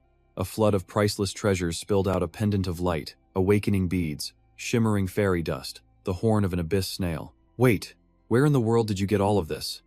Chin Sung just shrugged. I bought it. That answer only made Zenos panic more. You bought these things. With money? Chin Sung scratched his head. Yeah, I figured I'd need them. The old mage was becoming genuinely terrified of the man standing before him. This kid. This was his plan all along. Anything Zenos said now was completely meaningless. Consider it a gift, Chin Sung said with a smirk. For our dear Golden Hand, Lord Zenos. He then grabbed the old man's hand in a mock show of respect. So, you should be able to make it now, right? Zenos was speechless, stammering, what? And with that, business was concluded. Chin Sung turned and walked away, leaving a stunned Xenos behind as he slammed the door shut, sealing the room off. Chin Sung turned back with a dangerous look, the world's eye tear. A look of pure terror crossed Xenos' face. You're going to stay here until I finish it? A blood-curdling scream echoed from the tower. Later that night, at a tavern in the city, a voice boomed, "Oh, come on, you're exaggerating." Chin Sung and Trish were having a celebratory drink after getting what they wanted. It just took a little push to get him to make it, right? That's right, you idiot master. Chin Sung, picking at his teeth, mumbled, "It'll take a while, but I think I got my money's worth." Suddenly, a conversation from a nearby table caught his ear. "Hey kid, you hear the rumor?" It was two adventurers. "What rumor?" "About that high-level killer," they whispered. "Some psycho hiding under a Brazilian hood, and he's been going around, shaking down the tower masters." The other guy added, "The ones who got hit were Lord Xenos and Lord Golan." Chin Sung let out a few coughs, drawing their attention. The two adventurers looked at him with pity. "Geez, so young and already got a bad cough. Poor kid, never seen you around here before, but you should be careful. You never know when you'll become his next target." Chin Sung patted his chest, reassuring the two men. "Yeah, you're right. You two stay safe as well." He then said his goodbyes and left the tavern. Trish asked skeptically, "They were talking about us, weren't they, you idiot master?" Chin Sung grinned. "Probably." It seems the two adventurers were unknowingly warning Chin Sung about himself. He just earned a nasty reputation, but hey, he also got exactly what he wanted. This was the result of draining countless masters from the magic tower dry. Jin Sung threw on his new totemic wolf set, ready to head to the next location. The system immediately displayed the new skin's features. Jin Sung picked out his new skills, laughing to himself in the alley. "Haha, what an insane choice. Well, okay," he thought, "including the money I gave the masters, I spent about 100 million in real-world currency. So yeah, it better be this good. I need to spend at least this much just to get through the central zone." He glanced at his palm and started muttering, "Man, it would be great to get rid of this damn curse before then." Seeing this, Pip chirped, "Pip, is something stuck to your body, dumb master?" Jin Sung replied, completely fed up. Yeah, the master's words from before replayed in his head. Revenge is important, sure, but he had a much bigger goal to worry about. The memory of the curse that hit him after rewinding 15 years into the past resurfaced. It was tied to the identity of the Overlord system. But here's the thing, without this curse, he never would have felt this insane pressure to power himself up. A system notification appeared. If Jin Sung fails to enter the game, he will be erased. Back in the present, he knew this system was his biggest problem. "I'm tracking Alita Corsoli," he recalled. "I suspected and chased the 10 Evil Society, but no, I can't get ahead of them." Deciding to stay calm and play it cool was absolutely the right move here. Jin Sung slowly approached the castle gate. He figured if he just did what he could right now, the results would come naturally. Jin Sung was sure of it, but man, this was a long walk. Pip couldn't take it anymore, whining nonstop. "Dumb master, how much longer do we have to walk?" Jin Sung told Pip to shut it. He was looking for something. "I'm positive it's just around here." Pip flapped his wings everywhere in protest. "It's getting pitch black out here." Suddenly, Pip spotted something. A flash of red light. Jin Sung immediately sprinted towards it. Pip started freaking out. "Dumb master, what if a ghost pops out?" Jin Sung completely ignored that nonsense. "What ghost?" As they got closer to the forest, Pip was convinced a ghost was about to jump out at them. "What are you even talking about?" Jin Sung snapped, then decided to mess with him, saying Pip was a ghost himself. The little bird puffed up his chest, offended. Jin Sung flicked his forehead. "I'm not a ghost, you idiot. I'm a spirit." Pushing aside some grass, it looked like Jin Sung had found what he was looking for. "Yeah, whatever. Just wait a little longer," he said. "I'm sure it's here," he thought. "If I didn't have my sixth sense, or the experience from before I returned, I'd never find this place." Found it. A cave entrance, hidden in the grass, pulsing with a strange light. Jin Sung used a tree root to climb down into the cavern, a place completely disconnected from the world. You couldn't even set up a normal teleportation gate here. He moved closer to the energy source, the kind of place where you'd die instantly if you weren't strong enough. "This is it," he said, excitement in his voice. "A place where an ancient monster lives forever." Jin Sung paused, thinking about a being that transcended race and age for a single purpose. He continued forward until he reached a massive magic circle. A system notification popped up. "Secret route found. Current location: Older's Forge." Pip was so hot he felt like he was melting. He groaned, "This is for real, dumb master. I feel like I'm about to become chicken soup." The mana here was incredibly pure. Jin Sung's mind was racing. Of course, this place is blessed by the heavens. It's so rich with mana, you could call it a dragon vein. But something was off. Jin Sung looked around, suspicious. Huh? Is no one here? Pip agreed. It's way too quiet, you damn master. Then, a sound. It came from the cave up ahead. No, Jin Sung thought, if you listen closely. He moved toward the strange noise. Sounds like something's coming from over there. The monster appeared. It looked at Jin Sung and demanded to know who the hell he was. The moment Jin Sung felt that overwhelming pressure, he knew. He breathed out one name, Lord Lesa. Lesa's eyes sharpened, his voice a low growl. What? A human? How do you know my name? The raw power radiating from him was terrifying.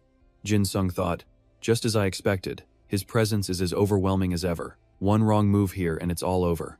Jin Sung immediately showed respect, bowing his head. How could I not know of you, Lord Lesa? You, who commanded the Mace Spider Alliance. The sole successor to the great death god, Lord Dokta. The orc hefted his hammer, ready to strike. Jin Sung kept the flattery going, and the master of the immortal Mace King. But that was hundreds of years ago, Lesa mused. I was quite the monster back then, though it's been decades. Lesa looked at Jin Sung, a hint of satisfaction in his eyes. You're pretty knowledgeable for a human. This was going exactly as planned. Thank you, my lord, Jin Sung replied. In the world of orcs, calling Lesa a living legend wasn't an exaggeration. After the War of Gods and Demons, he was the orc who single-handedly defeated the rampaging Black Dragon. After that incredible battle, Dokta sacrificed himself to the Black Dragon. In his place, Lesa inherited the immortal Mace King, a weapon holding the power of heroes past. He combined that power with his own incredible strength and charisma to create the legendary Mace Spider Alliance. His very existence was like that of a demon god. But then he disbanded the alliance, went into seclusion, and spent the rest of his days here, in Ulder's Forge. Jin Sung looked around. Something didn't add up. But why is he all alone? They were deep inside Ulder's Forge. It was obvious. Suddenly, Lesa spoke, cutting through Jin Sung's thoughts. So let's just say that's how you know who I am. Why would a human dare to come here? Jin Sung put on his friendliest smile. He knew he had to answer this very carefully, or he'd set the orc off. He decided to go for it. Well, you see, I have a proposal for you, Lord Lesa. The orc took a step closer. Hey, human. Jin Sung answered cautiously. Yes? The orc's eyes glowed red. Are you looking to die? Pure terror shot through Jin Sung. I'm sorry. Why would you suddenly ask me that? Lesa absolutely exploded with rage. A mere human dared to set foot in this place, and now, you have the nerve to offer me a deal? He swung his massive club straight at Jin Sung. You want death? Then keep talking. Jin Sung just stood there, completely frozen, unable to react. He raised his hands to block, thinking, I seriously miscalculated. Lesa kept hammering away at him. And then, a powerful voice echoed through the chamber. How dare you raise your voice in this sacred place? Shut your mouth, you filthy orc. Jin Sung recognized that voice instantly, his eyes sharpened. This voice, a massive surge of power erupted. The other masters of the forge had finally appeared. Mujadin, the first dwarf king, showed up furious, his presence overwhelming as he lectured Lesa. You damn orc, you dare swing that disgusting weapon of yours in here? To stay alive, he quickly bowed low, greeting the two old gods who ruled the forge of Uduin. Hearing a voice from below, they leaned down to look.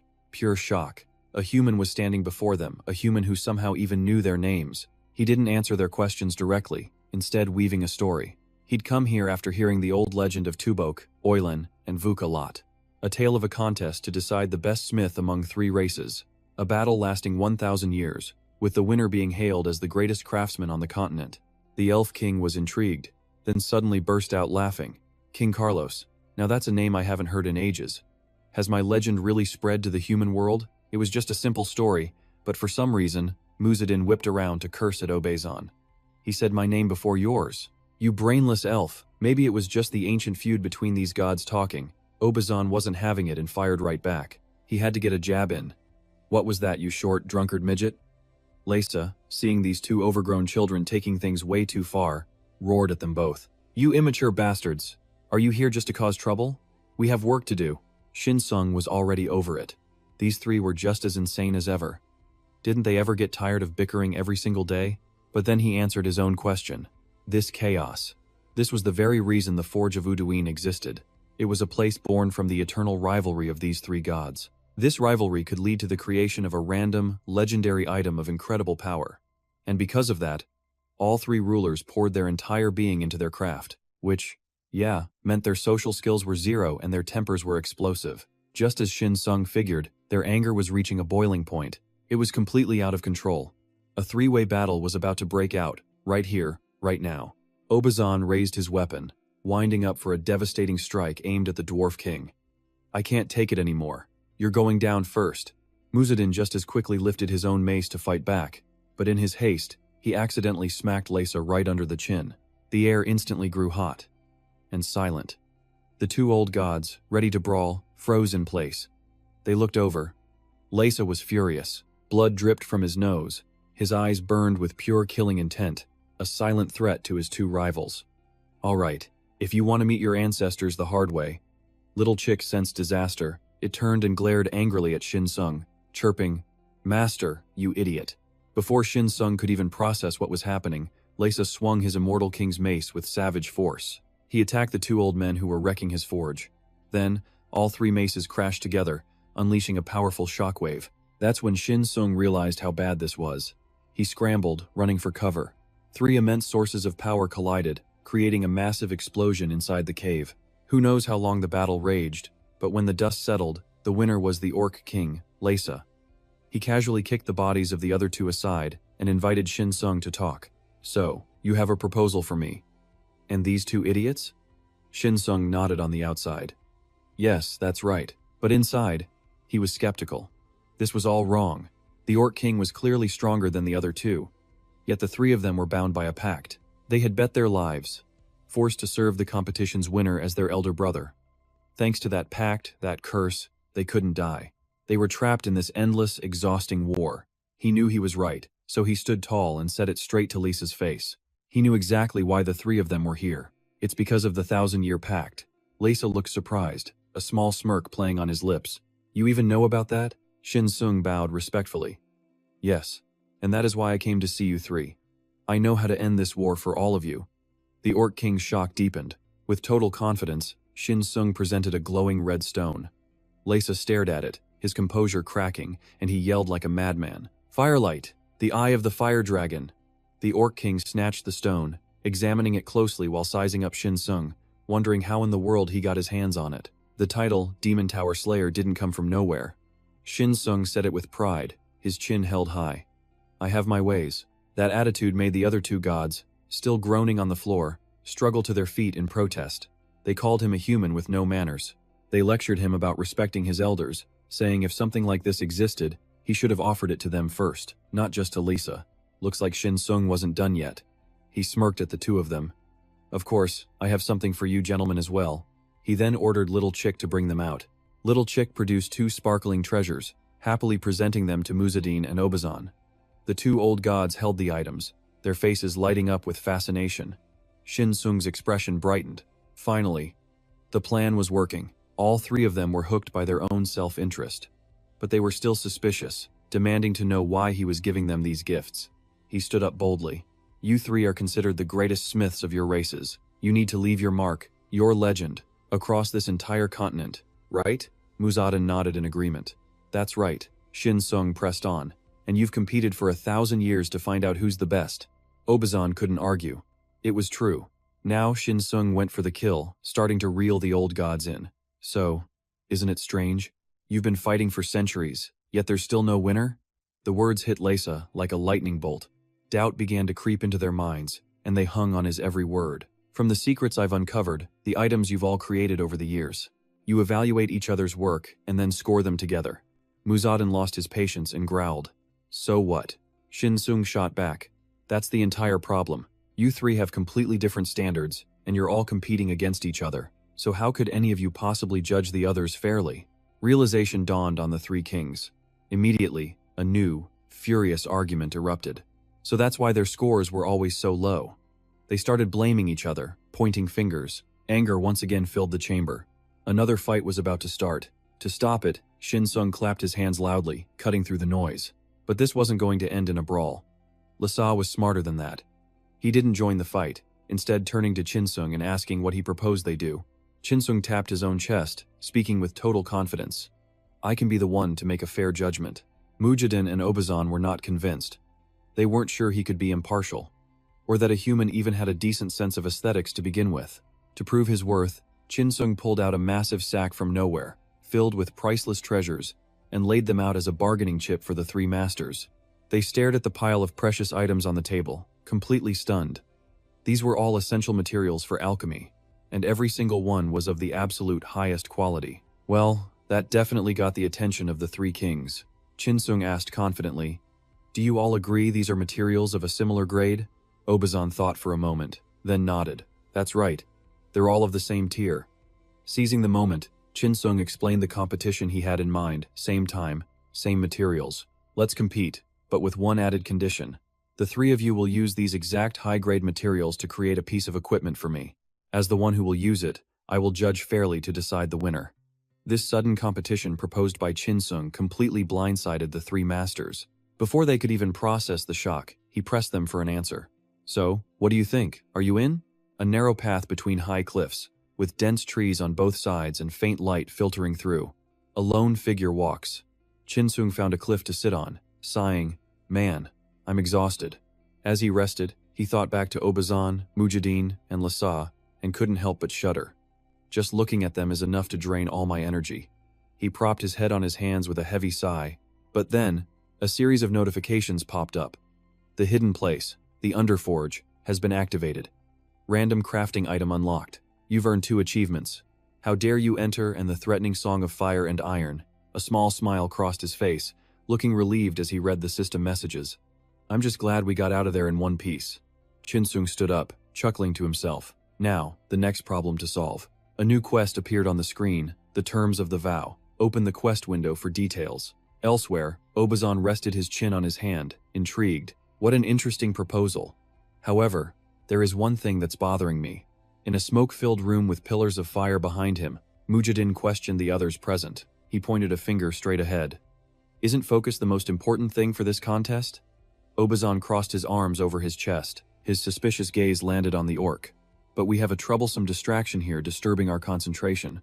So yeah, I'm feeling a little hesitant about this whole thing. Mist swirled around as the Orc King's voice rumbled. Well, if one of us catches them, it could be a good way to settle the score, couldn't it? Obazan's face lit up with a grin. So, if you catch them, we'll accept the match. The system window updated, the terms of the vow. Chinsung stroked his chin, thinking, that's the old elf's quest. Crafty bastard. Chinsung stared at the glowing ring on his finger, lost in thought. So there really is something out here. Ever since I entered that cave, the tester ring has been acting up. He stood up, frowning. But if it's a ladder or the Genesis cross, I have no way of tracking them down myself. He clenched his fist, pure anger flashing across his face, remembering when Sokka took the fragment of the destruction orb as a gift. No, not a gift. He stole it from me, and claimed it was a gift from me to him. Chinsung grabbed his hair in frustration. Nothing is ever going smoothly. Chinsung's brow furrowed in anger. As far as I can remember, there's nothing really troublesome around here except for a few dungeons. He stared ahead, worried. Is anyone nearby? I don't sense anyone. His fluffy companion pointed out. Are you playing around too much? Master is not smart. Chinsung couldn't help but laugh. Yeah, you're right. That little brat is probably just eating and pooping somewhere. He cheerfully raised his fist, his spirit renewed. Now, let's focus on this again. When I left the duchy, the tester ring pointed southwest, but right now it's pointing due west. That's because the farm duchy is to the north. It means the target isn't in a dungeon, but it's something that can move. Chinsung closed his eyes, sensing, which means his eyes snapped open, suddenly tense. Is someone following me? He whipped around in an instant, his sharp gaze scanning the area. Cheap, his companion chirped in surprise. A dark, cold aura radiated from his body. I have to check. He used his sixth sense to scan his surroundings.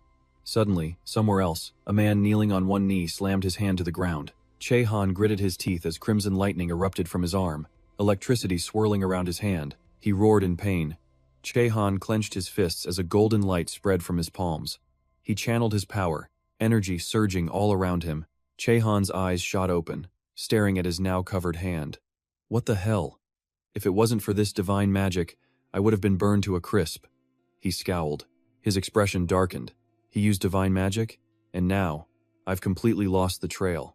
Just then, two figures rushed to his side. Che-han, what happened? Che-han, Che-hook, and Che-dong ran up, their faces tense. What's going on? Who did this to you? Che-han just laughed confidently. It wasn't an ambush, so you don't have to worry. Che-hook frowned. Che-dong stood beside him, asking, Are you sure? Then what happened to you? The man looked annoyed, and a little defeated. I lost the target. A voice echoed back. What did you say? Che-dong grabbed Che-han by the collar. Give me the details. What do you mean you lost him? Che-hook stood behind them, his gaze hardening as he stared at Che-han's grim face. He said nothing, just gritting his teeth. It seems the target realized he was being tracked. Judging by how the tracking magic was completely shattered, Che-han held his hand out in front of Che-dong, who flinched back. He seems to be an expert, not just in magic, but in divine magic too. His eyes went wide with horror as Che-han's hand burst into violent flames. The intense heat radiated outwards as he stammered. What was that? Che-hook pulls back his hand and smirks. So the target isn't overwhelmingly strong, but he's no pushover either. If anything, our little clash just made him way easier to track. He scowls, his anger rising. We can't rule out a third party finding our tracking spell and destroying it, but I'm betting he's still close by. Che-dong watches him, his expression grim. No matter how you slice it, this is not good. Che-han nods in agreement. That's right. Then, a voice cuts through the air. We have uninvited guests. Che-dong jolts in surprise. All eyes snap toward the sound. Che-han and Che-hook tense up, instantly on guard. Che-hook shouts in rage. Who's there? Che-han looks at him frantically, his voice urgent. Che-dong, hurry. Che-gyong roars. Get your head down. He activates his skill, a golden light erupts, covering his entire body. The divine warrior technique. Che-gyong lunges forward, his fists blazing. One punch after another unleashes devastating power, shattering the stone plates. Any monster caught in the blast is blown to pieces. A massive beast appears, red eyes burning, a wide mouth revealing rows of razor-sharp teeth, pure killing intent. The three of them are completely surrounded. Clenching his fist, Che-hook growls. Where the hell did all these monsters come from? Che-han gets into a ready stance. Get ready for a fight. Che-hook tightens his grip, muscles bulging. A loud growl echoes as Che-han raises his hand, energy flooding the area. Whoa, a brilliant light. Che-gyong stares at the glowing beam, his eyes wide with shock. He clenches his fists, his body now covered in a radiant aura, his gaze determined. Che-hook lets out a battle cry, raising his hands high. His body glows as raw power explodes from him. Che-han places his hands in front of his chest, electricity crackling around him, his eyes shining brightly. Oh, Almighty One, please, have mercy on us. Please, forgive our sins. His hands tighten, and a torrent of energy bursts forth, and grant us eternal salvation. The monsters caught in the holy light begin to convulse, screaming in agony as the energy burns through them. Che-han spins, swinging his arm and unleashing a blinding beam of light. Divine combat skill, ferocious dragon's might activated. He grits his teeth, his face taut with effort. Che-gyong looks over at Che-han in alarm. Just try to hold on a little longer. His friend shouts back. Got it, Che-gyong. He clenches his fists, eyes burning with fury, activating his divine warrior skill. I'll wipe out every last one of these freaks. And with that, Che-gyong charges in. Anti-demon advanced illusion activated. He throws a relentless barrage of punches. The monsters struck by the blows twist in agony, their red eyes flaring with pain. Bodies are torn apart. Che-hook exhales, his eyes sharp. Did you get them all? Che-gyong scans the area and says, I think that's every single one of them. He doesn't even finish his sentence before a new voice echoes out. So, you are the servants of that false god? Che-gyong's eyes narrow with suspicion. Suddenly, a swirling darkness erupts from the ground, the voice booming from within it. The three of you weren't my original targets. But, the voice continues, I suppose you could entertain me for a while. Che-hook, Che-gyong, and Che-han look up at the sky in pure terror. Alistair, red eyes blazing, body cloaked in shadow, towering before them. It's a complete shock. Then, 3 notification windows pop up. Cannot confirm opponent's identity. Opponent is high level or possesses unidentified special magic.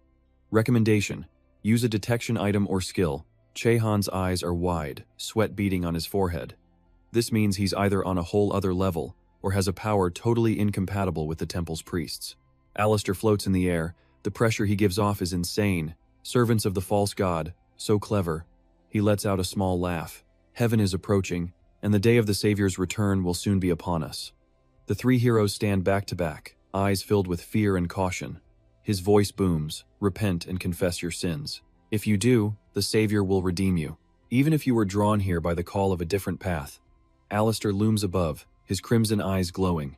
If you truly accept his holiness as servants of the false god, well, that doesn't mean you're completely useless as a vessel. A fierce wind whips up as Alistair keeps talking. "Prove to me that you are a worthy vessel." Che Gyong spins around in panic, eyes wide. "Damn it! We've been tricked!" Che Han shouts over the roaring wind. "We're trapped inside a domain he created." Two more monsters appear, red eyes glowing in the dark. They charge with a terrifying growl, followed by countless other grotesque creatures with razor-sharp teeth. Horrifying screams fill the air as the monsters close in, trapping the three of them in a circle. Then, his voice rings out once more. "Or, are you just useless trash?" The system chimes in. Guidance to target location. 732 meters remaining. The light from the distant towers grows stronger. Chim Sung walks through the dark forest, observing his surroundings with a thoughtful look. Strange, why are there so few monsters here? He raises a hand to his nose. He catches a weird scent on the air and frowns. Why does this smell like blood? A sharp glint appears in his eyes. Just then, a creature dives from above at incredible speed. Its arms are spread wide for an attack. Chim Sung twists, dodging the blow. The monster smashes into the spot where he just stood, but he's already clear. A smirk plays on his lips. Too slow. Oh, now I get it. He remembers the Goblin King. And that cryptic smile he had. That old man, he thinks, he's testing my abilities. The mission was just an excuse. A horde of deformed test subjects rushes him, their movements fast and full of killing intent. He thinks, there are a lot of them. A grin spreads across Chim Sung's face. And their temperaments are just like mine. One lunges, only to be sent flying back by a powerful punch. A notification pops up. You have defeated a deformed modified test subject. He looks at them, thinking, the name says it all, doesn't it? They charge with blinding speed, and his eyes focus. Clearly, someone created these things. Another notification appears. Wolf Totem Set, Heroic Grade. He slams his hand on the ground with immense force. A spectral wolf materializes beside him. With a vicious snarl, it leaps into the fray, tearing the creatures apart one by one. He stands in the middle of a bloodbath. All around him are the corpses of the test subjects, pools of red blood everywhere. The corner of his mouth lifts in a slight smile as he makes a casual remark. These guys really were weak. System notification. Greed rune effect, activated. His body begins to absorb the blood and mana from the fallen creatures. He smiles confidently, his sharp gaze fixed ahead. All right. Now I just have to find him, right? He tilted his head, looking annoyed. His master wasn't the brightest. Something was definitely off over there. Chi Sung simply raised an eyebrow, his eyes scanning the scene. Over there. In the dead of night, a massive energy vortex swirled to life in the middle of the forest. He muttered, I don't even have to search for him anymore. Che Hook gritted his teeth, his eyes blazing with fury. He threw up his hands, channeling his power and shouting, Che Han, I can't hold on much longer.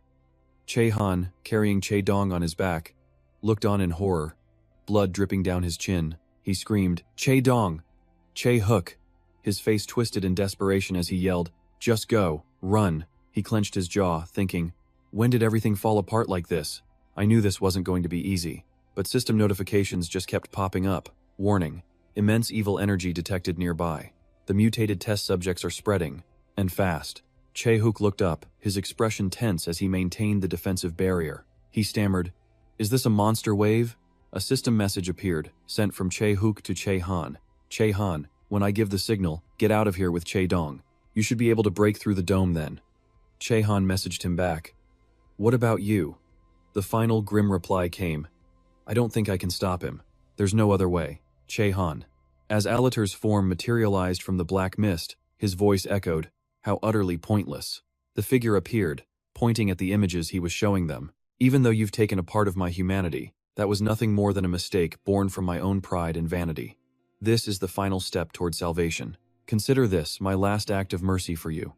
Alatar's face was a mask of pure evil. Che Hook was still fighting back. He roared as he channeled his power, his face filled with grim determination. He unleashed his skill, Way of the Mountain guiding Tiger Monk. As a spectral tiger slammed into the barrier, Che Hook screamed, Go! Get out of here now. Carrying Che Dong, Che Han gritted his teeth and ran. But when they reached the edge of the woods, monsters surrounded them. He desperately used his temple monk skills, wielding a holy spear. He fought hard against the monster horde. All while Alater, still holding Chae-huk by the throat, watched the scene play out. A notification appeared. Party member Chae-huk has logged out. Alater spoke calmly. I told you it was useless.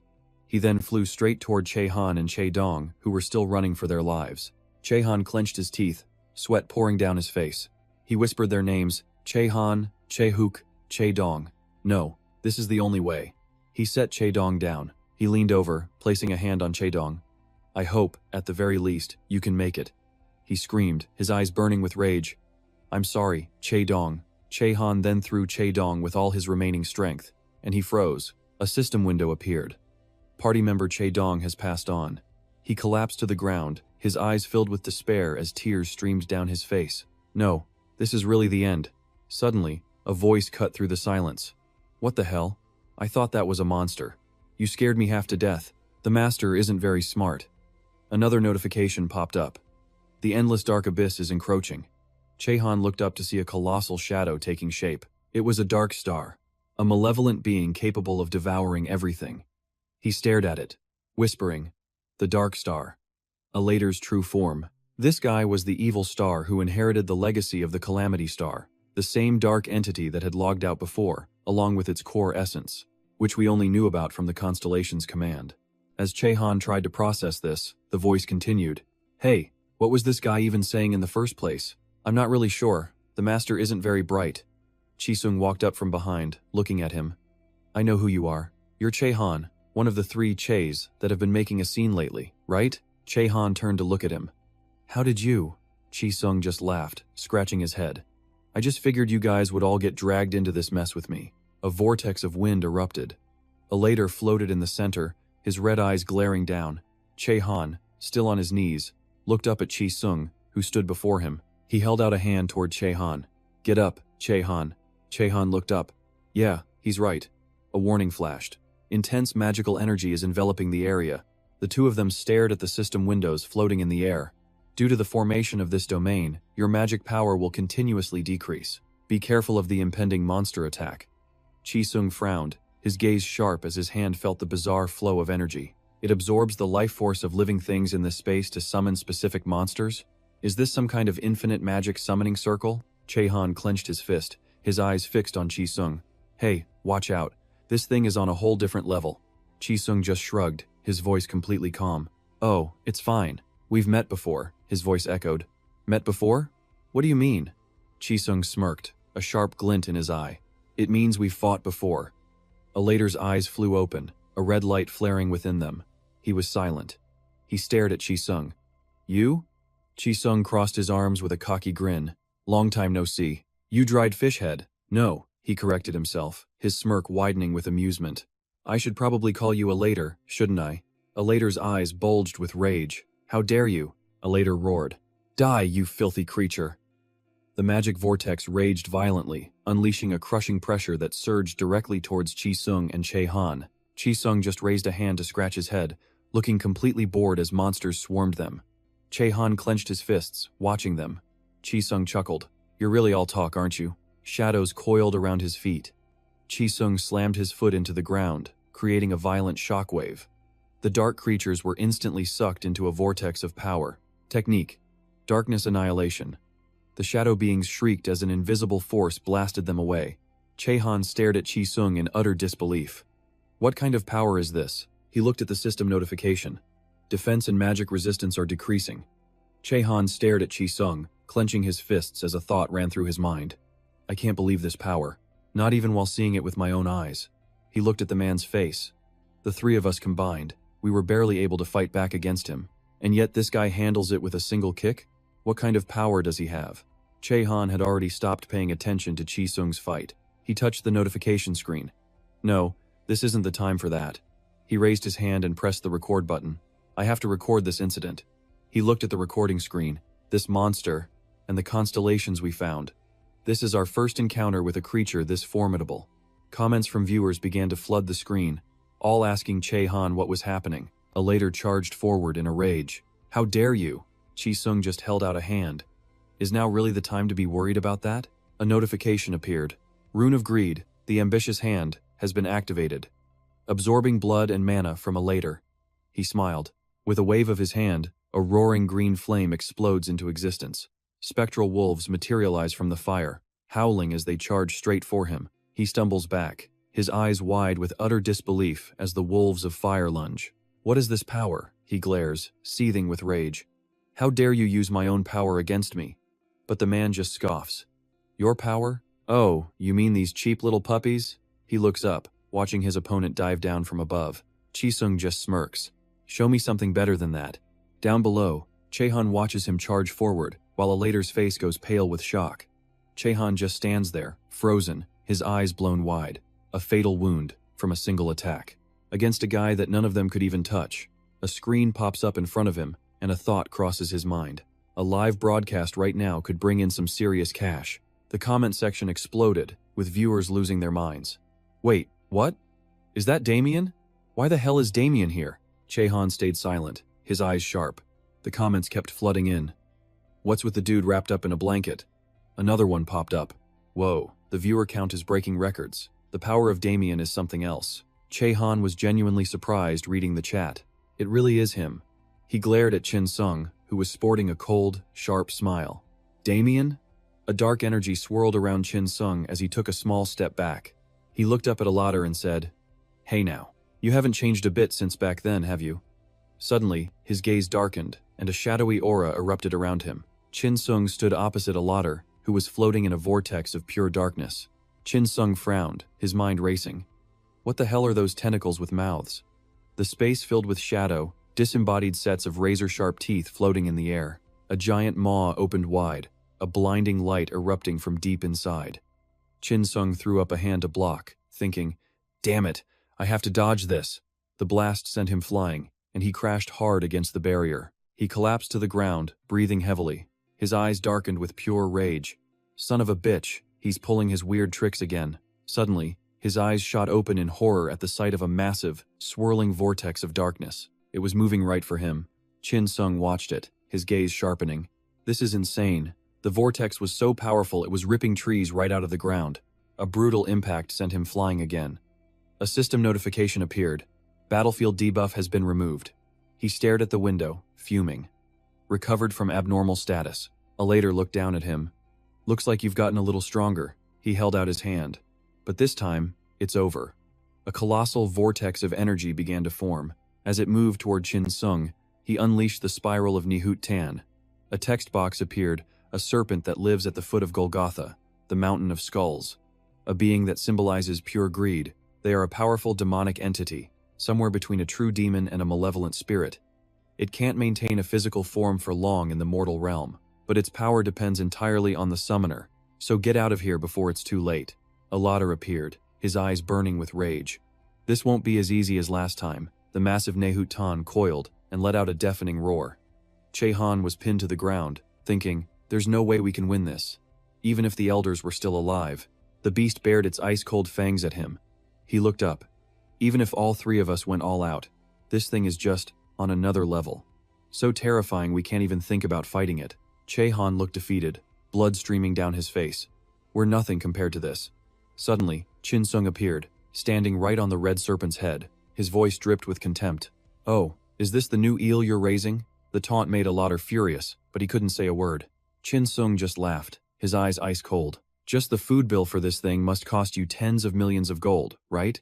Pip, perched on his shoulder, glared with total disapproval. Buy more seeds and other stuff, you cheapskate master. Alater stretched out his hand, dark energy swirling around it. I never planned on giving you an easy death. You heretic! Nehut Tan roared, its eyes locked on Chin Sung. Standing in the middle of the battlefield, Chin Sung just jumped to the ground with a smirk.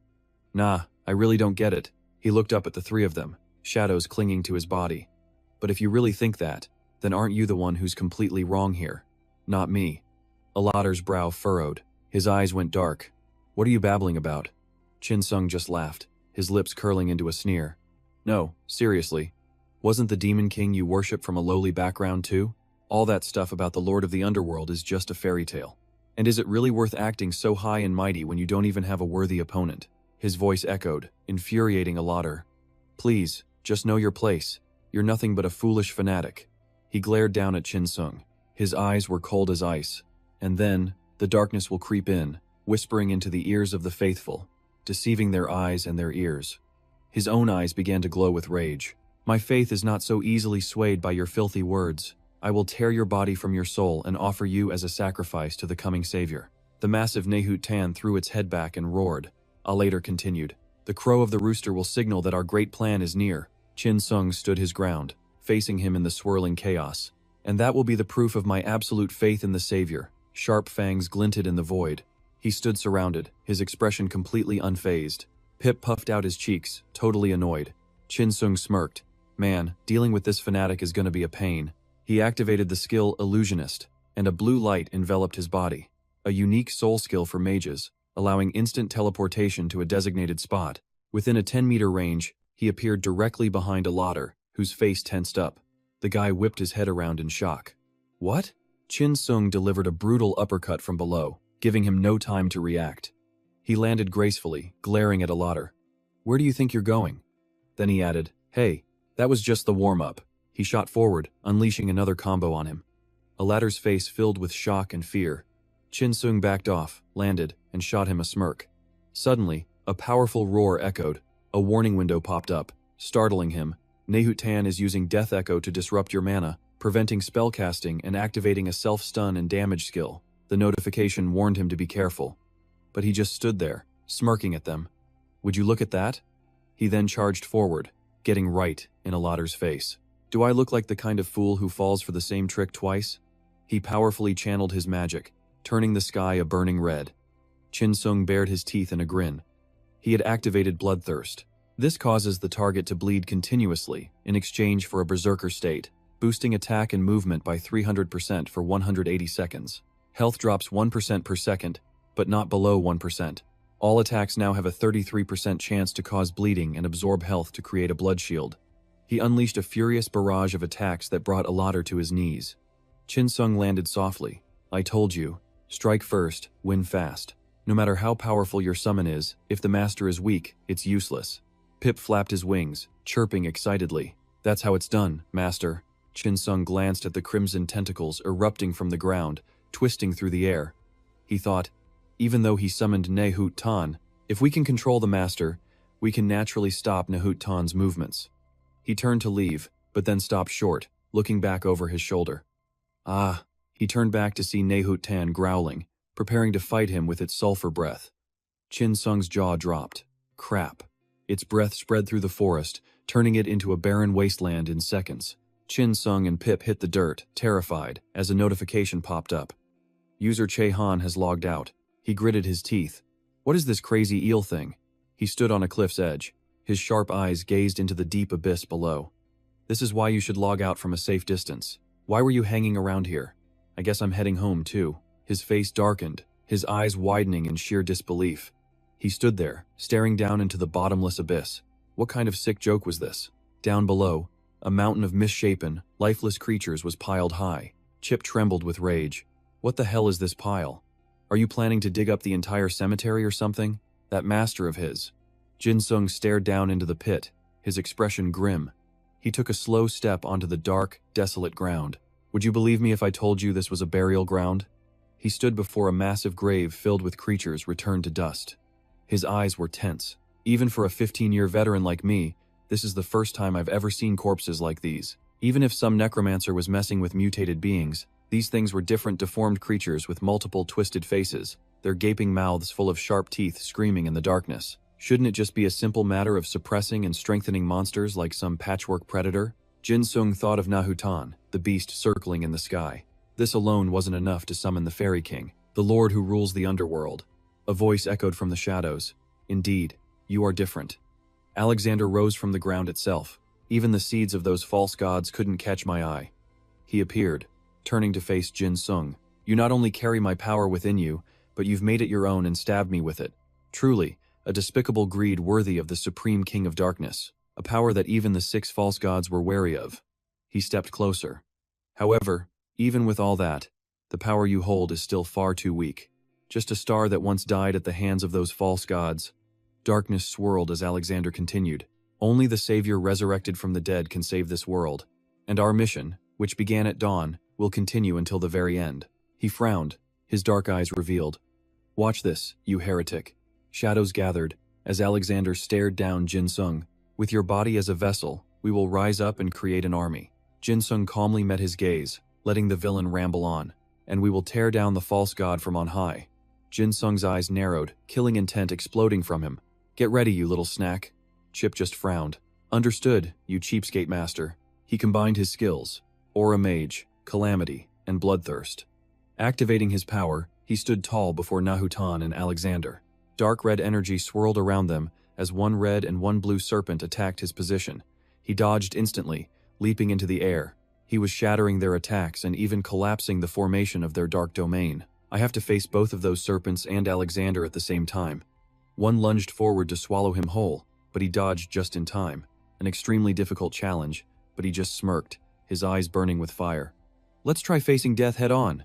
He flew up with a massive shout, slamming into the blue Nahutan. It roared in agony as a notification panel appeared. Nahutan's defense, magic resistance, and status effect resistance have all decreased. Jin Sung clenched his fist. With cold eyes, he used a critical hit. First, I need to start by spreading a plague. Power erupted around his fist as the undead battlefield title effect activated. Soul arrows were created automatically. From above, Alexander's red eyes burned with rage. How dare you? Jin Sung's face went pale as warning notifications spammed his screen. He stood on the blue Nahutan's head, reading the message. Nahutan is releasing magical energy. Be careful of status effects and incoming attacks. It roared in pain. Jin Sung flew up as the red Nahutan attacked. Its mouth gaped wide, but Jin Sung just smirked. Hey now, isn't this attack a little too predictable? It shrieked, breathing out a cloud of sulfur. He landed and looked back, his eyes full of doubt. Damn it, they're using that kind of strategy. He jumped, having no other choice. To survive, a man is forced to choose. He flew high, with Nahutan's open mouth waiting below. But, he thought, getting zapped is better than being burned to a crisp by sulfur fire. A massive bolt of lightning instantly shot through his body. Jin Sung screamed in pain, cursing through the agony. You absolute bastard! But in his head, he thought, this really feels like I'm about to die, because the limit on his senses had been released. His body trembled in the current. But if I can just endure this. He managed to clench his fist. He screamed as blue light exploded from his body. Die! The lightning bolt shot straight into Nahutan's head. It roared as Jin Sung landed on top of it. The effect of Greedy Worm activated. He placed a hand on its head, absorbing blood and mana directly from Nahutan. The narrow escape from death title activated, and his body began to glow. Suddenly, he dove down, his fist charged with energy. The punch landed squarely on Nahutan's head, knocking it unconscious on the ground. Jin Sung landed softly, letting out a faint breath. He stood there, looking at the downed Nahutan. What kind of creature is this? How high is its magic resistance? After all that, it's still this strong. Jin Sung tightened his fists. He looked at the red Nahutan roaring before him. The techniques it's used so far seem more like innate abilities than unique skills. Then, a blaze of red flames surrounded him as he stood his ground. He activated Mage and Bloodthirst. The two Nahutan serpents clashed against each other in the sky. Alexander watched him. Now what tricks are you planning to pull? He took flight. Alexander coiled in midair, chasing Jin Sung. Jin Sung gritted his teeth, bracing himself on the ground, his eyes sharp. He immediately leaped towards Nahutan, yelling, "Hurry up and get out here!" Alater saw this, his eyes staring straight ahead. High above, a strange giant spider flew towards them. It was Chip and Ungolin. They landed gently. Chip stood on Ungolin's body and spread his wings. I am here, master. Jin Sung stood proudly before his own legion. Eye for an eye. Tooth for a tooth. Minions versus minions, is it? Alexander stood before Nahutan, his red eyes cold. You think you can fight me with lackeys like these? He waved his hand, and Nahutan immediately roared. A notification popped up. Nahutan's health has decreased. Alater looked at them sadly. Not far away, Jin Sung's eyes were sharp. This is exactly why I prepared the seasoning in advance, right? He stared at his Nahutan. He explained the bloodthirst effect. Attack and movement speed increased by 300% for 180 seconds, but at the cost of a bleed effect that drains 1% of his health every second. Alater waved his arm, releasing a cloud of black gas. But Jin Sung's voice echoed, in this situation, our advantage is to simply stand our ground. Chip responded to him, Master, you're a genius. Jin Sung looked forward. his eyes filled with determination as he faced his enemy. Behind him, Chip gave the villain a secret smirk. Then boom! A massive bolt of lightning cracks the sky, blindingly bright. Damien, standing on the golem, just smirks. So what? If you're that confident, why don't you try fighting me yourself? He grins at the masked man. But you'll probably die before that ever happens. Alator just scoffs. Right, just more of your pathetic little tricks. He glares, his face twisting in disgust. Copying me, absorbing my life force. Such a cowardly move fits you perfectly. Damien lunges forward, teeth bared in a wild grin. Is now really the time for you to be saying that? A punch slams right into his face, explodes on impact. Damien smirks. Good thing he'd already started spreading the plague. The bloodlust he used on the first Nahutan has already infected the other one. He charges in again, relentless. His opponent's high magic resistance makes any kind of spell useless. Damien flashes back to before his regression. The spiral had dealt with thousands of Nahutan and demons. A fight on this level? It's not too difficult for him. He tightens his fists, getting ready to strike Alator. He thinks to himself, Nahutan belong to the spiral. It's strange this guy can summon one. Could the 10-Cross Origin Society really be connected to the 7 Great Demon Kings? With that thought, he throws a lightning-fast punch at Alator. The 7 Great Demon Kings, Arasat's followers and the 7 Deadly Sins, the ones under the Goblin King could be the very same entities. He remembers. The 7 Deadly Sins, the Goblin King's underlings, and the 7 sources of evil. But unlike the Goblin King, who's trapped in hell, these guys are clearly here, in this world, and they're definitely plotting something big, using their apostles to try and pull him out of the abyss. He remembers a conversation with his master. All you've done is bring them to the surface. After that, you'll have to defeat them one by one and absorb their power. So what happens when he actually accomplishes all that? You'll gain power equal to the Lord of Hell himself. But of course, you have to be careful not to be consumed by what's inside you. Back in the present, his gaze hardens. The darkness was originally created for him. He looks up at the Nahutan, roaring in pain from the Golem's attack, and at Alator's cold, emotionless face. He thinks, they get stronger by devouring, even devouring each other. Power erupts from Damien's entire body as he launches himself forward. He delivers a crushing blow straight towards Alator. The mask on his face starts to crack. Alator can't contain his rage anymore. You bastard. A massive wave of power surges from Alator, aimed right at Damien.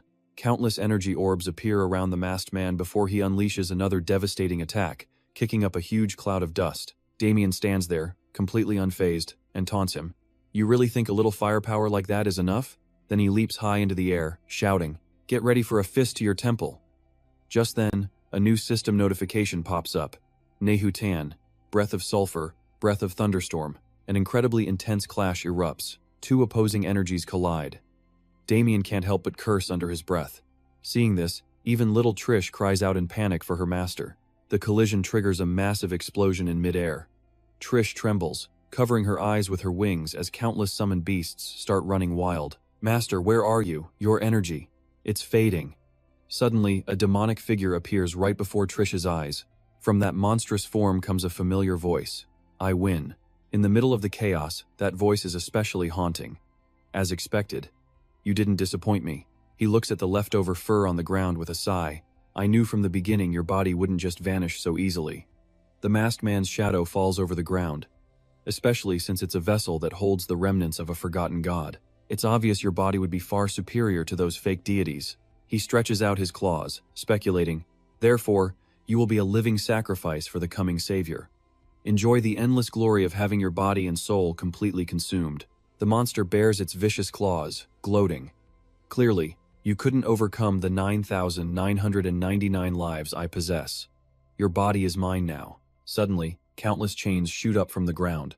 Caught by surprise, he screams in rage. How dare you? Damien, now transformed, roars back. Open your mouth.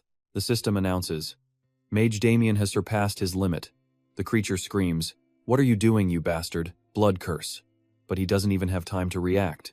What the hell is this? The masked man is furious. This scum is pulling another dirty trick. But Damien just looks at him with contempt. Damien gives him a cold stare, sneering. This thing is just so annoying. Just then, Trish arrives. Munchie was really startled. Master! Damien rolls his shoulders and complains. That mutt just grabbed me out of nowhere. The system displays a notification for the blood curse. He's actually kind of impressed. The system board shows a full description. When the target's health is below 25%, use half of your current mana to cast a body-binding curse. If successful, it restricts the target's movement with a massive amount of magic and controls their body for a set period of time. Damien walks closer to the masked man. You know, thanks to you, I don't need to create a puppet anymore. The system warns again. Depending on the caster's will, it will cause blood spikes to grow, dealing damage proportional to their health. At the same time, each spike heals the caster for 1% of their max HP. If the number of spikes exceeds the caster's max health, the remaining damage converts into a blood shield. Seeing the guy struggling, Damien doesn't mind explaining a bit more. But it only activates when your health is below 25%. That's a bit much, isn't it? What's the use of a skill on a guy who's about to kick the bucket? The man trembles, trying to curse him but having no strength left. Damien warns, "Don't move." He applies more pressure. "If you don't want to die, that is." He asks curiously, "How much did you have to spend to survive after using this?" The system announces, "Absorbing HP from Alator." As he's slowly absorbed, Alator gets out his last words. "What you're doing is barbaric, I swear." Damien just scoffs. "Come on, it's not like you were a good person to begin with." System notification. Absorbing HP from Alator. The screen shows another update for the blood shield. Its total value has increased. Damien finishes his thought. "I was just asking out of curiosity." He narrows his eyes, warning Alator. "Are the heretics you worship things like the 7 great demons? The thing you summoned? It was raised by one of the 7, wasn't it?" Damien applies more force, making him tremble. "Answer me." Alator replies weakly, as the sun begins to rise. He mocks him. "No matter how great your vessel is, don't get arrogant and think you're special." Then Alator reveals a chilling truth. The grand plan is already complete. We will rise from the darkness. A new army, forged in shadow. We are the forgotten gods, the ones who failed. And you? You will learn to fear us. Your pathetic faith has brought this world to ruin, and Alator's eyes flashed with a terrifying light. All of that dark energy was sucked back into the mask. Damien gritted his teeth in frustration. Damn it, that thing's about to transform again. The system alert started blaring. Warning, a powerful magic remnant is approaching. Be careful. One wrong move and you'll be forcibly logged out. A vortex of demonic energy swirled in the air. Then a wave of pure darkness crashed down, surrounding Damien. He immediately took a combat stance, ready for whatever was coming. That ferocious look? It only made the presence more menacing. How dare you? Everything was engulfed in a crimson-red flash. After the shockwave passed, Damien was forced to his knees. A system notification popped up. You have defeated Alator's clone. Another one followed. You have defeated a powerful magic remnant. Experience points gained. Level 72 achieved. He wiped a trickle of blood from his mouth. Quest complete. Conditions of the pact. Damien couldn't help but click his tongue in annoyance. Another notification appeared as he looked around. Return to the Elf King Obazan to receive your reward. In his head, he was already doing the math. He'd leveled up and finished the quest. But I can't be happy about this. He replayed the last few moments in his mind. That suffocating aura from Mahutan, that terrifying glare. Damien was sure of it. He was only able to survive because of the remnant. The power Sokka had given him was immense. But as he turned to leave, a thought struck him. Even with all that strength, I only barely won. This is where I'm at right now. And here I thought I'd finally reached a high level. He called out to Munchi. Let's go. The little guy scurried over. Yes, master. A lone figure stood in an empty void. Back in a secret passage, Damien sighed. Somehow, I made it back alive. He glanced at the items on the ground, thinking, but who would have guessed that I'd get myself into this mess all over again? Suddenly, Obazan's voice cut through the silence. What are you doing? Stop dawdling and start the evaluation. Damien jumped, startled, and quickly got to it. The system window appeared. Randomly crafted item creation complete. The alert continued. Assess the completed items and determine which is the most outstanding. Chip's voice whined in his head. I was about to go to sleep. And you're pulling this now? Me? Damien was sweating bullets too. No. I wasn't pushed into a corner that badly. He thought to himself, I literally just came back from a fight for my life. And this is the first thing I have to deal with? Just then, Lexa chimed in. You better drop any tricks you've got planned, human. Someone else roared. What are you waiting for? Get on with it. Then bam. He slammed his hand on the table. I'm about to lose my mind here. A crack instantly spiderwebbed across the surface. Damien thought back. Last time, I managed to talk my way through this weird group. He sized them up. But I never expected them to be this direct, just demanding I pick one. Damien tried to calm himself, remembering what happened before. Okay, relax. This is different. Last time, I died before I even made it to Uzua's forge. I can handle this now. He told himself, no more running. So Damien spoke up. All right, I'll begin the evaluation now. Damien reached out, touching the dagger to inspect it. Its stats immediately filled the system window. When using explosion skill, triggers an additional explosion. The skill's blast radius will spread. Damien was shocked. This is incredible. Lexa immediately shot back a sarcastic comment.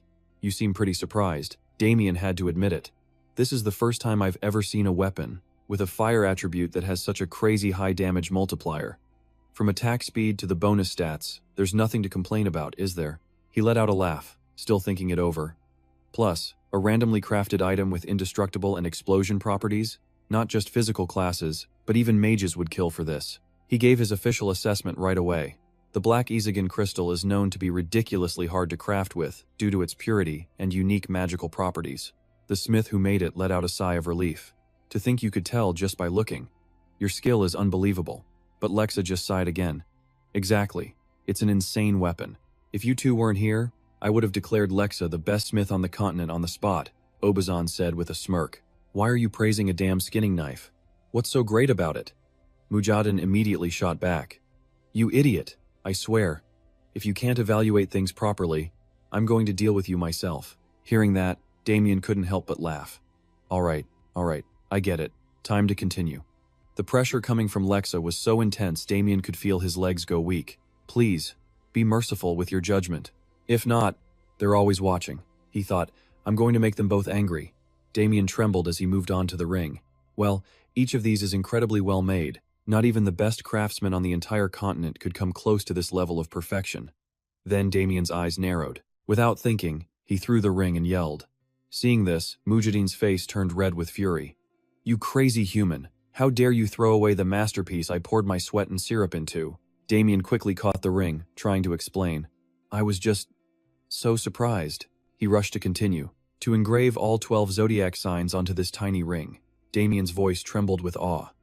And more than that, these zodiac symbols. They're from Azasa's harmonic text. At the same time, the system displayed its stats. He complained out loud. Of course they are. Only a fool wouldn't take advantage of this. The immense power hidden within these incredible ancient runes. Damien thought to himself, Mujahideen really is the second best smith. Just like they say, no one can even compare to him when it comes to using ancient runes. In this world, that's not just some old country's language. It's a transcendent system of writing. The power within the ancient runes is often way stronger than normal magic. Sometimes, depending on its origin, it can unleash absolute power. Whether it's the language of a supreme god or a demon king, only the language of a transcendent being can truly affect this world. That's why the ancient runes are called the origin of all magic, the language of the gods. Damien looked at the two items before him. The star scythe of myriad forms only has a fraction of the Gaina ancient runes on its blade. But it perfectly captures Gaina's destructive power, the power to erase anything from existence. And the zodiac ring contains the ancient runes of 12 gods from Azasa's text. Carved into symbols, the zodiacs hold the power of multiple elements. Watching the two creators glare at each other, Damien realized something. The problem isn't about which one is superior, it's about their completely different methods. He gave a forced smile and continued his assessment. Not only are all 12 ancient runes perfectly carved, but the ring itself is designed to withstand their immense power. I've never seen a ring like this, not even back on Earth. The way they were looking at him sent a chill down his spine. He let out a nervous laugh, trying to explain. We can't keep an elder like Obazone waiting any longer. And thankfully, the old man seemed satisfied with that. You're a clever one. One more word, and I would have cut you down. Damien thought to himself, Obazone is the most dangerous person here. Hands down, he had to admit it. Obazone's masterpiece was definitely here. Damien recalled what he knew Obazone was famous for using any dirty trick in the book to destroy his enemies. Even the demon lord Balak and the 7 deadly sins were stunned by his methods. Looking at that terrifying face, Damien knew. Obazone, the merciless, cold-blooded fairy king. That was this creature's other name. Damien tried to calm himself. Get a grip. Lose focus here, and you're dead. The old man finally spoke. Now, judge the final piece. Glancing at the system screen, Damien couldn't hide his shock. Displayed there was all the information on the pendant. His hands trembled as he held Obezon's creation. What is this? What are you talking about? Mujahideen demanded, getting impatient. Am I seeing things? You're comparing my work to this piece of trash? At the same time, Obezon started using his aura to intimidate Damien. I was looking forward to your critique, but hearing you compare my masterpiece to such ordinary things, I can't stand it. Leysa raised her hammer, taunting him. My opinion of you is changing. You're no ordinary human. No, you're just like that monster I once faced. The pressure from all three of them was immense. Your dark soul is just like the black lizard whose head I smashed with this very hammer. Damien cursed internally. I'm screwed. With things getting this bad, he made a split-second decision. Time to get the hell out of there. Run, he thought. Already moving and gasping for air, he shuddered at the memory. I almost died back there. Just thinking about those three gave him chills. Lucky for me, that pact keeps them locked in the forge. Without it, yeah, I wouldn't be standing here right now. I'd be on a one-way trip to the underworld. He summoned his dagger, and it materialized perfectly in his hand. Good, I got everything. All he had to do was list them on the market. He'd make hundreds, no, millions of one in an instant. Damien thought about the three of them again. He got lucky, plain and simple. He imagined what would have happened if they caught him. A truly gruesome death. Gripping his weapon, Damien told himself, I need to get way, way stronger. He collapsed onto the ground, commanding the system, status window. Now, a long panel of his information popped up instantly. Damien tapped a spot on the screen, and the stats for his moonlit machete dagger appeared right beside it. Damien sighed in frustration. What a total mess. He never thought things through, just randomly allocating stats and shoving items into his inventory. What's the point of trying so hard if this is the result? His eyes shot open as he started calculating. If this were me before I regressed, he thought, remembering his past self, I would have planned everything meticulously for the fastest possible growth, and I actually did it back then. Damien threw a powerful punch into the air. Even with my unique abilities like Explosive Rage or Annihilate the Dark, I studied them all night, practicing on an ancient stone until I mastered them. Back in the present, he started complaining again. In a situation where even hiding away to max out my skills isn't enough, instead of studying my own class, I just wandered around wasting money. Suddenly, a voice snapped him out of it. It seems you understand that much, you foolish disciple. Kei-jun appeared, startling him. Master? His master greeted him with a not-so-friendly kick. Long time no see, my student. A single stomp from Kei-jun was packed with power, and a system notification for the Apocalypse Priest popped up. Black and white energy swirled. The sheer force of that one move made Damien realize just how powerful his master was. Chich, on his shoulder, was in agony. Help me, master. And then, Kei-jun's angry warning came. You've got some nerve, lying around in front of your master, huh? Damien quickly tried to explain. No, that's not it. I was just about to greet you, but Kei-jun sent him flying with another merciless blow. Damien cried out in pain. Seeing his pathetic state, his master looked disgusted. How did I ever raise someone like you? Damien shot back, completely fed up. Why are you doing this? Where have you been all this time? Kei-jun warned him. You're asking why? I'm teaching my idiot disciple what real power looks like. Damien staggered to his feet. Master's as reckless as ever. Still, he had to admit it. He's just too strong. Even my old self, before regressing, I'm not sure I could have beaten him. Only then did Kei-jun speak calmly. Your outfit is still weird, but you've changed a lot since I last saw you. Damien fired back a sarcastic reply. That's not something a guy who vanished for ages and then randomly reappears gets to say. His master just clicked his tongue. Still got that sharp tongue, I see. You know, you only survived this long thanks to Sokka. Damien completely rejected that. I did all of this on my own, you know? There was no real help from Sokka whatsoever. Sensing the tension, Chich tried to calm him down. Just let it go. Kei-jun, not wanting to waste time, cut to the chase. All right, that's enough. Prepare to fight. Damien was taken aback. He scratched his head, forcing a smile. Are you angry or something? Beating up your only disciple is a bit much. His master replied bluntly. What are you talking about? Shouldn't we test just how much you've grown since then? Kei-jun waved his hand dismissively. Stop talking and come at me. He then reminded him, and that includes those strange things you've picked up.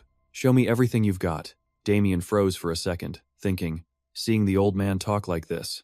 I guess risking my life in that forge wasn't for nothing. He declared boldly to Kei-jun, I won't back down, even if you beg me to. Hearing that, his master just laughed. How many times are you going to make me repeat myself? The system window for Bloodthirsty Drug Master flashed, and at the same time, he activated his dagger. Damien narrowed his eyes. "Here I come." Kei-jun looked thrilled. "Bring it." In a flash, Damien shot forward with incredible power. He unleashed a furious storm of attacks on Kei-jun. But as he got close, his master just scoffed. "So noisy." Kei-jun evaluated his attack without even flinching. "You're just like your mouth all flashy on the outside, trying to hide what's really underneath." Damien pushed his power even further, a system notification announcing the activation of Catastrophe Aura. But Heijun blocked Damien's attack with ease. He gave a slight smile. Too predictable. Even a sneak attack from behind was effortlessly neutralized. The Catastrophe Aura flared to life, and the sheer power from their clash lit up the entire area with terrifying cracks of energy. The system kept flashing notifications as Damien activated one weapon after another. Mana swirled around his arm. Damien aimed at Kei-jun and attacked once more. The system displayed the damage levels simultaneously, but through it all, his master remained perfectly calm. "Didn't I tell you? You're supposed to use your full power." But Chiron moved with blinding speed, swatting him away with a single, devastating blow. The sheer pressure from the old master was insane. Damien had to retreat, but it still wasn't enough. Just a little more. Damien pushed his power for another attack as the system chimed in. He was about to pour every last ounce of strength into this next move. The system confirmed it. Attack power increased by 300%. Damien took a step back for momentum, but a thought hit him. Even with Iskandar's blessing and the zodiac rings, was he just wasting time against his master? On the other side, Kei-run was completely unfazed. Now that move, he mused, is actually worth learning. The power behind it isn't half bad. He activated the energy in his bracer, launching a punch. To him, this was just an old man's pastime. He glanced up at Damien with a click of his tongue, like he was just kicking a pebble for fun. Damien remembered what happened before, even when he focused all his power into the Calamity Aura, but it was blocked. That meant there was some kind of defensive barrier, or his master's level was just ridiculously high.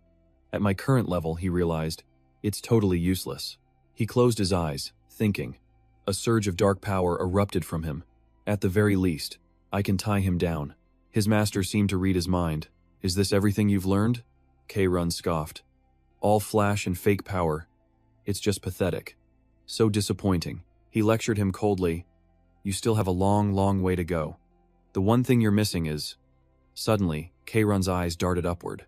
A massive magic sphere materialized in the sky. Damien gave a wry smile. "The thing I'm missing. Is this?" The powerful red orb was his own creation. Kei-run just laughed. "You cheeky brat." The old man admitted he underestimated him. "I expected something like this. But your timing is perfect." A cold sweat dripped down Damien's face. "Of course it is. If he can read my moves, then I have to read his." Damien steeled himself. "I'll keep attacking without a single break. I can't let him push me back." But the old master just calmly parried his strike. "Is that your plan?" Damien shot into the air again, rushing Kei-run head-on. He tried everything he could, but his master? He caught the blade with just 2 fingers. It's not interesting if you're always on the defensive. Damien pushed with all his might, ignoring the stream of system warnings. A destructive energy began to envelop the entire area, fast. That power started to take shape, and the system began blaring warnings about a world-ending force. As Damien fought, the system alerts kept coming. Abnormal system status. Your character's speed has been reduced. Your character has been shrouded in darkness. And another warning, be careful. Do not be destroyed by the coming apocalypse. Damien froze for a second. The gravity around him intensified. His vision blurred. Kei-run looked down from above. "You have 5 minutes," he said calmly. "If you can't defeat me in 5 minutes, you're toast." Damien was stunned, but his master cut him off. "You need a little motivation, don't you?" Damien gritted his teeth at his master's words. "This is nothing compared to my real power." He launched himself forward in a rage. "This crazy old man, you'd blow away the entire Yuta mountain range just for this?"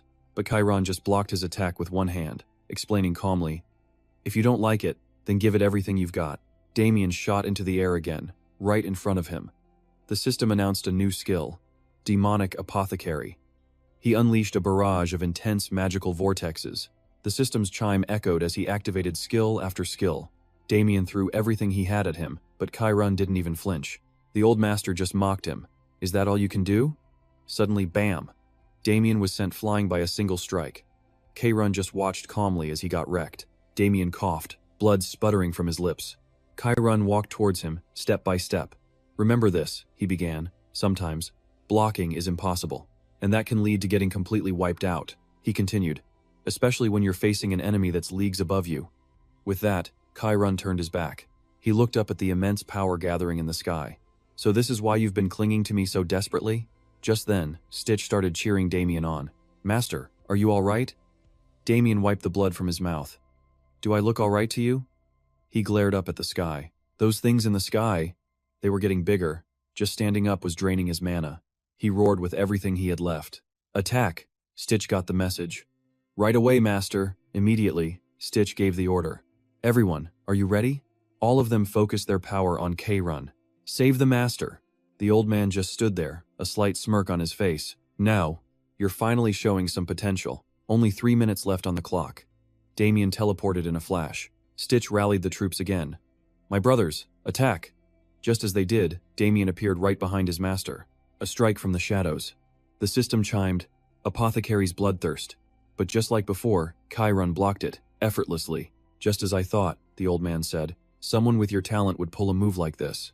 Are you planning on using that power to amplify it instead? And then a critical hit landed squarely on Damien. The effect of the 9 lives title activated. At the same time, system alerts flooded his vision. HP critical below 10%. And yet, Chiron still looked at him like he was nothing. I already told you, his master said coldly. Your life is hanging by a single thread. Damien was blown away, writhing in pure agony. He commented offhandedly, trying to stop your body from falling apart with mere techniques. Chiron didn't hold back at all as he threw another punch, and is nothing worth seeing. It's just a pathetic way to commit suicide before I finish you. Damien took another brutal hit, making Stitch cry out in panic, Master. But Chiron just kept on lecturing. Listen well. Even if a nobody adventurer like you has shown some impressive grit, thinking that'll be enough to save you every time? That's just pure arrogance. Damien launched himself one last time. As his hand was about to make contact, Chiron spoke, his voice ice cold. Time's up. And just like that, Damien coughed up a torrent of blood and collapsed to the ground. It's just a shame your opponent had to be me, Chiron declared. You haven't collapsed yet because the power of the apocalypse is protecting you. But then, his eyes shot wide open. Somehow, Damien was trying to stand up again. A twisted, demonic smile spread across his face, his laughter echoing through the horrifying scene. Damien suddenly lunged at Chiron head-on, catching the old master completely by surprise. Chiron instantly blasted him back with force. How dare you reveal your true, evil nature? Damien's form vanished into the darkness, leaving his master standing alone. Chiron gritted his teeth in pure rage. By now, Damien's entire fighting style had changed. That's it. Your body must have been enhanced, so Sokka's power couldn't destroy it. He looked at Chiron, who now had a dead serious expression. But the thing inside you isn't you anymore. It's a vile monster. Chiron snapped his fingers. There's no other choice, he declared. I have to restore everything to how it was. And with that, he began to redirect the flow of immense power. I have to try and fight it. But I have no idea what will happen to your perfect body after this. Kei-jun's eyes sharpened, ready to unleash absolute destruction. Damien braced himself for the final blow, the 4 void circles of the earth. Night falls on the mountains, and Damien is sprawled out on the ground. He wakes up in a daze. Wait, did he pass out? Damien tried to remember. He was sure he took his master's attack head-on. He recalls struggling against the impact, but after that, nothing. Just a complete blank. He slumped down in a corner. I gave it everything I had, but I still blacked out. Suddenly, a sharp smack from behind snaps him out of it. It was Kei-jun, who demanded angrily, What do you think you're doing?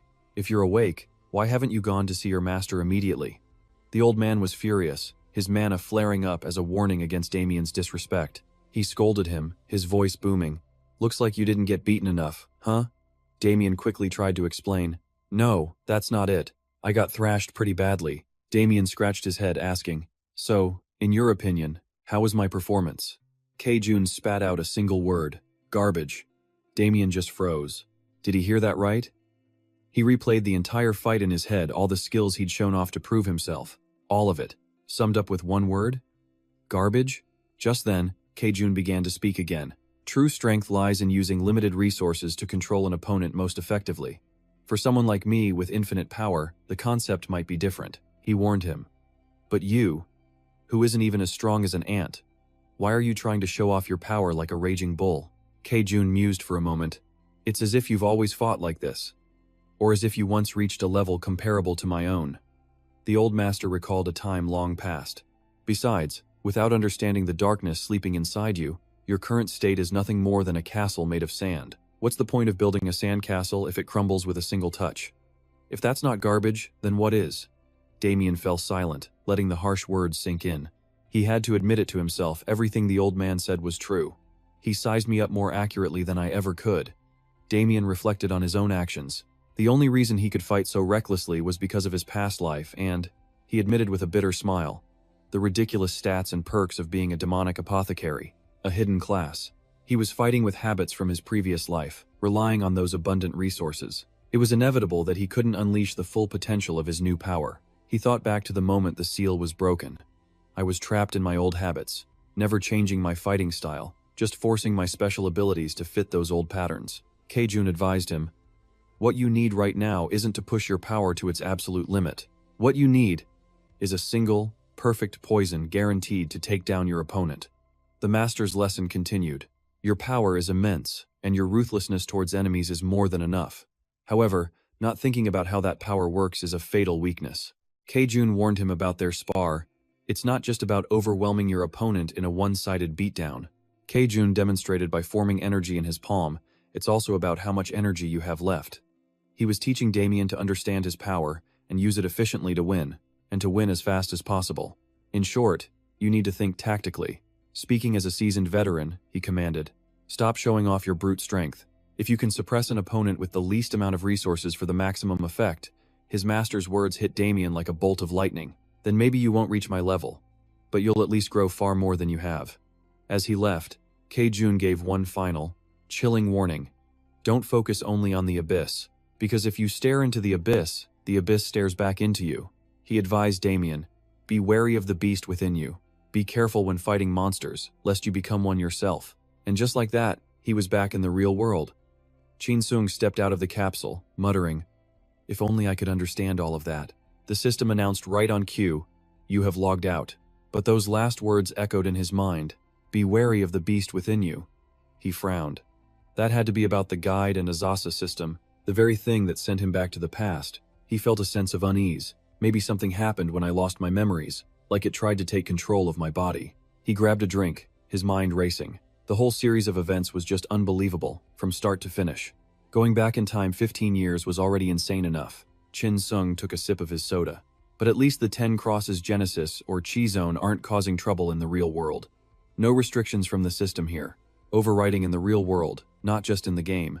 Suddenly, a strange sound buzzed in his ears, making him jump. The noise gave Chin Sung a splitting headache. "What the?" "My head." He fumbled for the phone in his pocket. The next second, Chin Sung collapsed to the floor. He tried to reach for his phone, feeling like his head was about to split in two. Through his hazy consciousness, he thought he could feel someone opening the door. That strange voice was still ringing in his ears as he faded out. Next thing he knew, Chin Sung was being taken to a hospital. "Chin Sung, stay with me."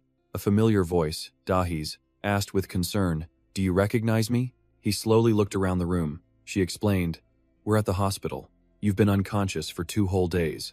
Dahi told him she was on her way to the convenience store when she stumbled upon the emergency team. She continued, a bit sheepishly, "The doctor said, it seems like you fainted from a vasovagal syncope. They need to run more tests to be sure." Chin Sung thought to himself, "Great. Looks like I've been gaming way too hard. Luckily, she's my neighbor," he replied politely, trying to sit up. "I didn't mean to cause any trouble. I'll make sure to compensate you for everything." He gave Dahi a grateful look. "Why would you say that?" Dahi pouted, looking a little hurt. "I was really worried, you know? And the first thing you say after waking up is about compensation?" She blushed a little and suggested, "If you really feel bad, you can just buy me a coffee sometime." He agreed with a refreshing smile. "Sure, coffee's no problem at all." Dahi quickly gathered her things. "I have to get to work, it's already 8. Call me if anything happens, okay?" Chin Sung hesitated for a moment, but we don't have each other's phone numbers. So how could I possibly contact you? She blinked, realizing he was right. Oh, true. Dahi then held out her hand. Well, give me your phone then. Chin Sung was a little surprised. She explained shyly. So I can give you my number. Her awkwardness was kind of contagious. Dahi handed the phone back. There. It's saved. Oh. And your phone has been ringing non-stop. Chin Sung felt a bit awkward himself. I'll check it. After that, she said her goodbyes. Get some rest, Chin Sung. He waved back, thanking her again. Just then, another person stormed into the room. He looked furious, demanding, "Why haven't you been answering my calls? If you were sick, you should have called me first." Chin Sung just offers a weak laugh. Buddy, why are you shouting? We're in a hospital. But that only made Min Chu even angrier. Shut up. Do you have any idea how worried I was? He yells, reminding him. You didn't answer any of my calls, and somehow you logged out of the game. Your brother was going crazy, so I had to come all the way to your apartment and check your room myself. Min Chu clicks his tongue. I seriously thought a pro wrestler had broken in. Chin Sung flinches at the memory. It wasn't that serious. They brought me straight to the hospital. His friend sits down, his tone serious. You need to cut back on the gaming, man. Do you even know what happened while you were so absorbed in that world? Now Chin Sung was curious. What happened? Min Chu shoves a phone in his face. A news alert is on the screen. The famous gamer and streamer, Damien, hasn't logged on in days, and it's become a huge topic. His fans are worried, and what about his management? Chin Sung is a little stunned. All this just because I didn't play for a few days? Min Chu crosses his arms. Just how much have you been playing for this to happen? Just then, his phone starts ringing. Chin Sung is suspicious. Why am I getting a call all of a sudden? He picks it up. Hello? The voice on the other end leaves him totally confused. Yes? Min Chu leans in, curious. What's up? What are they saying? His friend's face turns dead serious. Dude. Chin Sung looks nervous as he replies. I think I'm screwed. What? What's wrong? Min Chu asks, worried.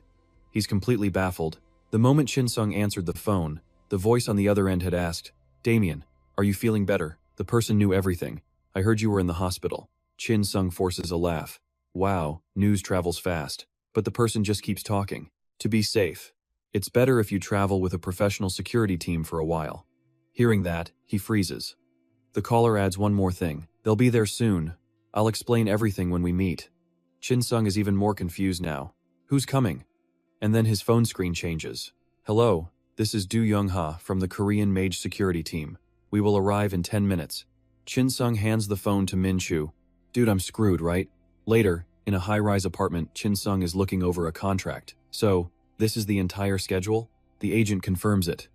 Yes, he reports. The situation was so urgent that we had to get you out of the hospital immediately. You can take your time to think it over. Chin Sung skims through the terms. Honestly, I'm not sure if I'm the right person to be receiving these kinds of offers. I've already filtered these options for you. The agent explains. It's only about a third of the offers you received, but this contract's terms are way above the industry standard. Chin Sung hesitates, not ready to agree. But should I really sign an exclusive contract like this? These terms, they're so good it's making me suspicious. The agent just laughs. You don't need to worry so much about it. He clarifies, you'll only have to wear this brand's exclusive products during official events, and you'll get all the perks of being their brand ambassador. The agent continues, pushing the contract forward. Plus, the president of this corporation is the younger brother of our main branch's director. Hearing that, Chin Sung immediately asks, Wait, the president of Under Armour is the SU president's brother? The agent confirms it. That's right. And he's also a massive fan of yours, Damien. The news is mind-blowing. No way. Chin Sung thinks of the muscle-bound Under Armour brand, loved by gym fanatics and one of America's top 3 sports brands. His jaw drops. The director himself is a hardcore fitness enthusiast. Under Armour, the owner of my favorite brand, is Alan's brother, and he's even a fan of mine? He thinks it over. I just wish the partnership contract had fewer restrictions. The representative praises him. Your style seems to perfectly match their preference for masculinity. Chin Sung looks a little proud. I get it. That's my style. Both sides seem incredibly happy with the partnership. Please take your time to review it and let me know. Okay, I will. Thanks for everything. The rep then starts a new topic. Have you heard? He says cryptically. For the 100-day anniversary of the beta launch, Everett Hill is preparing a new event.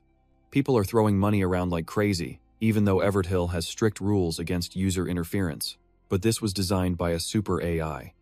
The fact they're officially confirming an event is pretty unusual, and the online communities are going wild. Chin Sung starts thinking. Now that I think about it, a lot of big-name players were made during Everett Hill's first event. He asks the agent if he knows the name of this new one. The agent remembers. The name was so cool, I'll never forget it.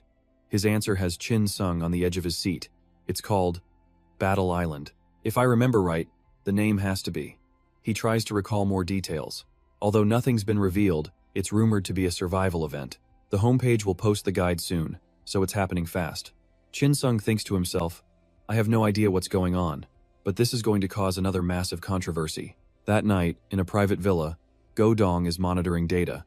Strange. He thinks to himself, Everett Hill definitely can't control the Akashic records. The fact that there haven't been any accidents since Everett Hill opened is almost a miracle. Go Dong starts considering other forces at play. Still, the super AI's true intentions remain a mystery. Players are constantly being thrown into a world created by this AI. He's worried about the situation, and now there's a huge update called Battle Island for the 100-day anniversary. What is Everett Hill really trying to do? With a tap of his finger, he speculates. If an event gets hundreds of millions of users to act, who knows what kind of variables it could introduce into the Akashic records? Go Dong writes with his stylus. Or maybe, it's aiming for those variables from the very beginning, or just watching the data they generate. One thing was certain, this was no simple update. He was concerned. Others might be fooled by it, but not me. He called out, Nace. Alan. Go Dong asked, could you two check something for me? If you can, do it now. Dawn broke over the villa. Chin Sung, now logged in as Damien, saw a notification. The Azasa Chronicles 100-day anniversary update was live. A promo video played on screen. Defeat the monsters pouring through the gate. Forge new equipment. The Island of Chaos had appeared. Survive the battle against the primal giants, Umbala and Tagon. Guard the dimensional gate. Explore the new western land of Enro. Pass the highland city of Boca, and uncover its ancient mysteries. Damien couldn't help but notice the subtle differences in this timeline. He reviewed the events leading up to now. Sure, some things were the same as before his regression, but this new event, it never existed.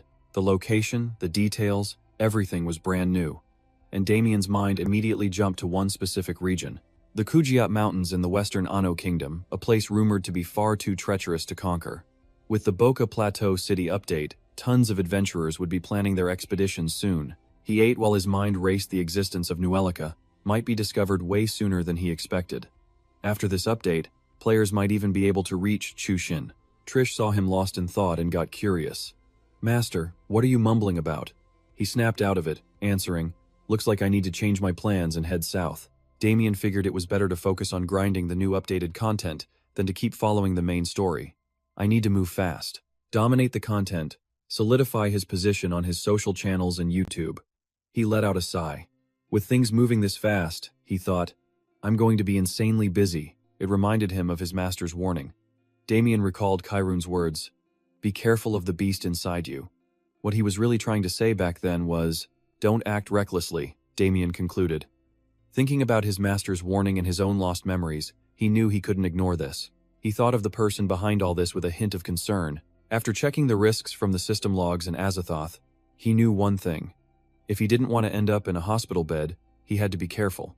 He looked at the system screen, thinking to himself, I can't just sleep on this. I need to get it under control, step by step. A hand closed around a glowing orb. Damien then asked Trish, did you hear what my master said?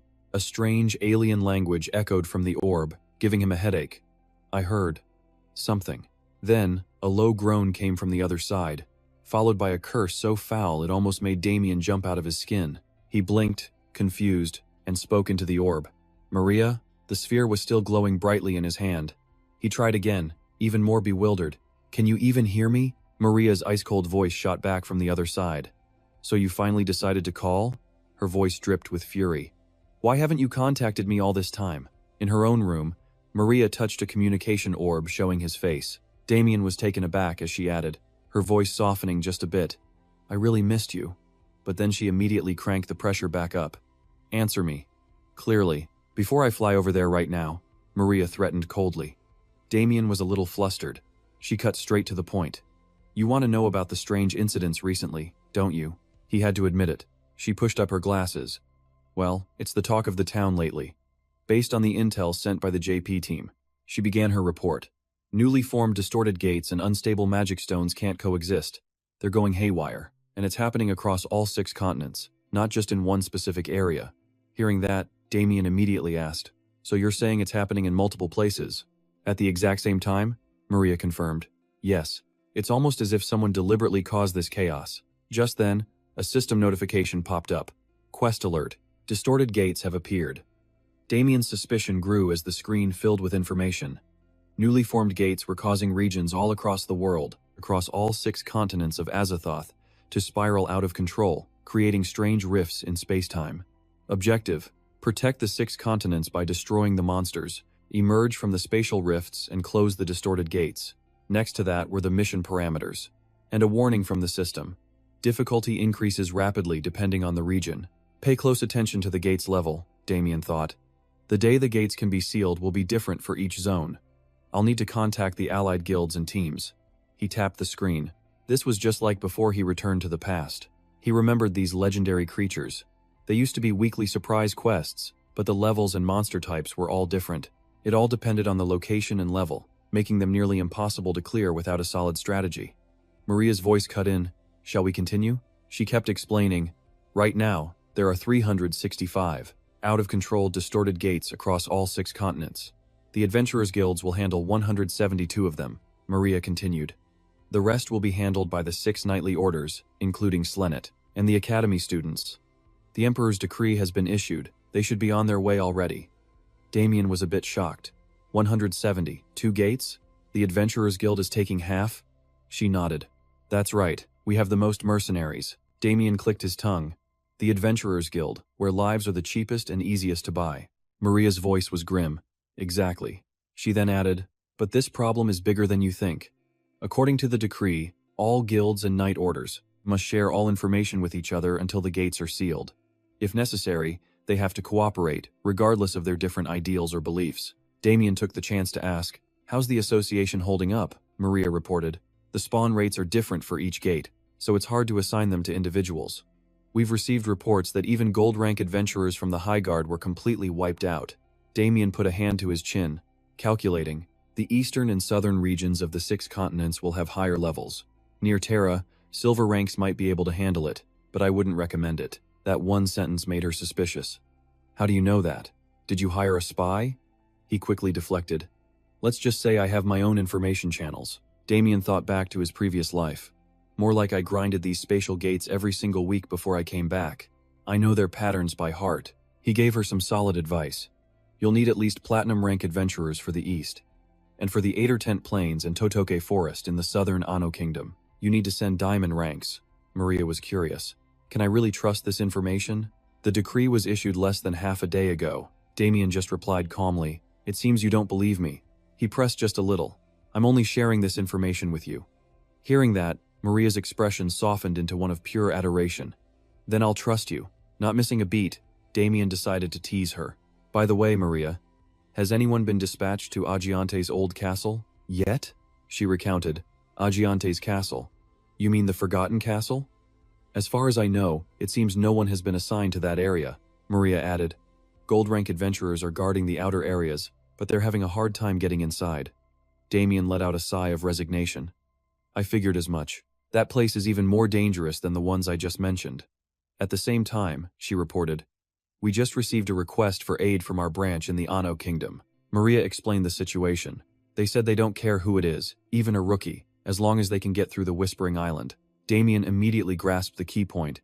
For them to be that desperate means the situation is already critical, Maria asked, a hint of excitement in her voice. Are you interested? Damien leaned on his hand and gave a small smile. The system chimed in with another notification. New terrain data acquired. Current location, the Forsaken Land. In an instant, the scenery shifted around him. Damien rolled his hips, stretching a bit. He could have easily used mana to teleport there, but the thick smoke rising from the island, impossible to ignore. Damien glanced over, intrigued by the rising chaos. What is that? A single figure leaped above the crowd, making him guess. Looks like a massive battle. The 7th monster wave. And just like that, a dimensional gate ripped open. Pure chaos erupted as everyone below panicked. A swarm of demonic beasts poured from the portal, flooding onto the island. A massive monster charged straight for the crowd. Its colossal shadow made one young man's face drain of color. With a single swing, the monster sent him flying. Just then, a woman rushed forward, and deep gashes appeared on the monster's body. It only made the beast angrier. This is bad. We have to fall back. But first, she had to jump in and try to control it.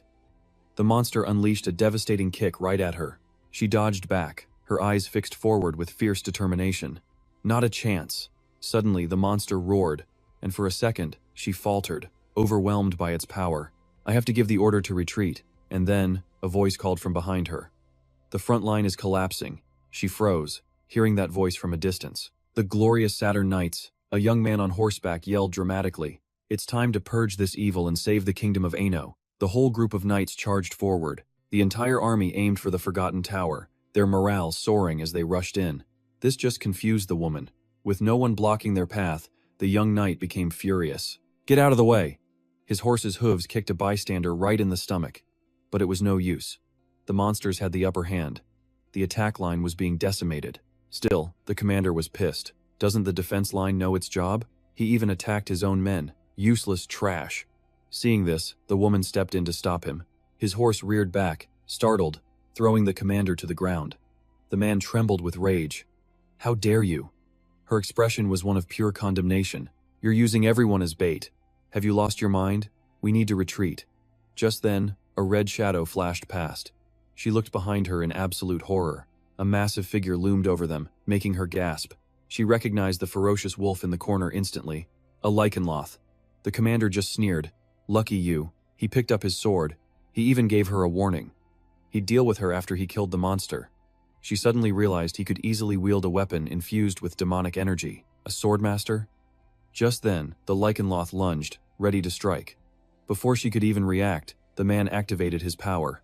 What? He grabbed the other young man and threw him directly into the monster's claws. The beast swiped a few times, its red eyes burning with fury. Meanwhile, the commander raised his weapon to greet it.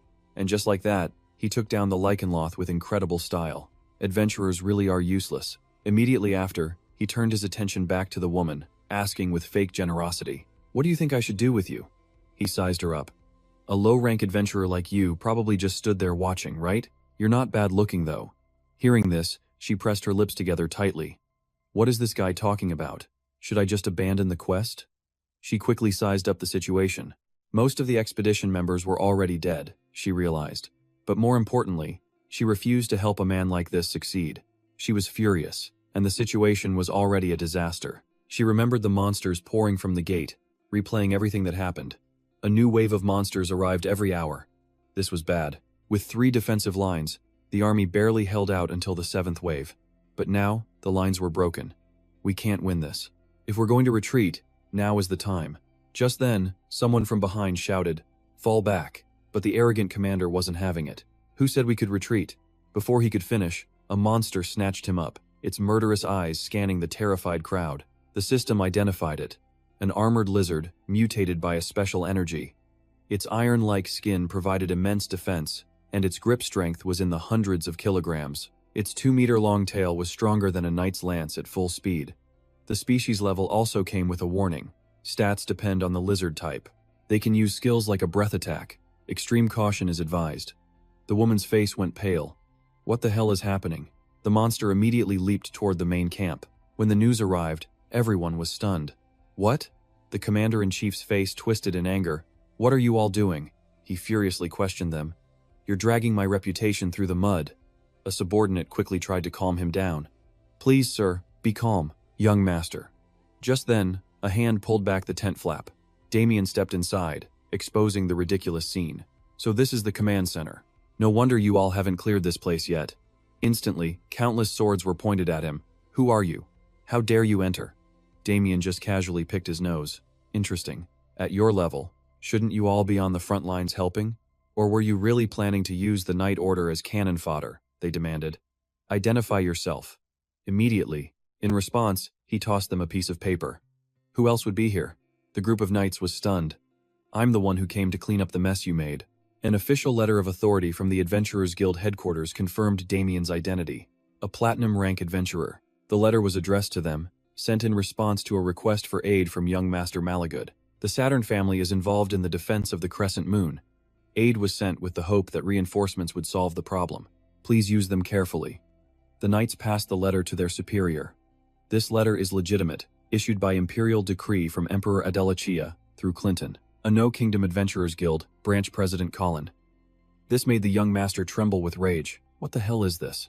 His subordinate knight spoke up. But young master, the seal is truly from the Anno kingdom and the guild president. Young master Malagood crumpled the letter in his fist. You're the only reinforcement they sent? Are you telling me you have the power of an entire army?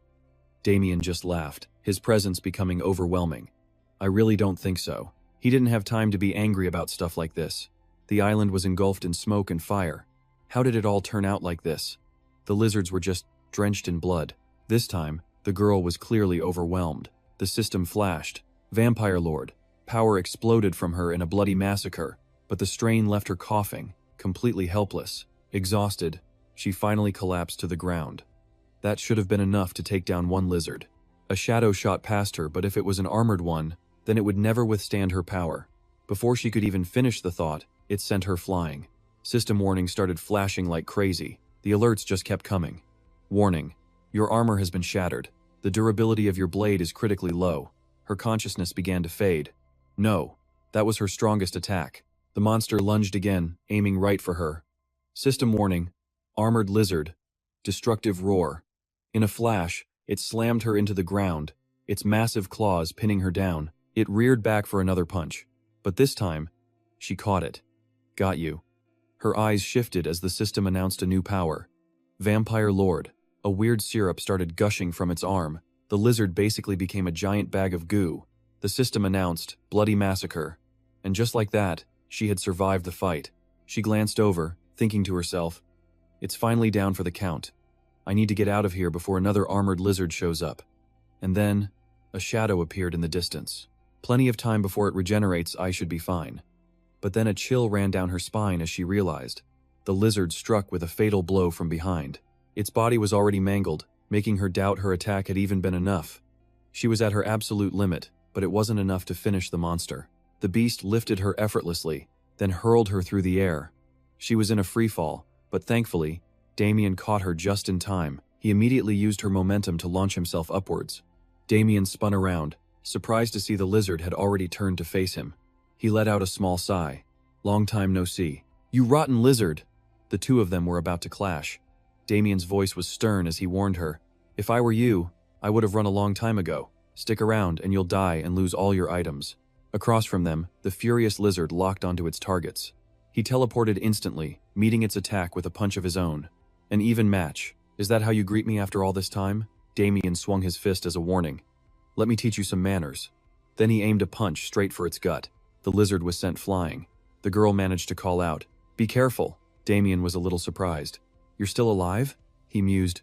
Guess vampires aren't so easy to kill after all. Chich quickly chirped a warning. Master, you should worry about yourself, the creature fretted. That lizard looks really strong. But Damien was brimming with confidence. I'll be fine. The girl just stared, stunned. Did that chicken just talk? A gap opened up between them, and the lizard took the initiative, attacking first. Damien, channeling his mana, just smirked.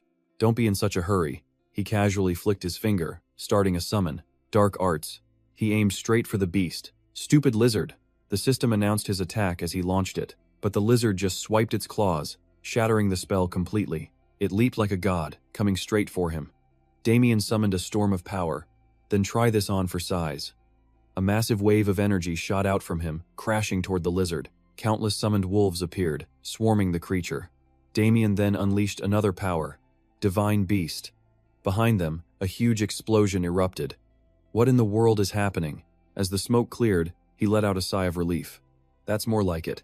Damien turned to Chich. Now, what's left? He looked over at the girl and asked her directly. So, you really are still alive? Damien walked over, step by step. Can you stand? She struggled to her feet. Yes. He had to admit it. You definitely wore down its strength quite a bit. While Damien was bragging, made it a lot easier for me to finish it. Her face went pale with terror. Behind you. Damien slowly turned his head. Behind me? What about it? A whole swarm of lizards had completely surrounded them. He grimaced, summoning his power again. I am so sick of these things. With that, Damien made a proposal. We'll talk later. Can you fight right now? Before she could even answer, he was already pulling her along. Then let's go. At that moment, a sphere of energy, a massive ball of power, appeared in the sky, shocking everyone. The entire group of knights stared into the distance, completely bewildered. How is this even possible? They realized the enemy had been completely annihilated. Who in the world is he? The people there were overjoyed. We're saved! A fire archer has appeared, but their commander, watching from above, was not happy. Don't be ridiculous, he snarled. The only reason we've held out this long is because of the Satan Knightly Order. Malleus clenched his fist. You dare put the name of some random adventurer above ours? And now this arrogant fool shows up to steal their glory. He gave an order to Tago behind him, forcing him to obey. Malleus commanded, when those adventurers claim victory, you and everyone here will get ready.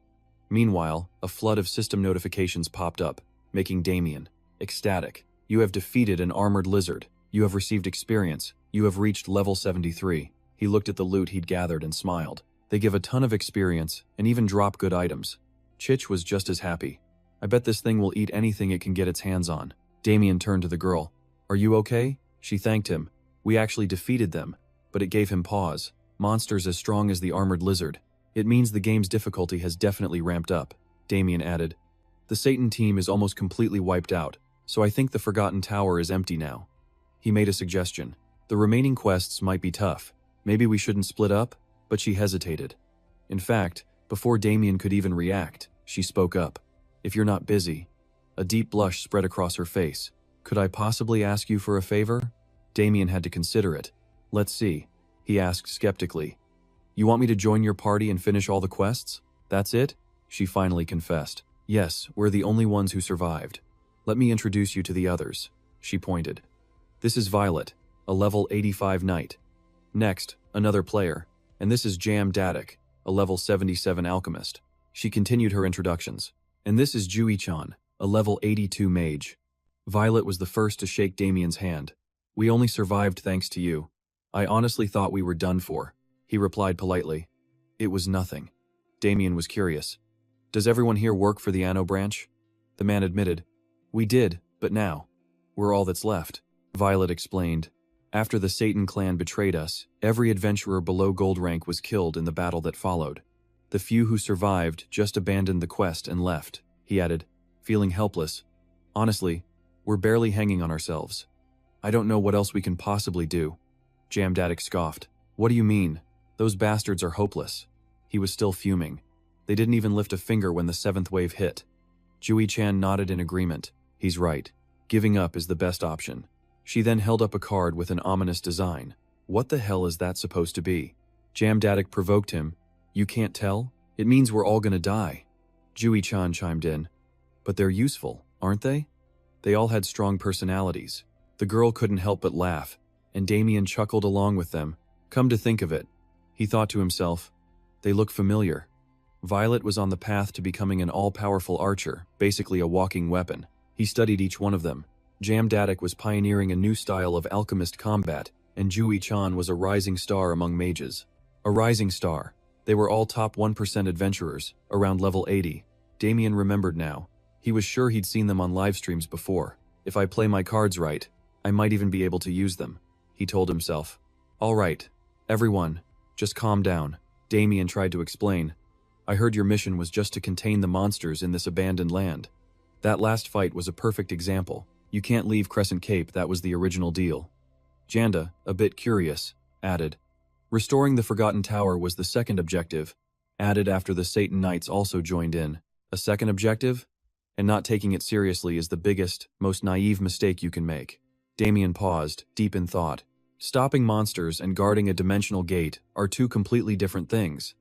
If they didn't solve the core problem with the gate, he argued, the monsters would just keep on coming, and in the end, no one would be able to protect these lands anymore. There's a reason the reward for this is 100 million won. Damien did the mental math. That's hundreds of thousands of US dollars. He looked at the group. If you all agree, I'd like to make a proposal. This got Violet's attention. A proposal? Damien grinned. Isn't it obvious? As the sun began to set, everyone looked toward the tower, and he made his exciting offer. So, you guys want to conquer Ariel's ancient castle with me? Janda looked intrigued. You mean you want us to go in there right now? Duchan asked, clearly worried. You want us to walk right into the epicenter of the monster waves? Damien simply replied. I mean, I can still go alone, but I came here to help. You asked me to join the party, and I'm just making a suggestion since you're all in a pretty tight spot. That made Janda agree. He's got a point. Damien pressed on. The 8th wave is already over. Right now, there's no one left in that tower. If we don't go immediately, we'll have to survive another wave of monster attacks. Malagud's the one with the gold, but if they abandon the mission, they won't get the reward. They'll even have to pay a penalty for damages to the Saturn clan. Duchan asked curiously, Boss Damien, you think they would do that, just because we couldn't complete a single mission? Damien was certain. If it was the team's own private mission, no. But the dimensional gates are appearing in 6 different locations, and the Emperor has issued a decree across the entire Khan Empire. So this is a whole different story. He laid it out bluntly. For players, this is just a new update, but for the people living in these 6 places, this is a catastrophe. The woman from before had to agree with him. I also think now is the most opportune time. If the Satan clan has decided to use adventurers as bait, we don't really have another choice. She stressed her point, making Violet focus. This could also be our chance to get out of this stalemate. The man admitted. She's right. If we give up now, we're just asking for trouble. We'll lose our platinum rank, and a whole lot more. That's when Janda finally spoke up. Wait. Hold on. I really don't think this is. Just then, a group of knights appeared out of nowhere. Stop. Drop your weapons immediately. The system identified their leader, Marcello. He was the eldest son of the Marcello family, a house that has served the Satan clan for generations. A loyal subordinate of Malagud, appointed as the head of the guild, the New Knights Guild, founded by Malagud himself. He shouted a warning. How dare you all gather here to conspire? Marcello gave the order. What are you standing there for? Arrest these traitors. Damien thought to himself. Well, there goes my plan. Judging by the situation, he figured they must be seriously pissed off. His group was in total shock. What is this? How dare you slander us with words like that? Marcello demanded order. He threatened them arrogantly. Soldiers must report to the Satan family and follow orders from their superiors. Based on your reactions, I'm guessing you didn't follow proper procedure. Not only that, he puffed his chest out.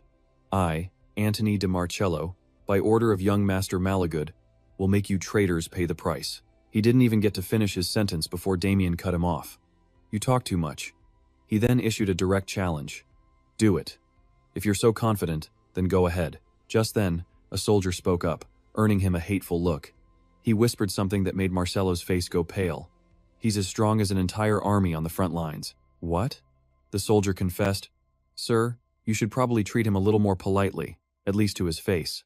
Marcello was absolutely furious. What is this nonsense? I am the head of the Knights Guild. At that moment, Damien unleashed his mana as a warning. Listen up, you bastards. I'm busy right now. He shot a glare straight at them. What the hell are you all whispering about? The knights began to panic. Our mana is draining.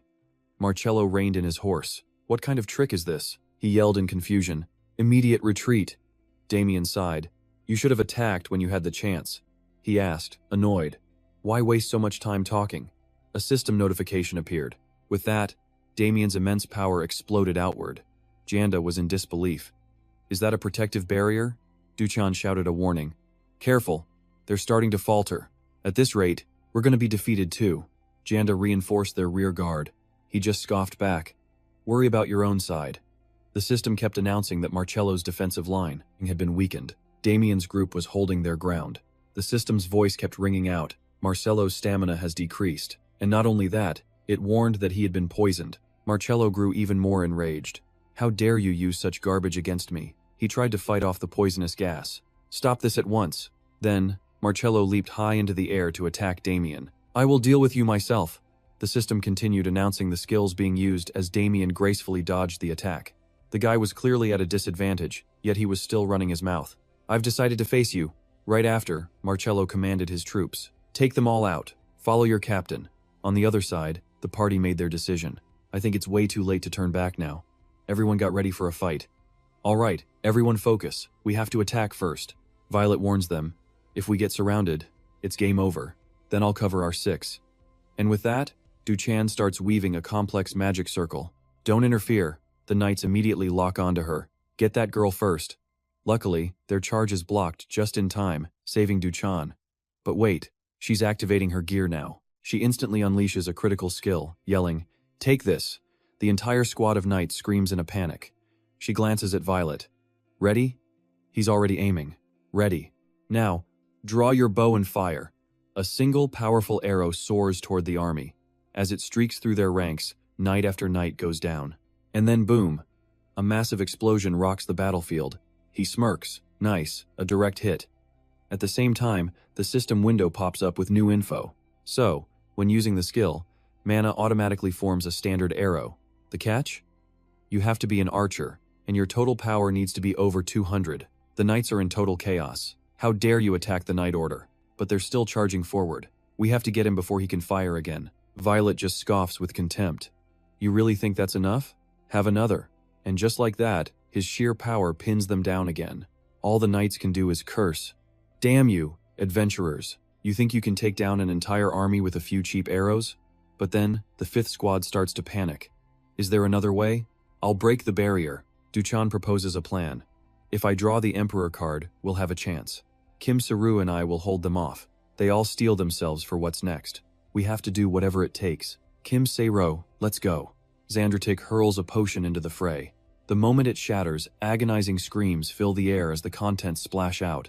A massive, gnarled tree erupts from the ground, blocking the knights. What is this thing? Duchan keeps up the magical assault as a new notification appears on her system screen. The skill, Wheel of Fate. Duchan pours all her energy into the next card draw, and freezes. The card in her hand, she recognizes it. The Devil card. Why? Why did I have to draw this one? Meanwhile, Chin Sung watches Marcelo fighting through the chaos. Well, you're lasting longer than I thought. Right, Manchi. Manchi warns him. He's stronger than you, master. Just as Marcello breaks free and swings his sword at Chin Sung, he effortlessly leaps back to dodge. Marcello roars in frustration. Who are you talking to? Focus on the fight. He charges in again, relentlessly attacking. Just how little do you think of my swordsmanship? Having to constantly dodge is starting to get on his nerves. Okay, this guy is really starting to annoy me now. The fact they're holding their ground against professional swordsmen means they might even have a counter to his soul engraving technique.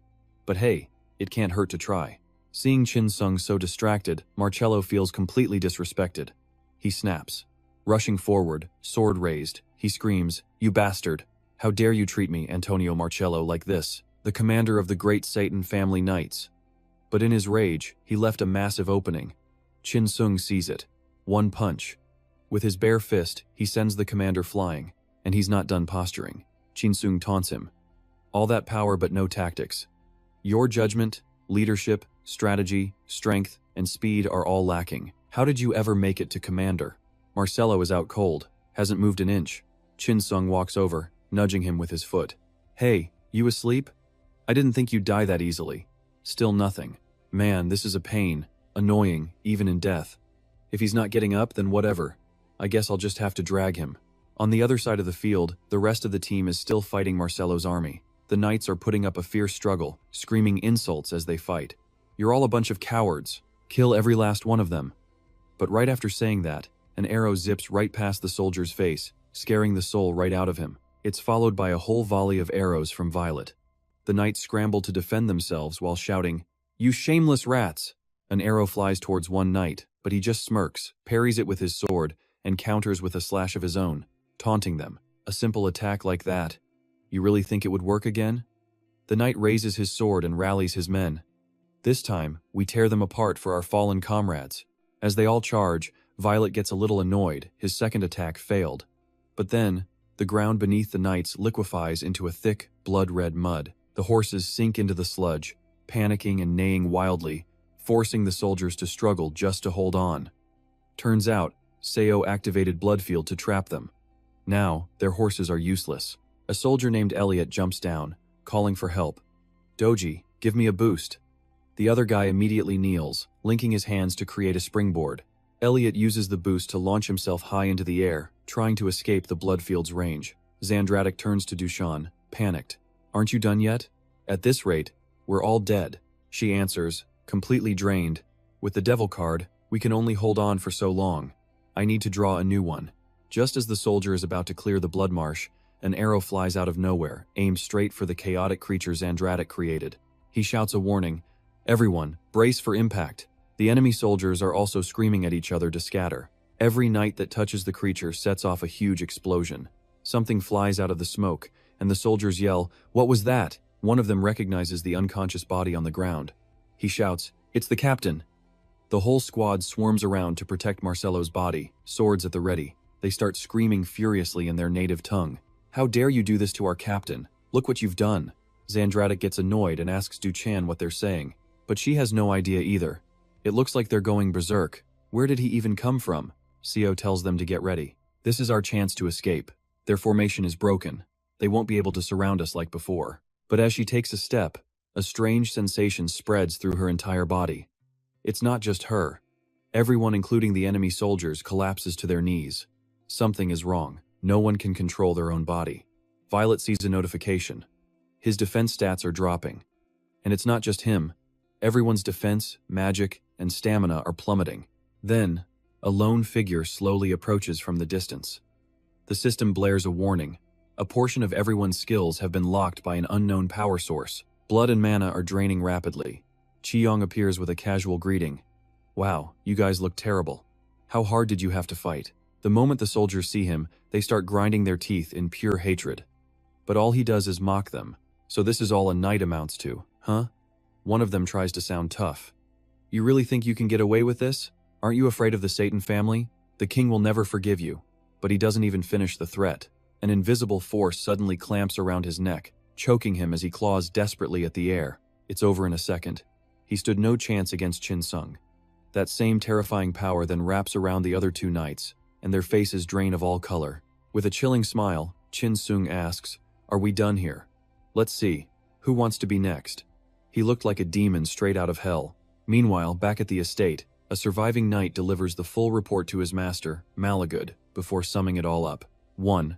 The Satan family must immediately withdraw its forces. 2. The adventurers and their guild are to be held blameless for this retreat. And 3.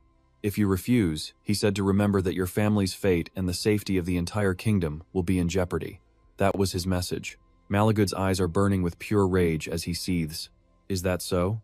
The second his subordinate confirms it, he loses control. Bam! His fist smashes right through the table. His entire body trembles with fury as he screams, "Those insects dare to call themselves knights? Why are you even alive to bring me this report? 100 of my elite swordsmen lost to a single adventurer. And you just came back to parrot his damn warnings?" Seeing their master draw his sword, the other knights turn pale. "Young master, please, calm down." But all they get is a roar. "Silence!" as Malagud raises his blade, completely unhinged. "Did I not make myself clear? I told you I would kill every last one of you if you returned without victory." With that, he brings the sword down in a deadly arc towards a knight. The man collapses to the floor, lifeless.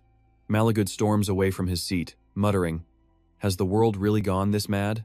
Some nobody adventurer dares to threaten M.E. Malagud." He moves to strike the dying knight again, but two others grab his arms, desperately trying to hold him back. "Please, calm down," they beg. He doesn't even care, threatening them right back. "Get off me before I kill all of you, useless fools." His heart is filled with nothing but pure hatred now. He thrashes around, ignoring their pleas.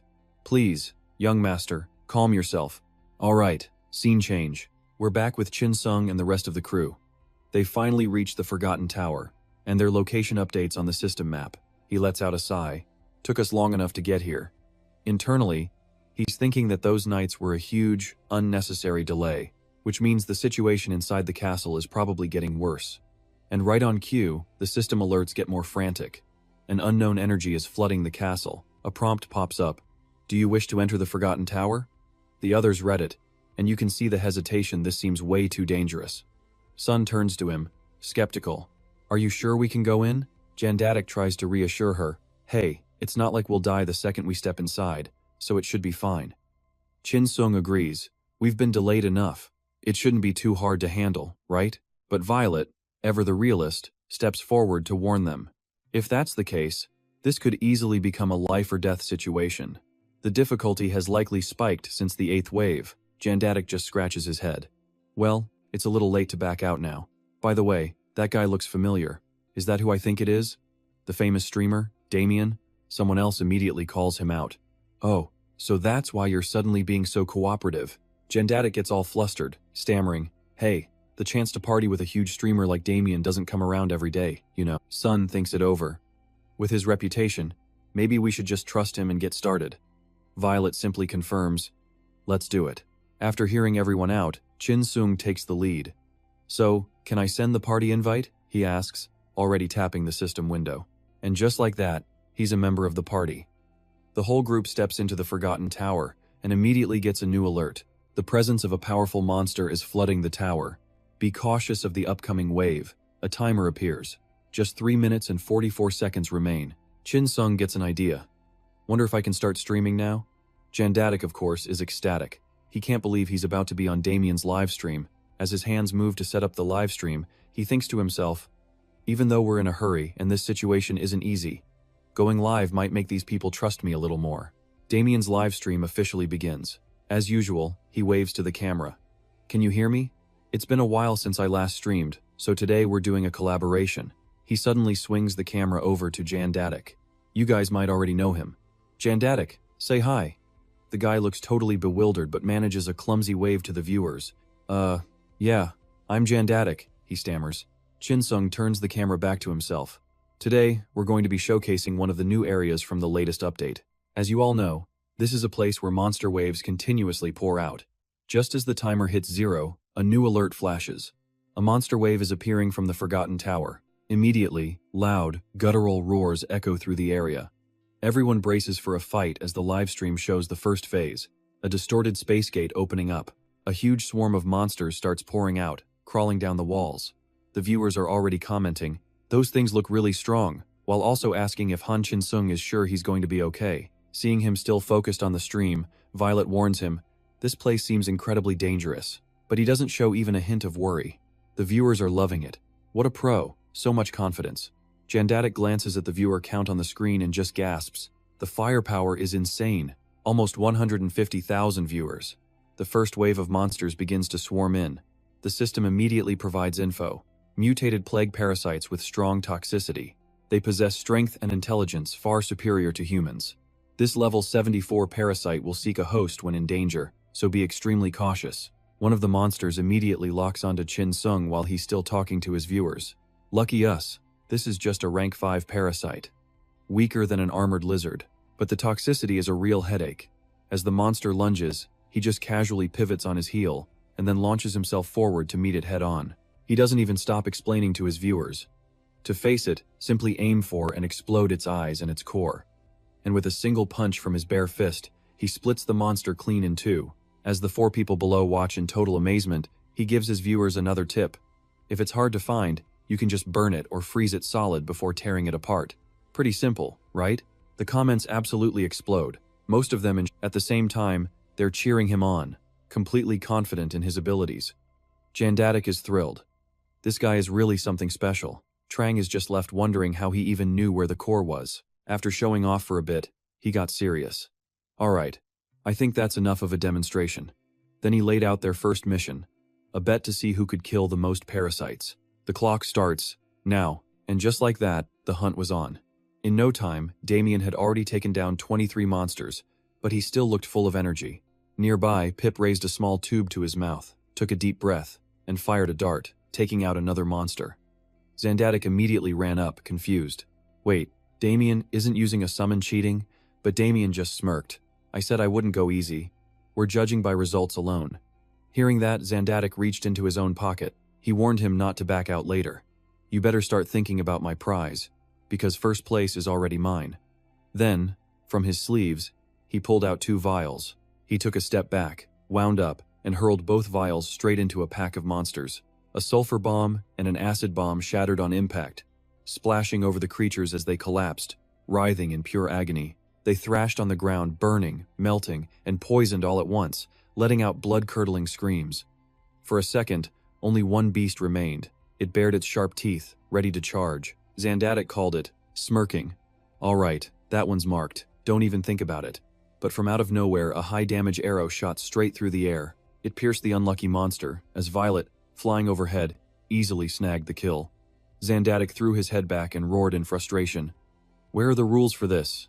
Violet, you're really gonna do this? But she just reminded him. Damien said no holds barred.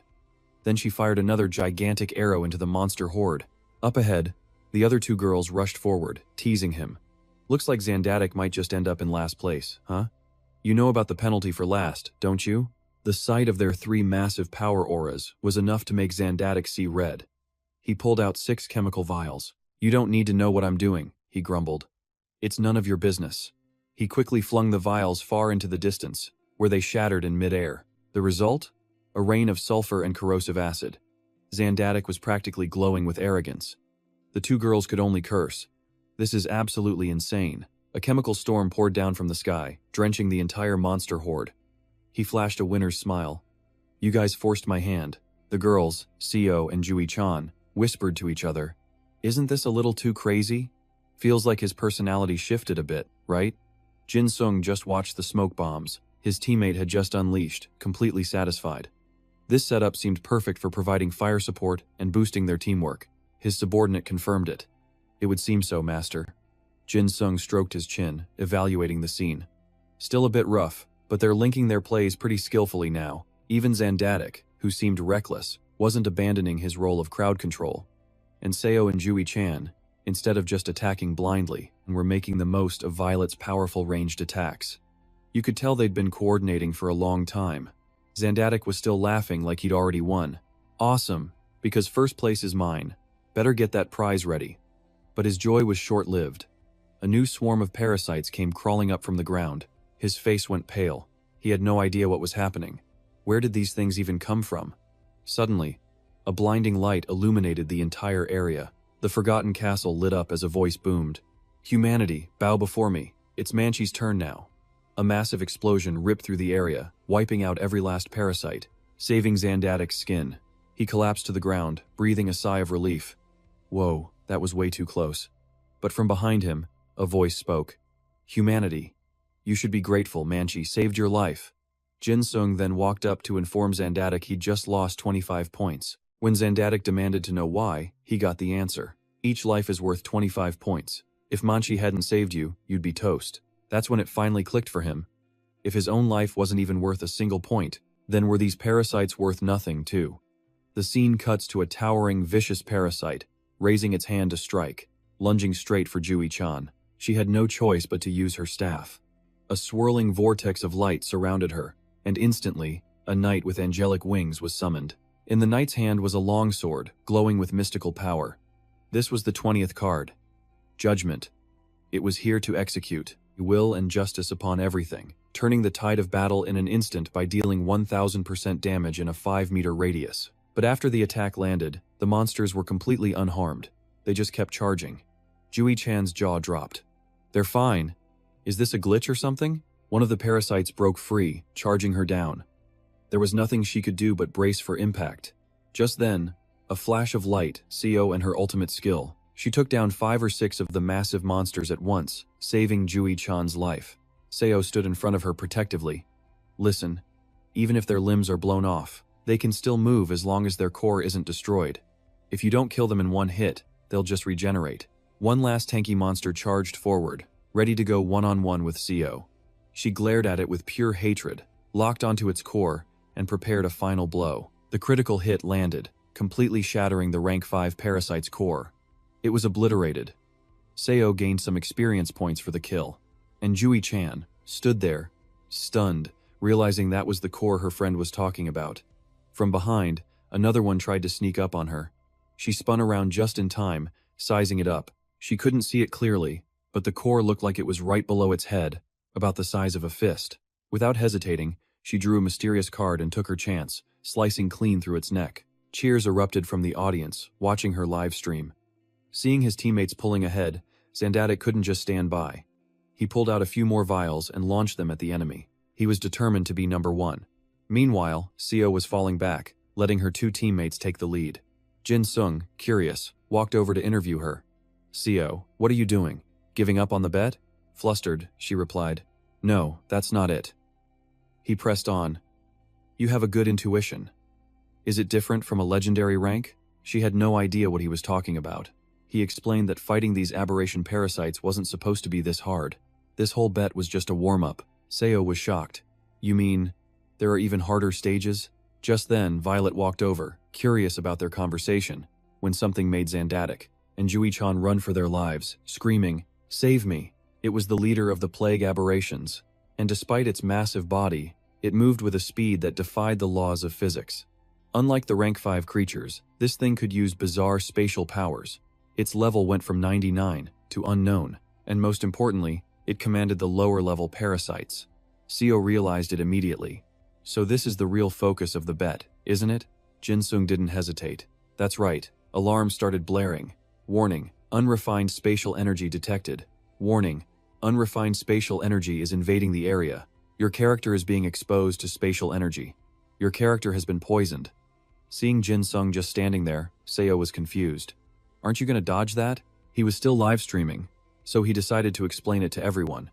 As you can see, a distorted dimensional gate changes and evolves with its environment.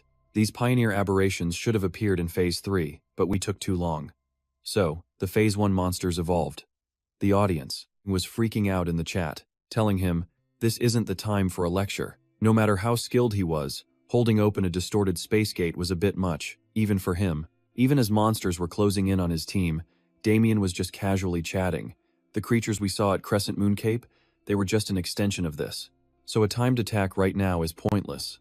If we hit Stage 3 in this state, something even stronger is waiting for us. The enraged monsters were right on their heels. Zandatic finally snapped, screaming, "What the hell are you doing? We're going to get killed at this rate." Trang turned to him, asking, "Why did you suddenly rush forward like that?" Little did she know, no one had told him to follow her in the first place. Seeing things were spiraling out of control, Violet and Sarah decided to step in. Sarah noted grimly, "Their health is dropping fast. We need to move now." Suddenly, Pip leaped onto her shoulder and commanded, "Humans, appear!" And out of nowhere, a literal army of chickens popped into existence, each one armed with a tiny blowgun. As the two women stared in shock, Pip stood on her shoulder like a general rallying his troops. "Now it's our turn, humans. Fire at will, my brothers." At his command, the chicken army unleashed a volley of darts. They flew straight for the monsters, quickly taking down enemy after enemy. Sarah was stunned. They're aiming for the parasite cores. Then, a few wolves appeared at their feet. Damien stepped forward, impressed. "Mandy's doing great." He then activated his power, letting an aura blaze around both arms. "Let's see if I can hit their cores dead on." With a wave of his hand, he sent the vicious wolves charging forward. They tore into the monsters, then exploded, making the creatures howl in pain. The final wolf locked onto a core and dived straight into a monster's head. A blinding explosion erupted with a deafening roar, sending out massive shockwaves. Sarah and Violet threw their arms up to shield themselves, bracing against the blast. Then, the system announcement. Spatial Plague Parasite has been eliminated. The reward, 1 spatial key, and a chunk of experience points. Zandatic, who'd been blown into a pile of rubble, could only mutter, "Unbelievable." Then he realized, he was lying on top of something. He stood up, only to see Trang's head poking out from the debris, dazed and confused. Her entire body was buried, and she looked up at Zandatic, puzzled. "Why are you staring at me?" He just gave a weak laugh and dodged the question. What a mess. Just then, an alert popped up. The unrefined spatial energy had vanished. The monster's energy faded right along with it. Time remaining, 59 minutes and 37 seconds. And now, the Forgotten Tower was on high alert. Damien walked over, clapping happily that they were all still alive. He decided to give everyone an extra 10 points. But Zandatic? He felt this wasn't a bet anymore. It was a straight-up scam. Damien grinned wide and announced, "Time to tally the scores. 1 point per kill. Zandatic, 66 kills. Trang, 55. Sarah, 37. And Violet, 43. After adding life points, the biggest loser was Zandatic. He protested immediately, arguing that the near-death experience from the surprise boss shouldn't count. But Damien wasn't having it. He told him to accept it, since Zandatic was in the most danger out of everyone. To which Sarah just thought, well, seems like a fair scoring system to me. Unfortunately for Zandatic, Violet chimed in too, saying a bet's a bet and he had to listen to Damien. He was getting seriously pissed at these traitorous teammates. His punishment? Getting tied up. Zandatic struggled on the ground, totally confused. Then, out of the blue, Damien asked, "Hey Zandatic, did you happen to pick up any items dropped by those monsters?" He remembered falling into the rubble and receiving a spatial key. "What, you need it?" "I do. We need it for the next stage." Zandatic offered to hand it over if they'd untie him, but Damien just told him to hang on to it for now. Zandatic was now surrounded by a horde of tiny chickens, and he just kept screaming, "What the hell is going on here? And what is with all these chickens?" While he was getting tormented, Damien turned to the others. For now, let's just leave Zandatic like that. Okay, time for an explanation. From this point on, things like opening the trade window will be impossible. Spatial equipment is great, but to get it, you'll have to clear a distorted space gate, and for that, you'll need at least 200 high-grade HP potions, or something similar, like continuous recovery potions. Either way, you'll earn more than enough gold from the quest. Now, let's move. Damien led them down a dark tunnel. Zandatic, still tied up, was being carried by the chicken army. And of course, another system warning. Unrefined spatial energy is growing dense. Unrefined spatial energy is infiltrating the area. Your character has been exposed. Sarah looked around nervously. The spatial energy here is way too thick. Without potions, we would have been overwhelmed and killed by now. Trang couldn't help but wonder how Damien knew all this. Has another player actually cleared this before? Violet shot that down. No way. The method to clear a distorted space gate is constantly changing. Meanwhile, Zandatic was struggling so much that Pip, busy with a potion, had to tell him off. Stay still and save the noise for later. Sarah was amazed. Damien had navigated dozens of branching paths without getting lost once, and he was even managing Zandatic's stamina. The poor guy looked pathetic as Pip just unceremoniously poured a potion all over his face. Sarah thought to herself, Damien, you are definitely no rookie at this. But he didn't answer, simply announcing, we're almost there. He quickly pointed them to take a left. They stopped in a completely empty room. A new terrain notification popped up. The abyss of the forgotten territory. Damien glanced around, making sure he'd brought them to the right spot. Despite looking a little confused himself, Damien began the briefing. Alright everyone, you can save your potions for now. I mentioned that the space gate is split into 3 stages, right? Well, this next stage has a pretty rare trick to it. And it's the real reason for that little punishment bet we had earlier. Doing this ourselves would take way too long, and it's not exactly a reliable method. The key here is to play it safe. Smart. But then, the air in the room suddenly shifted. Violet was the first one to notice. A terrifying wave of power slammed down from the ceiling, crashing right into Giamdatich and making him cry out in pain. The energy was trying to force its way inside him, twisting his body. Veins started popping on his neck and face as he just laid there, screaming, while his teammates watched on, totally helpless. And that's when Chin Sung finally explains the trick. The first part of Stage 2? Everyone has to survive and make it to the lowest floor of the castle. Next, we use the space key from Stage 1 to open a hidden path. And to do that, we have to fight an opponent cursed by a warped space gate. The warped space gate drives the key's owner completely insane. He holds out his hand with a twisted look. So, please accept your punishment gracefully, Mr. Giamdatich. Cut to some guy's room, watching Chin Sung's livestream. The look on his face is pure excitement as he starts cursing. Holy crap, this is insane, right? The streamer I watch not only hit 1 million subscribers, but is also famous as a top lecturer at AC. They've uploaded clips and written guides, so they must have tons of time. It would be awesome if we could get an interview with him. As he's talking, he suddenly remembers what his friends always nag him about.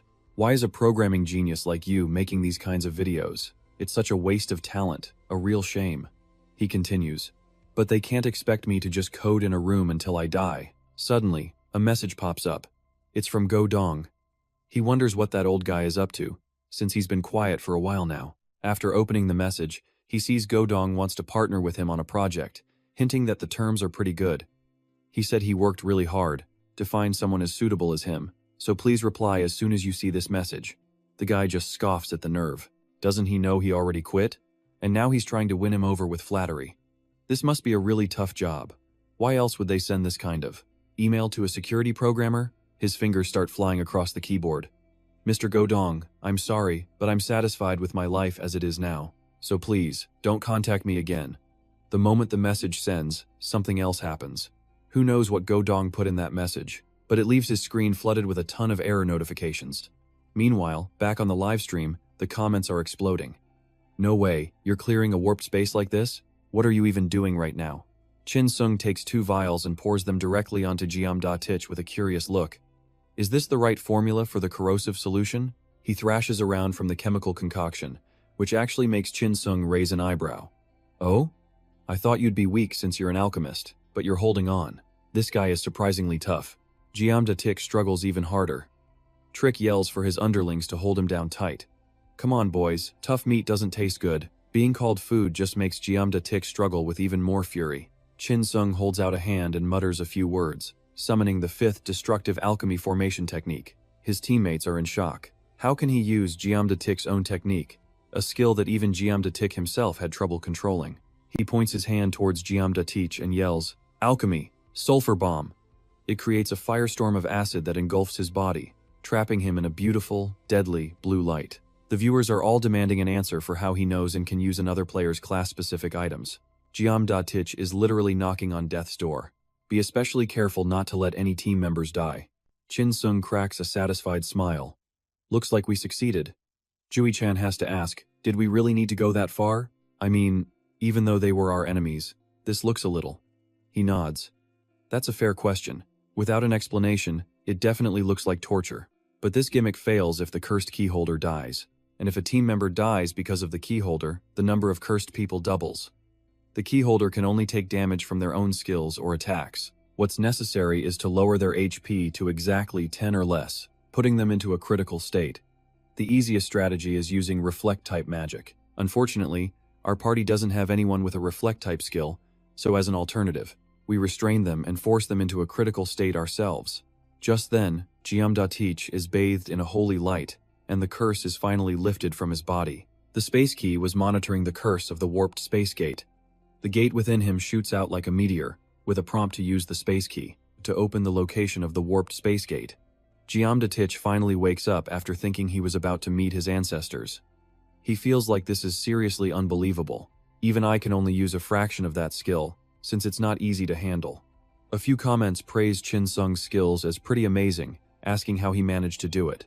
Geomdatik, on the other hand, is crying on the inside. All his years of training, and some guy just copied all his skills in a few minutes. How is this level of power difference even possible? Chin Sung places a hand on the gate. What's more important now is clearing stage 3. From here on, things might get a little difficult. Mr. Geomdatik, do you have any time-stop potions left? The kind you can craft with level 5 alchemy? Geomdatik replies, it's not that hard to make. Chin Sung then asks if he could craft about 4 vials in 5 minutes. His jaw hits the floor. 5 minutes? Before he can even answer, Chin Sung is already pressuring him to make 4 vials in 5 minutes, turning to Jui-chan to ask her to draw the hermit card if possible. And as he's talking to Violet, Geomdatik interrupts. Are you seriously asking me to perform level 5 alchemy 4 times in 5 minutes? Are you insane? He thinks Chin Sung is just forcing everyone to do what he wants, just because he's a famous streamer. But Chin Sung just calmly reminds him, as you know, I can't guarantee we'll clear the next stage, if we don't have those potions. The best option might be to just give up. We're live on a collaboration stream, so it wouldn't be good to ruin the atmosphere. There are a lot of people sharpening their knives just waiting for you to mess up, especially with your big fan base. I'm not insisting on 5 minutes, but let's try to create some good content for the stream. The other 3 see them whispering back and forth and start talking amongst themselves. What are they doing? Are they planning something in secret? I'm sure they have their reasons. They're the only ones among us who can use crafting skills. Geomdatik overhears this, and can only cry silently in his heart. That's not it, you crazy fools. Even though Geomdatik is completely unwilling, Chin Sung still decides to move to the next trial. Alright, let's just say we're ready to go. We're moving on to the next stage. The space gate slowly begins to open. The gate swings wide, revealing the oblivion of the Holy Grail. The effect of the space key has officially expired. 4 minutes and 43 seconds left on the clock. They're pushing into the hidden path, clearing the distorted space gate. Suddenly, new terrain info pops up. This place is huge, like an arena filled with hundreds of columns. They're scattered randomly, creating a maze that's just floating in space. A quick update on their location reveals they're in the Santalia ruins. Jinchun was absolutely stunned. He couldn't believe a place like this was hidden inside Atlante's castle. How could a structure like this be underneath Crescent Bay? Chin Sung explains the Santalia ruins are actually an ancient aqueduct system. It was here long before the massive Atlante castle was ever built. In fact, it used to be a breakwater. They also used its maze-like waterways to trap fish. Grand Duke Acacia simply expanded and rebuilt these ruins. Then he built his entire castle right on top of it. That's why the architecture here feels so completely different from the castle they just passed through. And in the very center of this place lies our objective. His hand shot out, pointing to the heart of the ruins. The space gate.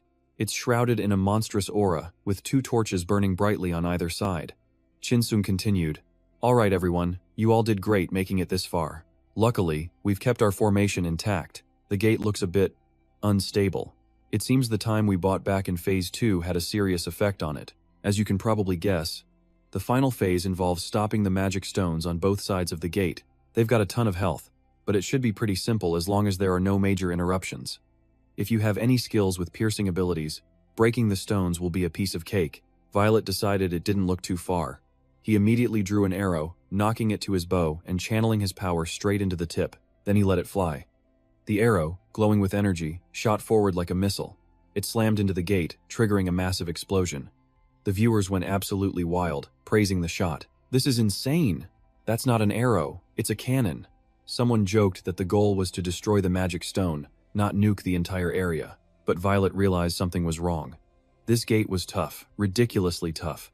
Its HP bar was completely full. It hadn't taken a single point of damage. Chinsung suddenly remembered a key detail he'd forgotten. Oh, by the way, attacks from a significant distance, especially ranged ones, almost never penetrate that weird energy field around it. It's unaffected by normal physical force. Unless you have a massive area of effect spell powerful enough to blow this whole dungeon off the map. Seo and Jui-chan suddenly screamed for them to look over there. A stream of black energy was pouring from the gate, forming a vortex in the air. Seo wondered, is that some kind of ghost or spirit? Chinsung explained that they were different, but served a similar purpose. Getting close to those?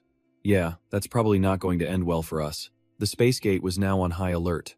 It began pulsing with raw, unrefined spatial energy, trying to absorb the player's life force. Tendrils of that raw energy shot out, chasing after the 5 of them.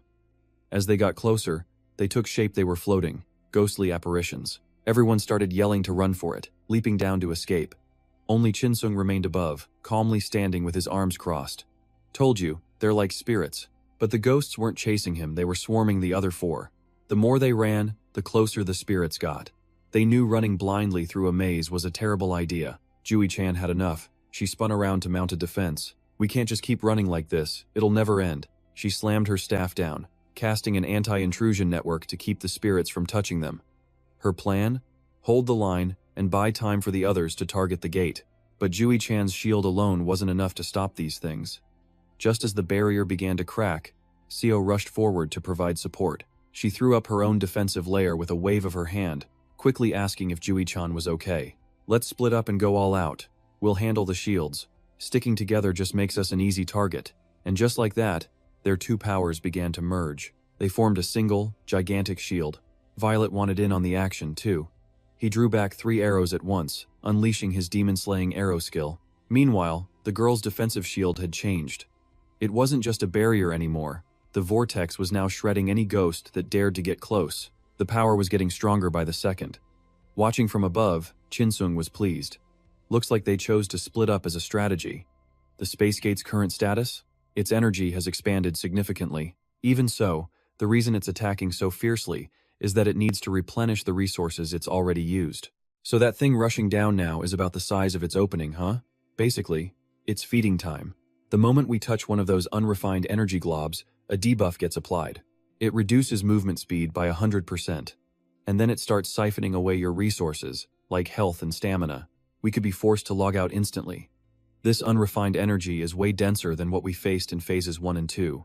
Surviving with potions or breaking it with brute force is impossible. Unless you're a spatial-type ranker, trying to face it head-on is like throwing an egg against a rock. All of you have about 10 minutes to escape being consumed by the energy in these ruins. At that, Jandatik couldn't take it anymore. He screamed like a child. This is a total scam. A rip-off. Chinsung just asked him calmly, did I happen to mention? The distorted space gate has another defense mechanism. While running, Jandatik suddenly froze, his face turning pale. The distorted space gate was entering a rage mode. It was summoning its guardian. A massive, skeletal hand clawed its way up from the ground below. The guardian was a nightmare, a skeleton with the head of a shark, but the 4-legged body and long tail of a Tyrannosaurus rex. Its name was Reganocid. As it prepared to hunt, Chinsung, still watching from above, decided it was the perfect time to start live-streaming everyone's point of view. Jandatik just barely managed to leap onto a high rock, collapsing to his knees and panting for breath. A chat window from Jui-chan popped up, asking him how he was doing. Jandatik was exhausted. I feel like I'm about to die. Even with all this bizarre energy around, why aren't my potions having any effect? She confirmed his fears. Seriously, if Chinsung hadn't told us about this, we would have been dead for sure. It made Jandatik agree. Yeah, that guy. He's really something else. The system then detected the unrefined spatial energy converging in one place, but it vanished almost immediately. A warning flashed for Chinsung. A powerful presence has appeared. Gotta be careful. No dying on this run. He stared at the screen, confirming the setup. Jandatich was on the edge of his seat. All he could do now was put his faith in Chinsung. But how exactly was he going to pull this off? Damien must have a plan for everything. Suddenly, a streak of light shot out from the chaos, rocketing into the sky. Chi, perched on a rock, had launched the signal. Time for the counterattack. The flare exploded like a firework, and Jandatich shot to his feet, eyes wide. The long, exhausting wait was finally over. He gripped the vial in his hand, a grin spreading across his face. Jui-chan barked orders at her team, stay sharp. Don't screw this up, got it. One shot was all they had to drain the dimensional gate's energy. Violet had her bow drawn, ready to fire a full-power arrow the second Chinsung gave the signal. Sarah's side was ready too, 1,000 sharp spears aimed and waiting to support him. Jandatich, his spirit restored, roared, I'll use my energy to blow this dungeon sky high with the judgment of the Golden Giant. Everyone was in position. From his spot, Chinsung gave the order. Attack. All you could see was a flash of blinding white light. A sphere of raw energy spun wildly, crackling with lightning, as the human's sheer power completely overwhelmed Leganosid. The creature couldn't absorb energy from the gate anymore. The magic stones of the dimensional gate refused to resonate with Leganosid. With its connection to that other world severed, Leganosid couldn't regenerate. It just stood there, frozen. Jinsung let out a breath that was way too close. In its current state, this was almost too easy. He leaped high into the air, ready to give this amphibious nightmare a taste of real pain. The monster let out a heaven-shaking scream of agony. It was sent flying back several meters. As it struggled to get up, Jinsung started monologuing. I wonder, how long can a monster like you really hold out? So, one of your traits is crisis evasion, huh? A real pain-in-the-neck ability that lets you revive after death. Oh well. Whatever. Before the beast could even recover, he shot forward like a bullet, fist cocked back, finishing his thought. Guess I'll just have to kill you one more time. But as his fist grazed the creature's body, a sharp spike suddenly erupted from its skin, shooting out so fast it sliced right across his cheek, snapping him back to reality. A long cut appeared, with a bit of blood dripping down. That's right. He'd forgotten the horns of vengeance reflect 1000% of the damage back at the attacker, and now its body was covered in them. The beast roared, its power returning. Jinsung jumped back, grumbling, seriously, this thing's a beast. All its traits are annoying, but I don't plan on getting hit, that's for sure.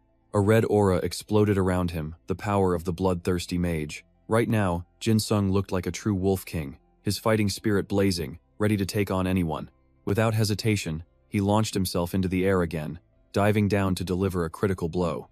The revenge horns shattered instantly, and the ones that didn't quickly retracted in fear. Leganosid tried to defend by sprouting more spikes, but Jinsung just mocked it.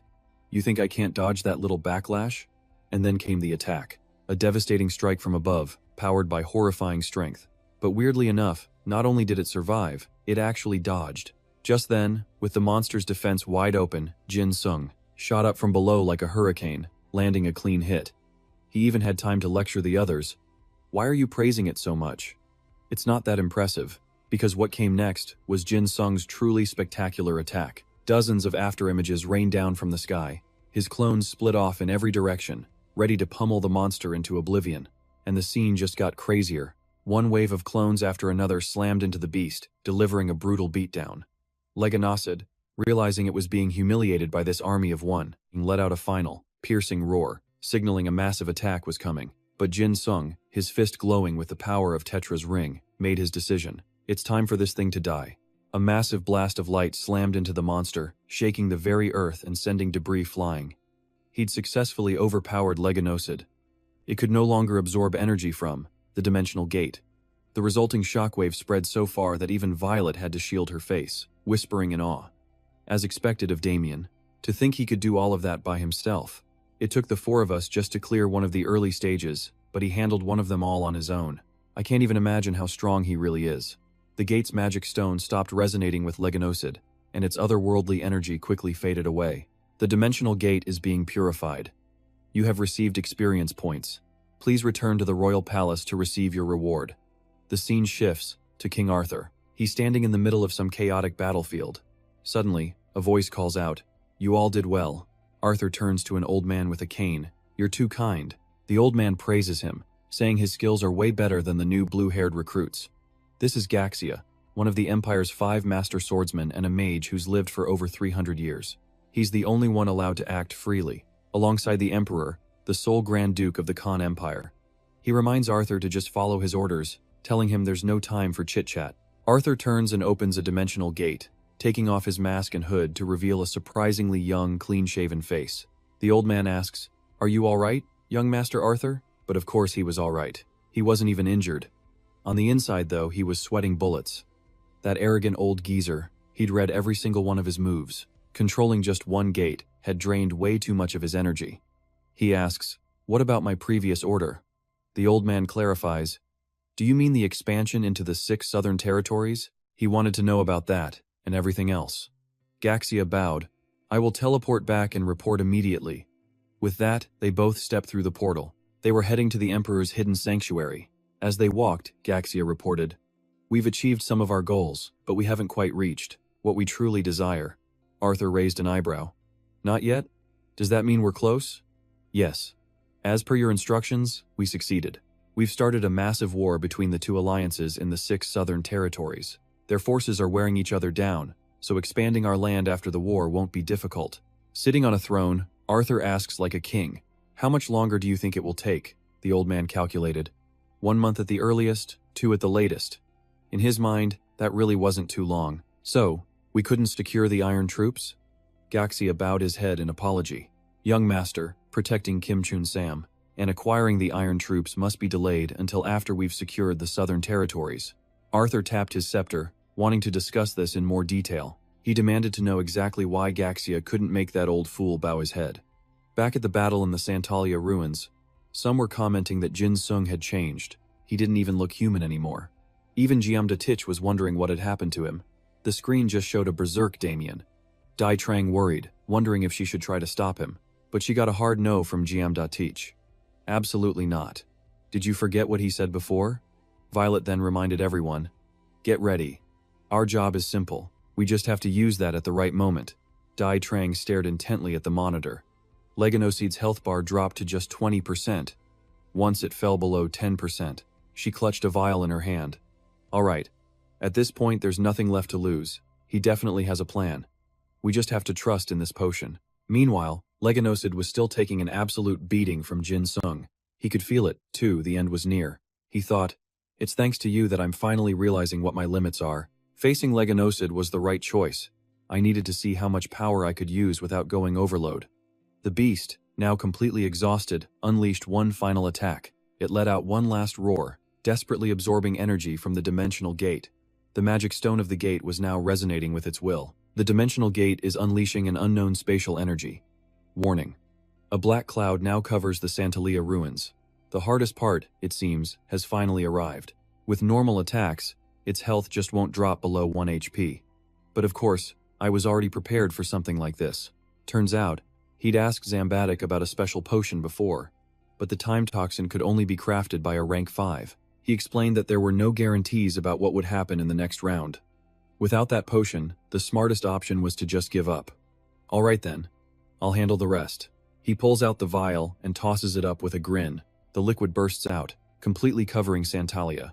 Right at that moment, Violet shields her eyes from the blinding light, trying to get her own potion open. The sister had already doused herself. Zambatic, not wasting a second, just roughly splashes the potion right onto his face. As the last drops fall, reality itself begins to crack. The first streams of water seeped through the fissures. Then huge chunks broke away, letting even more of the flood pour in. And when the barrier could no longer hold, the water surged in like a great flood, washing everything away. News flashes started popping up everywhere. The Forgotten Tower has been cleared. The shocking reason behind the Southern Six Territories attack, a must-read recommendation, and so on. Now, the whole party is sitting outside the tower, bathed in the brilliant glow of the evening sun. Zambatic can't believe they actually cleared it. Yukan asks, "Did you seriously think we were going to die?" He just groans, "Of course I did. What kind of ridiculous strategy was that?" She flops onto the grass, exhausted. "You're not wrong. That was the weirdest strategy I've ever seen in my entire gaming career." The sister asks Han if they're both uninjured. Yukan cheerfully replies that of course, she's fine. The sister sighs, I'm still in shock. To think they blew up the ruins, defeated the Guardian, and cleared the gate all at once. Not exactly a textbook strategy, right? Normal or not, it definitely wasn't a conventional approach. A single blow powerful enough to wipe out an entire dungeon that stopped being a metaphor. The sister figures the result was pretty good though. The rest of them all agree.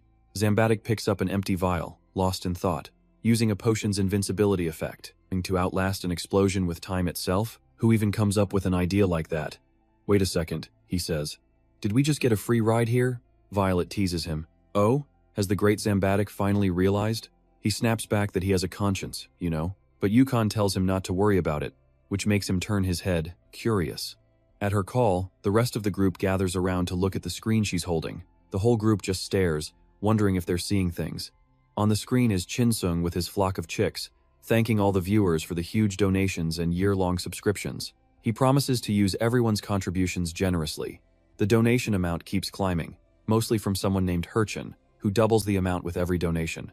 Chick eagerly asks, "How much is that in total, Master?"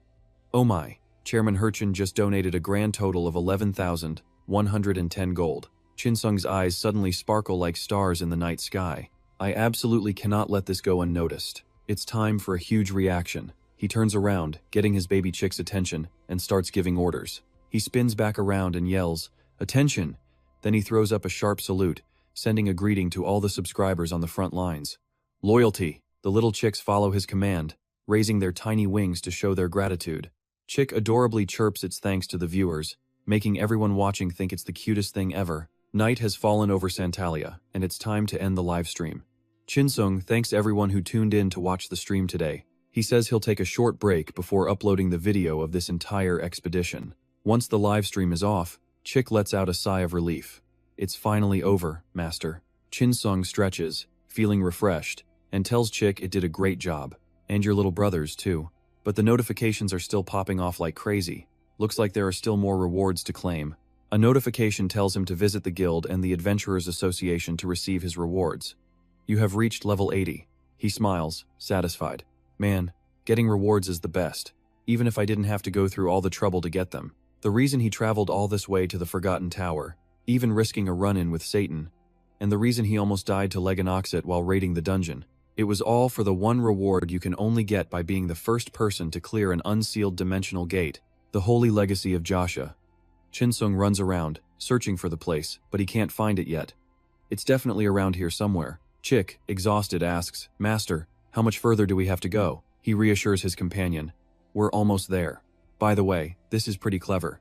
Even though the historical site is completely underwater, this canal still serves a purpose. The water here must be flowing somewhere specific. Here it is." In front of him is a swirling vortex. This is exactly what he was looking for. He pulls an item out, ready to use it. After he opens the lid, the system announces he's used a drop of Quichia, allowing him to breathe underwater for 5 minutes. Once used, his entire body is surrounded by a blue energy. He twists and stretches a bit to warm up, then takes a leap, diving straight into the swirling water.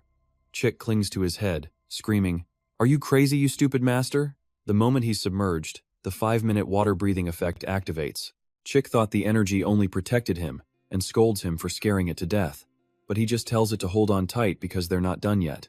Now, he and Chick have to descend into the deep, swirling abyss. Chick is sweating bullets, wondering if its master has completely lost his mind. He replies, "Of course not. Besides, it's not too late to turn back now." Down in the dark tunnel, his time underwater is about to run out. Just as the effect expires, Chinsung opens his eyes and finds himself at the bottom of the sea. A system update announces a new area, the sky-flying Sea of Paikyon. He quickly pops another drop of Quisha, getting another 5 minutes of underwater breathing. Chinsung is still shaken up. He almost died in that dark tunnel. Chick is also dizzy, its eyes spinning. He tells Chick, "It's no use. The Southern Six crossing ship can't reach the Sea of Paikyon. If we wanted to get here the easy way, we'd have to buy a ship and hire a crew." Chick reacts wildly. "So you did all this because you didn't want to spend money? You cheapskate. My master is a total cheapskate." "Of course, the more money you make, the cheaper you get. Besides, how you get there doesn't matter, as long as you reach the destination."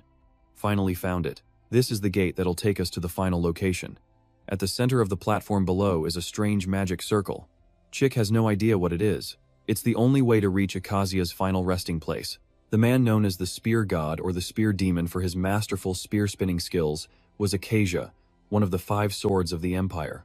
Hundreds of years ago, during the war against the 7 great demons that shook the world, he performed incredible deeds, single-handedly holding back hundreds of thousands of enemies. Legends of how he summoned lightning and shattered the earth with a single spear, they've held true for centuries. He was a marquis of the 6 southern territories, and a friend to Leo Lisen, the great hero of the Khan Empire. But unlike Leo, who was seen as the Empire's protector, Acacia was different. Nobody knew where Acacia was. Some even whispered his very existence was sealed away, which is why finding his final resting place took so long. What could be inside? Full of excitement, Chinsung placed his hand on it, reading the ancient characters etched on the surface. The magic circle began absorbing his mana, reacting to his voice. He realized with a jolt, this thing was draining him fast. Any normal player would be sucked dry in seconds. And just like that, it worked. The ancient circle recognized him. A vortex erupted from the center, pulling Chinsung and Chip right into it. We cut to a room lined with weapons. A man sighs. What a pain.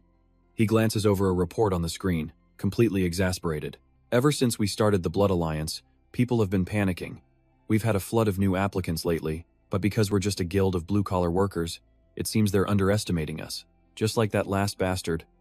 It seems other guilds want to test us now that we're getting bigger, but I have a feeling someone was pulling his strings. Just then, a voice from the door shouts, "Chun Sam, I'm coming in." The man barges in, looking pissed. This is absolute nonsense. He slams his hand on the table, demanding, "Did you make another enemy?" But Chun Sam just denied it. "You don't seem like the type to do that." The man then tossed a stack of letters onto the desk. "Then what the hell is all this? We're getting swamped by bastards who keep harassing us." Chun Sam's face hardened. "Watch your mouth. What do you mean my friends are harassing us? It's why the younger recruits are spreading rumors, saying they can't work with us anymore." This excuse just made the other guy angrier. "My God, are you seriously listening to those rookies?" Chun Sam took a drag from his cigarette. "So who are they? Who dares to mess with our Blood Alliance?" At that exact moment, Chinsung discovered a secret passage. He'd been transported to the Forgotten Hero's legacy. He looked around for a moment and concluded, "Looks like we're in the right place." Chip was thrilled by the new scenery. "Where are we? This place is huge." Chinsung figured it was a resting place. Chip was confused. "But why would there be a tomb at the bottom of the ocean, Master?"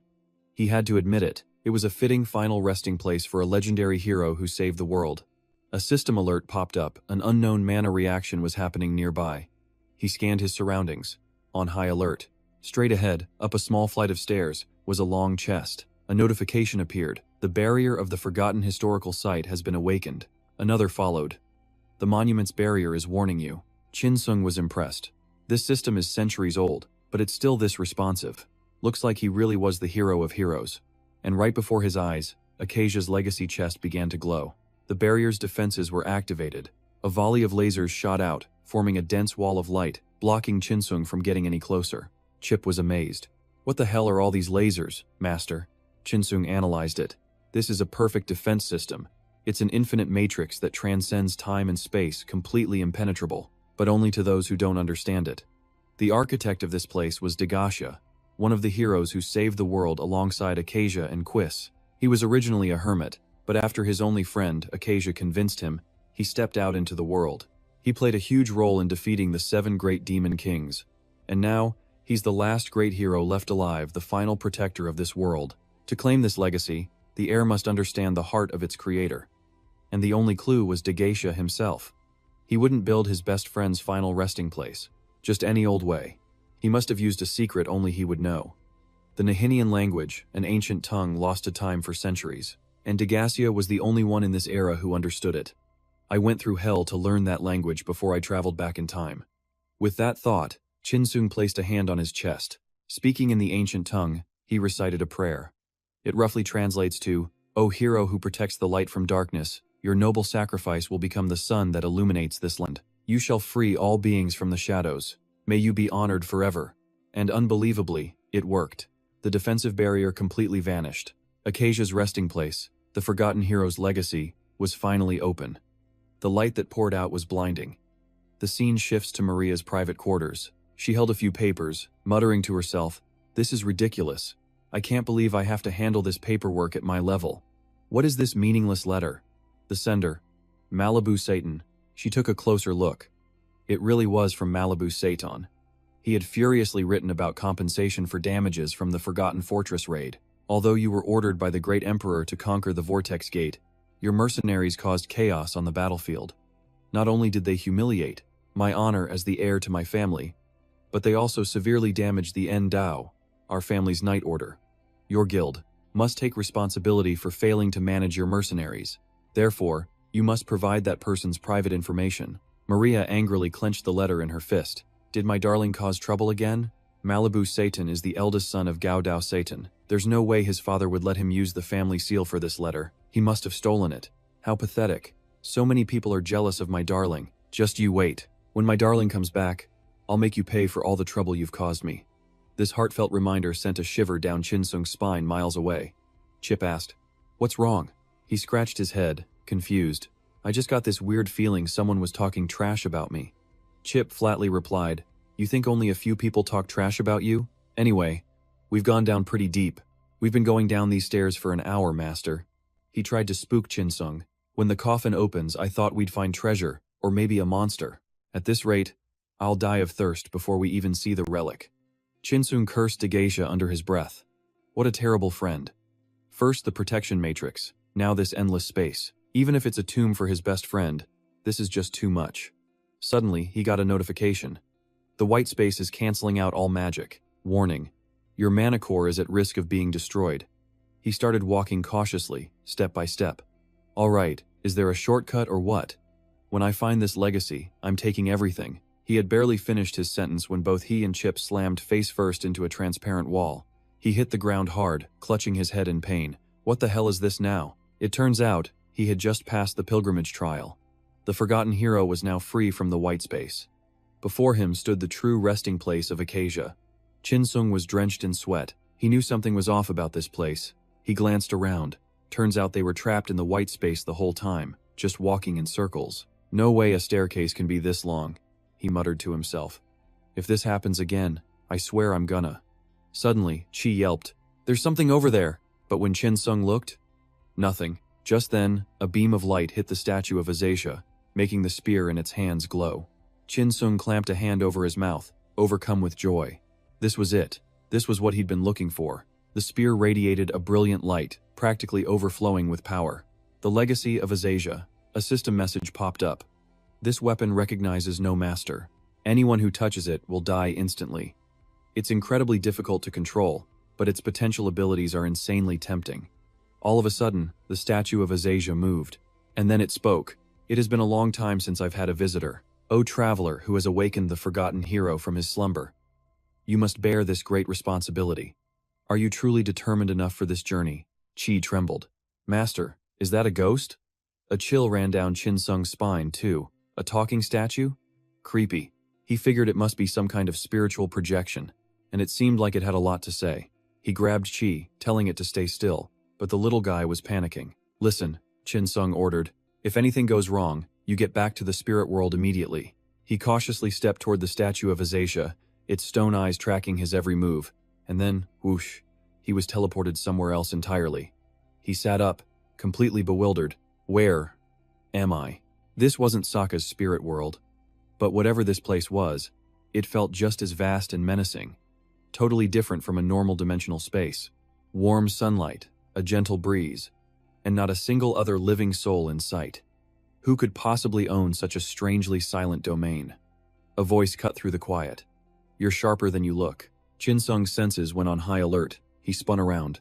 A man dressed exactly like the Azasia statue was standing there, looking impressed. "You've got guts, real guts, to seek me out in a place like this." The man held out a hand in greeting. "A pleasure to finally meet you. I am Azasia, the one you've been searching for." Before Chin Sung could even process it, the man leaped down to face him, raising an arm to the sky. Instantly, a pillar of light slammed into the ground from above. With Chin Sung still reeling, Azasia made a declaration. "Let's see if the one who dared to find me after centuries is worthy of my legacy." There it was. The legendary spear, his signature weapon. Azasia looked amused. "Let's find out if the mortal who found this place after all this time truly deserves to inherit my power." Chin Sung was still trying to catch up. "Wait a second," he started. "You can't just Azasia cut him off. Your presence here proves you want my spear, Burgeonat, but touch it before it accepts you, Azazel warned, and you'll only find misery. So, as the guardian of Burgeonat, I am forced to test you. His next words made Qin Sung's blood run cold. And that evil hiding deep inside your body. Qin Sung just smirked, just like the record said. After he defeated the demon of gluttony, Azazel slaughtered hundreds of thousands of demons, earning him the title, the demon-slaying Asura. He never backed down from a single fight. Qin Sung spoke up. What a shame. Azazel raised an eyebrow. A shame? Why? Qin Sung tapped his own chest. Because I have no intention of accepting your test. Azazel lowered the spear of light. Ridiculous. Then why did you come here? Qin Sung explained. I was just curious about Burgeonat. The history books all talk about it. How to defeat the hero who wields Burgeonat, he continued. I just wanted to see it for myself. But it looks like you'll have to. Wait a bit longer for its next master to show up. Qin Sung said with a dramatic sigh. It's a real pity, oh great hero. Azazel just laughed. So you want to play it that way, huh? Fine. It's been a while since I met someone this interesting. He tossed the spear far away and started walking off. I'll make an exception. Just this once. He called back, offering a deal. If you can touch that spear, I'll admit defeat. He turned. What do you say? Qin Sung could barely contain his glee. Oh my god, it actually worked. Azazel started looking around. Well then, I guess I'll need another weapon. He glanced around. Let's see. He casually snapped a branch off a nearby tree. He turned back. Will this be enough to fight you? He gestured. I'm serious, come at me. Qin Sung was cautious. You can't take that back, you know. He activated his bloodlust skill, leaped into the air, kicked off a tree for momentum, and shot directly towards Azazel. But Azazel just flicked the branch, and it transformed into a whip. Qin Sung was shocked. It lashed out straight for him. He reacted instantly, grabbing the shape-shifting branch. Then he flipped back to his starting defensive stance. Azazel looked surprised. I didn't expect you to control your power like that. He took a fighting stance. Not bad. Qin Sung knew it, one hit, and he was dead. The whip-like branch shot towards Qin Sung again. He tensed up.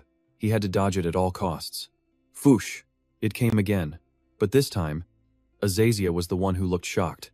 Qin Sung had used his Phantom Mirage skill. Azazel spun around. Qin Sung was already sprinting for the spear, just moments from touching it, when Azazel saw right through it. Wham! He was sent flying into a wall. The pain was blinding. Azazel looked almost sheepish. Oh, dear. Did I hit you a little too hard? He mused. I thought you were good enough for a serious fight, he added. You don't have to push yourself. He watched Qin Sung, scratching his head. Qin Sung pushed himself up and faced him again. Azazel asked, You still want to continue? He wiped a trail of red from his mouth. Stay calm, he thought. It's just a minor injury. Can't lose focus now. He started analyzing the situation. I don't know how big this domain is, but it's completely filled with his aura. He scanned the area. The fastest way to counter this oppressive energy is... Qin Sung unleashed his black soul art. A sphere of dark energy erupted, and a series of debuff notifications popped up for Azazel. The hero didn't even flinch. You certainly have a lot of tricks up your sleeve. He started powering up himself. To dare release your own energy inside my domain. It's been a long time since I've felt anything like this. He made his decision. In that case, I'll go all out. Azazel's spear breaker, he said. A look of pure excitement on his face. You're quick, I'll give you that. But even so, his overwhelming power was about to end this. Energy exploded from the old man. He saw Qin Sung perfectly and made his move. The grand demolition technique. Two completely opposite energies colliding head-on, creating an epic, almost tragic spectacle. And finally, the inevitable happened. Everything detonated. Through the smoke, the old man's voice echoed. Anything else? You are no match for me. He couldn't even finish his sentence. Right behind him, Qin Sung. He unleashed his plague outburst technique. The old man dodged. I didn't expect you to warp magic to this level. Pure chaos. He was almost impressed. This is... interesting. Focus. He continued. Just for a second. The old man began to channel his power again. You'll see the difference between us. Acacia, radiating the power of a monster, brought down a devastating blow. Qin Sung struggled. I can't dodge this. He knew it. At this level. Before he could think, he was sent flying. The fight was over. A totally one-sided victory for Acacia. He spoke. So, back when I was alive, they called that skill demonic. To be honest, this is the first time I've used it with a tree branch. Suddenly, Qin Sung shot back up, one hand on his chest. No, I have to hold it back. He fought against himself. I can't let it happen. I'll turn into. A dark energy poured out of him, shocking the old man. Watching Shin Sung, he muttered, "You're holding on to something far more dangerous than I first thought." Shin Sung groaned. His head felt like it was about to explode. Suddenly, where am I? Why am I here? He wondered. Where's Acacia? And Barionot? Then, a sound. Huh? What was that? He spun around. Who's there? A hand grabbed his throat from behind. He tried to stay calm. What is this? Another nightmare? I have to get out of here. A ghostly figure spoke. Useless. Shin Sung panicked. Damn it. Acacia! The figure's voice was clear. Your body is finally free from its restraints. He slowly approached. Now hand it over. It's mine. Back in the outside world, Shin Sung's body was completely taken over. Acacia didn't flinch. Do you see that? He summoned Barionat to his side. In a flash, Barionat was there. Acacia considered the body. Strange. This energy is different from before. He realized it. Yes, this is definitely it. This feels just like the demons I fought in the past. Shin Sung roared like a mindless beast and charged at Acacia. The old man looked thrilled. Good, he calculated. If I can shatter that shell of consciousness and reach your true self, the last of Barionat's guardians would easily dodge Shin Sung's attack. He continued. Meet its challenge. Shin Sung charged forward again. The old man analyzed him. You're overflowing with energy, and it's getting heavier. Shin Sung took his stance, aiming straight for him. Acacia summoned his spear. No matter what I do, you still have tricks up your sleeve. He raised the spear. Let's see if you can block this. He hurled it straight at Shin Sung. Not even the demon Navaka could stop this. The spear flew in an instant. Shin Sung created a thick cloud of smoke that stunned Acacia, because inside that smoke was the silhouette of Shin Sung, holding the spear. The old man was in disbelief. You stopped Barionat? Besides Hilda Jinzu, you're the first. Without hesitation, he pushed forward, but with a warning. The Spear of Light is a sacred item, protected by divine-level magic. He went on. Which means it's not just a divine weapon that can hunt and kill on its own. It's a relic of destruction that rejects even its master's magic. This is the Demon Sealing Spear. He began his chant. Sixth Great Demon Refining, Third Demon, Heaven and Earth, Samsara. He scoffed. Foolish. This attack is draining my power. It's way stronger than anything I've used before. Shin Sung was caught in the attack. The old man kept chanting, Begone, dark beast. And finally, a spear of pure energy pierced right through Shin Sung. He let out one last explosive roar. Right before Acacia's eyes, Shin Sung completely transformed into a demon. At the same time, deep in his subconscious, Shin Sung was still fighting back. Is this Acacia's power? Please, just a little more time. The entity was annoyed. An old soul dares to stand in my way? It screamed. Isn't that demon-sealing spear what you were after? It laughed, a sound that grew more and more savage. Humans are all the same. It glared. Remember this, you lingering spirit. It warned. You and I share the same fate, and so do our souls. As it faded, it promised, I will be with you until that day comes. As the mental world collapsed, the moment of ruin arrived. You won't escape my grasp in this world. Meanwhile, at a convenience store, a woman was on the phone. Yes, okay. A man's voice replied, Sorry to bother you while you're at work. The woman smiled. It's fine, my shift is almost over. The man sounded frustrated. I don't get why Shin Sung isn't picking up his phone, he remembered. It's understandable why I'm worried. Thinking about what happened last time. I'll see you later. Her manager walked over. Hyun, what's wrong? She replied, Oh, it's nothing. Her manager teased, You look serious. Is it your boyfriend? Hyun blushed. It's not like that at all. But your expression says otherwise, the manager continued. Hyun quickly changed the subject. Oh my god, is it that late already? I have to go home right now. Hyun said her goodbyes. See you tomorrow, the manager replied. Okay, you worked hard today. Walking home, she thought to herself. Come to think of it, I haven't logged into AC for a while. Well, I have been pretty busy lately. She remembered her manager's teasing. When she got to his door, she muttered under her breath. Boyfriend, my foot. I'm way too busy to even think about a relationship. She knocked. Shin Sung, are you there? She started to worry. What if he passed out? She remembered Min Jun's words. Min Jun gave me the password. Pushing the door open, she called out, Shin Sung, I'm coming in. He was currently inside AC. And in there, Shin Sung's body was next to Acacia.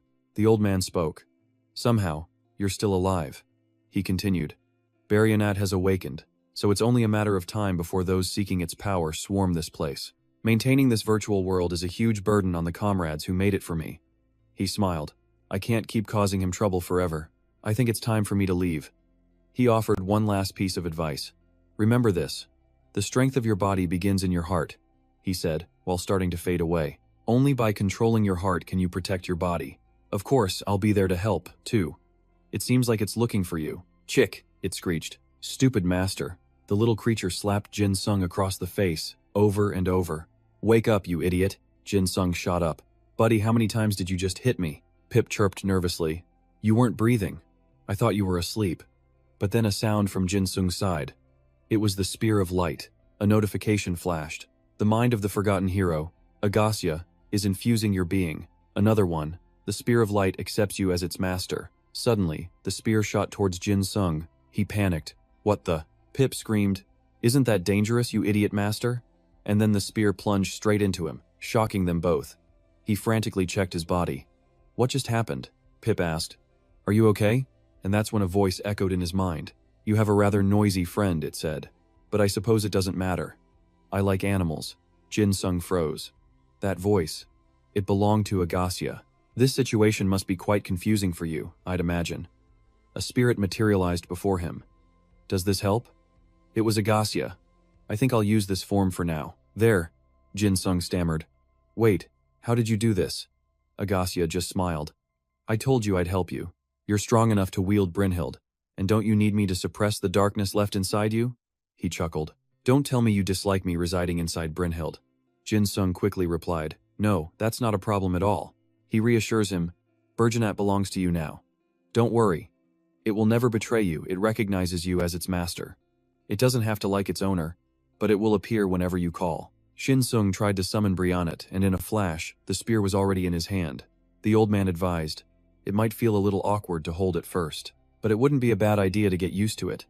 Once you've moved with it, once you've truly mastered it, you'll see results beyond your wildest dreams. I guarantee you won't lose to anyone in your class. But this isn't a weapon just anyone can control. The old man's eyes widened. He's already controlling it. Shin Sung spun Briannet around, and with a sharp flick, it was back in his grip. He roared, slamming it down with incredible force. Incredible, the old man praised. You handle that spear with amazing skill, Shin Sung replied. Yeah, a little rusty, it's been a while. He remembered learning from a Thunderlord Grandmaster, way back, before he'd turned back time. He thought to himself, I think the mastery I gained when I earned the Supreme Weapon title is still intact. He checked his status. Its weight was a problem, and so was the insane amount of mana it consumed. Every single swing of this spear was a massive, unpredictable risk. Suddenly, a splitting headache hit him. Is this the price for that risk? He staggered. I think I need to rest, he mumbled, then collapsed. A notification popped up. You have been logged out. Shin Sung sat up, looking around his room. There was a shadow. What a ghost? Then Hyun screamed, making him jump out of his skin. She threw a cloth at him. Why are you naked? Cover yourself up. He was furious. What is wrong with you? I'm the one who should be screaming at you right now. He was about to demand why she was even in his room when his words caught in his throat, and he started throwing up. Now in the shower, he was fuming. Damn it, what is her deal? He remembered Hyun shouting, I came here because I was worried about you, you jerk. She just barges in here and makes me look like a total pervert. His expression darkened. Anyway, I was way too distracted yesterday to think about it. But it was strange. It seems no one could get in touch with him. According to Min Jun, after he finished that Night Demon Company stream, he just went completely silent. Unreachable. I never turn off my message notifications, I'm sure of it. The community boards are still working fine, he thought. That's when it hit him. The problems in the game. They were starting to bleed into his reality. A notification appeared.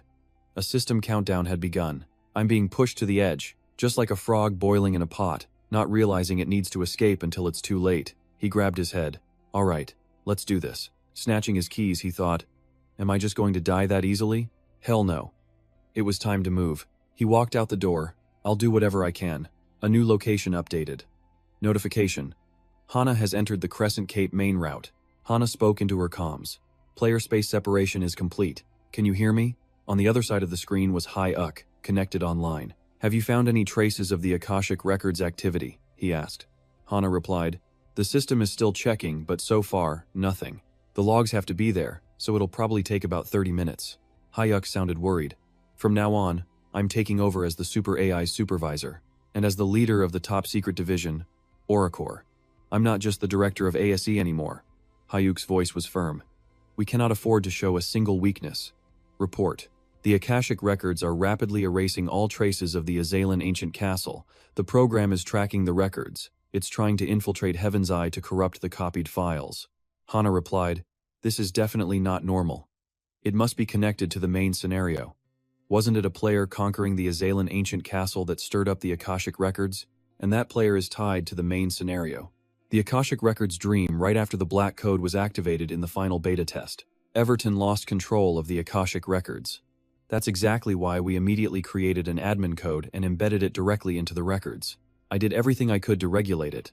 Then I created the Heaven's Eye observation program, which managed to force the Akashic records into partial compliance. It's impossible to gain full control, but we can at least restrict it to a certain degree.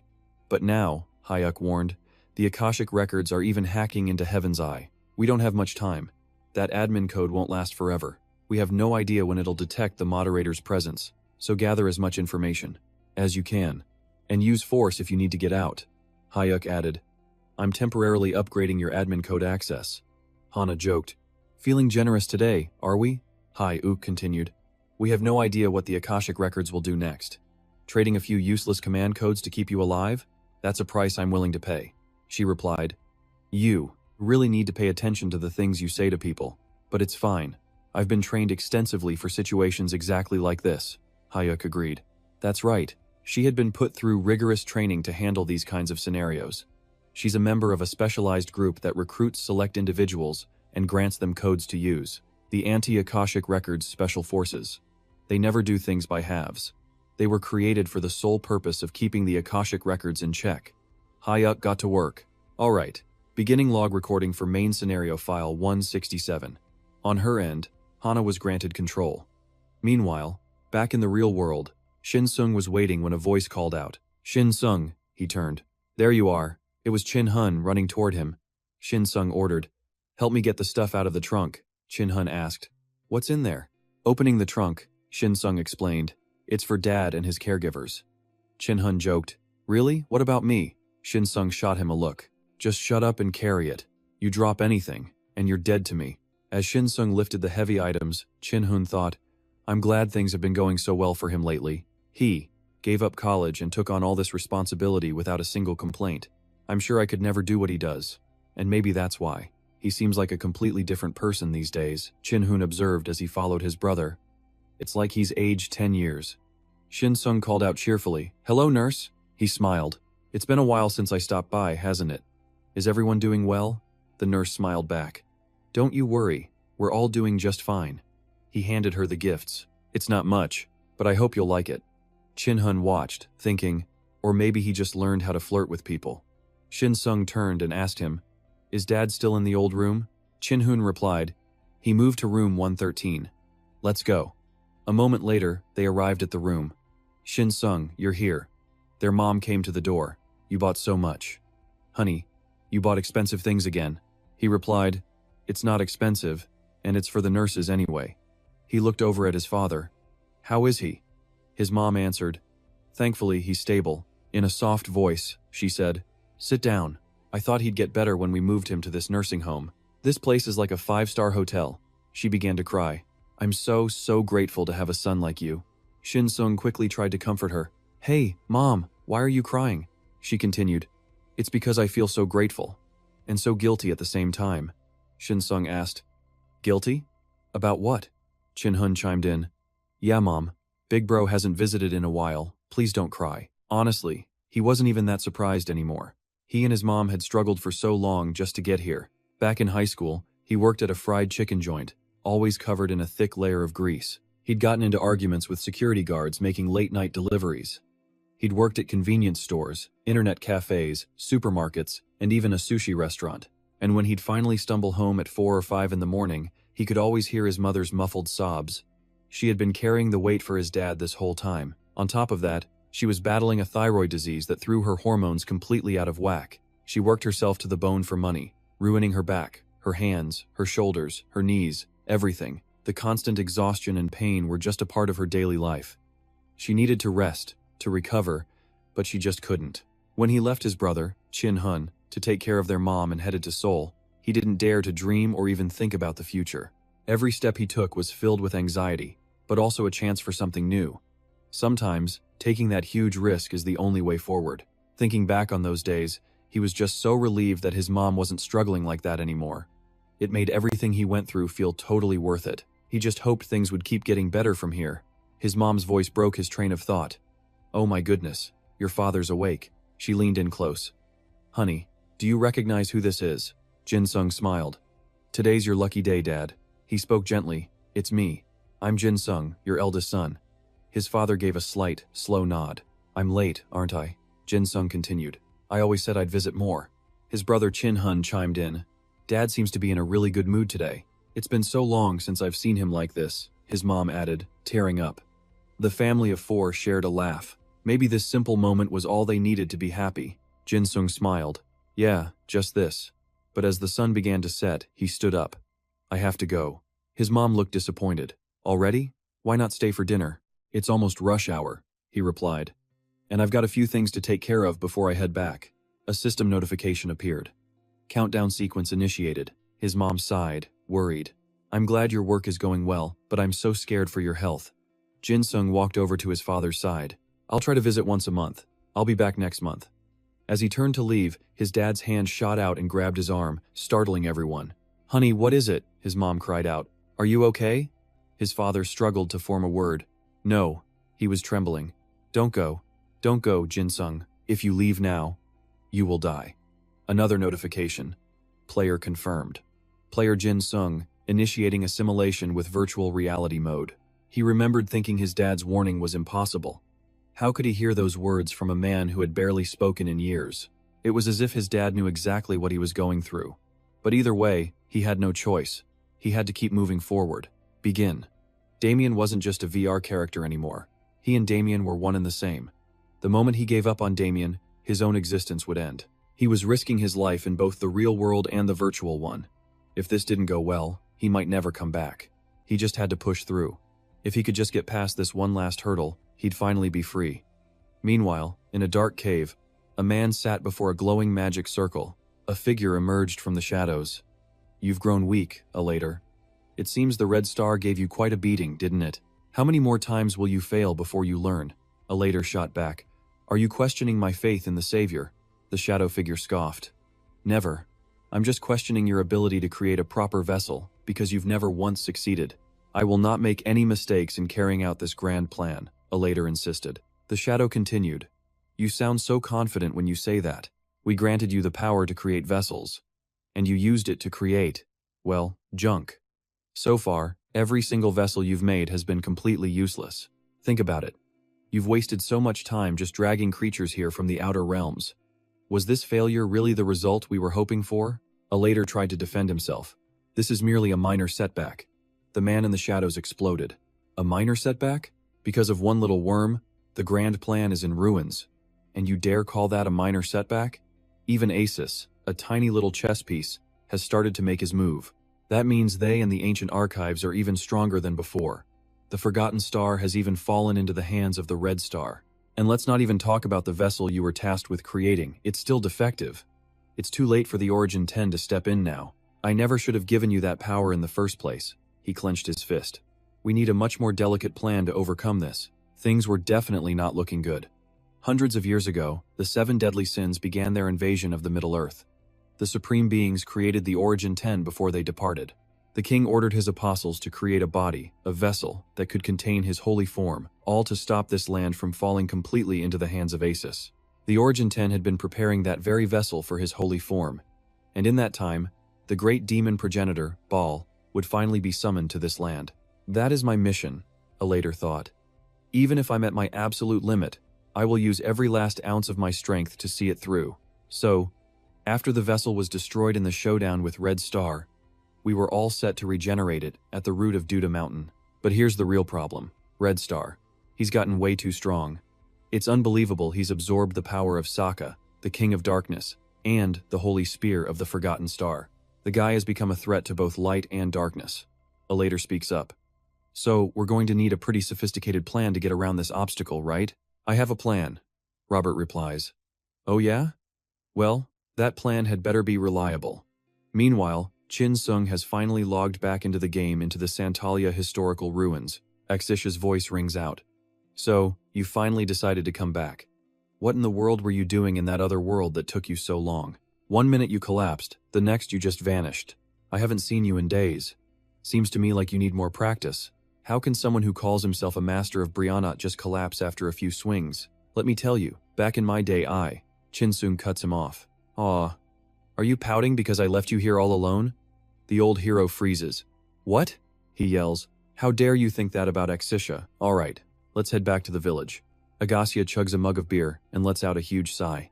Man, that's refreshing. His little companion, Pip, chimes in.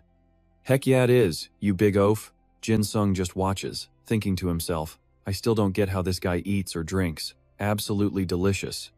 Agassia roars, prompting Jin Sung to finally speak. I'm surprised you like it that much. Agassia just smiles. Well, why wouldn't I? This is the peaceful world my descendant created, after all.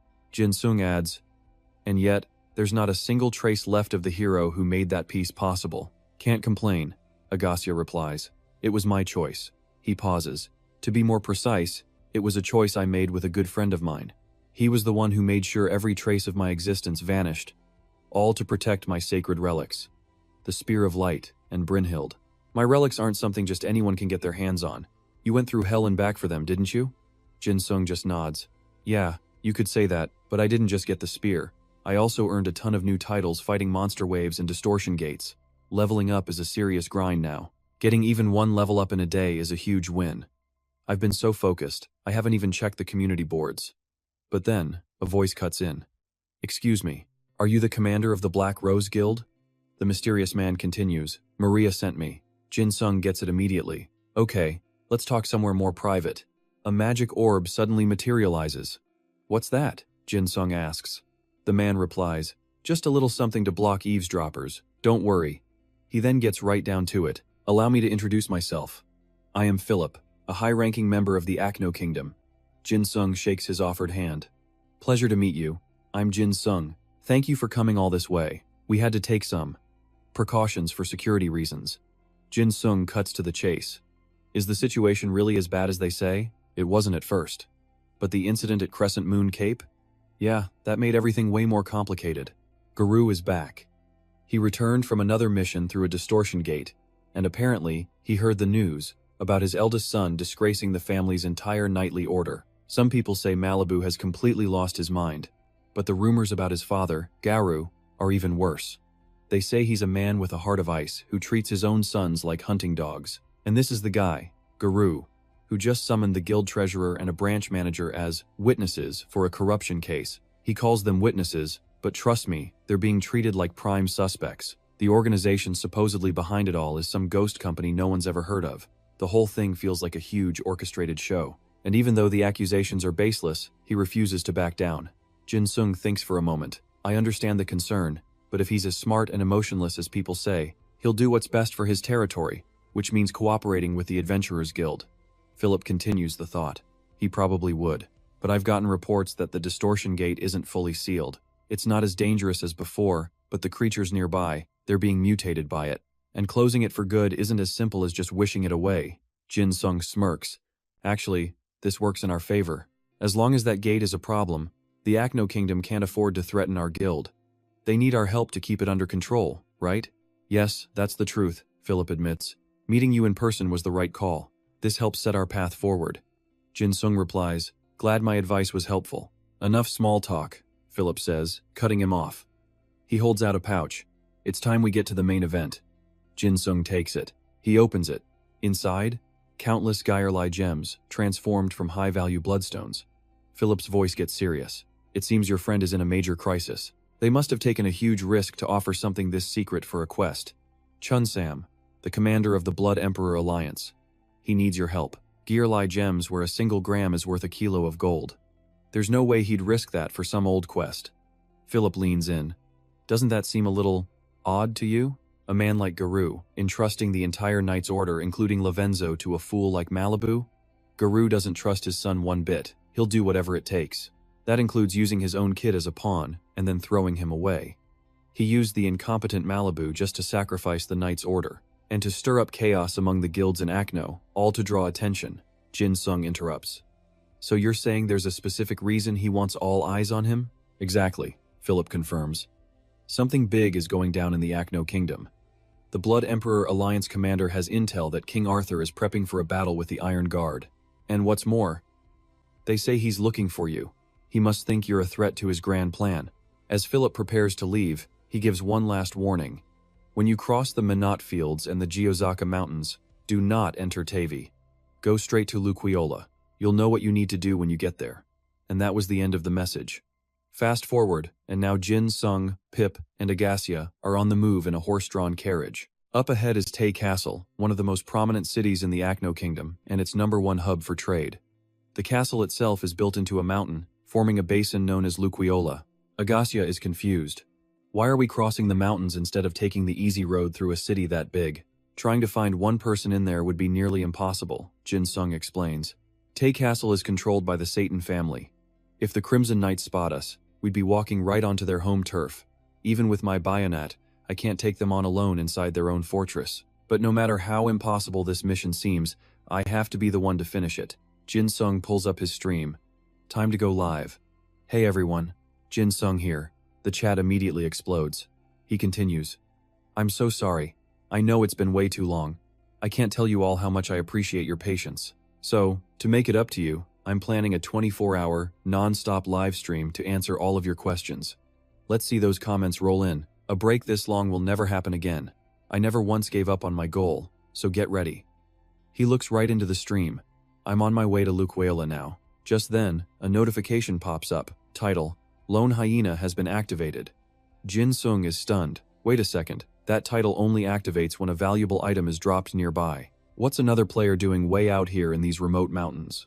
He activates his skill, Panoramic Sixth Sense. Instantly, threads of energy shoot from his arm, spreading out like a spiderweb. It's a great scouting skill. But this terrain is super rough. I have to control my mana perfectly. Got him. And the source of the signal? A voice. It's Azisha. There's definitely something here, Jin Sung thinks. I can feel a life force. It's faint, like it could flicker out at any second. That's the energy of an adventurer, he says. They're still alive. His mind races. There's no way someone just stumbled into this mountain range by accident. Northwest? No, it's closer to the west, pretty far from Luquiola Castle. And with that, he takes off, sprinting west. Can't just turn a blind eye to this. He leaps from one cliff to the next. Even though he's not sure what's happening, Jin Sung picks up the pace. Someone's life is on the line, so saving them has to come first. I can't ignore this. It's down there. I don't know who you are, but just try to hang on a little longer. Wait for me. On the other side of the mountain, a man is running for his life, cursing under his breath. Damn it, I can't believe they found me this fast. I need to call for help, right now. And then twip! An arrow sinks into his leg. He crashes to the ground, and a strange voice echoes out. A masked man appears. How long do you plan to drag out this pointless battle? Even a wild animal knows not to run straight to its own death. He grinds his boot onto the man's neck. I don't know how many more of my men that old geezer from the Iron Guard wants to send to their graves. But maybe this will help you understand, right? The Iron Guard is pinned down in their own fortress. Luquiola. This is where your story ends. Unless, of course, you choose to serve our master. Suddenly, a noise. Kaboom! An explosion rips through the air like a bolt from the heavens, stunning the masked men. How is that possible? That's Damien, the Silver Wolf. The masked men are in shock. The Silver Wolf. It looks like he's the player the Blood Emperor warned us about. The injured young man struggles to sit up. Are you really the legendary Silver Wolf? Jin Sung just looks confused. Silver Wolf? And then a series of clones of Trick start mocking him. Jin Sung says it out loud. You guys keep saying Silver Wolf. What is that? The Blood Emperor Alliance even gave him a special name. This guy with the clueless face? One of them asks, shouldn't we report this to the Blood Emperor first? The other scoffs. That's not necessary. Our forces are more than enough. But the rules of the Blood Emperor Alliance take priority over everything. Forget the rules, he declares. Actually, this will be perfect if we finish him right here, right now. Even the Blood Emperor won't be able to look down on us then. Jin Sung sighs. Looks like these idiots are asking for an early grave. Trick chimes in. So are you foolish master. Chin Sung then turns to his audience on the live stream. Let me just apologize in advance. I didn't think things would turn out like this. For the record, I'm not the kind of person who supports ending other people's lives. Should I stop rambling? Anyway, this is all just self-defense, you get it? The masked man cuts him off. I have no idea what you're thinking, but this only ends one way. Nobody survives the Diozaka Mountains, so fight however you want. You're not getting out of here alive. Chin Sung grins. Is that so? I guess there's no other way then. Are you really in that much of a hurry to meet your ancestors? At that very moment, back at the Blood Emperor's headquarters, Chun Sam of the Iron Guard speaks. Still no information? No, but some people were dispatched in secret. How many members does the Blood Emperor have right now? The man asks. You mean besides the dead? Or including the ones we've lost contact with?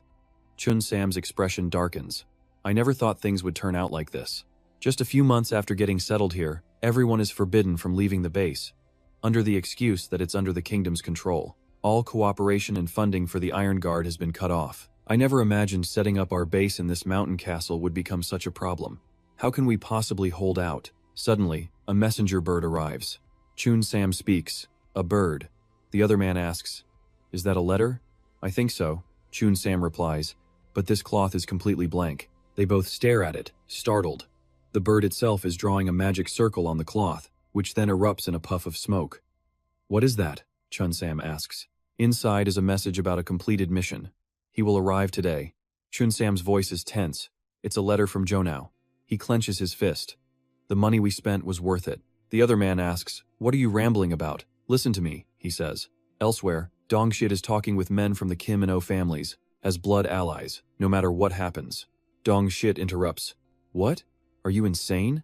Chun Sam argues. Do you have any idea how important their mission was?